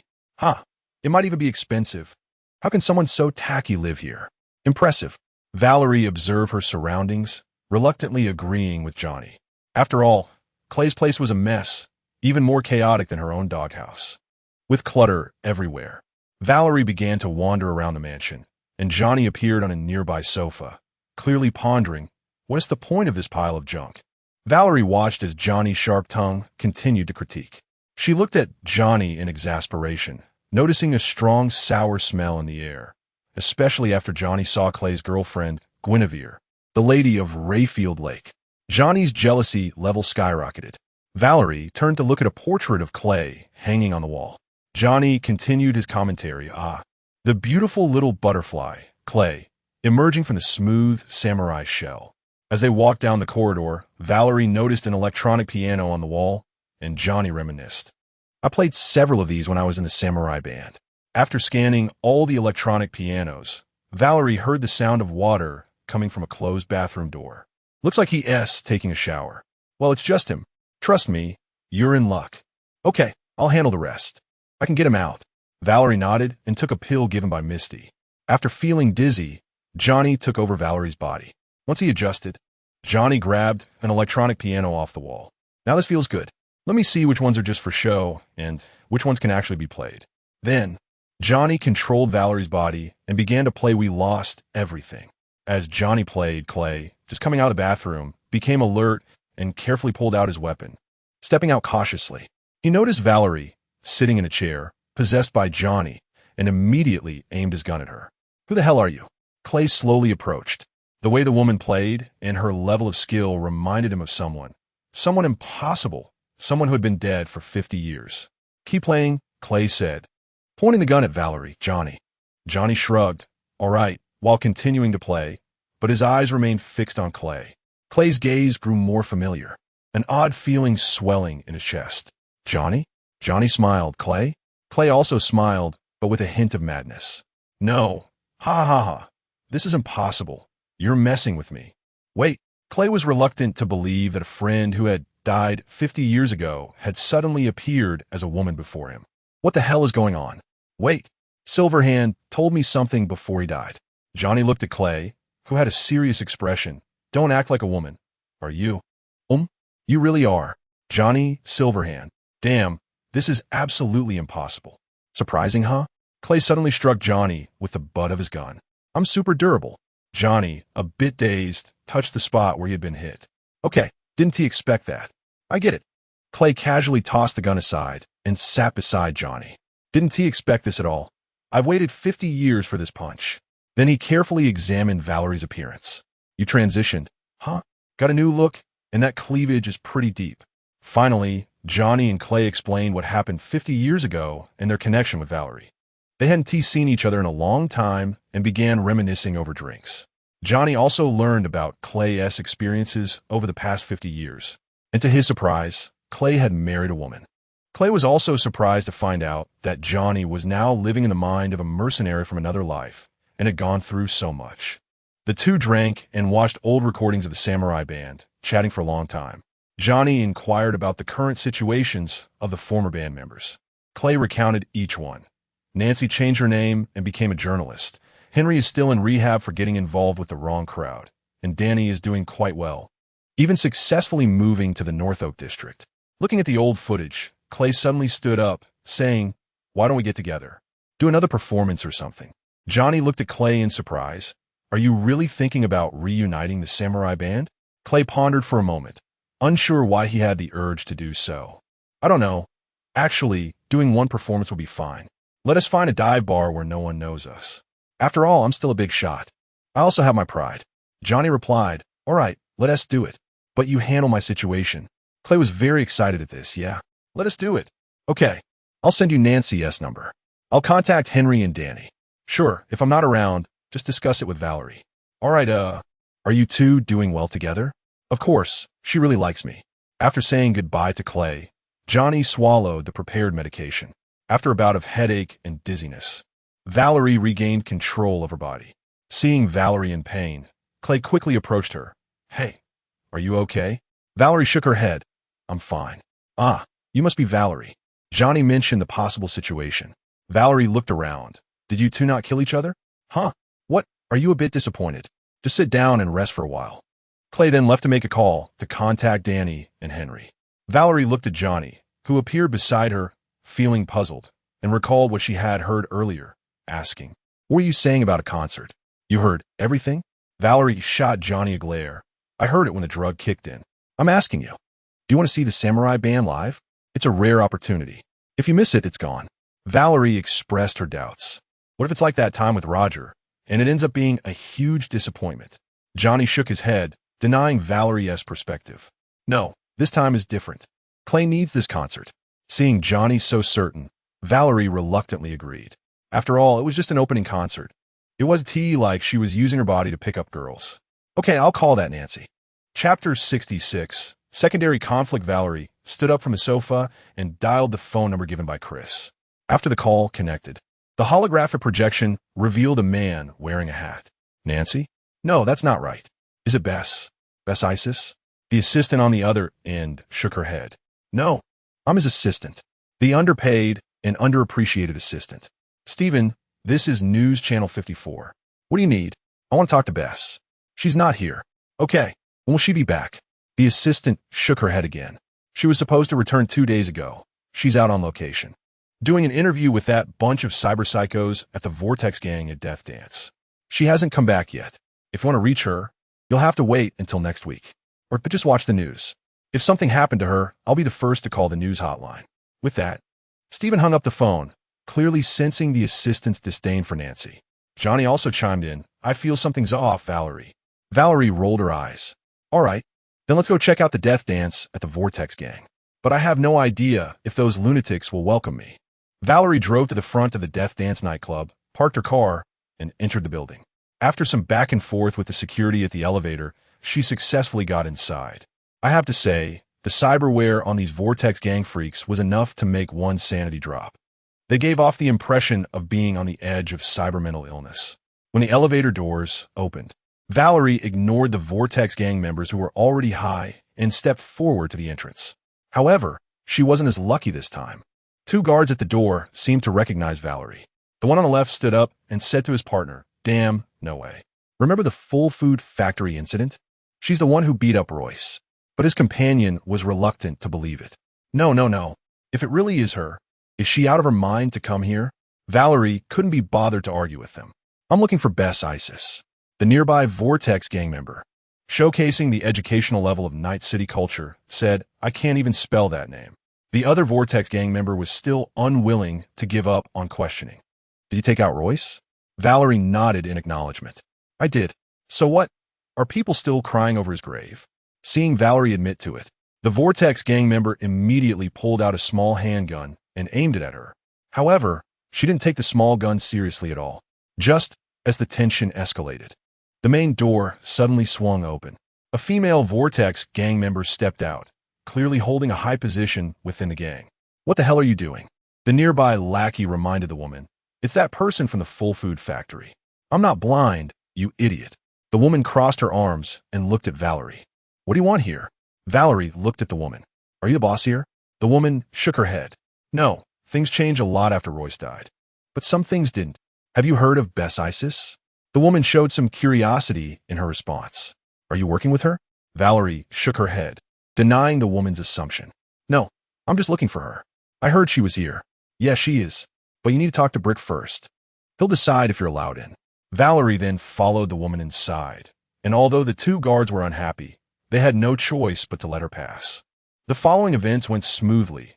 Valerie successfully met with Nancy, who was still interviewing Brick. Because Valerie had saved Brick's life during the previous incident at the full food factory, Brick owed her a favor. Both sides were tacitly understanding and did not resort to violence.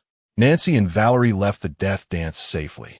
However, after leaving the death dance, Nancy saw her vintage car spray-painted by the Vortex gang and lost her composure. "Damn it." Valerie stifled a laugh, trying to comfort Nancy. "Don't be too angry. Just think of it as a souvenir." "To hell with souvenirs. I'm going straight back to the editorial office. If there's anything, let us talk while we walk." Valerie got into Nancy's car, and on the way, she explained Chris's idea of reuniting the samurai band for a concert. However, Nancy was not optimistic about a samurai band without Johnny Silverhand. Still, Valerie successfully persuaded Nancy, but also made her own request. She wanted to be in charge of arranging the performance. Valerie nodded and bid farewell to Nancy. Johnny then chimed in. "Looks like things are going pretty smoothly. Call Chris." Valerie nodded, wondering how Chris was doing. He had messaged her earlier, saying he had found Henry, but she didn't know the specifics. Chris answered the phone after a short while. "Hey, how's it going?" "Did you talk to Nancy?" "Yeah," she agreed. She also said she would be responsible for coordinating and arranging. "Looks like she's still the control freak. That's great. Have you contacted Henry and Danny yet?" Chris nodded, then shook his head. "So far, I've only reached Henry. Just pulled him out of rehab. It's quite interesting. Henry had no idea Danny was still in Night City. He's on his way to her place to give her a big surprise." "Huh. Let us all meet up at Danny's." "Huh. I'm going to. Why? Don't you want to perform with us? You should at least meet everyone. The address will be sent to you. See you then. Make sure he stays alert.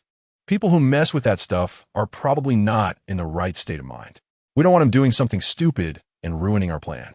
Valerie didn't know why she felt compelled to say that, but it made sense. Upon hearing this, Chris felt an intense unease wash over him and hurriedly hung up the phone. Johnny suddenly voiced, "I have a bad feeling about this." Meanwhile, Yak stood at the entrance of Danny's villa. After observing for a while, he pressed the doorbell. "Hello? Who is it?" "Danny? It's Yak. How about what you asked for?" The voice on the other end was clearly excited. "Really? Thank you so much, Yak. Please come in." The story goes back to yesterday. While lifting weights at home, Yak received a message from Blue Moon. "Blue Moon, hey. Mr. Barnes, do you have some free time lately?" "Yak, what is up, Miss Blue Moon?" "Blue Moon? Me? I don't have anything going on, but I know a senior in the rock circle who seems to be having some issues. I want to find a reliable merc to help her out." "Yak, okay. I don't have any commissions at the moment." "Blue Moon, great. I'll send you her contact information right away." Then Blue Moon sent Danny's contact information to Yak, and he raised an eyebrow upon seeing the name. This Danny. Could it be the Danny he was thinking of? But Yak still added her contact and inquired about the specific commission. "Yak, hello. I heard from Blue Moon that you need a merc." "Danny, that's me. Are you the guy that little Blue Moon recommended?" "Yak, that would be me, if all goes as expected." "Danny, all right. I hope you're as reliable as she said. Here's the translation. The situation is as follows. My former agency, ERO, had some unpleasantness before my contract with them ended. That's why I switched to another agency. However, those people at ERO clearly don't want me to do well. They promoted a newcomer who knows nothing and tried to smear my name with rumors in hopes of taking advantage of me. But the evidence of these rumors is in their hands, which they're using to threaten the newcomer into doing their bidding. I'm not someone who backs down easily. I need you to help me get that evidence. However, I would appreciate it if you could keep this matter confidential, so it's best not to make a scene, and definitely no killing. What do you think? Can you do it?" Yake, that request is somewhat difficult, but it's not impossible. However, regarding the commission, Danny, I understand all of that. After all, this request is indeed quite challenging. The commission 1 TB small, and I'll owe you a favor. How does that sound? Yake, all right, I agree. Danny, thank you.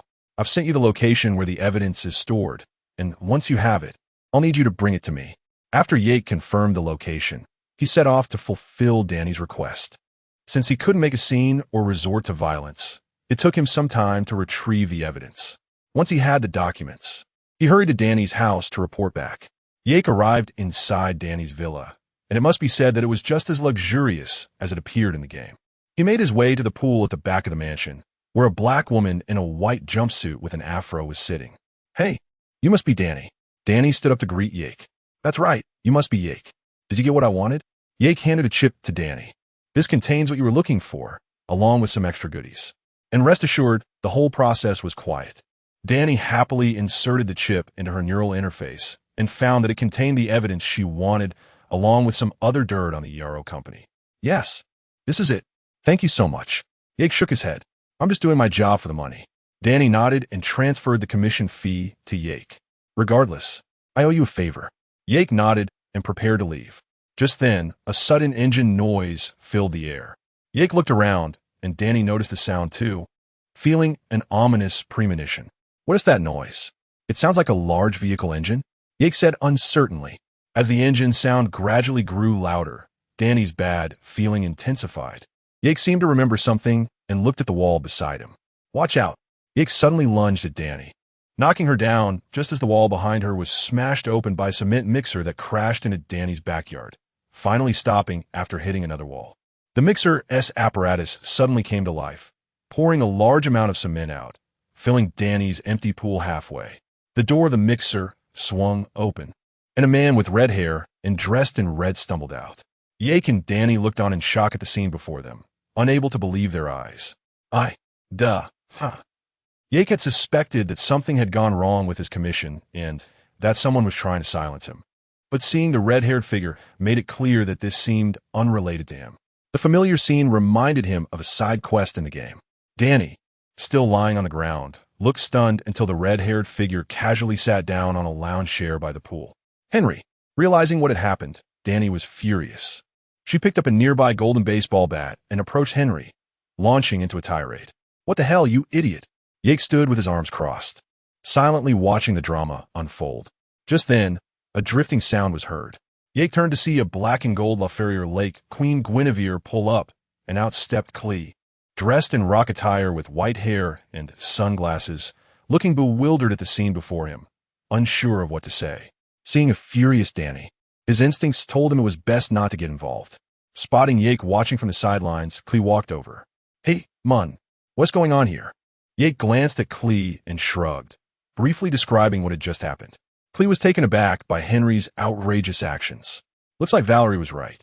Caught in a dilemma, Klee had no choice but to stand next to Yake, watching the heated exchange. Before long, footsteps were heard. Brother-in-law, what are you doing here? Valerie, just arriving at the villa entrance, looked bewildered at the traces on the grass. Johnny sensed something was off. Valerie quickly followed the traces to Danny's backyard, where she was shocked by the scene. The villa's wall had been violently breached, and the sight inside was horrifying. The pool was filled with cement, and Klee was standing nearby watching. Next to Klee was a familiar figure. Hey, Valerie, what a coincidence. Valerie walked over, looking dazed. Yake briefly explained the situation to her, noticing Klee's distressed expression and Yake's exasperated look. Valerie felt overwhelmed. So, this is the big surprise Henry was talking about? Klee nodded. Yeah, it seems there is something going on between them that I'm not aware of. Just look at Henry's angry face. So he just decided to fill someone's pool with cement? Klee awkwardly defended Henry. Henry is very emotional. Yake couldn't help but voice his opinion. I think this is more like a case of supermale syndrome. Thanks to Who Stole the Fourth Sister's Melting in Trance for the Great God certification. Thanks, boss. The three stood by watching the argument, and finally, Valerie couldn't help but ask, so what is really going on between them? Klee turned to analyze. Based on bits and pieces I found from a lot of family trees and verbs, It seems Danny left without a word one day and has been avoiding Henry ever since. To be honest, I'm starting to regret giving Henry Danny's address. You mustn't tell Danny it was me. Otherwise, I feel like the next second her golden baseball bat will swing at my face. Yake looked at Valerie, knowing why she was there, but still asking, by the way, why are you here? Valerie explained Klee and Johnny's idea of reuniting the Wusher band. After finishing, she sighed, realizing she couldn't count on Klee anymore, so she stepped forward to join Danny and Henry. Danny was still venting her anger. Are you out of your mind? Danny noticed Valerie and was curious about what she was doing there. However, still angry, she didn't give Valerie a friendly greeting. What are you doing here? Valerie had to explain. Klee sent me. After saying this, Valerie gestured towards Klee, who was standing beside Yake. We came here to talk about the concert. Danny is now both angry and confused, glancing at Chris in the distance. What the hell is this concert? Why doesn't he come and tell me himself? Valerie rolled her eyes at Chris, who was acting like an ostrich. Because he's afraid you'll hit him with your baseball bat. I would like to do that. We came here to get the Wusher band back together. Just for this one night. Danny expressed skepticism about this reason. Did he gather us all just for the concert? That is quite thoughtful. But I don't think it's that simple. It must be about more than this trivial matter. Henry seemed to notice Danny's thoughts and looked unusually flustered. Danny, no. There's no room for negotiation. You either choose him or choose me, you decide for yourself. This put Valerie in a difficult position, and Johnny appeared beside her. If Danny says no, then there's really no room for negotiation. Chris also came over. What's the situation? The situation is messed up. Damn it. Danny doesn't want to let me in, but didn't you agree with me? Danny couldn't help but speak up. Did Chris pay you? I was wondering how you got here. Damn, really? Now all of you get the hell out of here. Clearly, Danny misunderstood, thinking Chris had Henry do this on purpose. Chris looked to Valerie for help. Don't make me choose. Valerie was somewhat speechless. Is this making her the bad guy? None of these people could be relied on, so we can only choose one. Chris nodded beside her and sighed. It seems we can't gather everyone. Do you think we can go back to the past, Chris? Valerie was in a bit of a bind and had to ask Johnny for his thoughts since he was also a member of the Wusher band. This matter probably has to be decided by you. Johnny also felt a headache. Damn, Danny is just so stubborn. It really makes me mad. But Henry's mind is a mess, making it hard for others to trust him. Okay, thanks for your help, Valerie said to Johnny sarcastically. Then, feeling a bit irritated, Valerie looked at Henry. What the hell are you doing pouring concrete into someone else's swimming pool? You know Chris wants Danny to come. He wants the Wusher band to reunite. Henry's response still didn't disappoint. I just want to clear things up with her. Jacob, who had just walked over to Valerie, was shocked. Dude, isn't this all abstract in 2077? You think this will make others want to talk to you? Chris looked at Henry in disbelief. You really are a madman. Jacob shook his head, seeing Valerie looking at him for help. Jacob sighed. Fine. I'll have to solve this problem. Donnie, didn't you just say you owe me a favor? How about I use that favor here? I'm also a fan of the Wusher band. Although Henry isn't very bright. When Henry saw this, he wanted to refute, but was physically silenced by Chris and Valerie. Jacob shot Henry a glare and continued. But I still really want the Wusher band to reunite once more. Otherwise, bringing an outsider just feels weird. What do you think? Danny was taken aback. You want to use my favor on this idiot? Are you sure it's worth it? Jacob smiled helplessly. Do you think I have a choice? After saying that, he shot another fierce glare at Henry. Chris and Valerie quickly nodded in agreement. Then, taking advantage of Danny not noticing, they shot Henry a murderous look. Feeling the gazes of a few people, Henry, who originally wanted to refute, suddenly looked clear-headed. He stammered out an apology. It was indeed my fault. Whatever happens, come at me. But it's true that Chris wants to reorganize the Wusher band, and it's very important. Yes, I'm sorry. Hearing Henry's apology and Jacob's request, Danny's anger had already diminished by a large margin. Moreover, Jacob had already laid the groundwork, so there was no reason not to go along. Furthermore, Danny asked herself, she was indeed somewhat moved by the idea of the Wusher band reuniting.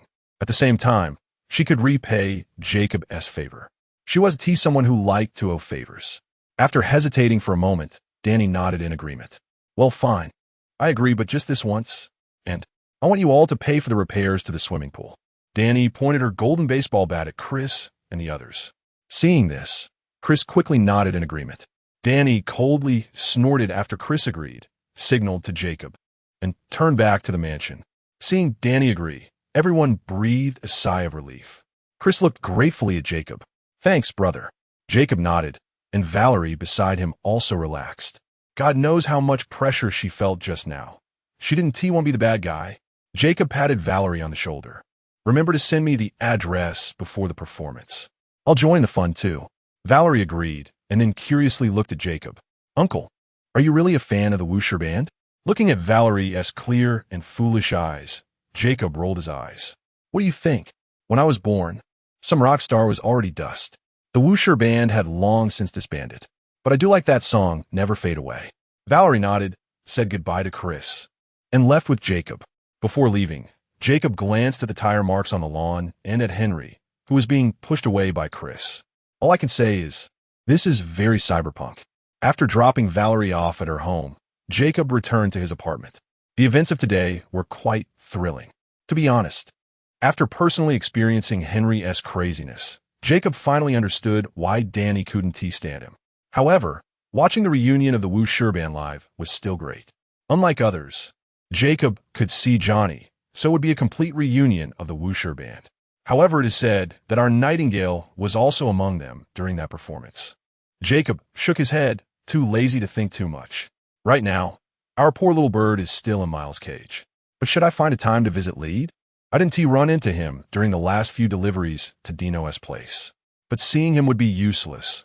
There's even a chance that this peak-level man, comparable to Morgan Blackhand, would set his sights on me.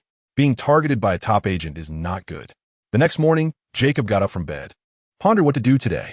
Looking at the nearly 800,000 in his wallet, he felt he was one step closer to being neighbors with Chris and Danny. How about going to the Little Big Dipper base for some fun? Forget it, that thing is buried deep underground. Finding it is still a problem. At this moment, a phone call interrupted Jacob's thoughts about today as plans. "Hey Jack, what is up?" Seeing Jack's call, Jacob answered immediately. On the other end, Jack sounded both excited and a bit nervous. "Hey bro, are you free tonight?" "Yes, why? What is up?" Jack scratched his head in the holographic projection. It's nothing big. Just, isn't today my birthday? I plan to propose to Misty today." Propose? Jacob was surprised to hear this, but it made some sense. After all, in the game, their relationship was already that of a couple. And now Jack not only didn't die, but also got Mrs. Wells' approval for their relationship. Proposing now isn't a bad idea. Yeah, Jack nodded. "You know, in our line of work, you might die out there any day. Just like that time at the karaoke building. I almost thought I wouldn't come back with Valerie. If it weren't for your help." "Don't talk nonsense, Jack. Without me, there's still V." Jack nodded and didn't continue that topic. "Anyway, I want to propose to Misty during this birthday celebration. By the way, I invite you to witness it for us. What do you think? Help a brother out." Ike smiled. He had no reason to refuse. "No problem. Jack, where's the location?" "At the Wild Wolf Bar tonight. Valerie and the others will be there. Can you ask V for me?" "Thanks, bro." "Of course." After Ike hung up the phone, the smile on his face remained. It's just great that the couple I ship can get married. Ike had unknowingly changed many things since coming to this world. But at least for him, everything was developing for the better. Ike shook his head and called V. At the Wild Wolf Bar, Jack nervously took a sip of his drink. The bartender, Pepe, found Jack's nervousness amusing. "I say, Jack, you don't need to be like this. When I proposed to Cynthia, it was the same. No need to be so nervous. You make it sound easy. Back then, your legs were shaking like a sieve. Thought I didn't see it?" Jack rolled his eyes. Mrs. Wells smiled at her son's nervousness and patted Jack's shoulder. "Just go with the flow, dear." "Got it, Mom." At that moment, Valerie strode in through the door. "Hey, Jack, how's the preparation going? Any plans?" Valerie sat next to Jack, looking at him flirtatiously. Jack thought for a moment. No plan. Just a surprise for her during the birthday celebration. "You know, I'm a rough guy. I don't understand those things." Valerie nodded in agreement, and Johnny appeared beside them. "Oh dear," Johnny's voice. On the other side, after Ike finished talking with V also agreed to witness Jack's proposal tonight. After hanging up the phone, Ike thought for a moment about what gift to bring. The dinner tonight is officially Jack's birthday party, so the gift must be for Jack. Ike pondered for a while and bought a bottle of limited edition tequila online. After a while, a respectful logistics drone arrived at Ake's apartment window. After receiving the drone's package and taking out the items, he took a gun from the armory, the 8-star gun, and packed the 2 gifts in gift boxes. The birthday gift for Jack was ready. By the way, do people still propose with diamond rings in 2077? Ake didn't understand, feeling lazy to think. Ake jumped into the kitchen to prepare some home-cooked dishes to bring over. At the Wild Wolf Bar, Mrs. Wells and Valerie were busy too.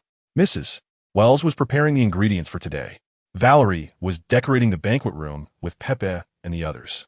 Valerie was moving a pool table by herself, leaving Pepe in shock. Meanwhile, Misty was doing a tarot reading for herself.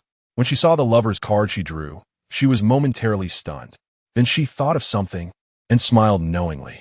The crowd at the Wild Wolf Bar was fervently setting up tables and chairs. Jack's friends and family were arriving one after another. Victor was the first to arrive, dressed in a suit and white shirt. Seeing everyone busy, he handed Jack a pair of brand-new boxing gloves as a birthday gift and took off his coat to help. The second to arrive was Gustavo Oda, a leader from the Valentino gang, who had grown up with Jack. His gift was a signed football, reportedly autographed by a big star. Even Father Sebastian came here to offer his blessings to Jack. Ake arrived not long after, handed his gift to Jack, and brought some dishes he had prepared to the kitchen where Mrs. Wells was. He then sat down with the busy Jack to chat. "I say, are you ready?" Ake looked at Jack, who was nervously shaking his leg, and couldn't help but smile. "Of course, but I'm still a bit nervous." Ake asked his question. "By the way, what are you planning to propose with? A diamond ring?" Jack looked at Ake as if he were an idiot. "Were you? An antique from 50 years ago. Diamonds are worthless now. I'm using a solid gold ring." Jack pulled out a golden ring and showed it to Ake, his eyes filled with confidence. "Wow, that's impressive. But gold isn't cheap these days. Where do you get the money?" Ake asked, surprised, because just a while ago, Jack had just paid off the money for that brutal cybernetic body. How could he afford a ring now? Jack scratched his head. I sold my Nazar." "Huh?" Ake really didn't expect that. "If you didn't have money, you could have told me. I'm not in a hurry for the cybernetic money." "Why sell your motorcycle?" Ake looked at Jack in shock. Clearly, most of the money from selling the motorcycle was to pay Ake back for his cybernetic. Ake knew very well how much Jack cherished his motorcycle. And he just sold it? Jack shrugged it off. "Nah, bro, I owe you too much. If I keep owing you, I'll feel bad." Ake sighed upon hearing this. There's no helping it. That's just how good brothers are. At that moment, V also arrived. As soon as she walked in, she saw Ake chatting with Jack at the bar. "Hey, darling, looks like I'm late." Ake shook his head. "No, it hasn't started yet. We just arrived early." Jack nodded in agreement. V sat down and tossed a key to Jack. "Here, birthday gift. The motorcycle you sold a few days ago is back for you. Plus, I personally helped you modify it. The bike's outside." Jack took the key and was momentarily stunned, then looked at V with surprise. After getting the answer he wanted, he immediately dashed out the door. The two exchanged smiles as they watched Jack run out. In case you didn't know, Jack's birthday is May 26th. Chapter 70 Proposal. In the evening, the Wolf Bar was bustling with activity. Jack's friends and family arrived one after another. Everyone had heard about Jack's plan to propose. All those who could make it were here to witness the love of this Haywood lad. Misty also dressed up and arrived at the scene. Seeing Misty made Jack even more nervous. It wasn't until Ake patted him on the shoulder that he snapped back to reality and got up to greet her. A few people sitting at the bar found Jack's awkwardness somewhat amusing. Meanwhile, Valerie had already pulled out an old camcorder to record everything. Johnny's projection also appeared on the bar, watching everything with a relaxed demeanor. As Mrs. Wells brought out the dishes, the birthday party officially began. Everyone took their seats. Jack, sitting next to Misty, felt a bit tense. He discreetly freed one hand to touch the ring tucked away in his pocket, which eased his nerve a little. As Yake and others continued to drink, Jack also started to feel the effects of the alcohol. As the saying goes, alcohol gives courage to the timid. Jack's nervousness improved significantly due to the alcohol. As the party reached its halfway point, Jack felt it was about time. He took Misty's hand and led her to the front of the bar. Misty looked at Jack holding her hand, but didn't ask what he was doing. She simply followed him quietly. Everyone noticed Jack's actions and began to cheer, which made Jack, who had finally mustered some courage, feel a bit embarrassed. Nevertheless, he pressed on. When they reached the bar, most of the people knew what Jack was about to do.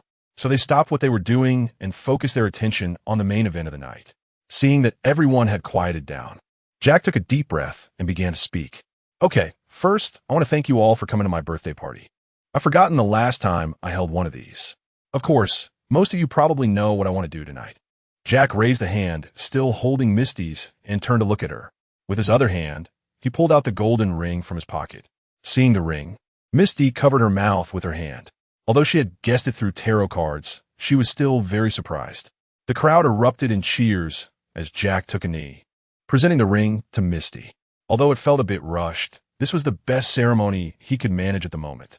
Misty, my dear, will you marry me? Jack's voice was a bit quiet, possibly due to nerves.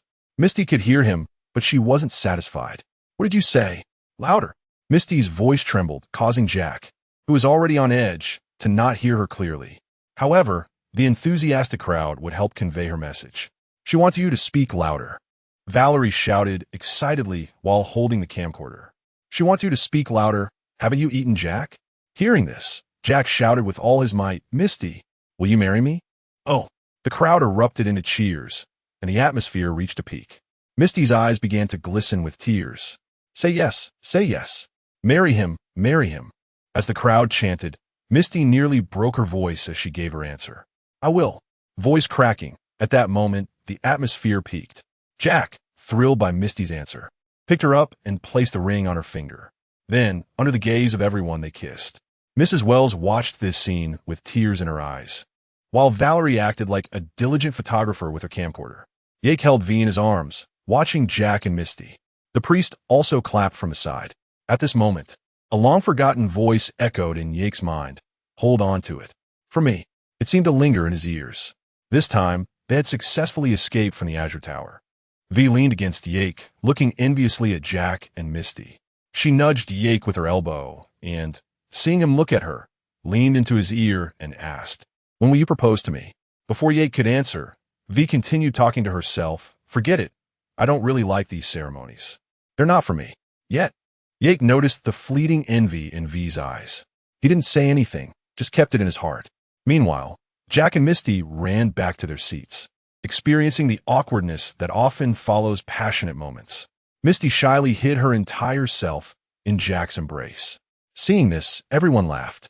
Johnny, who was nearby, watched the scene. Lost in thought, Yake also noticed Johnny, who hadn't spoken, and couldn't help but chuckle. Is the old player reminiscing about the past?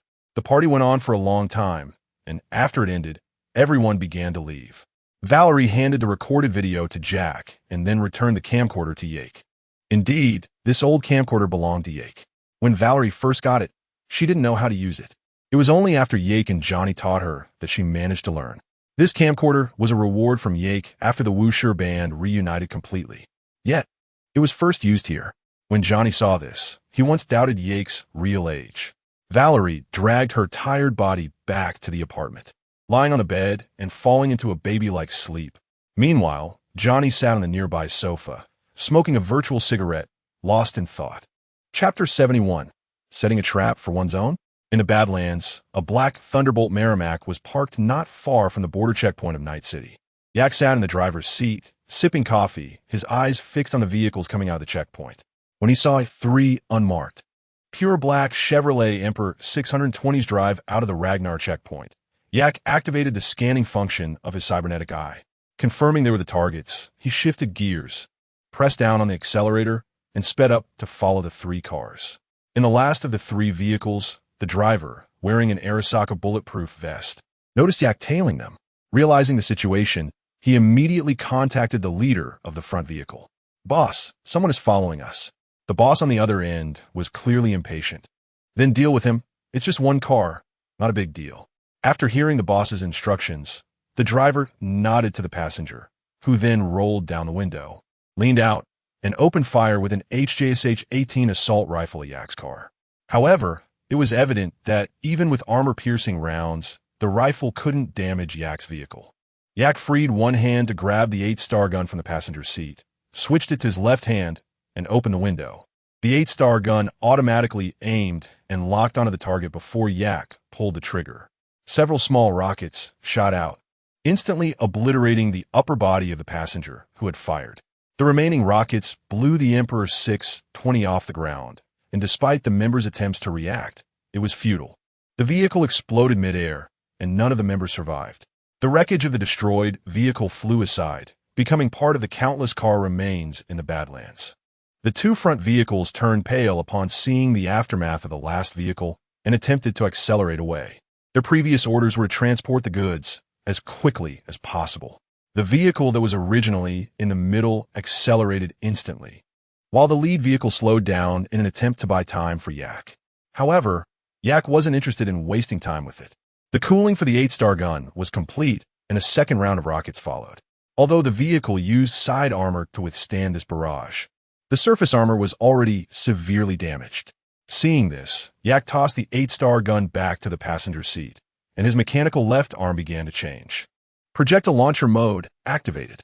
With the launch of another more powerful rocket, the armor of the Emperor 620 that was trying to obstruct him could no longer hold. The occupants of the entire vehicle were heavily injured by the explosion, with 2 members dying on the spot.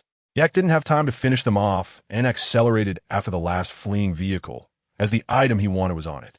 At that moment, the terrifying capabilities of his customized vehicle were once again demonstrated. The incredible horsepower allowed Yak to catch up to the last car, which had been far away, in just a few minutes. The members inside the car were terrified to see Yak closing in so quickly. Yak pressed the accelerator and sharply turned the steering wheel, forcing the Emperor 620 to a halt. After getting out of the car, he instantly activated the Sion Vistan and dealt with the 4 enemies attempting to get out and resist. Then, Yak dragged one body out of the car and easily broke the handcuffs binding the body to a briefcase using Raven, confirming that this was the item he needed. Yak grabbed the briefcase and prepared to leave. However, at that moment, a sense of crisis arose, and Yak instinctively activated the already cooled-down Sion Vistan. Bang! A bullet whizzed toward him. In the accelerated state of the Sion Vistan, Yak quickly moved to the back of the Chevrolet Emperor, only to see the bullet change direction with his movement. Ultimately, due to Yak's agile motion, the bullet struck the vehicle's armor instead. As Yak stepped out of cover, he discovered 3 Emperor 620s adorned with Arasaka insignias ahead of him. He immediately guessed that these were reinforcements called by the members from the vehicle he hadn't finished off earlier. Cursing under his breath, he quickly hid the briefcase, and his mechanical arm transformed back into the projectile launcher, firing a rocket at the approaching vehicles. Using the smoke from the explosion, he activated the Sion Vistan again and dashed toward the middle vehicle, restoring his mechanical arm to its original form. He charged up and smashed the bulletproof glass beside the driver's seat, pulling the driver out and throwing him toward the front of the adjacent car.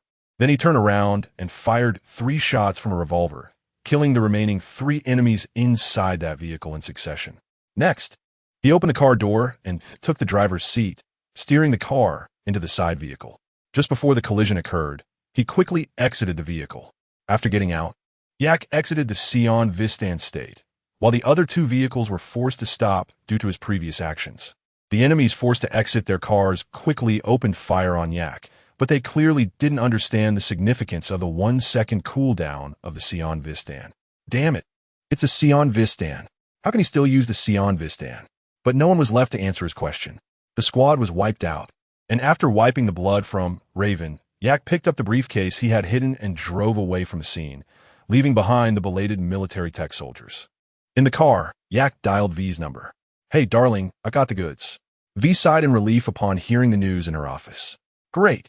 My people will be waiting for you at the Dawn CAF in the city center." "Thank you." Yak nodded and hung up the phone. Although he was curious why V wanted to steal something from Arasaka, as a mercenary, he wouldn't ask too many questions. As her lover, he wouldn't say much either. After handing over the items to V's people, Yak left the CAF. "V, the money has already been transferred. Love you."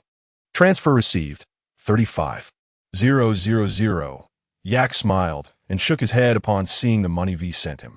"Another 10,000? What's the reason this time?" "V, heard that Wheezy's crew sent a team to support the convoy. I guess it caused you quite a bit of trouble, so the extra 10,000 is your reward." Winky face, Yak. D Chapter 72, Season's Treasure, Arasaka Tower, 32nd floor. Office of the Deputy Director of the Counterintelligence Department. Damn. Keiko Sakuragawa learned that all the members of the team she sent out had been wiped out. Over 20 people, and not a single one managed to take down a lone wolf mercenary. Are you all just eating and doing nothing? She glared at her subordinate in front of her, who could only lower their head in silence. Keiko took a deep breath and waved her hand to dismiss her subordinate. Leaving herself alone in the office, her face darkened. Keiko Sakuragawa was originally one of Abernathy's people. After Abernathy fell, she immediately severed ties. At the same time, her family had to pay a heavy price to keep her position. But she also knew that her family did this because she still had value. If she didn't demonstrate her abilities or usefulness soon, she would eventually become a pawn. However, this feeling of being dependent on others was very uncomfortable for her. Various actions would be restricted, not to mention her direct superior was V. She and V were already bitter rivals. And now the project she was in charge of had been sabotaged. God knows how that woman would scheme against her. Why? Why? The more Keiko thought, the angrier she became. She initially thought that Jenkins, V's stupid boss, would harm both her and himself. Then V transformed into a member of the ruling faction. Just at that time, Saburo Arasaka had died. Yoshinori Arasaka naturally took his place, and the ruling faction's position within Arasaka rose along with it. V, the youngest head of the counterintelligence department, showed her fangs at this moment. Within just a few months of taking office, she achieved several major accomplishments, solidifying her position as the head. Not only did she capture the defected chief engineer of Relic, Hermon, but she also uncovered the truth behind Saburo Arasaka's assassination, even dismantling a secret military laboratory in the process.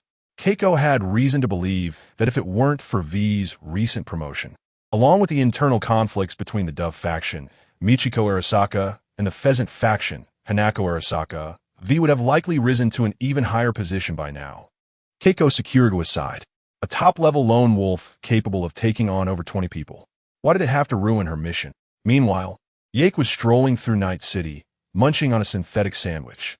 It is well known that this city is filled with talent, and one might find a talking handgun just by wandering into a small alley. For instance, the handgun Yake currently held was Bang Bang Beep. Bang Bang Beep Bang. Yake silently looked at the holographic projection of the bullet head in front of him, which had two eyes resembling salted duck eggs and a healthy smile on the bullet's body. Is this a season's treasure? Yake glanced at the corpse lying at his feet, shot dead by several guns, and a suitcase for storing guns. This is indeed the location of the season's treasure in the game. Season's treasure, a modified version of the HJK-11 smart pistol with an embedded AI. Personally, I lean toward it being a modified version of Genji Arasaka's, with the same paint job, is a fun gadget developed by a friend of Regina, the middleman in the Watson area. The biggest highlight of this gun is that it has a half-baked AI that can talk to you and has two modes. At this moment, the self-check Season's Treasure also began to speak. Self-check completed. Program. Season's Treasure V0. 01 Alpha. Currently running normally. Alright, the music is pleasant. At least compared to most of the crap on the market now. This is somewhat musical. So what are your functions? The holographic projection of the bullet raised its arm, pointing a finger up. Main function. Automatic aiming. When the user is under serious threat, it has the capability to fire automatically. Alright, so now even smart weapons can do this. Should I be worried that you might go off at any moment? This wasn't just Yake's concern. The in-game Season's Treasure often had this problem. Sometimes pulling it out would inexplicably result in gunfire. Wouldn't that blow his cover during a stealth operation? Please do not doubt my intelligence. Fine, let me take you back and have a look. Yake ignored the protest from the half-baked AI of the Season's Treasure and picked up the suitcase next to the corpse. After checking that there were no tracking devices, he returned the Season's Treasure to its place. Then, he picked up the suitcase and left the small alley. Our Season's Treasure was evidently a bit disgruntled. Bad user. Ignoring the complaints of the idiotic AI in the suitcase, Yake drove back to his apartment. Arriving in the weapons room, Yake took out the Season's Treasure. At this moment, the Season's Treasure was still bad user. Bad user. Alright, shut up. I'm going to check and upgrade you. Refusal. You do not have administrator privileges. Yake rolled his eyes. Who cares if you need administrator privileges? What firewall could stop me? Silencing the protest of the Season's Treasure. Yake slowly disassembled the little handgun. He removed the AI chip and set it aside. He first modified the gun itself, fixing some flaws, primarily disabling the automatic firing feature of the season's treasure. Otherwise, if he was sneaking around and suddenly fired a few shots, it would turn stealth into chaos. After enhancing the speed and accuracy of the automatic aiming, Yake turned to deal with the half-baked AI. All right, let us give you a free upgrade. Refusal. Ref. Yake directly turned off the voice function of the season's treasure and extracted the built-in AI chip, replacing it with a smarter chip that could support greater computing power. This was something Yake had acquired from V. After transferring the core AI of the season's treasure, Yake then installed several better parts. Thus, the AI system of the season's treasure was successfully upgraded. All right, let us see your version 1.0. Come on, run a self-check. Restarting the AI module. The familiar bullet head reappeared before Yake, who watched the season's treasure with anticipation. Bad user. Performing self-check. Bang bang beep. Self-check completed. Version update successful. Program. Season's treasure v1.0.0 official version. ARC. Update contents. Built-in firewall ARC 0.0.1. Enhanced computing power. Improved voice function. Improved communication logic. Yake improved the season's treasure's communication logic and built-in language library, allowing it to communicate with him relatively normally, at least more than the lines in the game. He also solved the issue that smart weapons fear most, being hacked by adding a firewall. Yake reassembled the AI device onto the gun. A season's treasure that had been enhanced by him was thus revealed. All right, let us test its practical use. Yake took the modified season's treasure out and went to Wilson's weapon shop in the H10 skyscraper. Hey Wilson, clear me a spot at the shooting range. Yake handed Wilson 50 and went to the shooting range inside. After checking that there weren't many people around, Yake took out the season's treasure. Season's treasure. Switch mode to cold-blooded killer. Cold-blooded killer mode activated. Wishing the user happy hunting. Cold-blooded killer mode is one of the two modes of the season's treasure. In this mode, the smart aiming of the season's treasure only targets the enemy's head. As for the other mode, called dog lover mode, it only targets the enemy's lower limbs, focusing on crippling the enemy. After confirming the activation of cold-blooded killer mode, Yake casually aimed and fired. I saw the bullets from the four-season treasure fly out quickly, turning in the air and hitting the target's head. Don't ask why the target can also have this kind of head. Just think of it as cyber technology.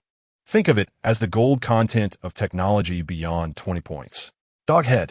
After trying one magazine, I confirmed that the four-season treasure had no issues. Yake was satisfied and put away. From now on, this chatty little pistol would be one of his main weapons. Regardless of its strength, it's interesting enough. As for whether to return it to Regina, who knows I picked it up. Anyway, the highest authority owner now is me.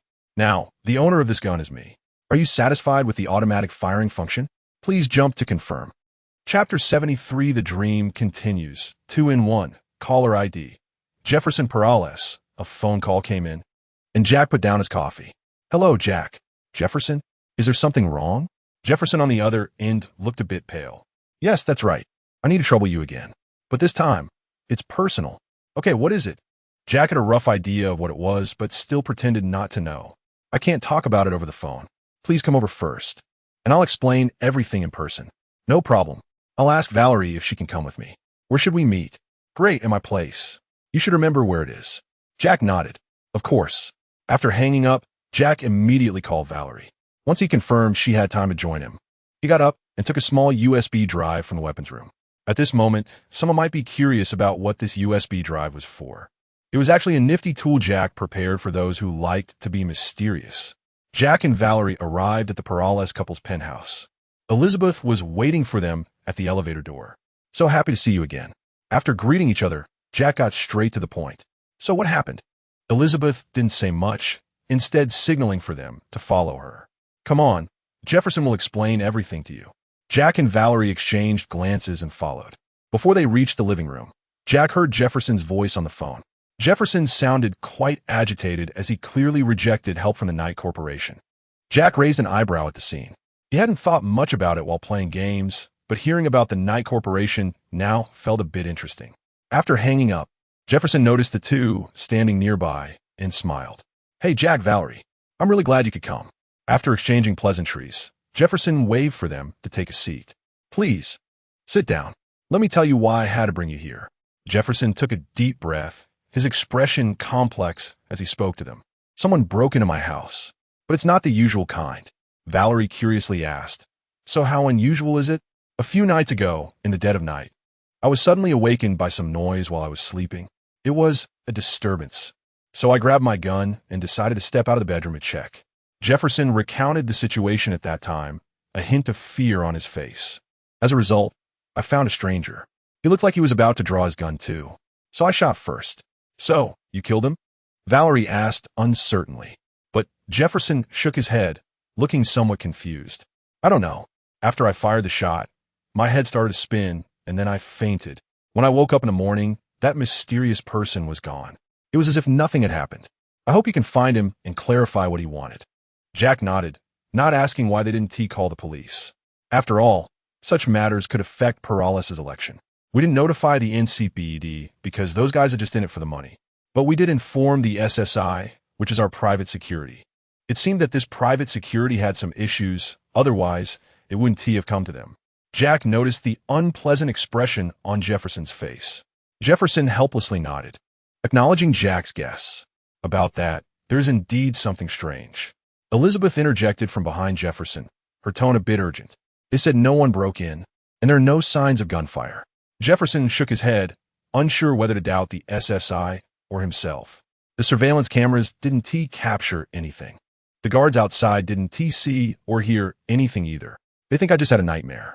So, do you think the SSI has a problem? Valerie looked at the two, and Jefferson shook his head. Not sure, but they are definitely suspicious. That's why I had my wife give their security team a day off, so I could call you. Jack and Valerie then asked a few more questions, such as the intruder's appearance and how Jefferson got back to bed after fainting.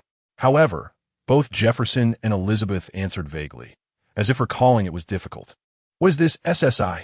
They've been in this business for 15 years, and they have clients all over the city.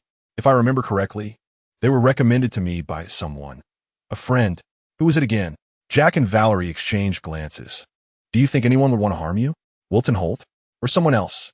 I'm honestly not sure. Anyone could be a suspect. Elizabeth added. Jefferson has made too many enemies in this line of work. Just listing them would take all day. Valerie nodded. That's why I asked you to come. I need you to help me figure out what the hell is going on. It was clear that this bizarre case was making Jefferson a bit anxious. The gentleman, who usually seemed polite, even let a curse slip. Jack and Valerie nodded. Would you mind if we took a look around your house? Jefferson nodded. Of course. Let my wife show you around. I have to go to a meeting. If you find anything, please let me know immediately. Jefferson got up to leave, and Jack and Valerie stood up to start their work. Elizabeth stood nearby. Come on, I'll show you around. The two nodded. Then please lead the way. After Elizabeth nodded, she led them to the first location, which was where Jefferson encountered the intruder. Is this where he was shot? Elizabeth nodded.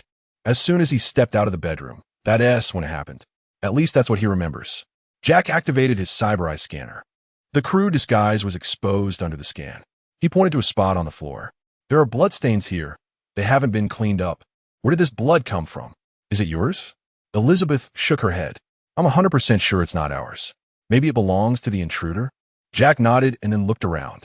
He noticed a wall to his left and walked over. Bullet holes. They seemed to have been filled. Someone tried to cover up the bullet holes. That shouldn't have anything to do with you two, right? Of course not. Definitely not. Valerie went to the bedroom of Elizabeth and Jefferson and noticed a wedding photo on the bedside table. Out of curiosity, Valerie asked, Is this a wedding photo? The background looks interesting. Elizabeth nodded, recalling the scene at the time. I wanted blue roses, so we ordered a whole truckload. Valerie was surprised by Elizabeth's words and glanced at the photo again. Blue roses? Are you sure? But the roses in this photo look as red as can be. That's right. They didn't have blue roses at the time. I forgot. Is that so? Jack followed the bloodstains to a compartment, with Valerie and Elizabeth closely behind. Is this TV broken? A few days ago it was still fine, but we rarely use it. Valerie reached out to take a look at the screen, but Yake stopped her hand. Valerie looked at Yake in confusion, and Yake gestured to Elizabeth beside them. Valerie noticed Yake's message in the chat log. Yake, I'll operate. You observe Elizabeth's reaction. Valerie, why? Yake, don't ask. Although curious, Valerie still followed Yake's instructions, pretending to casually customize Elizabeth's actions. Yake reached out and touched the TV screen. Sure enough, after a while, a data stream appeared that a normal person couldn't see. It attempted to invade Yake's mind, but was perfectly intercepted by Yake's firewall, not even causing a splash. Meanwhile, Elizabeth suddenly looked dazed after Yake touched the screen, as if a robot had entered standby mode. Valerie looked at Elizabeth's expression in confusion, not understanding what had happened. Yake patted Valerie on the shoulder, signaling her to pretend that nothing had happened. Just then, Elizabeth snapped back to reality, as if nothing had happened. Yake ignored Elizabeth's abnormality and followed the blood trail to find a hidden door. Is this hidden door designed by you? Elizabeth looked at Yake in confusion. Hidden door? What hidden door? There's no door here. Yake said nothing more, stepped forward, and with a forceful push, opened the door, revealing the truth inside. Inside were various spy devices, clearly indicating that this place was anything but ordinary. Elizabeth was shocked when she saw these. Looks like your security really has issues, doesn't it? Elizabeth was furious. They invaded our privacy, those bastards. In my home. From now on, no perverts are allowed to step into, my head. Just as Elizabeth was angrily speaking and contemplating how to drive SSI out of her house, she suddenly felt a sharp pain in her head.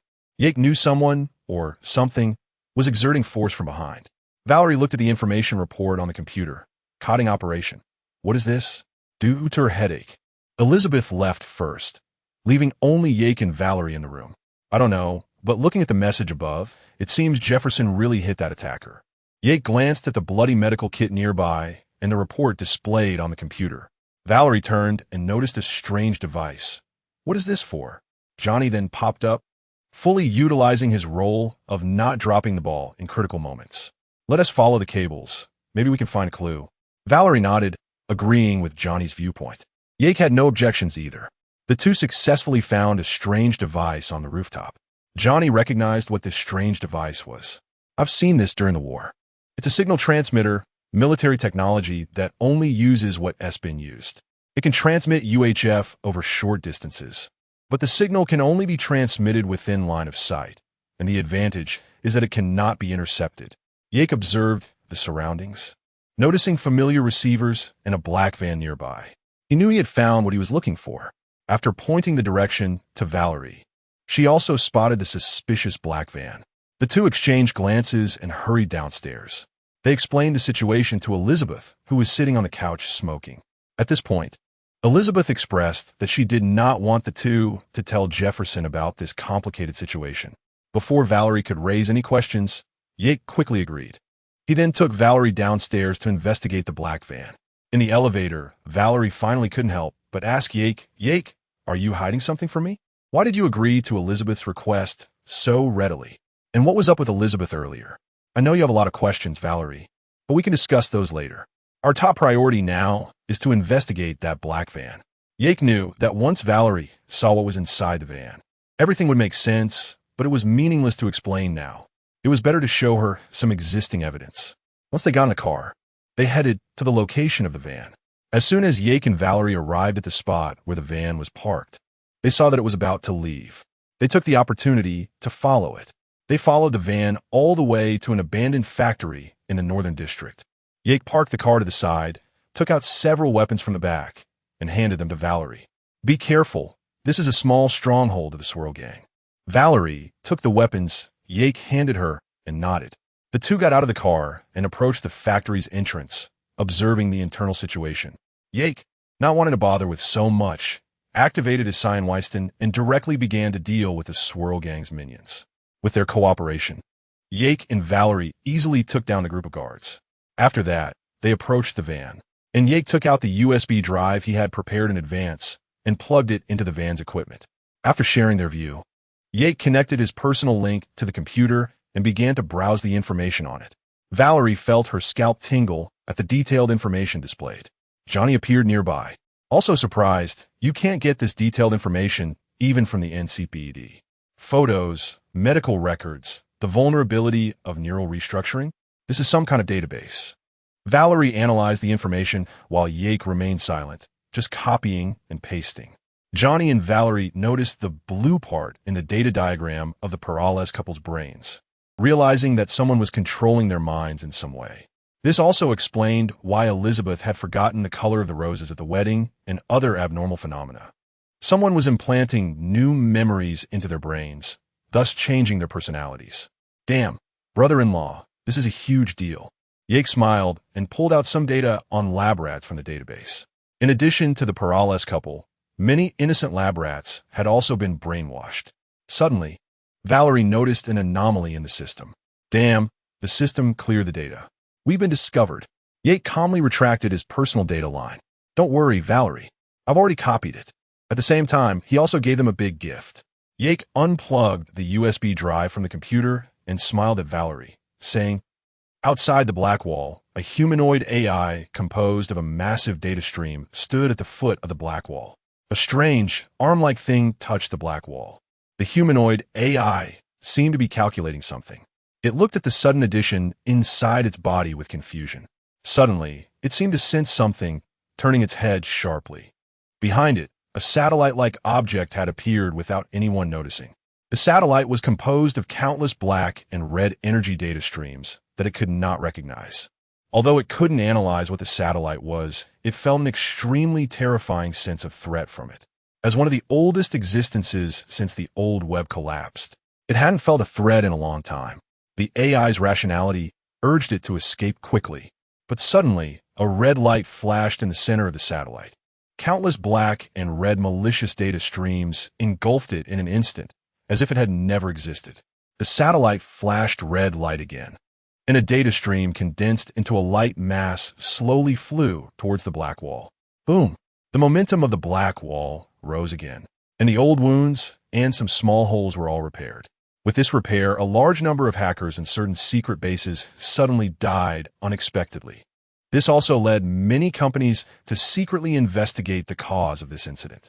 In a certain military secret base, Alark suddenly got up and unplugged various devices from her body, gasping for breath as if she had survived a great disaster. Just moments ago, she had witnessed everything, and she even felt the changes in the black wall. She understood who was responsible for the sudden strengthening of the black wall a while ago. But could she say it? Not at all, because it seemed that just before that satellite disappeared, it had scanned her once. At that moment, she had even thought about her last words. In the end, it only scanned her once and then disappeared. In the night group's top office, a woman was reporting to Mr. Blue Eyes. The doctor is dead, devoured by a terrifying entity. Mr. Blue Eyes remained unfazed. It's just a pawn. He has already completed his mission. He has no value now. If he is dead, then so be it. The woman nodded and withdrew. Mr.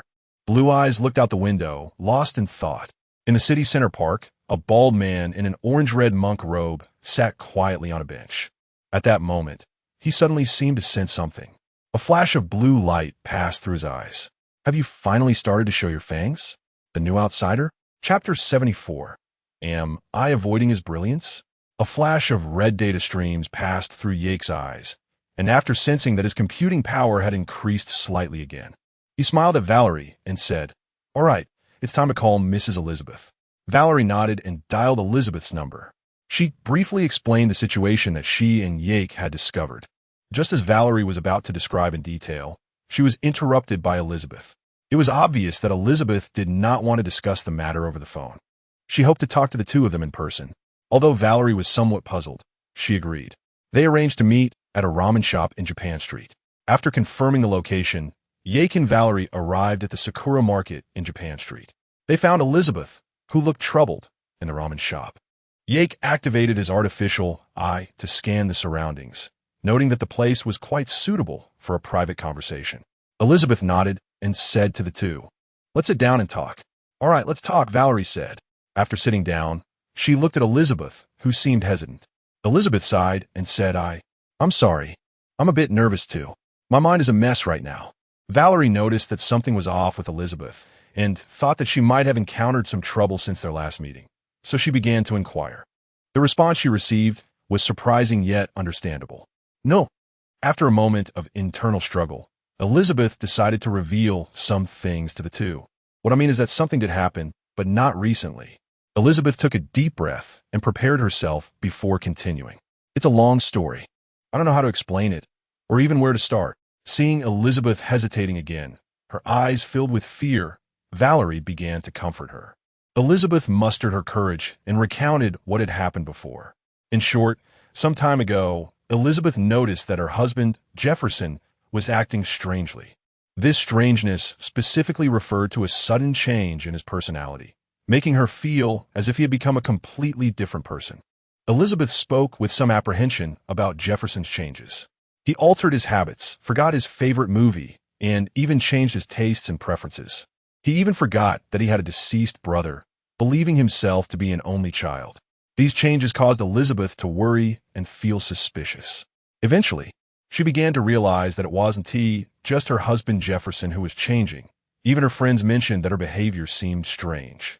Elizabeth admitted that she knew someone was altering them, but she didn't know who or what methods they were using. She was also unaware of why they were doing this. She even felt that she had seen the secret room in their apartment, but she had no memory of it. This situation frightened her. What terrified Elizabeth the most was another incident. One night, Elizabeth saw a stranger fiddling with surveillance equipment in their apartment. In that moment, she didn't even know if what she saw was real or fake. The next day, she completely forgot about what happened after seeing that stranger. So, she planned to check the security footage to verify the situation. However, there was nothing on the footage, leaving her at a loss. A day later, Elizabeth received a call from an unknown number. According to her, she didn't know who was on the other end. They didn't reveal their identity and even manipulated their voice, making it impossible for Elizabeth to discern. The only thing she knew was that the person on the other end claimed to be us. They warned Elizabeth that she was playing with fire and threatened the Polari's couple to stop causing trouble, or else Jefferson would face an accident. After hanging up, they deleted the call records, as if it had never happened. At this point, Elizabeth explained why she invited Valerie and Jake here, as she believed their actions were causing trouble for them. Elizabeth feared that continuing the investigation would lead to unforeseen consequences. Clearly, she did not want her husband Jefferson to get into trouble. Elizabeth's concerns were not unfounded. Mercenaries indeed had little way to deal with them that Elizabeth mentioned. Furthermore, Elizabeth was sure that if she told Jefferson about this, he would still recklessly resist, which could lead to his demise on this battlefield. She did not want to see that happen. This left Valerie uncertain, as on the surface, both Jefferson and Elizabeth were the clients for this commission. It felt strange to listen to either of them. Elizabeth hoped that the two would just tell Jefferson that the whole matter was SSI monitoring them on behalf of Jefferson's competitor, Holt. This way, they could brush off the conversation. After saying this, Elizabeth turned to leave. Valerie watched her go and then turned to Jake, who seemed to be lost in thought. "Brother-in-law, what do you think of this matter?" It was clear that Valerie was unsure and began to ask the silent Jake. Johnny also appeared beside them to share his insights. "I feel she can't keep it hidden. But speaking of it, with overlapping memories and personality changes, didn't you think of anything?"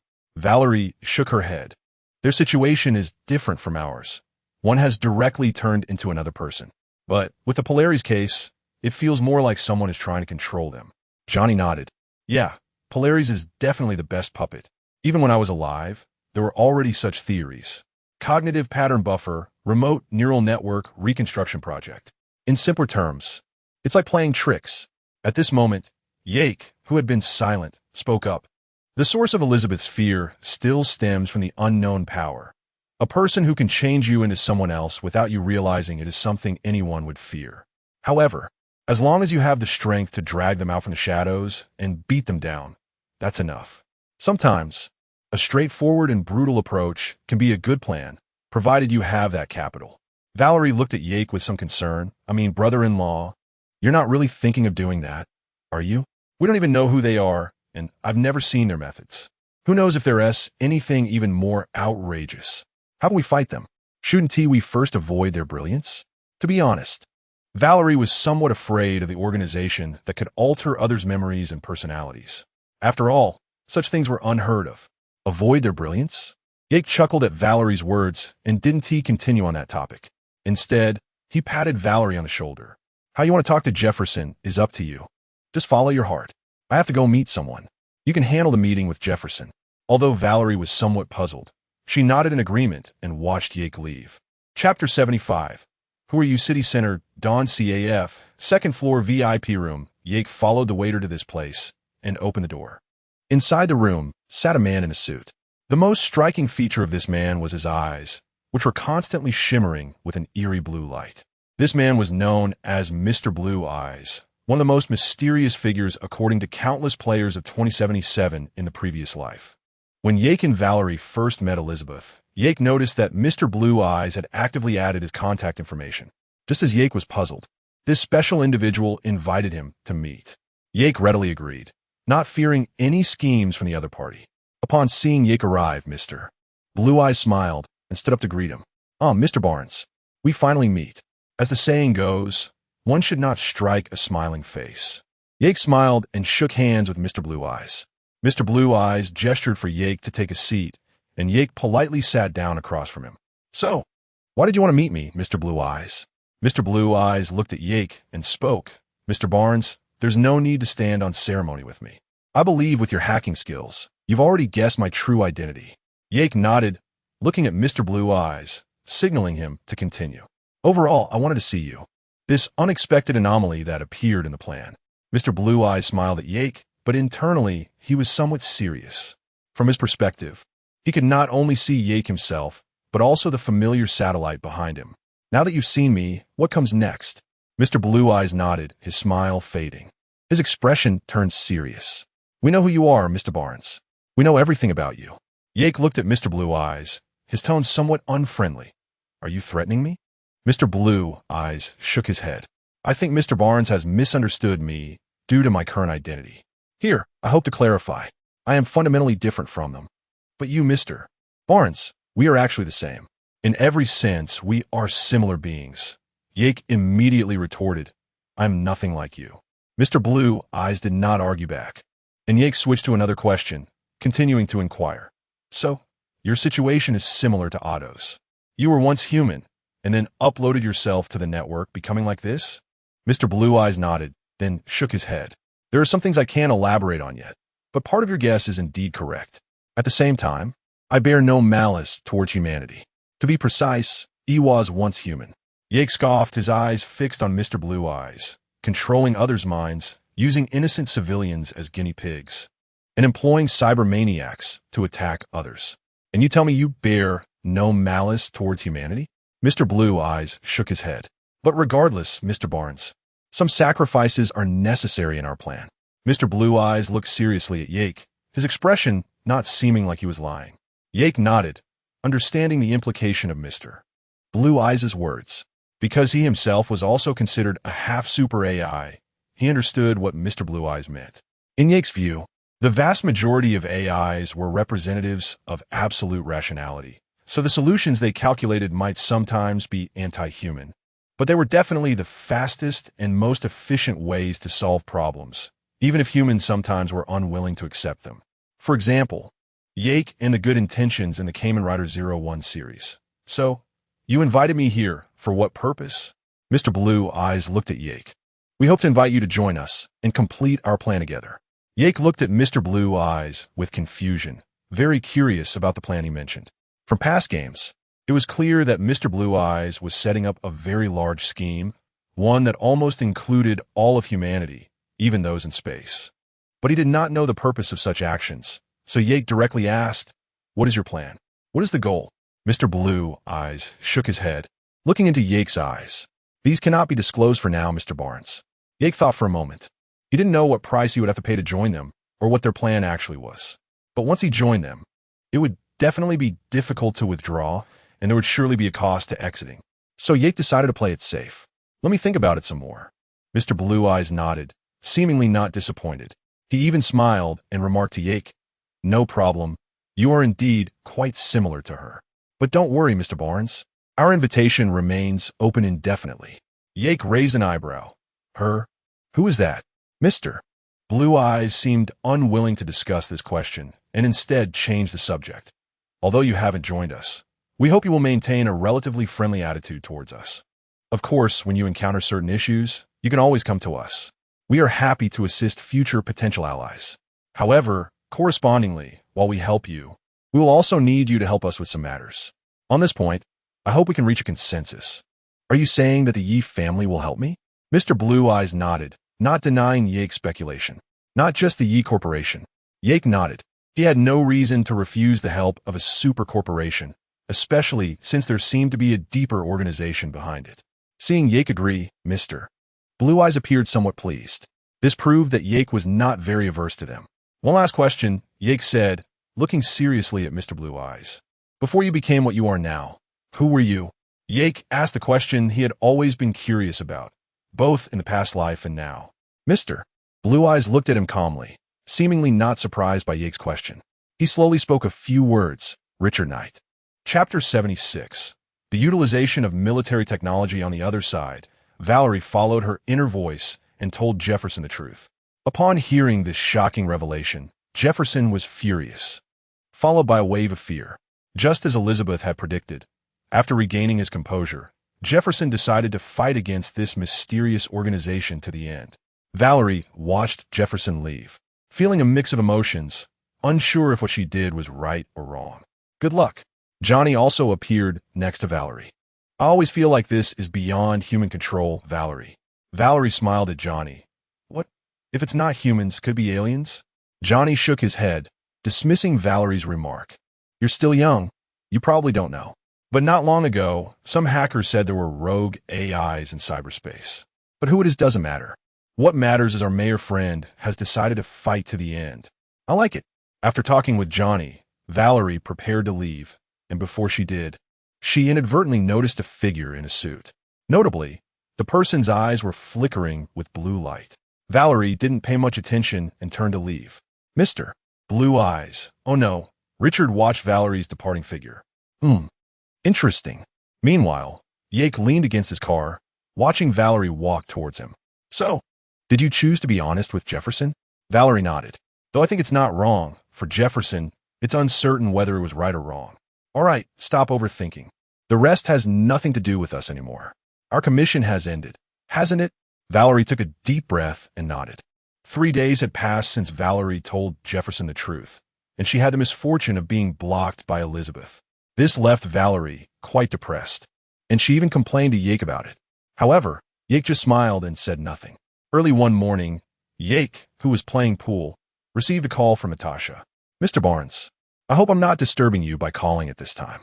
No disturbance at all. What do you need, Ms. Natasha? Well, we have a commission here. We need a capable mercenary. Do you have time recently? A commission related to military technology? Interesting. Tell me more.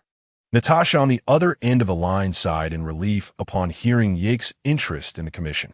I hope you can help us guard something. Yake was surprised by the content of the commission. Is there no one left in military technology? Why do you need to hire mercenaries for security? Natasha chuckled bitterly.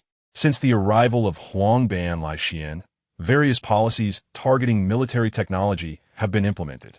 It's clear to anyone that this is aimed at preparing for war. This has led to various restrictions on military technology. Coupled with the super aircraft carrier parked outside Night City, the local military strength of military technology is limited. There was originally a secret laboratory, but it was recently destroyed. We had no choice but to find local mercenaries to avoid drawing attention. According to intelligence, Huangban has also received information about this shipment. They must be extra cautious. However, Natasha also felt that the task assigned to her by her superiors was somewhat strange. But as a subordinate, she wouldn't inquire too much. All right, I accept. Natasha, on the other end of the line, sighed in relief. Great. The specific information has been sent to you. After hanging up, Yake opened his email to check the attachment sent by Natasha and understood what was going on. In short, military technology was preparing to transport a batch of mysterious equipment. The document did not provide specific information to Night City. Everything was fine until suddenly, for some unknown reason, the higher-ups of military technology withdrew most of the armed personnel. After a while, they received news that Huangban had gotten wind of the shipment and had set its sights on the equipment. Therefore, they hoped Yake could help guard this batch of equipment to prevent it from being stolen. Yake only needed to wait for the military technology transport team to arrive. Yake looked at the data, feeling that something was off, but he couldn't quite put his finger on it. After taking the car to the location mentioned in the data, he found it was a car repair shop. Since Natasha had already made arrangements, Yake declared his identity and walked in. He activated his scan to observe his surroundings and noticed that there were indeed fewer guards than normal. Shaking his head, he decided not to think too much about it. He casually grabbed a chair and sat down in front of the door to the room where the equipment was stored. Nearby, the military technology soldiers felt uneasy but couldn't say much, so they returned to their patrols. Yake sat there for nearly 5 hours. The cigarette butts under his chair had piled up like a mountain. Just then, a military technology Brutus truck with the military technology logo drove into the remote repair shop. When the guards outside thought this task was about to end, suddenly, 2 Emperor 620 vehicles rushed out from behind the Brutus. 8 soldiers dressed in high-end gear got out of the vehicles in an orderly fashion. Just as the guards thought they were allies, the soldiers suddenly opened fire. The guards didn't even have time to react before they were mercilessly taken out by bullets. The 8 soldiers were clearly battle-hardened, perfectly crushing the guards in terms of marksmanship and all aspects. Inside, Yake also heard the gunfire, and as he stood up, a loud bang followed. When Yake rushed out, he saw the back door of the Brutus truck open. A heavily armored individual emerged. Perhaps they could no longer be considered human. The towering figure, nearly 2 meters tall, had a degree of cybernetic modification comparable to Atom Smasher. Clearly, this was a fully cybernetic individual. Yake was momentarily stunned upon seeing this modified person. It was his first time seeing someone fully modified aside from Smasher. When he saw the all-cybernetic guy charging towards him, Yake realized this commission was likely another trap. Wait, why do I say another? Everything was too coincidental. Am I being used as a stepping stone again? As Yake watched the cybernetic individual charge at him, he calmly activated his scan. Military technology, Apocalypse, designed to match Atom Smasher's armor, high-strength modified Dragonite armor. Interesting. Yake activated his Sion Viston, and the driver of Apocalypse quickly activated a Sion Viston of their own to avoid a speed disadvantage. The two began to battle in an accelerated state. Clearly, this opponent's armor was comparable to Smasher in various performance aspects. At least, this was the only enemy Yake had encountered in a long time that could last 5 exchanges with him. Theoretically, neither of them could even make a plate of stir-fried shredded pork, yet they were getting more and more excited as they fought. Meanwhile, military technology researchers, presenting battle data to their superiors, watched the two fight with cold sweat dripping down their foreheads. Weren't they supposed to just find a random mercenary to demonstrate Apocalypse's terrifying combat power? How did they end up with a monster that could compete with and even suppress Apocalypse? Miss Natasha, you misled me. The lead researcher cautiously glanced at General Kamen, who was seated in the main position. Seeing his expression was normal, he sighed in relief. Meanwhile, General Kamen, who had been closely watching Yake, wondered what he was thinking as he observed Yake, who remained in a suppressed state. Chapter 77. Revenge, unlike Yak, who grows more courageous in battle. The pilot of the Apocalypse becomes increasingly surprised after the initial excitement. Didn't those scientists say I was a counterpart to Atom's heavy hammer? Why am I struggling against a local mercenary and even finding myself at a disadvantage? Yak doesn't care about that much. With red data streams flickering in his eyes, he continuously swings the chainsaw sword on his arm. While scanning the complete information of the Apocalypse power armor, each attack deals considerable damage. In contrast, the Apocalypse side finds it very uncomfortable to fight. After a few minutes of combat, the Apocalypse pilot can no longer endure this frustration. The armor behind him undergoes a transformation. Suddenly, several small, automatic tracking rockets fly towards Yak's direction. Seeing this, Yak curses under his breath and accelerates towards the soldiers who have just been dealt with. The squad leader realizes Yak wants to divert attention, but just as he tries to activate the sniper mode of the Sion West stand, Yak beheads him with a single stroke. Several rockets successfully explode among the remaining soldiers, while Yak emerges unscathed from the side. In the moment of distraction for Apocalypse, Yak successfully scans all the information of the Apocalypse. At this point, the construction details and all data of the Apocalypse power armor are fully stored in Yak's mind. Yak decides to end this rather enjoyable battle. Under the terrified gaze of the military science research leader, Yak slices the Apocalypse into a 2.5 limited edition. Then the screen goes black, and the outcome of this battle is self-evident. The leader breaks into a cold sweat, looking at General Kamen. Just as he wants to explain, he sees the general's satisfied expression. What's going on? According to theory, shouldn't the laboratory have failed? Why does the old general look so pleased? The leader doesn't understand, but feels his own head should be safe for now. Yak looks at the shattered apocalypse armor on the ground. Confirming it will not rise again, he fiddles with the armor wreckage before glancing around and leaving the scene. Not long after, the transport team, led by Natasha, arrives. Seeing the corpses everywhere, Natasha is momentarily stunned. When she sees the broken armor on the ground, she understands the true purpose of this commission. Natasha curses her superior under her breath, knowing this disaster will likely fall on her shoulders. Frustrated, Natasha directs her squad to load the cargo while also taking away the scattered armor parts. She then gets into the front vehicle and leaves. Not far away, Yak watches the departing transport convoy and presses the remote control in his hand. Boom! The Baimon truck carrying the armor wreckage explodes instantly, along with several nearby vehicles. Natasha's vehicle, being the farthest forward, is affected the least, but the violent explosion's shockwave still sends her vehicle flying off the road. Natasha scrambles out of the car, trembling as she stands and looks at the explosion site before her. She knows this is Yak's revenge. At the same time, she wonders if this revenge will end here. Clearly, Natasha is right. In the city center, at the Military Technology Building, the conference room screen plays the news. This is News Channel 54. I'm Jillian Jordan. Just last night, 3 factories belonging to the Military Technology Division were attacked by unidentified KB elements. The president of the Night City branch of military science turns pale as he shuts off the news. 3 factories were attacked, resulting in millions of euros in losses. And you all haven't figured out a single thing? Is our intelligence organization just sitting around? Not only were the factories attacked, but our independent subnet also suffered an assault from unidentified hackers. A large amount of data has been lost, and doesn't the cybersecurity department have anything to say? The nearby members of the cybersecurity department and the counterintelligence organization's minister also look equally grim. They have never encountered such a formidable opponent.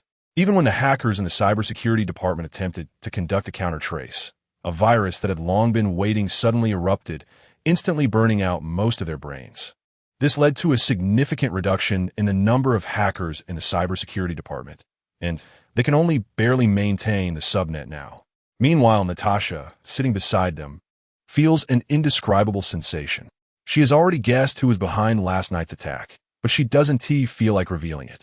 Taking the blame doesn't feel good. She wants to make them uncomfortable for a while. Moreover, for her own safety, she doesn't want to be the one to name a mysterious suspect in the morning, only to find out they were found dead at home the next day. And our mysterious KB element, Yak, is lying in bed, looking at his system rewards. Yes, after successfully killing the apocalypse, the system suddenly popped up to give Yak a reward, but he hadn't paid attention at the time. Ding! Congratulations, host! For completing the task, kill an enemy fully equipped with cybernetic modifications. Reward: 500,000, strength attribute .1. Yak looks at this generous reward and nods in satisfaction. Clicking to claim the reward, he instantly feels his strength increase significantly. Even his metal left arm undergoes some subtle changes. Satisfied with his newly enhanced strength, Yak glances at his balance. Very good. He is now stepping into the ranks of millionaires. Just a bit more saving, and he could be neighbors with Kree and the others. Yak stretches lazily and sends the organized intelligence about the military technology Apocalypse power armor to V. He also sells the confidential information he obtained from military technology to Ada at a suitable price. Not only does he gain a favor, but he also makes some money. Yak looks at his wallet as he receives the transfer, sneering. You thought you could get away with it after screwing me over? There's no such good thing. Who doesn't have a bit of temper? While listening to Johnny's guitar and watching the news on TV in her apartment, Valerie receives a call from Kree. Kree? Kree hesitates on the other end. Is it Johnny? Or, it's Valerie, what is up? Valerie asks. Kree scratches his head, a bit confused. Sorry, I still haven't figured out what kind of doppelganger technique you guys are playing. Valerie laughs and shakes her head, not wanting to continue on that topic. So what do you need me for, Kree? Kree nods. Their SA job, I think, is perfect for you. Tomorrow morning, Meet me at the intersection of Gray Street and Malaglora Street. We'll talk then. At the agreed location before dawn. Valerie sits on a chair by the intersection, waiting for Cree. After a while, an old car pulls up beside her, honking the horn. The window rolls down, revealing our big star, Cree, in the driver's seat. Get in. Valerie observes Cree's old car, and Cree explains, don't look at it. I borrowed this car from a friend. After getting in, Cree steps on the gas and drives away. On the way, Cree takes the initiative to speak. Since I saw you last time, I've been thinking you really have some guts. In this job, you can't do it without a bit of courage. Hearing Cree's serious tone, Johnny can't help but chime in, don't listen to this softy. Let him keep both hands on the wheel and drive properly. Last time Cree was the driver. He drove the car into a ditch. Valerie, sitting in the passenger seat, nods. Well, isn't that convenient? My sister may be lacking in other areas, but she is certainly brave. Then tell me, what do you need my courage for? Cree begins to complain to Valerie. Let me tell you, Valerie, some people just have a screw loose. Whatever you say now, you have to help me sort out this mess right under our noses. Uh-huh. So what are we going to do? Have you heard about the 3 girls who are really popular in the city lately? That girl group, what's it called? I forgot. The one that sings pop electronic music, you know, that kind of thing. They're really popular in Asia and just signed a contract for some in-US tour. They're actually planning to cover one of my songs. I only found out about it recently. Can you believe that? I really don't want to be played like a fool. Valerie still didn't understand what Chris was trying to express, and Chris was too lazy to explain it to her. He directly shared the plan for this operation with her. Simply put, it was to intercept the truck carrying the band's equipment. Valerie rolled her eyes silently, realizing that all this fuss was just for this. After all that, she thought they were going to do something big. Johnny shook his head from the back seat of the car. Chris was still the same as he remembered, just a pure coward. However, Johnny saw something in it, based on his understanding of his brother. Chris usually would have this handled by his manager or the company and then send a bunch of lawyers. But this time, he was personally involved, probably because he was up against tough opponents. Soon, Chris's car arrived at the ambush point they had planned. The two arrived at a bus stop near the Badlands. After getting out of the car, Valerie saw the roadblocks and grenades on the trunk of Chris's car. After grabbing the gear, Valerie and Chris set up the spikes and took cover. They hid behind the bus stop, waiting for the truck to arrive. A few minutes later, Valerie spotted the truck driving in from a distance. The truck fell right into their ambush, according to their plan, with its tires punctured. Seeing this, Chris immediately pulled out his gun and approached, threatening the people in the truck to get out and obtaining the keys to the truck's compartment. After driving away the driver and the person in charge, Valerie threw a grenade into the compartment. The equipment inside the compartment exploded along with the grenade. Chris laughed at this scene as if something that had been suppressed for a long time was finally released. Military technology building Natasha looked helplessly at the reports from the past few days. The losses and the secrets were hard to estimate. This retaliation was much fiercer than she had imagined. Natasha felt angry but couldn't express it. She could only report the findings and let the higher-ups deal with the headache.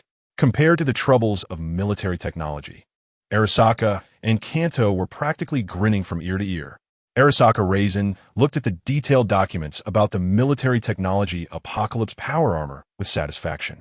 TSK, military technology. You really gave me a big gift. Raisin looked up at V and said, I want to meet your mysterious boyfriend. V was taken aback for a moment. Seeing that Arasaka Raisin didn't seem to be joking, she could only nod in agreement. Back in the office, V rubbed her temples, unsure whether the situation was good or bad for Arkansas. If possible, V didn't want the people around her to be too involved in this. Standing in this position, she understood better than others what dirty truths were hidden behind the glamorous facade. But now she had no choice but to agree. V took a deep breath and called Arkansas. To her surprise, Ark quickly agreed to the meeting. He didn't seem to have any objections. This relieved V. On the other side, after receiving the meeting location from V, Ark gazed out the window, lost in thought. It seemed that he had completely entered Arasaka Raisin's line of sight this time. Ark wasn't sure whether this was good or bad, as being in Raisin's sight meant that more people would have noticed him. It was certain to bring some trouble later, but the benefits couldn't be ignored either. Like the goodwill of the Yi family and Kanto's connections. Ember Restaurant today, the entire restaurant was booked out by Arasaka Raisin. Although the staff didn't know what the current Arasaka Emperor intended to do, they were all on high alert. Ark arrived at the elevator door of Ember Restaurant. Looking at the familiar scene and vaguely remembering the last time he was here, Hua was waiting for him. Now was Raisin. Chapter 79 Meeting with Arasaka Raisin arriving at the elevator door. After the report from 2 guards, Yake entered the elevator. He arrived at the 13th floor, and as the elevator door opened, he saw Adam Heavy Hammer standing outside. The Heavy Hammer still had the familiar appearance. While Yake was sizing up Heavy Hammer was also sizing up Yake. When he first debuted, he was mistaken for a fan of Silver Hand due to his appearance and cybernetic enhancements, and later quickly rose to become one of the top lone wolf mercenaries. This was the information the intel team had gathered. Among it were rumors about suspected laboratory test subjects.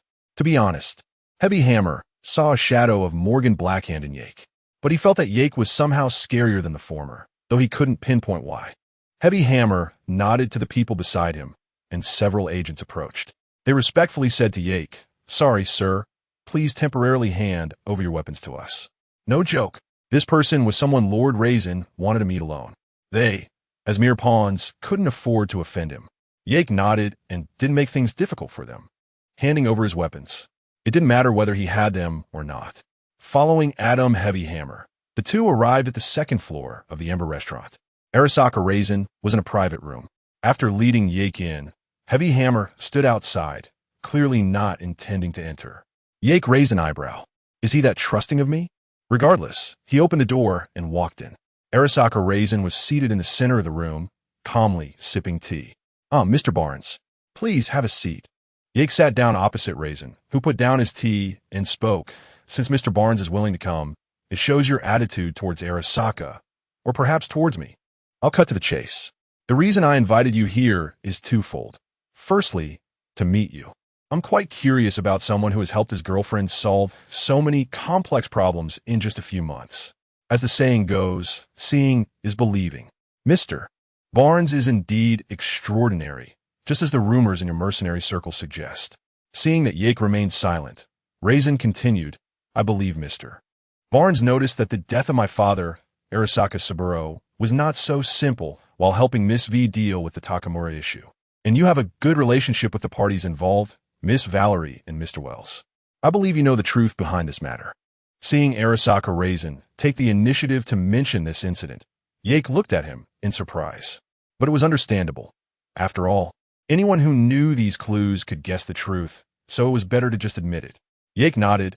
"I do know that you personally killed Arasaka Saburo, and I also know your reasons for doing so. To be honest, anyone who learns about the specific function of that relic would feel their scalp tingling." Raisin nodded in agreement. He knew from Anders that Yake had seen the prototype blueprints, and with his abilities, he could definitely discern the true function of this special relic. Talking to an intelligent person was indeed comfortable. "Of course, the reason I asked you to come is not to share with you things you already know. The main reason I want to meet you is because I value your abilities." Yake looked at Raisin with a half-smile. "You want me to work for Arasaka?" Raisin shook his head. "Work for Arasaka? No. To be honest, my hatred for Arasaka and the company is no less than yours." Yake wasn't surprised to see Raisin's attitude.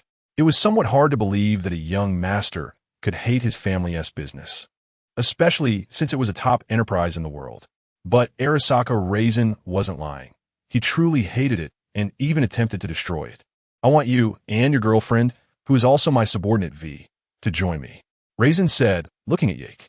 "Join your Iron Dragon?" Yake asked curiously. "Something like that. Although saying this might make it hard for you to believe, I want Arasaka to fall, but only the company can defeat the company. That's why I took this position, trying to undermine this decaying Arasaka from the inside. So if you succeed, what then? Indeed, only the company can defeat the company. But after defeating that company, what will you do if the world remains in this mess?" Raisin looked at Yake calmly. "This plan has been in preparation for a long time by me, or rather, by us. Rest assured, once my plan succeeds, this world will definitely change. At the very least, this city will undergo significant changes." Yake stared into Raisin's eyes. "You just said U.S.?" Arasaka Raisin nodded, but didn't elaborate further. Yake was silent for a moment. Raisin's words carried a lot of information, and one could see his determination and confidence. However, Yake wasn't clear where that confidence came from. But it was evident that this was a grand game, one where Raisin was gambling everything. Give me some time to consider. Raisin nodded. Yake knew it was time for him to leave, so he signaled to Raisin and stood up. At that moment, Raisin spoke again, looking at Yake, who was about to reach the door, of course, to thank Mr. Barnes for indirectly helping me, or the current Arasaka. I will provide you with as much assistance as possible. Mr. Barnes, Arasaka owes you a favor. Yake nodded, glanced back at Arasaka Raisin, and pointedly said, I heard that the Wusher Band is getting back together for a small performance on August 20th. If you're interested, you can go take a look. Raisin seemed to understand the meaning behind Yake's words and smiled in response. I will. In Pacific State, Valerie was sitting next to a roadside stall drinking a small Coke after experiencing a thrilling roller coaster ride with Johnny. Suddenly, a strange phone ring echoed. Accompanied by a stream of dark red data, a relic chip icon appeared in the upper left corner of Valerie's vision. As the icon flickered, the relic logo disappeared and was replaced by a caller ID. Unknown caller. Valerie looked at the automatically answered phone with some confusion. Meanwhile, Yake, who had just gotten in his car, also felt the fluctuation from Valerie's relic chip. This was something Yake had deliberately left behind when helping Valerie solve the chip issue earlier. Yake raised an eyebrow, recognizing the familiar black wall fluctuation and knowing who it was. Looks like our poor little bird can't wait to fly out of her cage. Yake smiled and drove towards Dogtown. On the other side, before Valerie could use her intellect of 3 to figure anything out, a voice came from the other end of the line. Valerie, can you hear me? I can hear you, but I don't know who you are. Although a bit puzzled, Valerie responded to the inquiry out of politeness, as the voice sounded quite urgent. Just as Valerie thought, the person on the other end of the line breathed a sigh of relief upon hearing her response. As long as you can hear me, that's good. Then the woman on the other end began to introduce herself. My name is Song Zhao Mei. You can call me Lark. I know who you are, your situation, and your troubles. Valerie was a bit confused. Troubles? What troubles? I don't know anything about that. And, are you messing with me? Do you believe I can call my brother-in-law to deal with you? Valerie, I can save your life. Valerie was somewhat curious. When did she have a life-threatening situation? Could it be the relic in her head? For once, Valerie's rare moment of intelligence successfully took the high ground. All right, you say you can save my life. So go ahead and explain, Valerie asked curiously. Could this sister be more capable than Yak? Could she be a fraud? That would be best. I know you have doubts. I will definitely answer you when the time is right. It won't be long. But first, I need you to go to a place, the outskirts of Night City, Dogtown. Upon hearing about Dogtown, Valerie was somewhat puzzled. Dogtown? That's still part of Pacifica, and there's extraterritoriality. Kurt Hansen has declared himself king in that godforsaken place, becoming a local tyrant and dabbling in international business. Even those big corporations have to give Hansen some face. Am I wrong? No, that's basically the situation. Valerie rolled her eyes. To put it bluntly, you know me, but I don't know you. Yet you want to take a trip around that filthy, chaotic doghouse. This suggestion of yours is not appealing at all. The Lark, hearing this, became anxious. I can explain my reasons and prove that I have the ability to help you.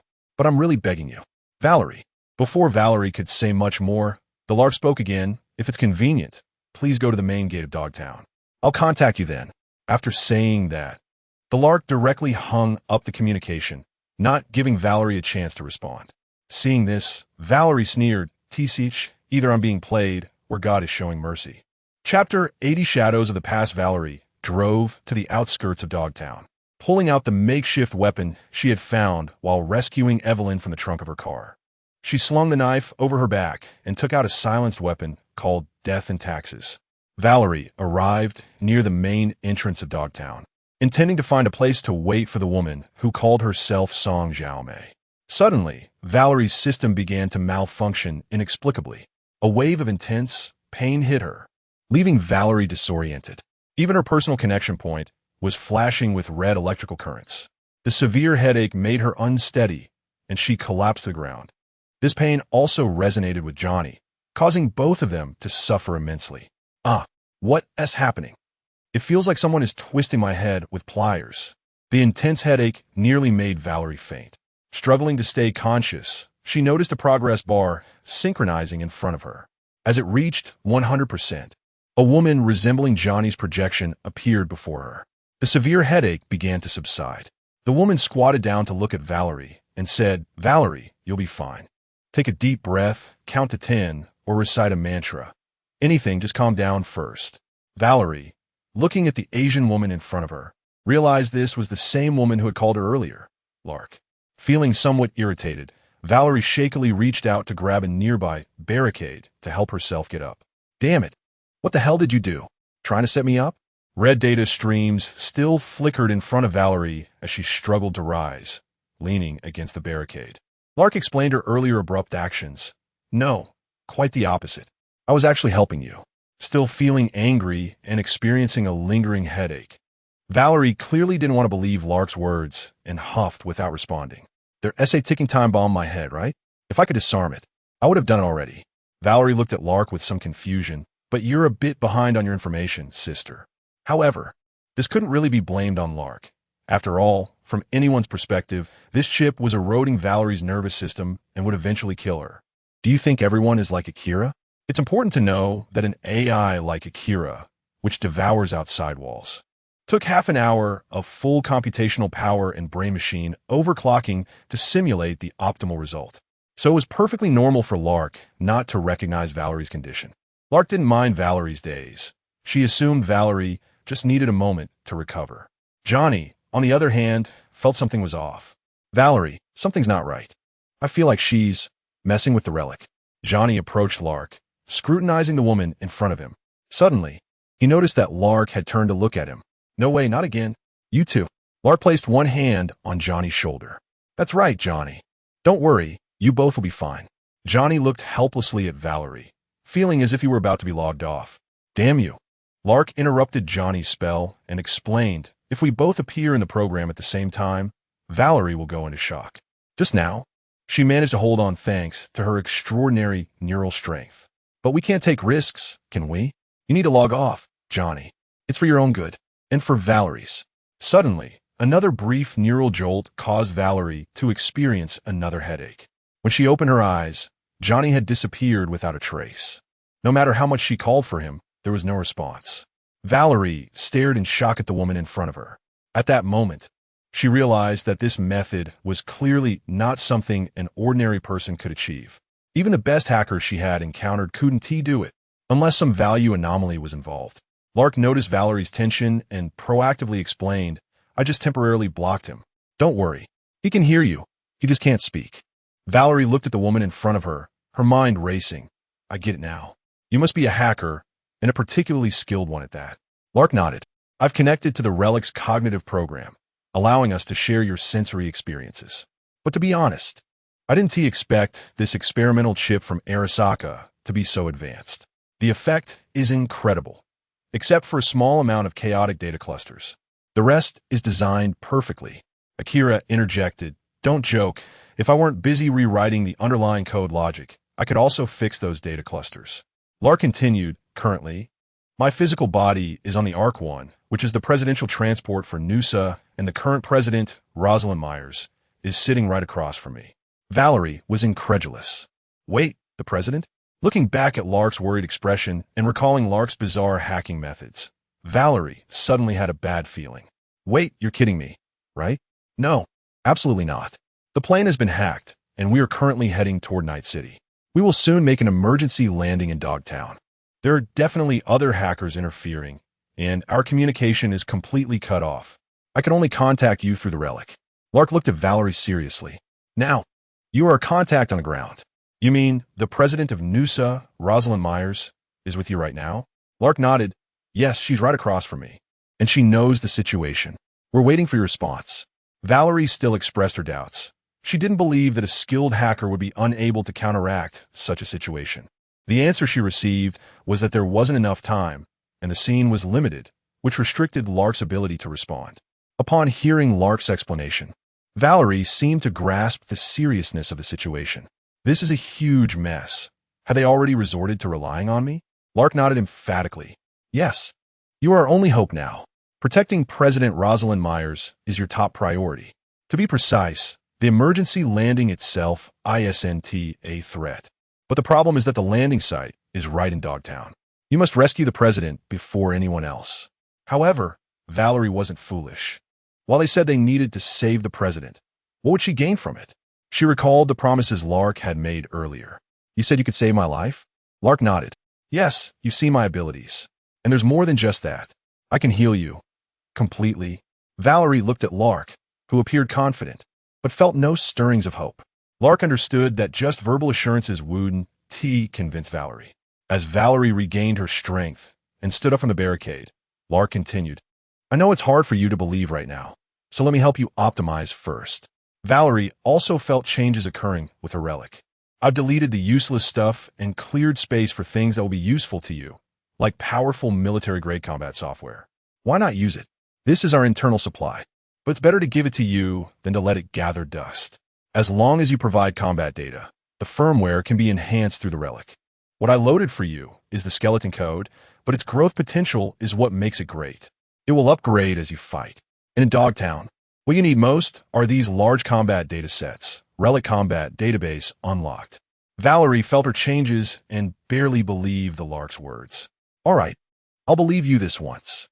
But the problem now is that I don't even have a pass to Dogtown. How am I supposed to get in? The Lark looked at the guards in front of the Dogtown gate. There's no way through the front gate. It's too late to get you a fake one now. How about we wait? My brother-in-law just messaged me. The Lark looked at Valerie in confusion. Your brother-in-law? Valerie didn't respond, but looked at the chat interface with Yak. Yak. Oh, I heard someone suddenly collapse on the ground by the Dogtown gate, convulsing like crazy. After getting up, they were still talking to the air. As soon as I heard, I felt something was off. This symptom seems familiar. I checked the surveillance and saw you.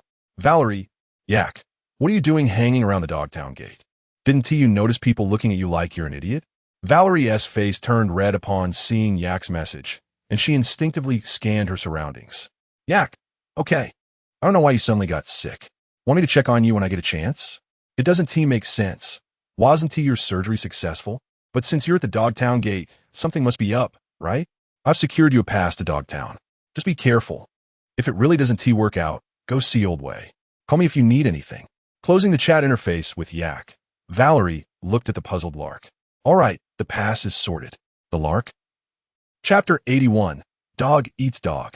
Valerie drove smoothly through the border checkpoint. Let us go to the gym first. There's a high point there to overlook Dogtown.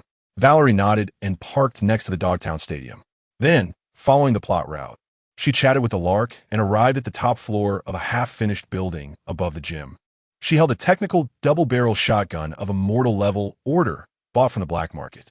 The weapon shop owner said this gun seemed to belong to Brick, the leader of the Vortex Gang. Looking at the Vortex Gang emblem on the gun, Valerie believed the owner's words to some extent. Meanwhile, Yak, who was hiding in Dogtown, saw Valerie by this weapon through the surveillance and had a strange expression, because this immortal-level weapon was one of the few that was worse than the ordinary version. Just the charge time of 3 seconds had already drawn countless complaints. The only reason to buy this gun was probably its unique immortal status. Standing on the rooftop, not long after, the Lark reminded Valerie, who was chatting with Yak. Valerie, pay attention. Valerie looked up and saw the Lark's holographic projection pointing to a spot in the sky, where a blurry shadow of an aircraft appeared.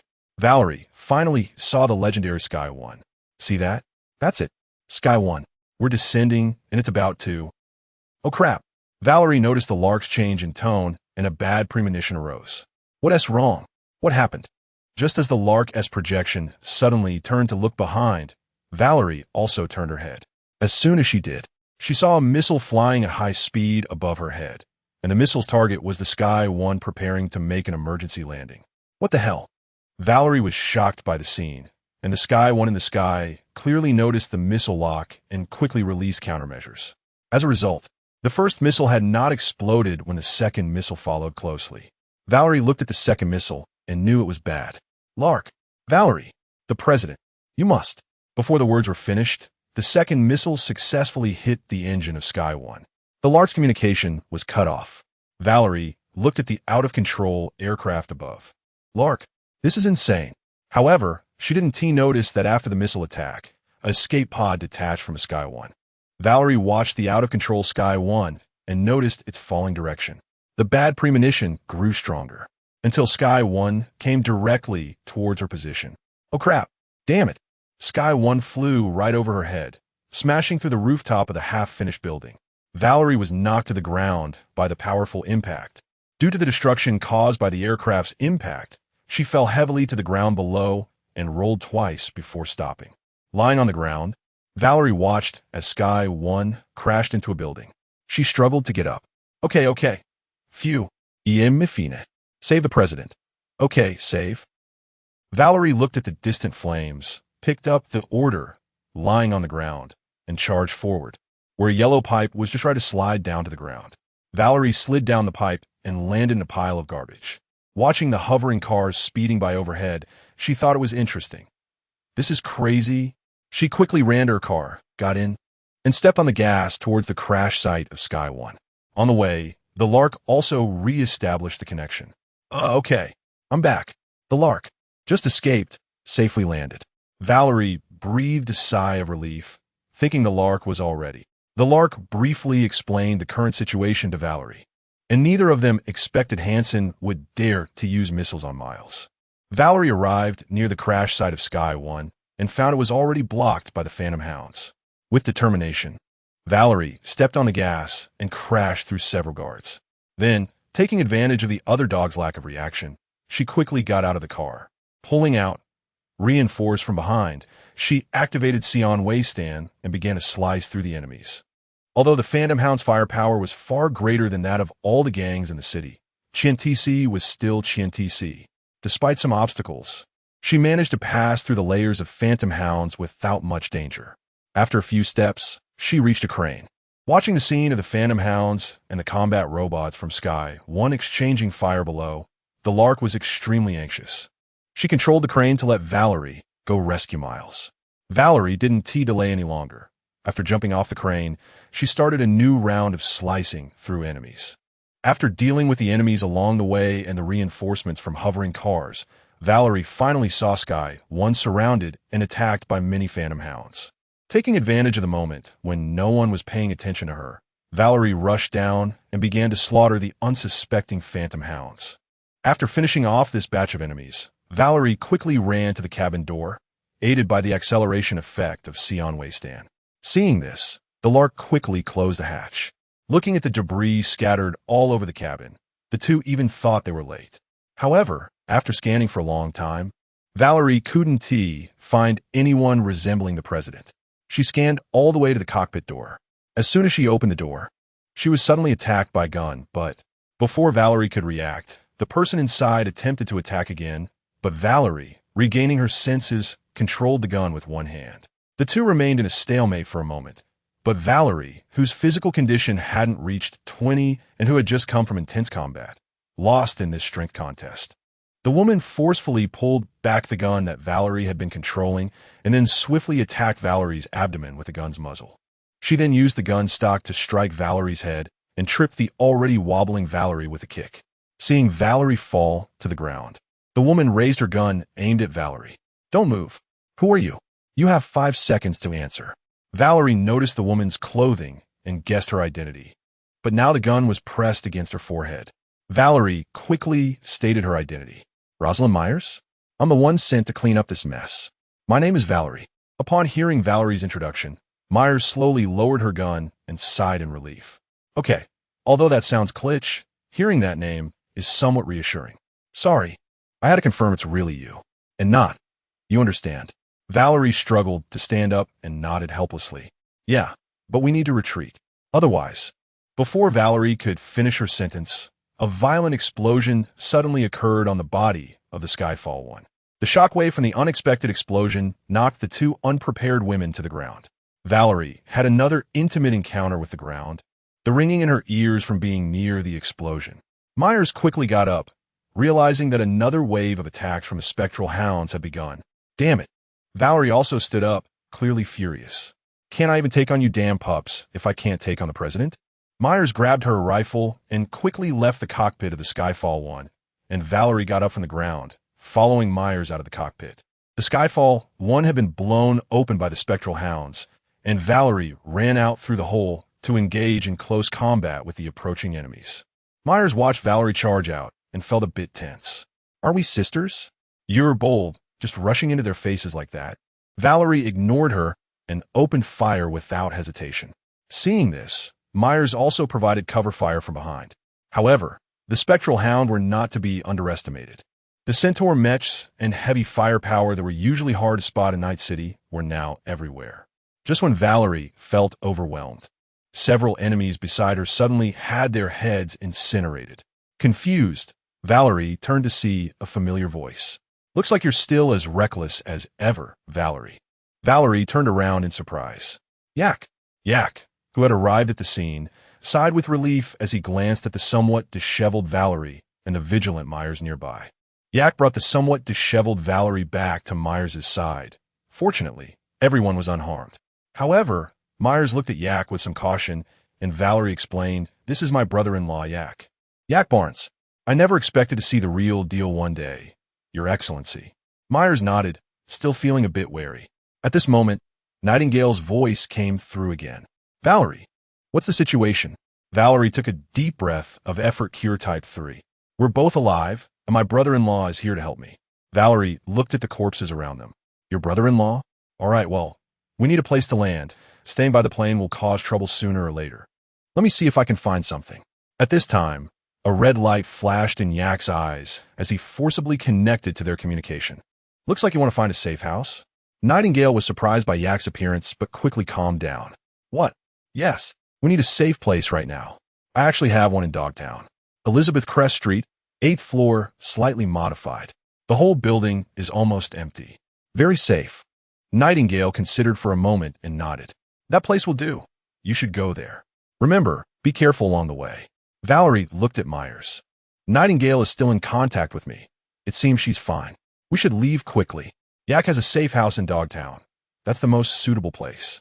Myers glanced at Yak and nodded, and the three of them left the wreckage of the plane to set off. On the way, Myers looked at Yak more than once, and Yak, noticing this, spoke up. "Your Excellency, there's no need to be so tense.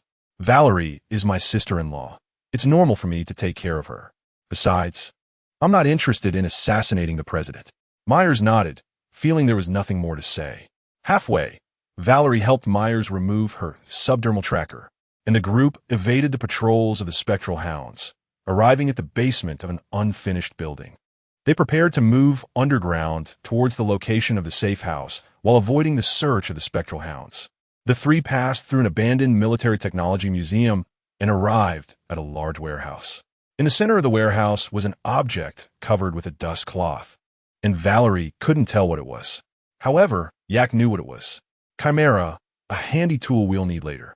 The other two didn't think much of it and went to the other end of the warehouse to find the elevator. At this point, Myers heard some noises and quickly raised her gun, taking cover behind a barricade. "Valerie, did you hear that?" "No way. Here they come again." "That damn thing." "Nightingale?" Just then, Nightingale's voice came through. "Looks like this is bad news. Hansen's pups have caught the scent and are coming over. You need to stall for time while I prepare a big surprise for our guests." Valerie quickly turned to Myers and said, "Engage them first. Song Xiaomei is preparing something big for them." Myers could only nod in agreement, and Yak drew his men from behind. The pursuing spectral hounds soon arrived, and both sides engaged in fierce gunfire. Valerie threw several smoke bombs, which she had picked up from the spectral hounds, in an attempt to buy time. Myers also tried to conserve bullets while taking aimed shots at the enemies. Meanwhile, Yak, who hadn't exhausted much energy, ran upstairs to begin his maneuvering. Nightingale noticed that the two below were starting to struggle, and although she hadn't seen Yak much, she instinctively thought he was also having a hard time. In a moment of urgency, she reluctantly activated the Black Wall AI protocol. At this point, Valerie noticed that the large figure in the center had begun to move. As the dust cloth fell, the figure revealed its true form. "What the hell? That thing is moving." Just then, Nightingale's voice unexpectedly came from this large figure. "This thing is called Chimera, a combat model from the Military Technology Zoo." As Nightingale's words fell, the machine gun atop Chimera locked onto the spectral hound above. Terrifying firepower erupted, instantly turning both the enemies and their cover into fragments. What the hell, Nightingale? I'm still up here. Yak awkwardly jumped down from upstairs. The heavy machine gun on Chimera was no joke. Under the absolute firepower suppression, the situation reversed in an instant. Valerie could even sit down and rest, watching Chimera conduct a one-sided massacre. Valerie panted heavily, secretly thinking how fortunate it was that this thing was on their side. Otherwise, Nightingale controlled Chimera to clear out the enemies, and Valerie and Myers also walked over to Chimera, panting. Valerie curiously examined the large figure. As for Yak, he has activated the brain machine overclocking, ready to control this thing that is about to go out of control at any moment. At this moment, the voice of the Lark also came from the Chimera. All right, it should be fine now, no more detection. Oh my God. The Lark seems to have seen something terrifying, its tone trembling slightly. The Chimera also began to shake strangely, and both Miles and Valerie felt that something was off. In front of Valerie, deep red data streams flickered. When Jack saw something was wrong with the Chimera, he began to hack in, but the old military tech was fierce. This ice, if it weren't for Jack being unreasonable, there would really be no way to deal with it. Oh my God. What do you mean by oh my God? Deep red data residue inexplicably appeared on the Chimera. The Chimera moved weirdly and crashed in a wall behind it. The Lark's painful voice followed. Chimera, is losing control. Seeing that the situation was not right, Miles raised his weapon, and deep red data streams burst out from various parts of the Chimera, which was also flashing with red electrical currents. What's wrong with you, Lark? Miles also asked Valerie in confusion. What happened, Valerie? Valerie shook her head, somewhat bewildered. I don't know. It seems like Song Xiaomei is not doing well. Jack, what's wrong with her? The Chimera's joints were controlled by black-red data streams, aiming its cannon at them. Oh damn! Just as the words left her mouth, the machine gun on the Chimera's head fired the two of them. Valerie immediately activated the Sion waiststand and lunged at Miles, helping her dodge this round of bullets. Just as the Chimera was about to fire again, a black-red data stream appeared on its body, which instantly devoured the original deep red data stream. The entire machine stopped. Valerie looked at the scene in front of her, a bit dazed, not understanding what had happened. Looking at the familiar black-red data stream, Valerie turned to Jack next to her. Brother Jack, what is going on? At this moment, Jack let out a sigh and spoke. I'm not sure, but I felt something was off with the Lark just now. So I prepared for her in advance. I didn't expect her to really lose control. Fortunately, I had already hacked into the Chimera in advance. Miles got up from the ground, glanced at the Chimera, and then at Jack, not knowing what to think. Some complaints from the author late at night. To be honest, this book has been quite average so far, perhaps not even ordinary. There are many parts that the author is not satisfied with, including some setting issues and flaws. But now that it's written this far, there is no way to modify it, and I don't know how to change it. After discovering it, all I can do is patch it up, but that doesn't really help. It's just a series of mistakes. There are also typos because I'm typing on my phone, so it's hard to ensure there are no mistakes. Even if readers point them out and I see and correct them immediately, some will still be affected. The reason I started writing this book was that there were really too few fanfics of 2077. I just wanted to write for myself. As a result, it turned out to be a mess. The author has actually had thoughts of cutting the book several times, wanted to directly perform a divine cut, and then start a new book. However, after struggling for a long time, I still can't bear to give up. I also want to apologize to everyone here, to all the bosses and readers of Smai Masai. At the same time, I really appreciate everyone's support for this book. This book may not be directly discontinued or cut off, but the update frequency will likely decrease. However, to be honest, I can't guarantee that the new book will be better than this one, because I'm also a complete novice. I want to say I will try my best, but honestly, I may not have done my utmost. In short, the update frequency of this book will decrease, but I will try to write it to completion. It could be considered an explanation for my first book. However, most of my energy will probably be focused on the next new book, hoping to make it less toxic.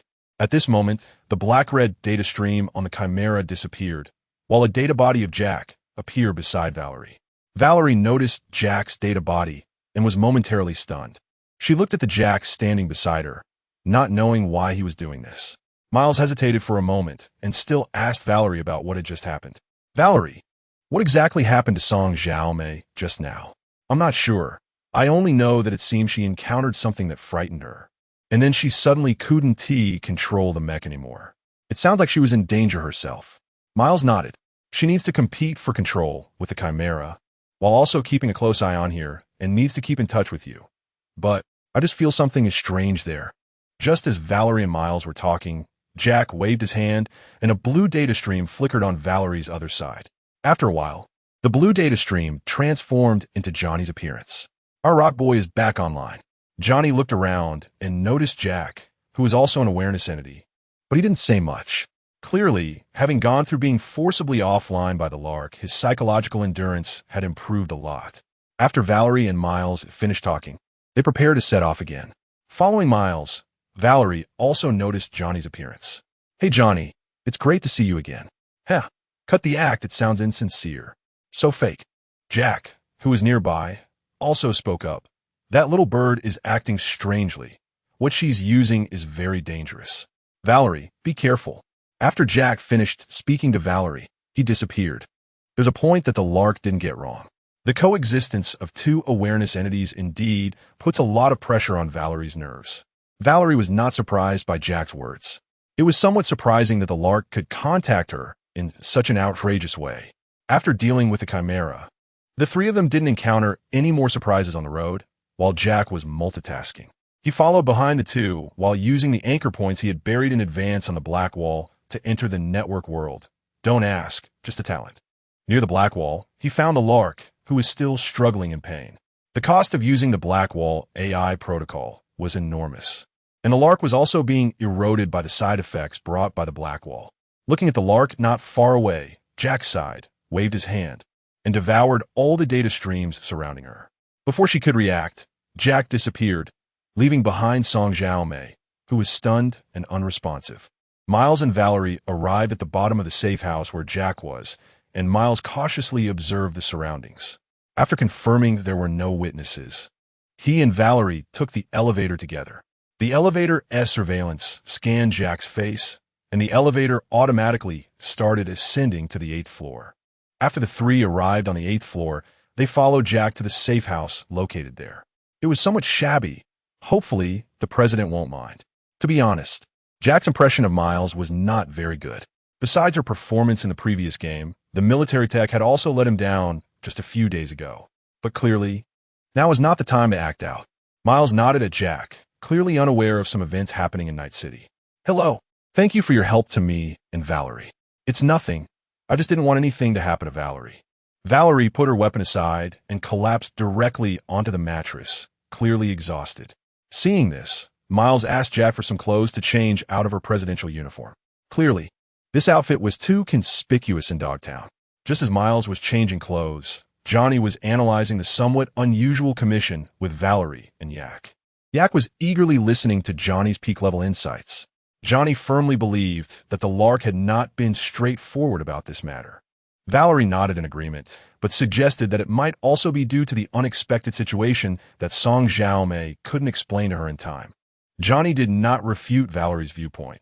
He just hoped that Valerie could have a good talk with the Lark when she saw her again, rather than being led around like a headless chicken. At this moment, Miles had finished changing and walked out of the bathroom, just in time to hear the news broadcast from the nearby radio. Seeing this, Yak turned up the volume. The three of them could clearly hear the content on the radio. Earlier today, the self-proclaimed leader of Dogtown, Kurt Hansen, held a press conference to express his views on the current situation. "Hansen, I have been framed. Isn't that obvious? The new America has always wanted me dead. Although I have many flaws, I am not foolish enough to assassinate the president of Nusa on my own turf. What's the difference between that and suicide? It's ridiculous. Do the people of Night City really think that what happens in Dogtown has nothing to do with you? Those NUS people will stretch their dirty hands into Dogtown whenever they get the chance. And then, it will be you, the people of Night City." Upon hearing this, Miles became somewhat agitated, but Hansen was not entirely wrong. Rosalind coming to Night City was indeed to discuss the issues regarding Dogtown. From a certain perspective, Hansen was not mistaken, which caused Miles to lose his cool. Yak chose not to say much. Seeing through, but not exposing, deals could still be made. Valerie, however, had her own views. First appearing in the media, shouting about wanting to go to war, then tying herself to Night City and leaving the blame to NUS. Hansen's move was indeed clever. Miles nodded. If some mysterious force wanted to incite conflict or war, then assassinating me, the president of NUSA, would be the perfect trigger. We should remain still. The outside is currently in chaos. Hansen, the Lark, and those from NUSA, it's hard to say who is friend or foe. You're absolutely right. Valerie stretched and said, let's take a break for now. It's been a long day. Miles also walked over to another mattress and said, that's true. My legs could use a rest. Sitting on a soft mattress, Miles looked towards Valerie. Still no news about Xiaomei on your end? Nope, still no sign. Miles scratched his head in annoyance. She's never been out of contact for this long. In this situation, her disappearance just doesn't make sense, damn it. Valerie looked at Miles. What if Song Xiaomei really doesn't come, or can't come? There's no other way but to wait. If she really doesn't come, Miles touched the presidential coin in his pocket and thought of a figure from years ago. Then we'll have to think of other solutions. We'll see about the specifics tomorrow. Let's get some good sleep. Yak watched the two who had fallen asleep on the mattress, lowered his gun, and sighed, not knowing what he was thinking. The next morning, the sky was hazy, and it started to rain. Valerie crawled out of bed, and Yak handed her a cup of coffee when he saw she was awake. Awake? Drink some coffee. Our president is waiting for you on the balcony. Valerie took the coffee, drank a couple of sips to wake herself up, and then headed to the nearby balcony. Miles was leaning against the balcony, smoking, with extinguished cigarette but scattered on the ground. Hearing Valerie's footsteps, Miles turned to look at her. She's not here. He casually tossed the cigarette, but down. She probably can't come. You also saw how many people Hansen sent out. It's very likely that Song Xiaomei has already been captured. Possible. That's what I'm most worried about. I have to find her. I can't leave my people behind enemy lines. Hearing this, Yak scoffed, saying it's easy to say but hard to do. Have you even treated her like a person to speak so grandly? Even Johnny couldn't help but come out to make a few sarcastic remarks, while Miles continued his speech regardless. No matter what happens, we have to help her. Valerie looked at Miles. Sounds like you already have a backup plan? Miles hesitated for a moment before saying, not a plan, but a person. A person we urgently need. His name is Solomon Reed. 7 years ago, he was the head of our Night City intelligence agency, working with Song Xiaomei. After the conflict ended, he went into hiding, so he's still in the city. Reed is principled. He has never wavered, no matter the threats or temptations. Now, he is the only one I can trust. Yak rolled his eyes at this. No wavering? He has just completely given up to the point of deceiving himself. Reed is somewhat similar to Takemura, but Takemura is completely loyal, while Reed has long lost hope in Miles or Nusa. By the end of the story, his actions are entirely out of guilt towards the Lark. To be honest, during the game, it's clear that Reed's choice to continue serving Nusa is more for a sense of spiritual support. He only feels truly alive when he's acting as a spy. At the same time, he wants to retire or sacrifice himself more than anyone else. Especially at the end of the DLC Lark story, when he faces off against Reed, he already harbored thoughts of death. Sacrificing himself during his mission would be the best ending he could give himself. Otherwise, how could a top agent comparable to Morgan Blackhand die so easily? Faith can give a person hope, but it can also destroy a person. It allowed Reed to survive severely injured during that attack. It also left him living in the despair of waiting for death and guilt over his team members during the years he survived. Reed could be said to be one of the most tragic characters in the entire DLC, always blaming all problems on himself, trapped in endless self-consumption and guilt. Perhaps having him sacrifice himself during a mission would be the best outcome for him, a kind of liberation.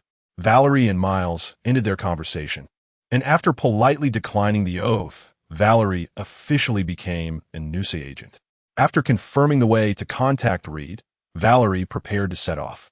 Before leaving, Miles glanced at Yak and said, "You go with Mr. Barnes. I can manage alone." It was clear that Miles was still not very reassured about Yak, who understood but said nothing and nodded, leaving with Valerie. In the elevator, Johnny suddenly appeared beside them, highly approving of Valerie's decision to decline the oath. The two chatted as they walked out of the unfinished building. Upon reaching the entrance, Valerie saw smoke rising in the distance. Yak pointed it out to her. "See that place over there with the colorful smoke? That's Hansen's airdrop, the supplies he purchased. Due to Dogtown's peculiarities, it can only be transported this way. The advantage of this is that if one day an airdrop happens to land near you, you might be able to grab the stuff inside before Hansen's pack of dogs arrives. Or you could just snatch it right from those hellhounds. But when doing bad things, one still needs to be cautious. I heard about a guy who got caught doing this, and Hansen directly sawed off one of his legs. But what is that saying? The bigger the storm, the more expensive the fish. The profits from the airdrop are quite substantial. If you're short on cash, taking the risk to go once could definitely earn you a big profit. Valerie looked towards the area with the red smoke, thought for a moment, and decided that the main business was more important. Resisting temptation, she set off for the Captain Carlin's restaurant. Upon arriving at the restaurant door, she saw a black vendor not far away shouting energetically, "Health is the capital of business. Come see Ronald's cutting-edge XFJ." Valerie got some information from the self-proclaimed little whirlwind of the Pacific State after giving him a 5 for his services. Just as she stood up, she saw Yak directly using brute force to open the restaurant's front door. "What are you mumbling about?" Valerie rolled her eyes and followed him. Valerie looked at the anti-personnel mine that Yak had disabled inside and clicked her tongue, then walked to the nearby corridor. She found an old-fashioned phone hidden behind a cabinet and pressed the code 0931. But as someone in her 20s, Valerie didn't know how to use such an old phone. At that moment, Johnny popped up to demonstrate the correct way to use it. However, the constant standby sound from the phone was making Valerie a bit anxious. With a ding, Valerie thought the call had connected. However, there was still no sound on the other end, so she tentatively asked, "Is this Lida?" "Listen, I don't have time to play with you." After a long silence on the line, Valerie's patience was wearing thin. "Is this old phone broken? Or can you mess up for digits too?" Just when Valerie didn't know what to do, a clearly processed voice suddenly came through the phone. "Who are you?" Hearing someone reply, both of their expressions became serious.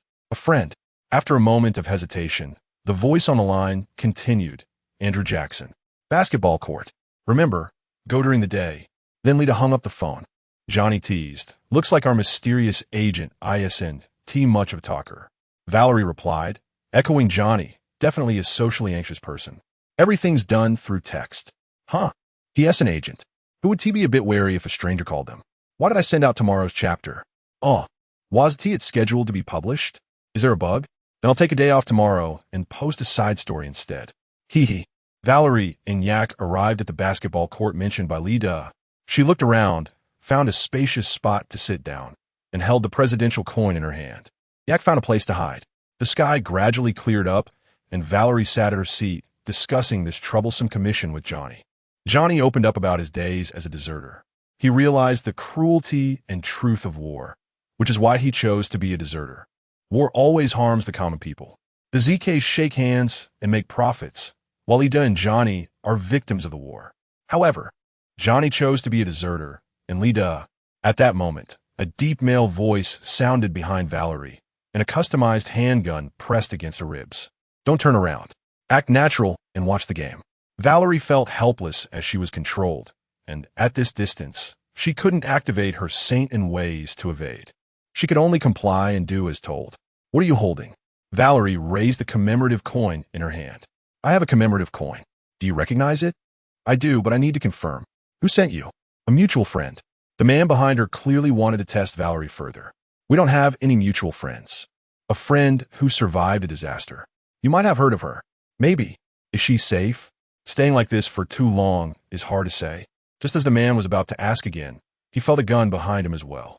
"All right, the interrogation session should end here." At this moment, Yak appeared behind Lida, pointing a silenced, no interest at him. "Your friend is quite interesting. I saw you both come to the basketball court, but I didn't find him here. Instead, he caught me. Within 3 minutes, go to the street and find a black Mercury Marauder." Seeing Lida lower his gun, Yak also put down his weapon, watching Lida leave first. Johnny looked at Valerie's back. He really a slippery character. Valerie shrugged and stood up. "I think he kind of likes me, right, brother-in-law?" "Ah, yeah." He looks at you like a kindergarten teacher looks at a child. "Are you going to ask him for a little red flower now?" Valerie rolled her eyes and, together with Yak, left the basketball court and immediately spotted the black Marauder. Valerie opened the car door and got in. After a while, a tall black man in a black coat walked up to the Marauder, holding a gun that looked familiar to Valerie. Lida cautiously looked around, confirming there were no suspicious individuals before taking the driver's seat. Though I feel it's unnecessary, let me introduce myself. Solomon, Lita. Valerie. Yak. Lita nodded. Before we set off, let me apologize for my previous actions. It's always better to be cautious. Sometimes using a Malorian to pin someone else's ribcage is safer for me, even if he has one of my own. Just in case, don't take it to heart. Is that how you greet people? But nice to meet you. I don't usually say such things in my line of work. Then, Lita directly revealed personal information. Even about her sister V. Since counterintelligence is in the open, the confidentiality level isn't high. Valerie felt a bit irritated seeing her personal information laid bare. How come everyone knows about me now? However, Lita seemed quite intrigued as he glanced at Yak in the back seat, whose information was scarce and not quite normal. Lita then asked the question he was most curious about. There's one thing I've never quite understood. What drives you to jump into this fire pit? I was hired by the Nightingale. Do you two know her? Because Valerie wants to jump into this fire pit, I want to pull her out. But it seems it's already too late. Valerie recalled that Nightingale had previously worked under Lita, but upon hearing that name, Lita's expression changed. His eyes filled with complexity, guilt, worry, but no anger or hatred. Xiao Song. Valerie noticed the change in Lita's tone and asked, what is wrong? However, Lita quickly returned to normal, as if the complex emotions had never existed. We used to be colleagues, and I thought I wouldn't hear from her again. But she is a calamity. Lita didn't want to discuss this further and directly changed the subject. Let us go find that friend who isn't a naive sweetie. Lita started the vehicle and looked at Valerie. Please tell me the address. Valerie thought of something and said to Lita, let me give you a heads up. You might not like that place. Not necessarily. The abandoned building on Elizabeth Crest Street. 8th floor. All right, you are right. I really don't like it there. Lita stepped on the gas. You left her alone in Dogtown? Ike spoke up. I would have liked to stay there, but our president isn't particularly trusting of me. So, I followed Valerie. Hearing this, Lita seemed to think of something and said, after all, this city is most lacking in betrayal. The three arrived at the bottom of the safe house, and Lita noticed a few homeless people and frowned. Don't you know the principle of too many eyes? Ike rolled his eyes. Where else can we go? The Long Beach dump? Or should we just kill all those homeless people? The group entered the elevator, which scanned Yake's face before automatically ascending. Lita noticed this. When the door opened, the three arrived at the safe house. Valerie stepped forward and knocked on the door. Miles, it's me. We're back. After a moment, Miles, holding a gun, carefully opened the door and, seeing familiar faces, put the gun aside. Lita also slowly put away the gun in his hand upon seeing Miles. Looks like you still remember my number. Lita looked at Miles, his tone somewhat stiff. Some numbers are never forgotten. Lita walked up to Miles and looked her in the eye. Rosalind, tell me the truth. That phone will never ring, right? No. There are people in Night City who want my head. So, I took the opportunity to find you, catch up, and rekindle our relationship. Lita looked at Miles and spoke after a moment. I should have bought you a coffee, but there's no time for that now. I'll arrange for you to go back to Washington right away. Miles shook her head. No, Lita, we need to talk first. Just the three of us. As she finished speaking, Lita and Miles turned to look at Valerie, who instinctively looked at Yake. Yake? Seeing Valerie's expression, Yake sighed, clearly feeling a bit uneasy. He walked over to Valerie and looked at the two of them. How about counting me in? For a job that could be made into an action blockbuster, I'm a bit worried about Valerie's safety. Valerie gave Yake a grateful glance. Miles hesitated for a moment before nodding in agreement. Miles knew about Yake's hacking skills, which had greatly impressed her when he helped them take control of Chimera. Plus, with Valerie present this time, the chances of Yake messing things up would be much lower. Seeing Miles agree, Lita didn't want to say much more. At least they had someone who seemed like a good combat force. The fact that he could disappear silently under his watch said a lot. But just to be safe, he still needed to check this person's information. Extra chapter, Sin and Punishment. The timeline is before taking the Voodoo Boys commission with Yake Santo Domingo. Valerie rode her motorcycle here. Just this morning, the intermediary in Waka Okada specifically called her to issue a commission. Valerie thought it just so happened that she had nothing to do recently. So she took it. Arriving at the designated meeting place, Valerie saw a man in a work vest leaning against a car smoking. Since there was no specific information about the client, Valerie could only approach and tentatively ask, Bill Gabrowski. Upon hearing his name, the smoking Bill understood that the woman in front of him was the mercenary sent by the intermediary, Waka Okada. It's me. Waka Okada has made it clear to you, right? Valerie nodded. The arrangement I received is to go collect a head. Bill shook off the ash from his cigarette, his right leg shaking a bit, looking somewhat anxious. Not an ordinary person. The one you need to kill is Joshua Stevenson, a damned killer. I'll explain the details on the way. Get in the car. You drive. Bill tossed his cigarette aside, turned around, and sat in the passenger seat. Valerie shrugged and followed him into the driver's seat. Bill, sitting in the passenger seat, stretched his neck to observe the surroundings. They should come this way. We'll wait here. As soon as they come, we'll follow right behind. Bill seemed to think of something, his expression turning ferocious, gritting his teeth. I want to look into that bastard's eyes as I send him to hell. Before he dies, I wanted to know what fear is. Valerie frowned. You just said they? Does Stevenson have companions? Why didn't you tell me sooner? I need to prepare. Obviously, the clueless Bill didn't understand what Valerie meant, thinking it was fine to act this way. Today we don't kill anyone else, just him. Although Valerie was somewhat dissatisfied, she patiently began to explain. Do you know what kind of people his companions are? Will they be carrying weapons? Just some ordinary people, nothing more. Just intimidate them. Let them know we're serious, and no one will dare to stick their necks out. Valerie felt a headache coming on. How do you know they are ordinary people? Bill was somewhat dismissive. Those company dogs who pulled them out. They'd abandoned their mothers to save their own skins. Just don't shoot at them. Our goal today is just to kill that bastard Stevenson. Valerie wanted to say something else when suddenly an NCPD police car drove past them. Bill recognized the police car and shouted to Valerie, "That's the car. Hurry, follow it." Seeing this, Valerie had no choice but to drive after it. After a while of tailing, the two finally got their chance. The NCPD car was blocked by a large truck, and a man who looked well-equipped got out to inspect it. When Bill saw the car was blocked, he urgently told Valerie to stop. After stopping the car, Bill hurriedly took out the weapon he had prepared and got out. Seeing this, Valerie sighed and also got out of the car. Bill, holding a small handgun, got out aggressively, continually spouting threats. Just watch. I'm going to blow that bastard to bits.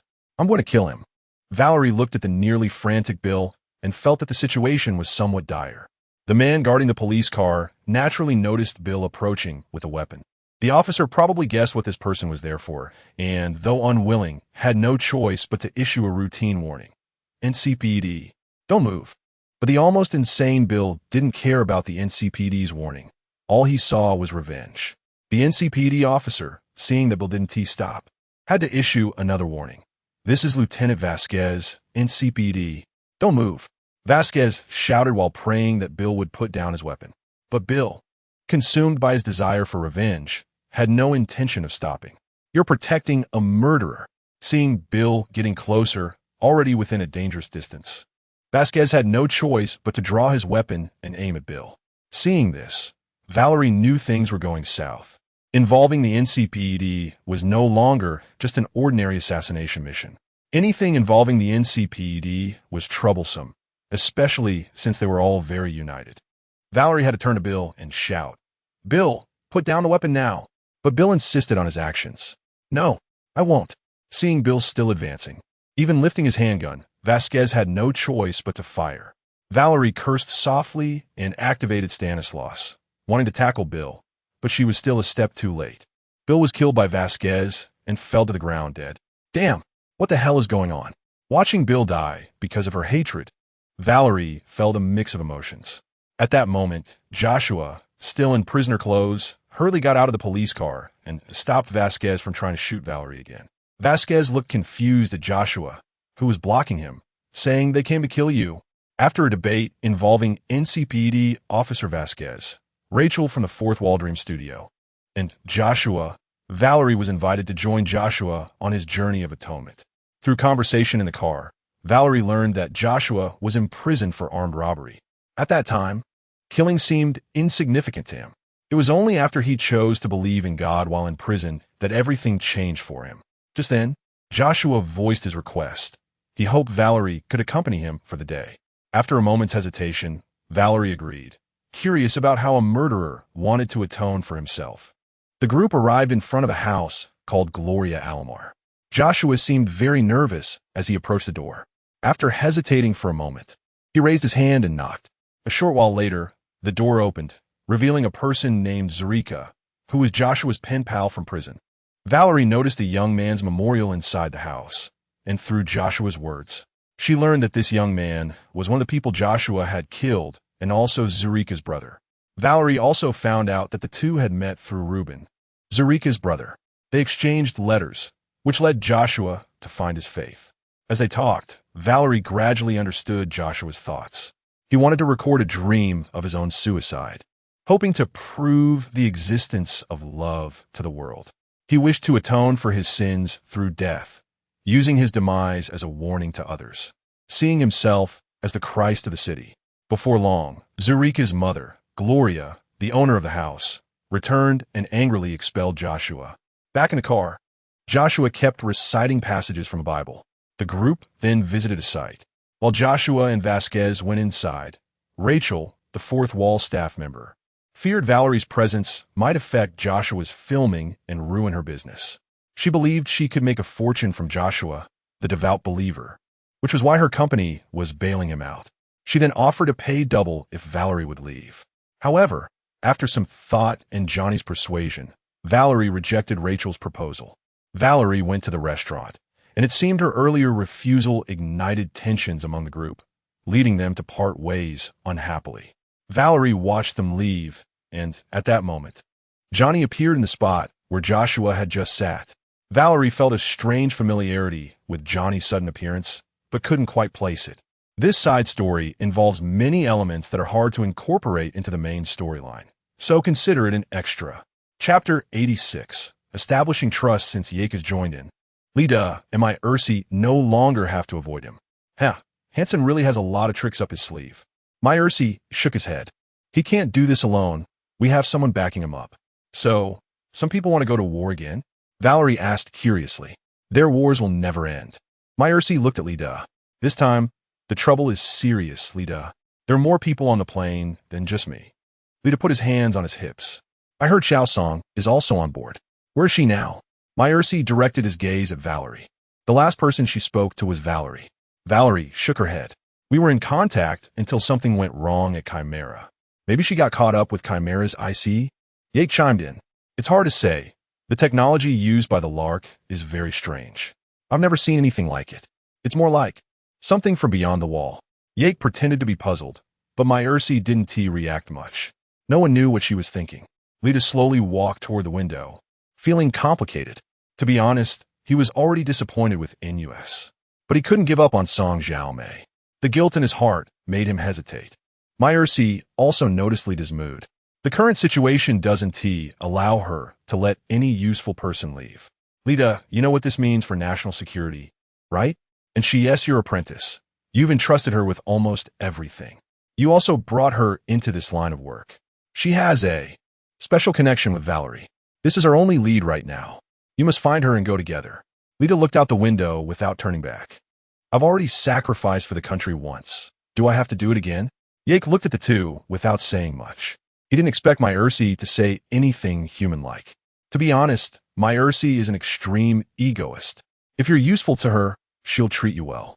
If you lose your usefulness or someone else is more useful, then sorry. Lida becoming a diplomatic gift is the best example. There are many like my Ursi in Night City and even in this world, but having such a person around is still quite unpleasant. Valerie, on the other hand, curiously raised her question. Wait, what do you mean by sacrificing for the country? Lida was silent for a moment.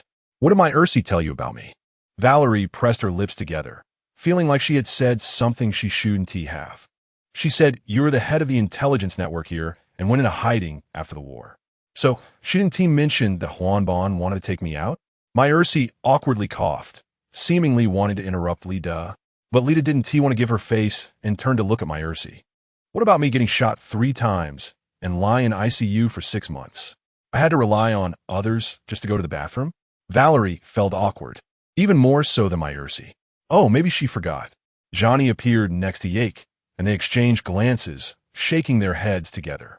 In any case, now, you know. Lida turned back to look out the window again. Valerie couldn't help but speak again. So, my Ursi, You left Lida in Night City to wait for death. After he barely survived, you want him to help you jump into the fire again?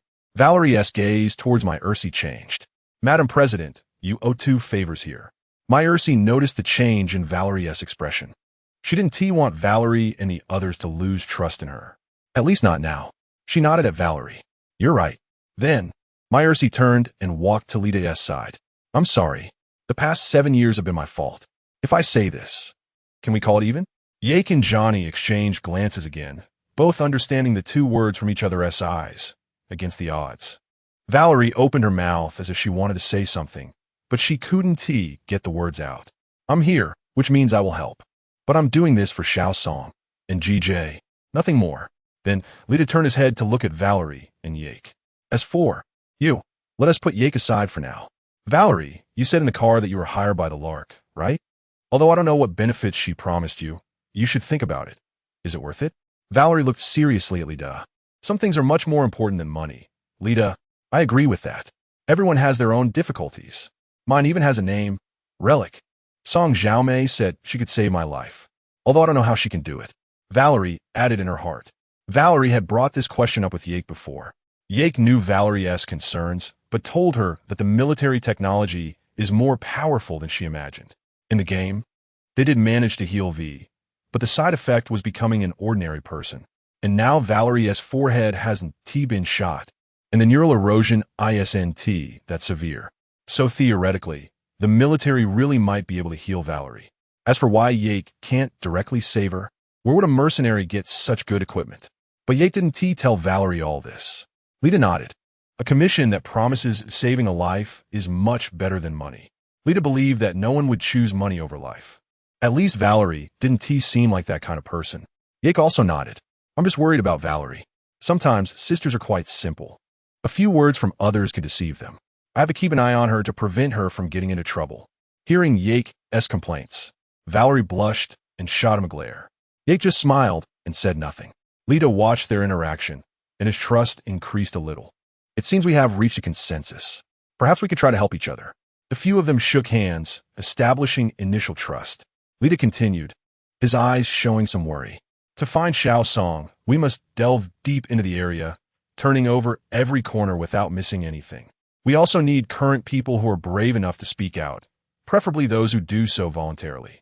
You need to earn their trust. Valerie scratched her head in distress. Just what you listed is hard to find in Dogtown. Yake chimed in. I have a few acquaintances. I can ask around. Lida nudda. I'll make arrangements and first send my Ursi back to NUS. Wait for my call. Yake and Valerie nodded, and Yake left the safe house first. My Ursi looked at Valerie. Valerie, thank you. Valerie smiled at my Ursi. Next time, remember to treat me to a good meal. Huh, what? Is it common to invite the president out for dinner? What is wrong with that? Okay, let us eat. Then it's settled. Chapter 87. The contest of harm. Yake left the safe house and turned toward the Long Beach scrapyard. He arrived at a newly opened boxing gym. As soon as he entered, he saw a woman in her 20s mopping the floor. The woman smiled and greeted him. Hey, Mr. Barnes. Yake nodded. Anna. Is OL here? I need to talk to him. Anna nodded. My father is in the back. Yake went to the back room of the gym and saw OL watching TV. OL was happy to see Yake and greeted him. Hey. Yake, brother. What brings you here? After greeting OL, Yake sat down. Looks like you've been doing well lately. Hey, not too bad. Still have to thank you for saving my daughter and the others. I'm just doing my job for money. The reason I came to find you is that I hope you can help me with something. OL nodded. Don't worry. I'll help you with whatever you need. I want you and the people at the Long Beach scrapyard to help me find someone. Just keep an eye out. Yake then sent OL a photo of the Lark. OL nodded upon seeing it. I'll keep an eye out. Yeah, I just need her whereabouts. This woman is not simple. Don't get into trouble because of her.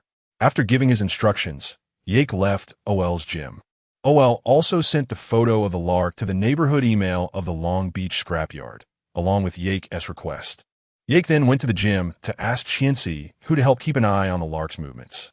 Although Yake knew this would have little effect, he still felt he had to make the effort. After Lyde left with Myers, Valerie also left the safe house and wandered around Dogtown. She first returned to the weapon shop in the gym to replenish her ammunition and throwing weapons. Then, with her savings, she bought a level 4 biosensor and a blood pump. After the surgery, seeing her savings drop to 4 digits made Valerie's heart bleed. She then teamed up with Yake to take on some commissions in Dogtown and completed the 3 most profitable tasks under Mr. Hans within 2 days. She also helped Old Captain, the intermediary in the Santo Domingo area, steal 5 cars. Yake was shocked by Valerie's work efficiency. Valerie, on the other hand, sighed in relief as her wallet filled up again, collapsing onto her mattress to sleep soundly. Time passed quickly, and in the blink of an eye, 2 days had gone by. Lyde's call came as scheduled. Lyde pulled Yake and Valerie into an encrypted communication channel. "Hello, I'm back in the city. What is the status on your end? Is that package all right? Everything going smoothly? It's been shipped out, first by sea, then by air. Civilian route. It has arrived safely. How about you?" Valerie spoke first. "I've been wandering around, picking up a few odd jobs. Our hacker friend is still silent. Looks like we need to double our efforts to find him. What about you, Yake?" Yake shook his head. "None of my friends have any leads. I haven't even seen anyone similar. I guess she might really be held by Hansen-esque people." Lyde nodded, looking troubled. After hesitating for a moment, he spoke. "We need to add another pair of eyes. My former teammate, Alex, is also in Dogtown, but she is hiding pretty deep. We need her help." "Got it. What is the address?" "There is a bar at the Long Beach scrapyard called Mothman. Let us meet there after sunset. Be smart and don't leave a trace." In the evening, Yake and Valerie arrived at the Long Beach scrapyard. Some small vendors greeted Yake warmly when they saw him. Valerie noticed this and curiously looked at Yake, but he didn't explain much as they headed to the Mothman bar on the 2nd floor. As soon as they entered, Yake saw a blonde woman chatting with a frowning woman behind the bar. "I say, guys like that should just be flushed down the toilet. Let him stew alone." Watching the bartender continue chatting with others, Yake and Valerie quietly sat at the bar. Yake looked at the woman in front of him, knowing that this bartender was Alex in disguise. "What would you like to drink?" Valerie spoke first. "You decide. With style. Then I'll get you a special. And you? Handsome? Tequila." The blonde bartender, Daphne, Alex, nodded and turned to mix drinks for the two. At that moment, Lyde's call also came in. "Have you arrived at the bar?" "Long ago, waiting for you. I'll be there soon, but I have to tell you something first." "Sounds like it's not good news." Lyde nodded. The operation 7 years ago went south. Myers left me to die, claiming I surrendered to Arasaka. But didn't he tell Alex I was an undercover agent? So, there might be some shouting later. So, we're likely to be kicked out at gunpoint or face a bullet head-on. Valerie rolled her eyes. "Couldn't you have said this earlier, Lyde? If I had known, I wouldn't have come. Now that I've said it, I'm at the door." Valerie helplessly glanced at Yake. At that moment, Daphne handed 2 drinks to them. Yake calmly took a sip, not saying much. Just then, Lyde appeared at the door. When Daphne heard the wind chime at the entrance, she looked over and saw someone she never wanted to see in her life. "Damn, Daphne looked at Yake and Valerie warily, then glanced at Lyde walking in. Lyde walked to the bar and looked at Daphne. "I'm looking for Alex." Daphne crossed her arms, looking displeased. "I think you're looking for death. You want to know who is the least welcome guest in this bar? It's you. The door is behind you. Get lost." But Lyde calmly sat down. "I'll have a gin and tonic. Double." Seeing Daphne look again at Yake and Valerie, Lyde explained, "They're my people." Yake remained calm, drinking his drink. Daphne took a few steps back, clearly not wanting Lyde to stay. "You got guts." Then she shouted at the other customers in the bar, "Sorry, everyone. We're closing early today. That is it for today." As the other customers began to leave one by one, Daphne quickly pulled a handgun from under the bar and hid it behind her. Once she confirmed everyone was gone, she aimed the gun at Lyde. "Alex, 7 years. Do you know how I've lived these 7 years, Lyde?" Then Alex took a step back, lowered her head, and closed her eyes. Just as Valerie was puzzled, she suddenly saw a change in Daphne's face. Her originally white skin slowly faded, revealing her true black skin. Even her facial structure subtly changed. Valerie was shocked by this seemingly magical trick, unable to speak. "Solomon doesn't understand human language, let me tell you." Yake, looking at the gun pointed at him, fell silent for a moment before suddenly knocking over a glass of alcohol beside him. Just as Alex's attention was drawn away, Yake immediately lunged to disarm her. But as a top agent, Alex's reflexes were also impressive. The moment Yake grabbed her gun, she instinctively fired. However, her speed was clearly not a match for Yake. The bullet fired off to the side, and the gun was already in Yake's hands. Yake calmly removed the magazine from the handgun and casually took out a bullet from the chamber. Then he put the handgun on the table. Damn it, don't get excited. Let's talk things out. Lida immediately spoke up, fearing that Alex might take further action. He didn't believe Alex could take on Yake in a direct confrontation. The president sent us, Valerie added from the side. We have a mission in Dogtown. Alex looked at Lida, his emotions a bit agitated. With him? You don't know, do you? 7 years ago, this traitor sold us all out. Lida shook his head. No, 7 years ago, I was ordered to go underground. What you said was just a cover. This blame falls on me alone. There's no other way. You think I would believe you just because of your words? Valerie, seeing that Alex still didn't trust them, took out the presidential coin and placed it on the table. Does this look familiar? This is a direct order from the president. You don't need to worry about any traitors now. Just focus on this. Alex looked at the coin on the bar, and now he had no choice but to believe it. However, the resentment built up over 7 years wouldn't easily dissipate. I've cared for a full 7 years. And then what? Alex frowned at the presidential coin on the table, feeling how ironic it was. Damn it, I need a smoke. Saying that, she took back her handgun and turned to leave the bar. Valerie turned to Lida and asked the question she had been wanting to ask. What was that about? How did she transform? Morphing camouflage. That's one of the benefits of working with the military science department. We can access their most advanced technology. Yake looked at Lida, who seemed to be scanning the situation, feeling uneasy. He sighed and stood up. I'll go talk to her. You all stay here. Lidi glänzt åt Jocke. You're going to talk to her? What else would you do? Yake rolled his eyes and walked out. Chapter 88. Slippery slopes. Yake walked out of the bar, and Alex turned her head upon hearing the door open, seeing Yake approaching her. Humph. Couldn't you wait until I finish my smoke? Yake walked up beside Alex. She looked at Yake's face. It's you, the big hero from the Long Beach pile yard.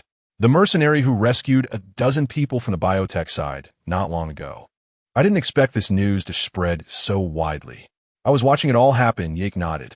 Actually, Lida has his own troubles. Although I don't know the details. From my previous encounters, I've learned that Lida's experiences are similar to yours. He was also treated as a pawn by Myers. And might even have been a diplomatic gift. You were trapped in Dogtown, while Lida was attacked by the people from Arasaka, shot 3 times, and lay in the ICU for a month or so. He talked about going underground, but if it weren't for his hardiness, he would have been dead long ago. If you're still feeling unsatisfied, you can spit in his drink. Upon hearing about Lida's plight, Alex's expression changed slightly, and her heart wavered. However, she still stubbornly retorted, Humph, that old man may be aging, but his skills haven't diminished at all. A little spit, and you could see right through him. What? Does NUS think we haven't been drained of our value yet? Humph, the new mission. I suppose that's what it means. Alex took a puff of her cigarette. All right, you tell me. I'm listening. There's a hacker named Nightingale who has gone missing. The people up top want us and Lida to find her. Wait, who did you say? Nightingale or Song Xiaomei? Damn. Upon hearing that name, Alex became noticeably anxious. I didn't expect you guys to be looking for her. I was wondering why someone was sending me her photos in my email. Looks like I need another smoke. Looks like you're not too welcoming of her in your place. Alex looked at Yake in surprise. Did she not say a word during the whole ordeal? Yake shook his head. It was Valerie who was in contact with Song Xiaomei, not me. But Valerie probably doesn't know much either. Alex scoffed. That stupid operation. Why did Lida suddenly disappear? Why have I been stuck in this shithole for 7 years? Can you guess who the operatives back then were? Lida, Nightingale, and me. I bet you two probably Haven T heard a word about it, right? Alex looked at Yake with a complex expression. Damn. I ask you, do you believe in so-called coincidences? Or, according to the Eastern perspective, do you believe in fate? Just like a math problem, the data is all the same. Do your calculations. After a few tries, the answer can only be this way. It's all a pile of shit. Alex took a deep breath. Damn it. At least that traitor and you two have good luck. Why can't I remember my lesson? Alex leaned back against the railing, turning to look seriously at Yake. However, I have conditions. Yake nodded. Of course, what do you want? Alex thought for a moment. Find a place that's always spring-like. Enjoy the beach and cruise like a spy. Retire. Then I can play at being a diplomat, never having to run fieldwork again. How about it? Can you make that happen? As long as you bring it up, Lida will definitely be able to satisfy that. All right, you go in. Just say I've agreed to join your damn mission. I need to smoke a few more to avoid feeling nauseous when I see him. Yake nodded. Thank you, Alex. Alex didn't look back. No need to thank me. Consider it a favor for the neighbors of the Long Beach pile yard. Yake walked into the bar and saw Lita sitting at the bar looking sad. What's wrong? She agreed, but the condition is to retire after this job. She wants to find a nice place to enjoy the beach and good wine. Who wouldn't he want that? At that moment, the bar's windows all closed. Alex, who was still outside, also walked in.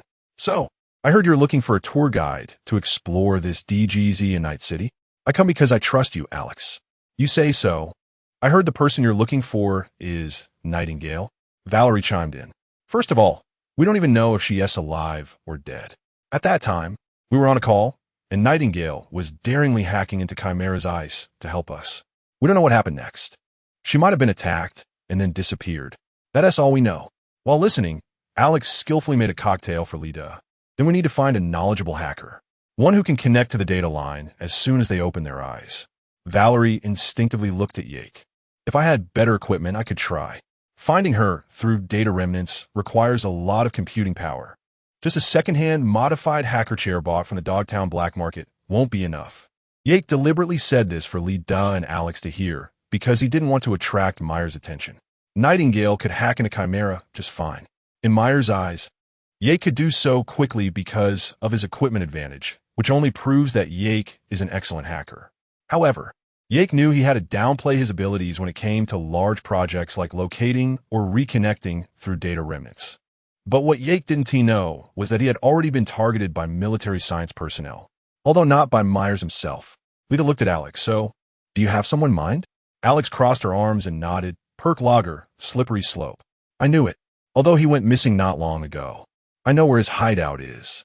Alex and Valerie briefly introduced Slippery Slope, essentially a traitor from the Voodoo Boys, a killer and scum. He had permanent blindness due to an injury to his occipital lobe, making even prosthetic eyes useless. So where's he? P.S. at Luxor Villa, where there's an unfinished spa. I'll send you the specific location shortly. Lita looked at Valerie and Yake. Then let us meet there. Alex and I still need to catch up. Yake and Valerie exchanged glances, agreed, and walked out of the Mothman bar. Chapter 89. The Terror of the Black Wall. Yake arrived at the spa first. While Valerie and Johnny were having a heart-to-heart under the tree in the middle of the Long Beach stockyard. After waiting for a while on a nearby bench, Yake saw the two coming over. Let's go, time is tight. The three of them reached the entrance and saw two guards inside. Lita gestured to Yake and the others. Look, they've set up a watch. It's quite a warm welcome, I suppose. Should we just storm in? Yake felt the blood in his veins stirring at the sight of the Voodoo gang members. Valerie expressed no objections, but Lita quickly stopped Yake from taking any rash actions. Let us find another way. We shouldn't make too much noise. Yake nodded and scanned the surroundings, noticing a ventilation duct to their right that they could sneak into. After signaling to Lita, Yake took the lead and crawled into the duct. Lita and Valerie exchanged glances and followed closely behind. Along the way, Yake discreetly disabled an alarm buried in the duct by the Voodoo gang. The three of them made their way successfully into the spa. With the cooperation of Yake and Lita, they continued deeper inside until they reached a room where a different surveillance system scanned the three of them. Yake instinctively wanted to counter it when a voice came from the monitor. So, Key Sanny? What smells so bad? Ah, two living dead. One just crawled out of the grave, and one is about to go in, and one is unclear. How interesting. Realizing they had arrived at the right room, they continued deeper until they reached the room with the hacker equipment. Yake raised an eyebrow at the hacker's setup. Lita stepped up to the hacker. Who are you trying to scare, Slider? Slider snorted at the sound of Lita's voice. Damn. Lita, if I said I missed you, that would definitely be a lie. As for you two, you're the ones who sent Man Bridget up, right? What? Are you here to deal with me now? Valerie shook her head. We just came to make a deal. Slider sneered. A deal? Let me guess. You give me a blank check first, and then wait until I'm no longer useful to kill me? Is that what you call a deal? I know a few poor souls who made deals with Lita, and it's clear their fates weren't good. You haven't forgotten, have you, big agent? If one side is coerced, it's not a deal, it's extortion. Lita became somewhat impatient and stepped forward. Say what you want. I don't care how you think. Whatever ideas you have, keep them to yourself for now. Instead of talking, why don't you listen to our terms first? Valerie observed the two of them at odds. Looks like your relationship isn't very good. Mainly because everyone who has talked to him hasn't ended well, either disappeared or committed suicide. I don't want that to happen. So, what do you actually want? A plane made an emergency landing in Dogtown. Have you heard of it? A plane? You mean Sky One? Who hasn't heard of it? Valerie continued. We'd like to ask for your help to find someone. Huh? I'm afraid I have no interest in the person you're looking for. Don't say. What exactly do you want me to do? Valerie explained. We're looking for a hacker. For some reason, I lost contact with her. Now we hope you can help us find her. Slider understood. So, you want to check the network traffic on the day Sky One crashed? I see. Valerie nodded. I have a relic data chip in my head, and that hacker was using it to communicate with me. Yake interjected. If necessary, just let me borrow your equipment. Slider shook his head. No. My equipment cannot be touched by others. Yake smiled at this, saying nothing. You'll regret this later. Let me see your relic first, Slider said to Valerie, who hesitated before agreeing. Slider moved his hacker chair and pulled out a data cable. Stay close to me, Valerie said as she sat next to Slider. Hey, I'm blind, but I'm not deaf. Valerie connected the data cable to the neural interface on her neck, and Slider began to read the residual data on the relic. Okay, let us see what is going on. Lida and Yake stood by, with Lida keeping a close watch on Slider to prevent any mischief, while Yake was ready for the arrival of the Lark and to intercept the black wall. Slider's cybernetic implants emitted an orange glow. I see a massive explosion of cyber data and a path where someone walked through. Slider shuddered, and a loading bar for incoming connection appeared before Valerie. But halfway through the loading, a deep red data stream suddenly engulfed Valerie, and the data reading failed. Slider next to her also felt unwell. Damn! Coming back to his senses, Slider showed a look of horror, followed by anger. Even thinking for a moment that what was in Valerie's head was meant to kill him. But then he realized that didn't make sense. If they wanted to kill him, it wouldn't be this complicated. Med. This is impossible. What the hell were you thinking bringing this thing? Valerie was puzzled by Slider's words and looked at Johnny, who seemed to be in a bad state. Did Slider discover you in my head? Johnny shook his head gravely, seemingly aware of something. No, that's not what he meant. Hearing this, Valerie looked back at Slider. What did you see? It's the black wall. It brings only death. Lita was confused. How did the investigation into the Lark lead to the black wall? You know, that woman. She used the black wall protocol to contact you. Valerie shook her head. I don't know, but I'm not surprised. After hearing Valerie's tone, Slider seemed to have a pent-up anger in his chest. He felt wrong. Do you even know what you brought? How do I explain this to you amateurs? The network is layered with all sorts of migration vectors. But there's one thing you should never touch, and that's the black wall. Yake chimed in. The black wall has a unique computational logic and vast computational examples. Even a tiny bit of data energy from the black wall could instantly kill an ordinary hacker. The black wall is not just a dam for humanity. It also doesn't distinguish between friend and foe. Any hacker who touches it will not end well. And the energy that Song Zhao may use from the black wall, I think it's obviously not just a little. Slider nodded at Yake's words. I didn't expect someone to understand. He's right. That woman is now a network nuclear bomb. If it goes off, we'll all die. Not a single one of us will be spared. Miri NWA, the black wall, is a dam. It protects us, protects human civilization, blocking those bizarre beasts from the cyber wasteland. If this human bomb explodes in the middle, then the flood will wash us all away, just like in Haiti. Yake looked at Lida, regarding Song Zhaomei's use of the black wall. The military science department shouldn't be unaware, right? Lida remained silent, but the worry in his eyes was unmistakable. Slider spoke again. To the AI on the other side of the black wall, we humans are no different from cockroaches. We're just a piece of meaningless, outdated code. They can kill us at will. This is also why anyone who wants to compromise the integrity of the black wall will be taken down by network surveillance. This is no joke. It concerns the survival of all humanity. So, Slider, you need to let Valerie reconnect. Are you out of your mind? Seeing this, Valerie smiled and said, Sorry, Slider. It looks like we're all in the same boat now. Lita chimed in from the side. You have no choice now, Slider. Just do as we say, and we'll be even. After that, you won't have anything to do with us. Yak nodded. I'll try my best to help you, Slider. Slider fell silent for a moment, but ultimately agreed. Ugh, fine, today is indeed something. Slider maneuvered his hacking chair back into position, and the water cooling system on the chair activated. After Valerie confirmed the data transfer, The screen near Slider suddenly turned a deep red and began to flicker. Meanwhile, Yak started operating on the side, secretly setting up a firewall for Slider. Suddenly, Slider's device began to spark, and the temperature rose sharply. Both Valerie and Slider suffered varying degrees of attack. Clearly, Slider's actions triggered the self-defense mechanism of the black wall. The lights around them dimmed instantly. A holographic projection of the Lark suddenly appeared before Valerie, and everything around seemed to pause. What? Valerie? How could it be? The Lark looked somewhat pained as it sat on the steps, lifting its head to see the familiar person. That's Solomon Lida? How? All right. It's Myers. Valerie also regained her composure and said to Song Xiaomei, "We're all in this together now, including Alex." The Lark looked at Lida with a complex expression, but it was a good thing. So, every time we talk, you're connected to the black wall? I didn't say, and you don't need to know. This is going to be a problem. If something goes wrong, it's my life on the line. Not yours. Valerie fell silent, unsure of what to say. After the plane was compromised, I could only use the black wall and relic to contact you. It was unavoidable. The Lark quickly explained the reason for the sudden disconnection. According to her, after finishing with Chimera, she was discovered by Hansen's people and locked up. But for now, she was not in danger. Halfway through her explanation, Valerie was forcibly exited from the call with the Lark, clearly because Slider could no longer hold on.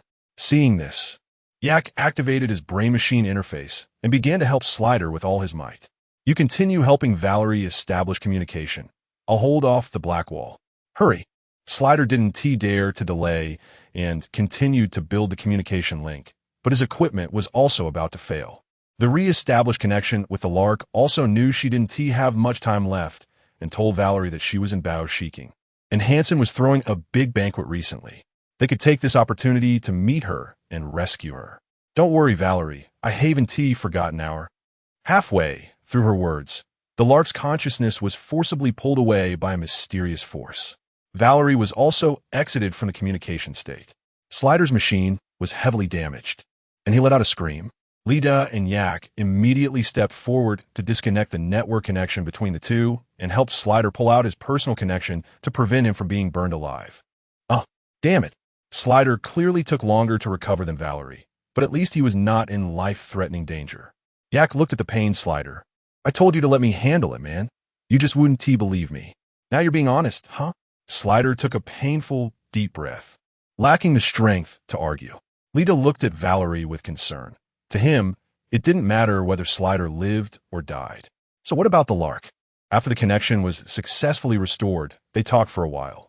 She's okay now, but Valerie glanced at Slider beside her, and Lida understood without asking further. At this moment, Slider, having regained some strength, waved his hand. You guys hurry and go. I have no interest in the person you're looking for. Lida nodded. We're even now, Slider. After saying that, everyone left, and before Yak left, he glanced at the old blind man. I've erased the traces of the black wall for you. You don't have to worry about network surveillance. Slider didn't say anything. No one knew what he was thinking. After Yak left, in the empty room, only Slider's voice remained. The black wall is actually afraid of him. Chapter 90, How to Enter the Gem Blue. The group arrived outside the spa, and the Voodoo Gang did not stop them along the way. After finding a relatively safe spot, Lida looked at Valerie. All right, let's get into the details. What did Xiao Song say? She admitted to the black wall incident and even thought it wasn't a big deal. We need to find her quickly. Did she leave an address? Valerie nodded. She said she was taken by Hansen's men. She's being held, but she's fine. She mentioned something about the Gem Blue, saying Hansen is throwing a big party there, and if we go, she can get in touch with us. Do you know what Gem Blue is? Valerie watched Lida pacing in front of her, and Lida and Yake pointed to the tall building among the two skyscrapers in front of them. See that? That's Gem Blue. Originally, the investors planned to turn it into a hotel, but they ended up wasting billions. Now it's Hansen's fortress in Dogtown. We definitely can't just rush in blindly, and there probably aren't any insiders or helpers to open the door for us. Lida turned to look at Yake and the others. Alex and I will look for people and use our connections. You guys do the same. Think harder about any acquaintances you might have here. There might be a way. Valerie thought for a moment. I do know an intermediary. His name is Mr. Hans. I'll ask him. All right, we'll stay in touch. With that, Lida left, leaving Valerie with Yake. Valerie looked at Yake. So, should we ask Hans for help? Yake nodded. Sure, you call him. I'll also ask my friends if they have any ideas. Valerie dialed the phone, and Yake opened a chat page beside her. Yake, hey, Chintzy Fox. I remember you said last time that Hansen's men contacted you to deliver a batch of goods to the Underworld Dogs base? Chintzy Fox, yeah. Those Underworld Dogs ordered a large batch of weapons. What's up? Yake, I have something on my end that might need your help. Chintzy Fox, just say it. I owe you a favor anyway. But what's this got to do with that batch of goods? Yake, can I take care of that batch of goods? I need a suitable identity. Chintzy Fox, wow man, you're planning something big, huh? But alright, I agree. Just let me know when you need to come over. But just to be clear, I'm not involved in this. I was sick that day and went to see the cybernetic Dr. Winkyface. Yake. Of course, meanwhile, Valerie was still on the phone with Mr. Hans. Hey Hans, could you do me a favor? Cutting to the chase, I like it. Gem Blue is throwing a party. I want to join the fun. Hans paused for a moment after hearing Valerie's intentions, but then realized it made sense since it was Valerie on the other end. You're trying to sneak into Hansen's stronghold without an invitation? This isn't the Azure Tower. However, after thinking for a moment, Hans agreed to help Valerie find a way in. This was also thanks to Valerie having helped Hans with several big jobs recently, which had increased his standing in Dogtown. It was also a way to repay Valerie a favor. Hans invited Valerie to meet and discuss the matter since it was quite sensitive at this time. Valerie agreed to meet after Hans's confirmation. After hanging up, Valerie saw Yake waiting for her. How did it go, brother-in-law? Did you find a way? I found a way, but it might be dangerous. What about you? Hans agreed, but he wants to meet to talk. Yake nodded. You should go alone. After all, he invited you. Valerie had no objections and stretched. Let's head back to the safe house and rest for a bit. I'm exhausted. A few hours later, Valerie arrived alone at the Thoughtful Club, while Yake went to the Moth Tavern to chat with Lida.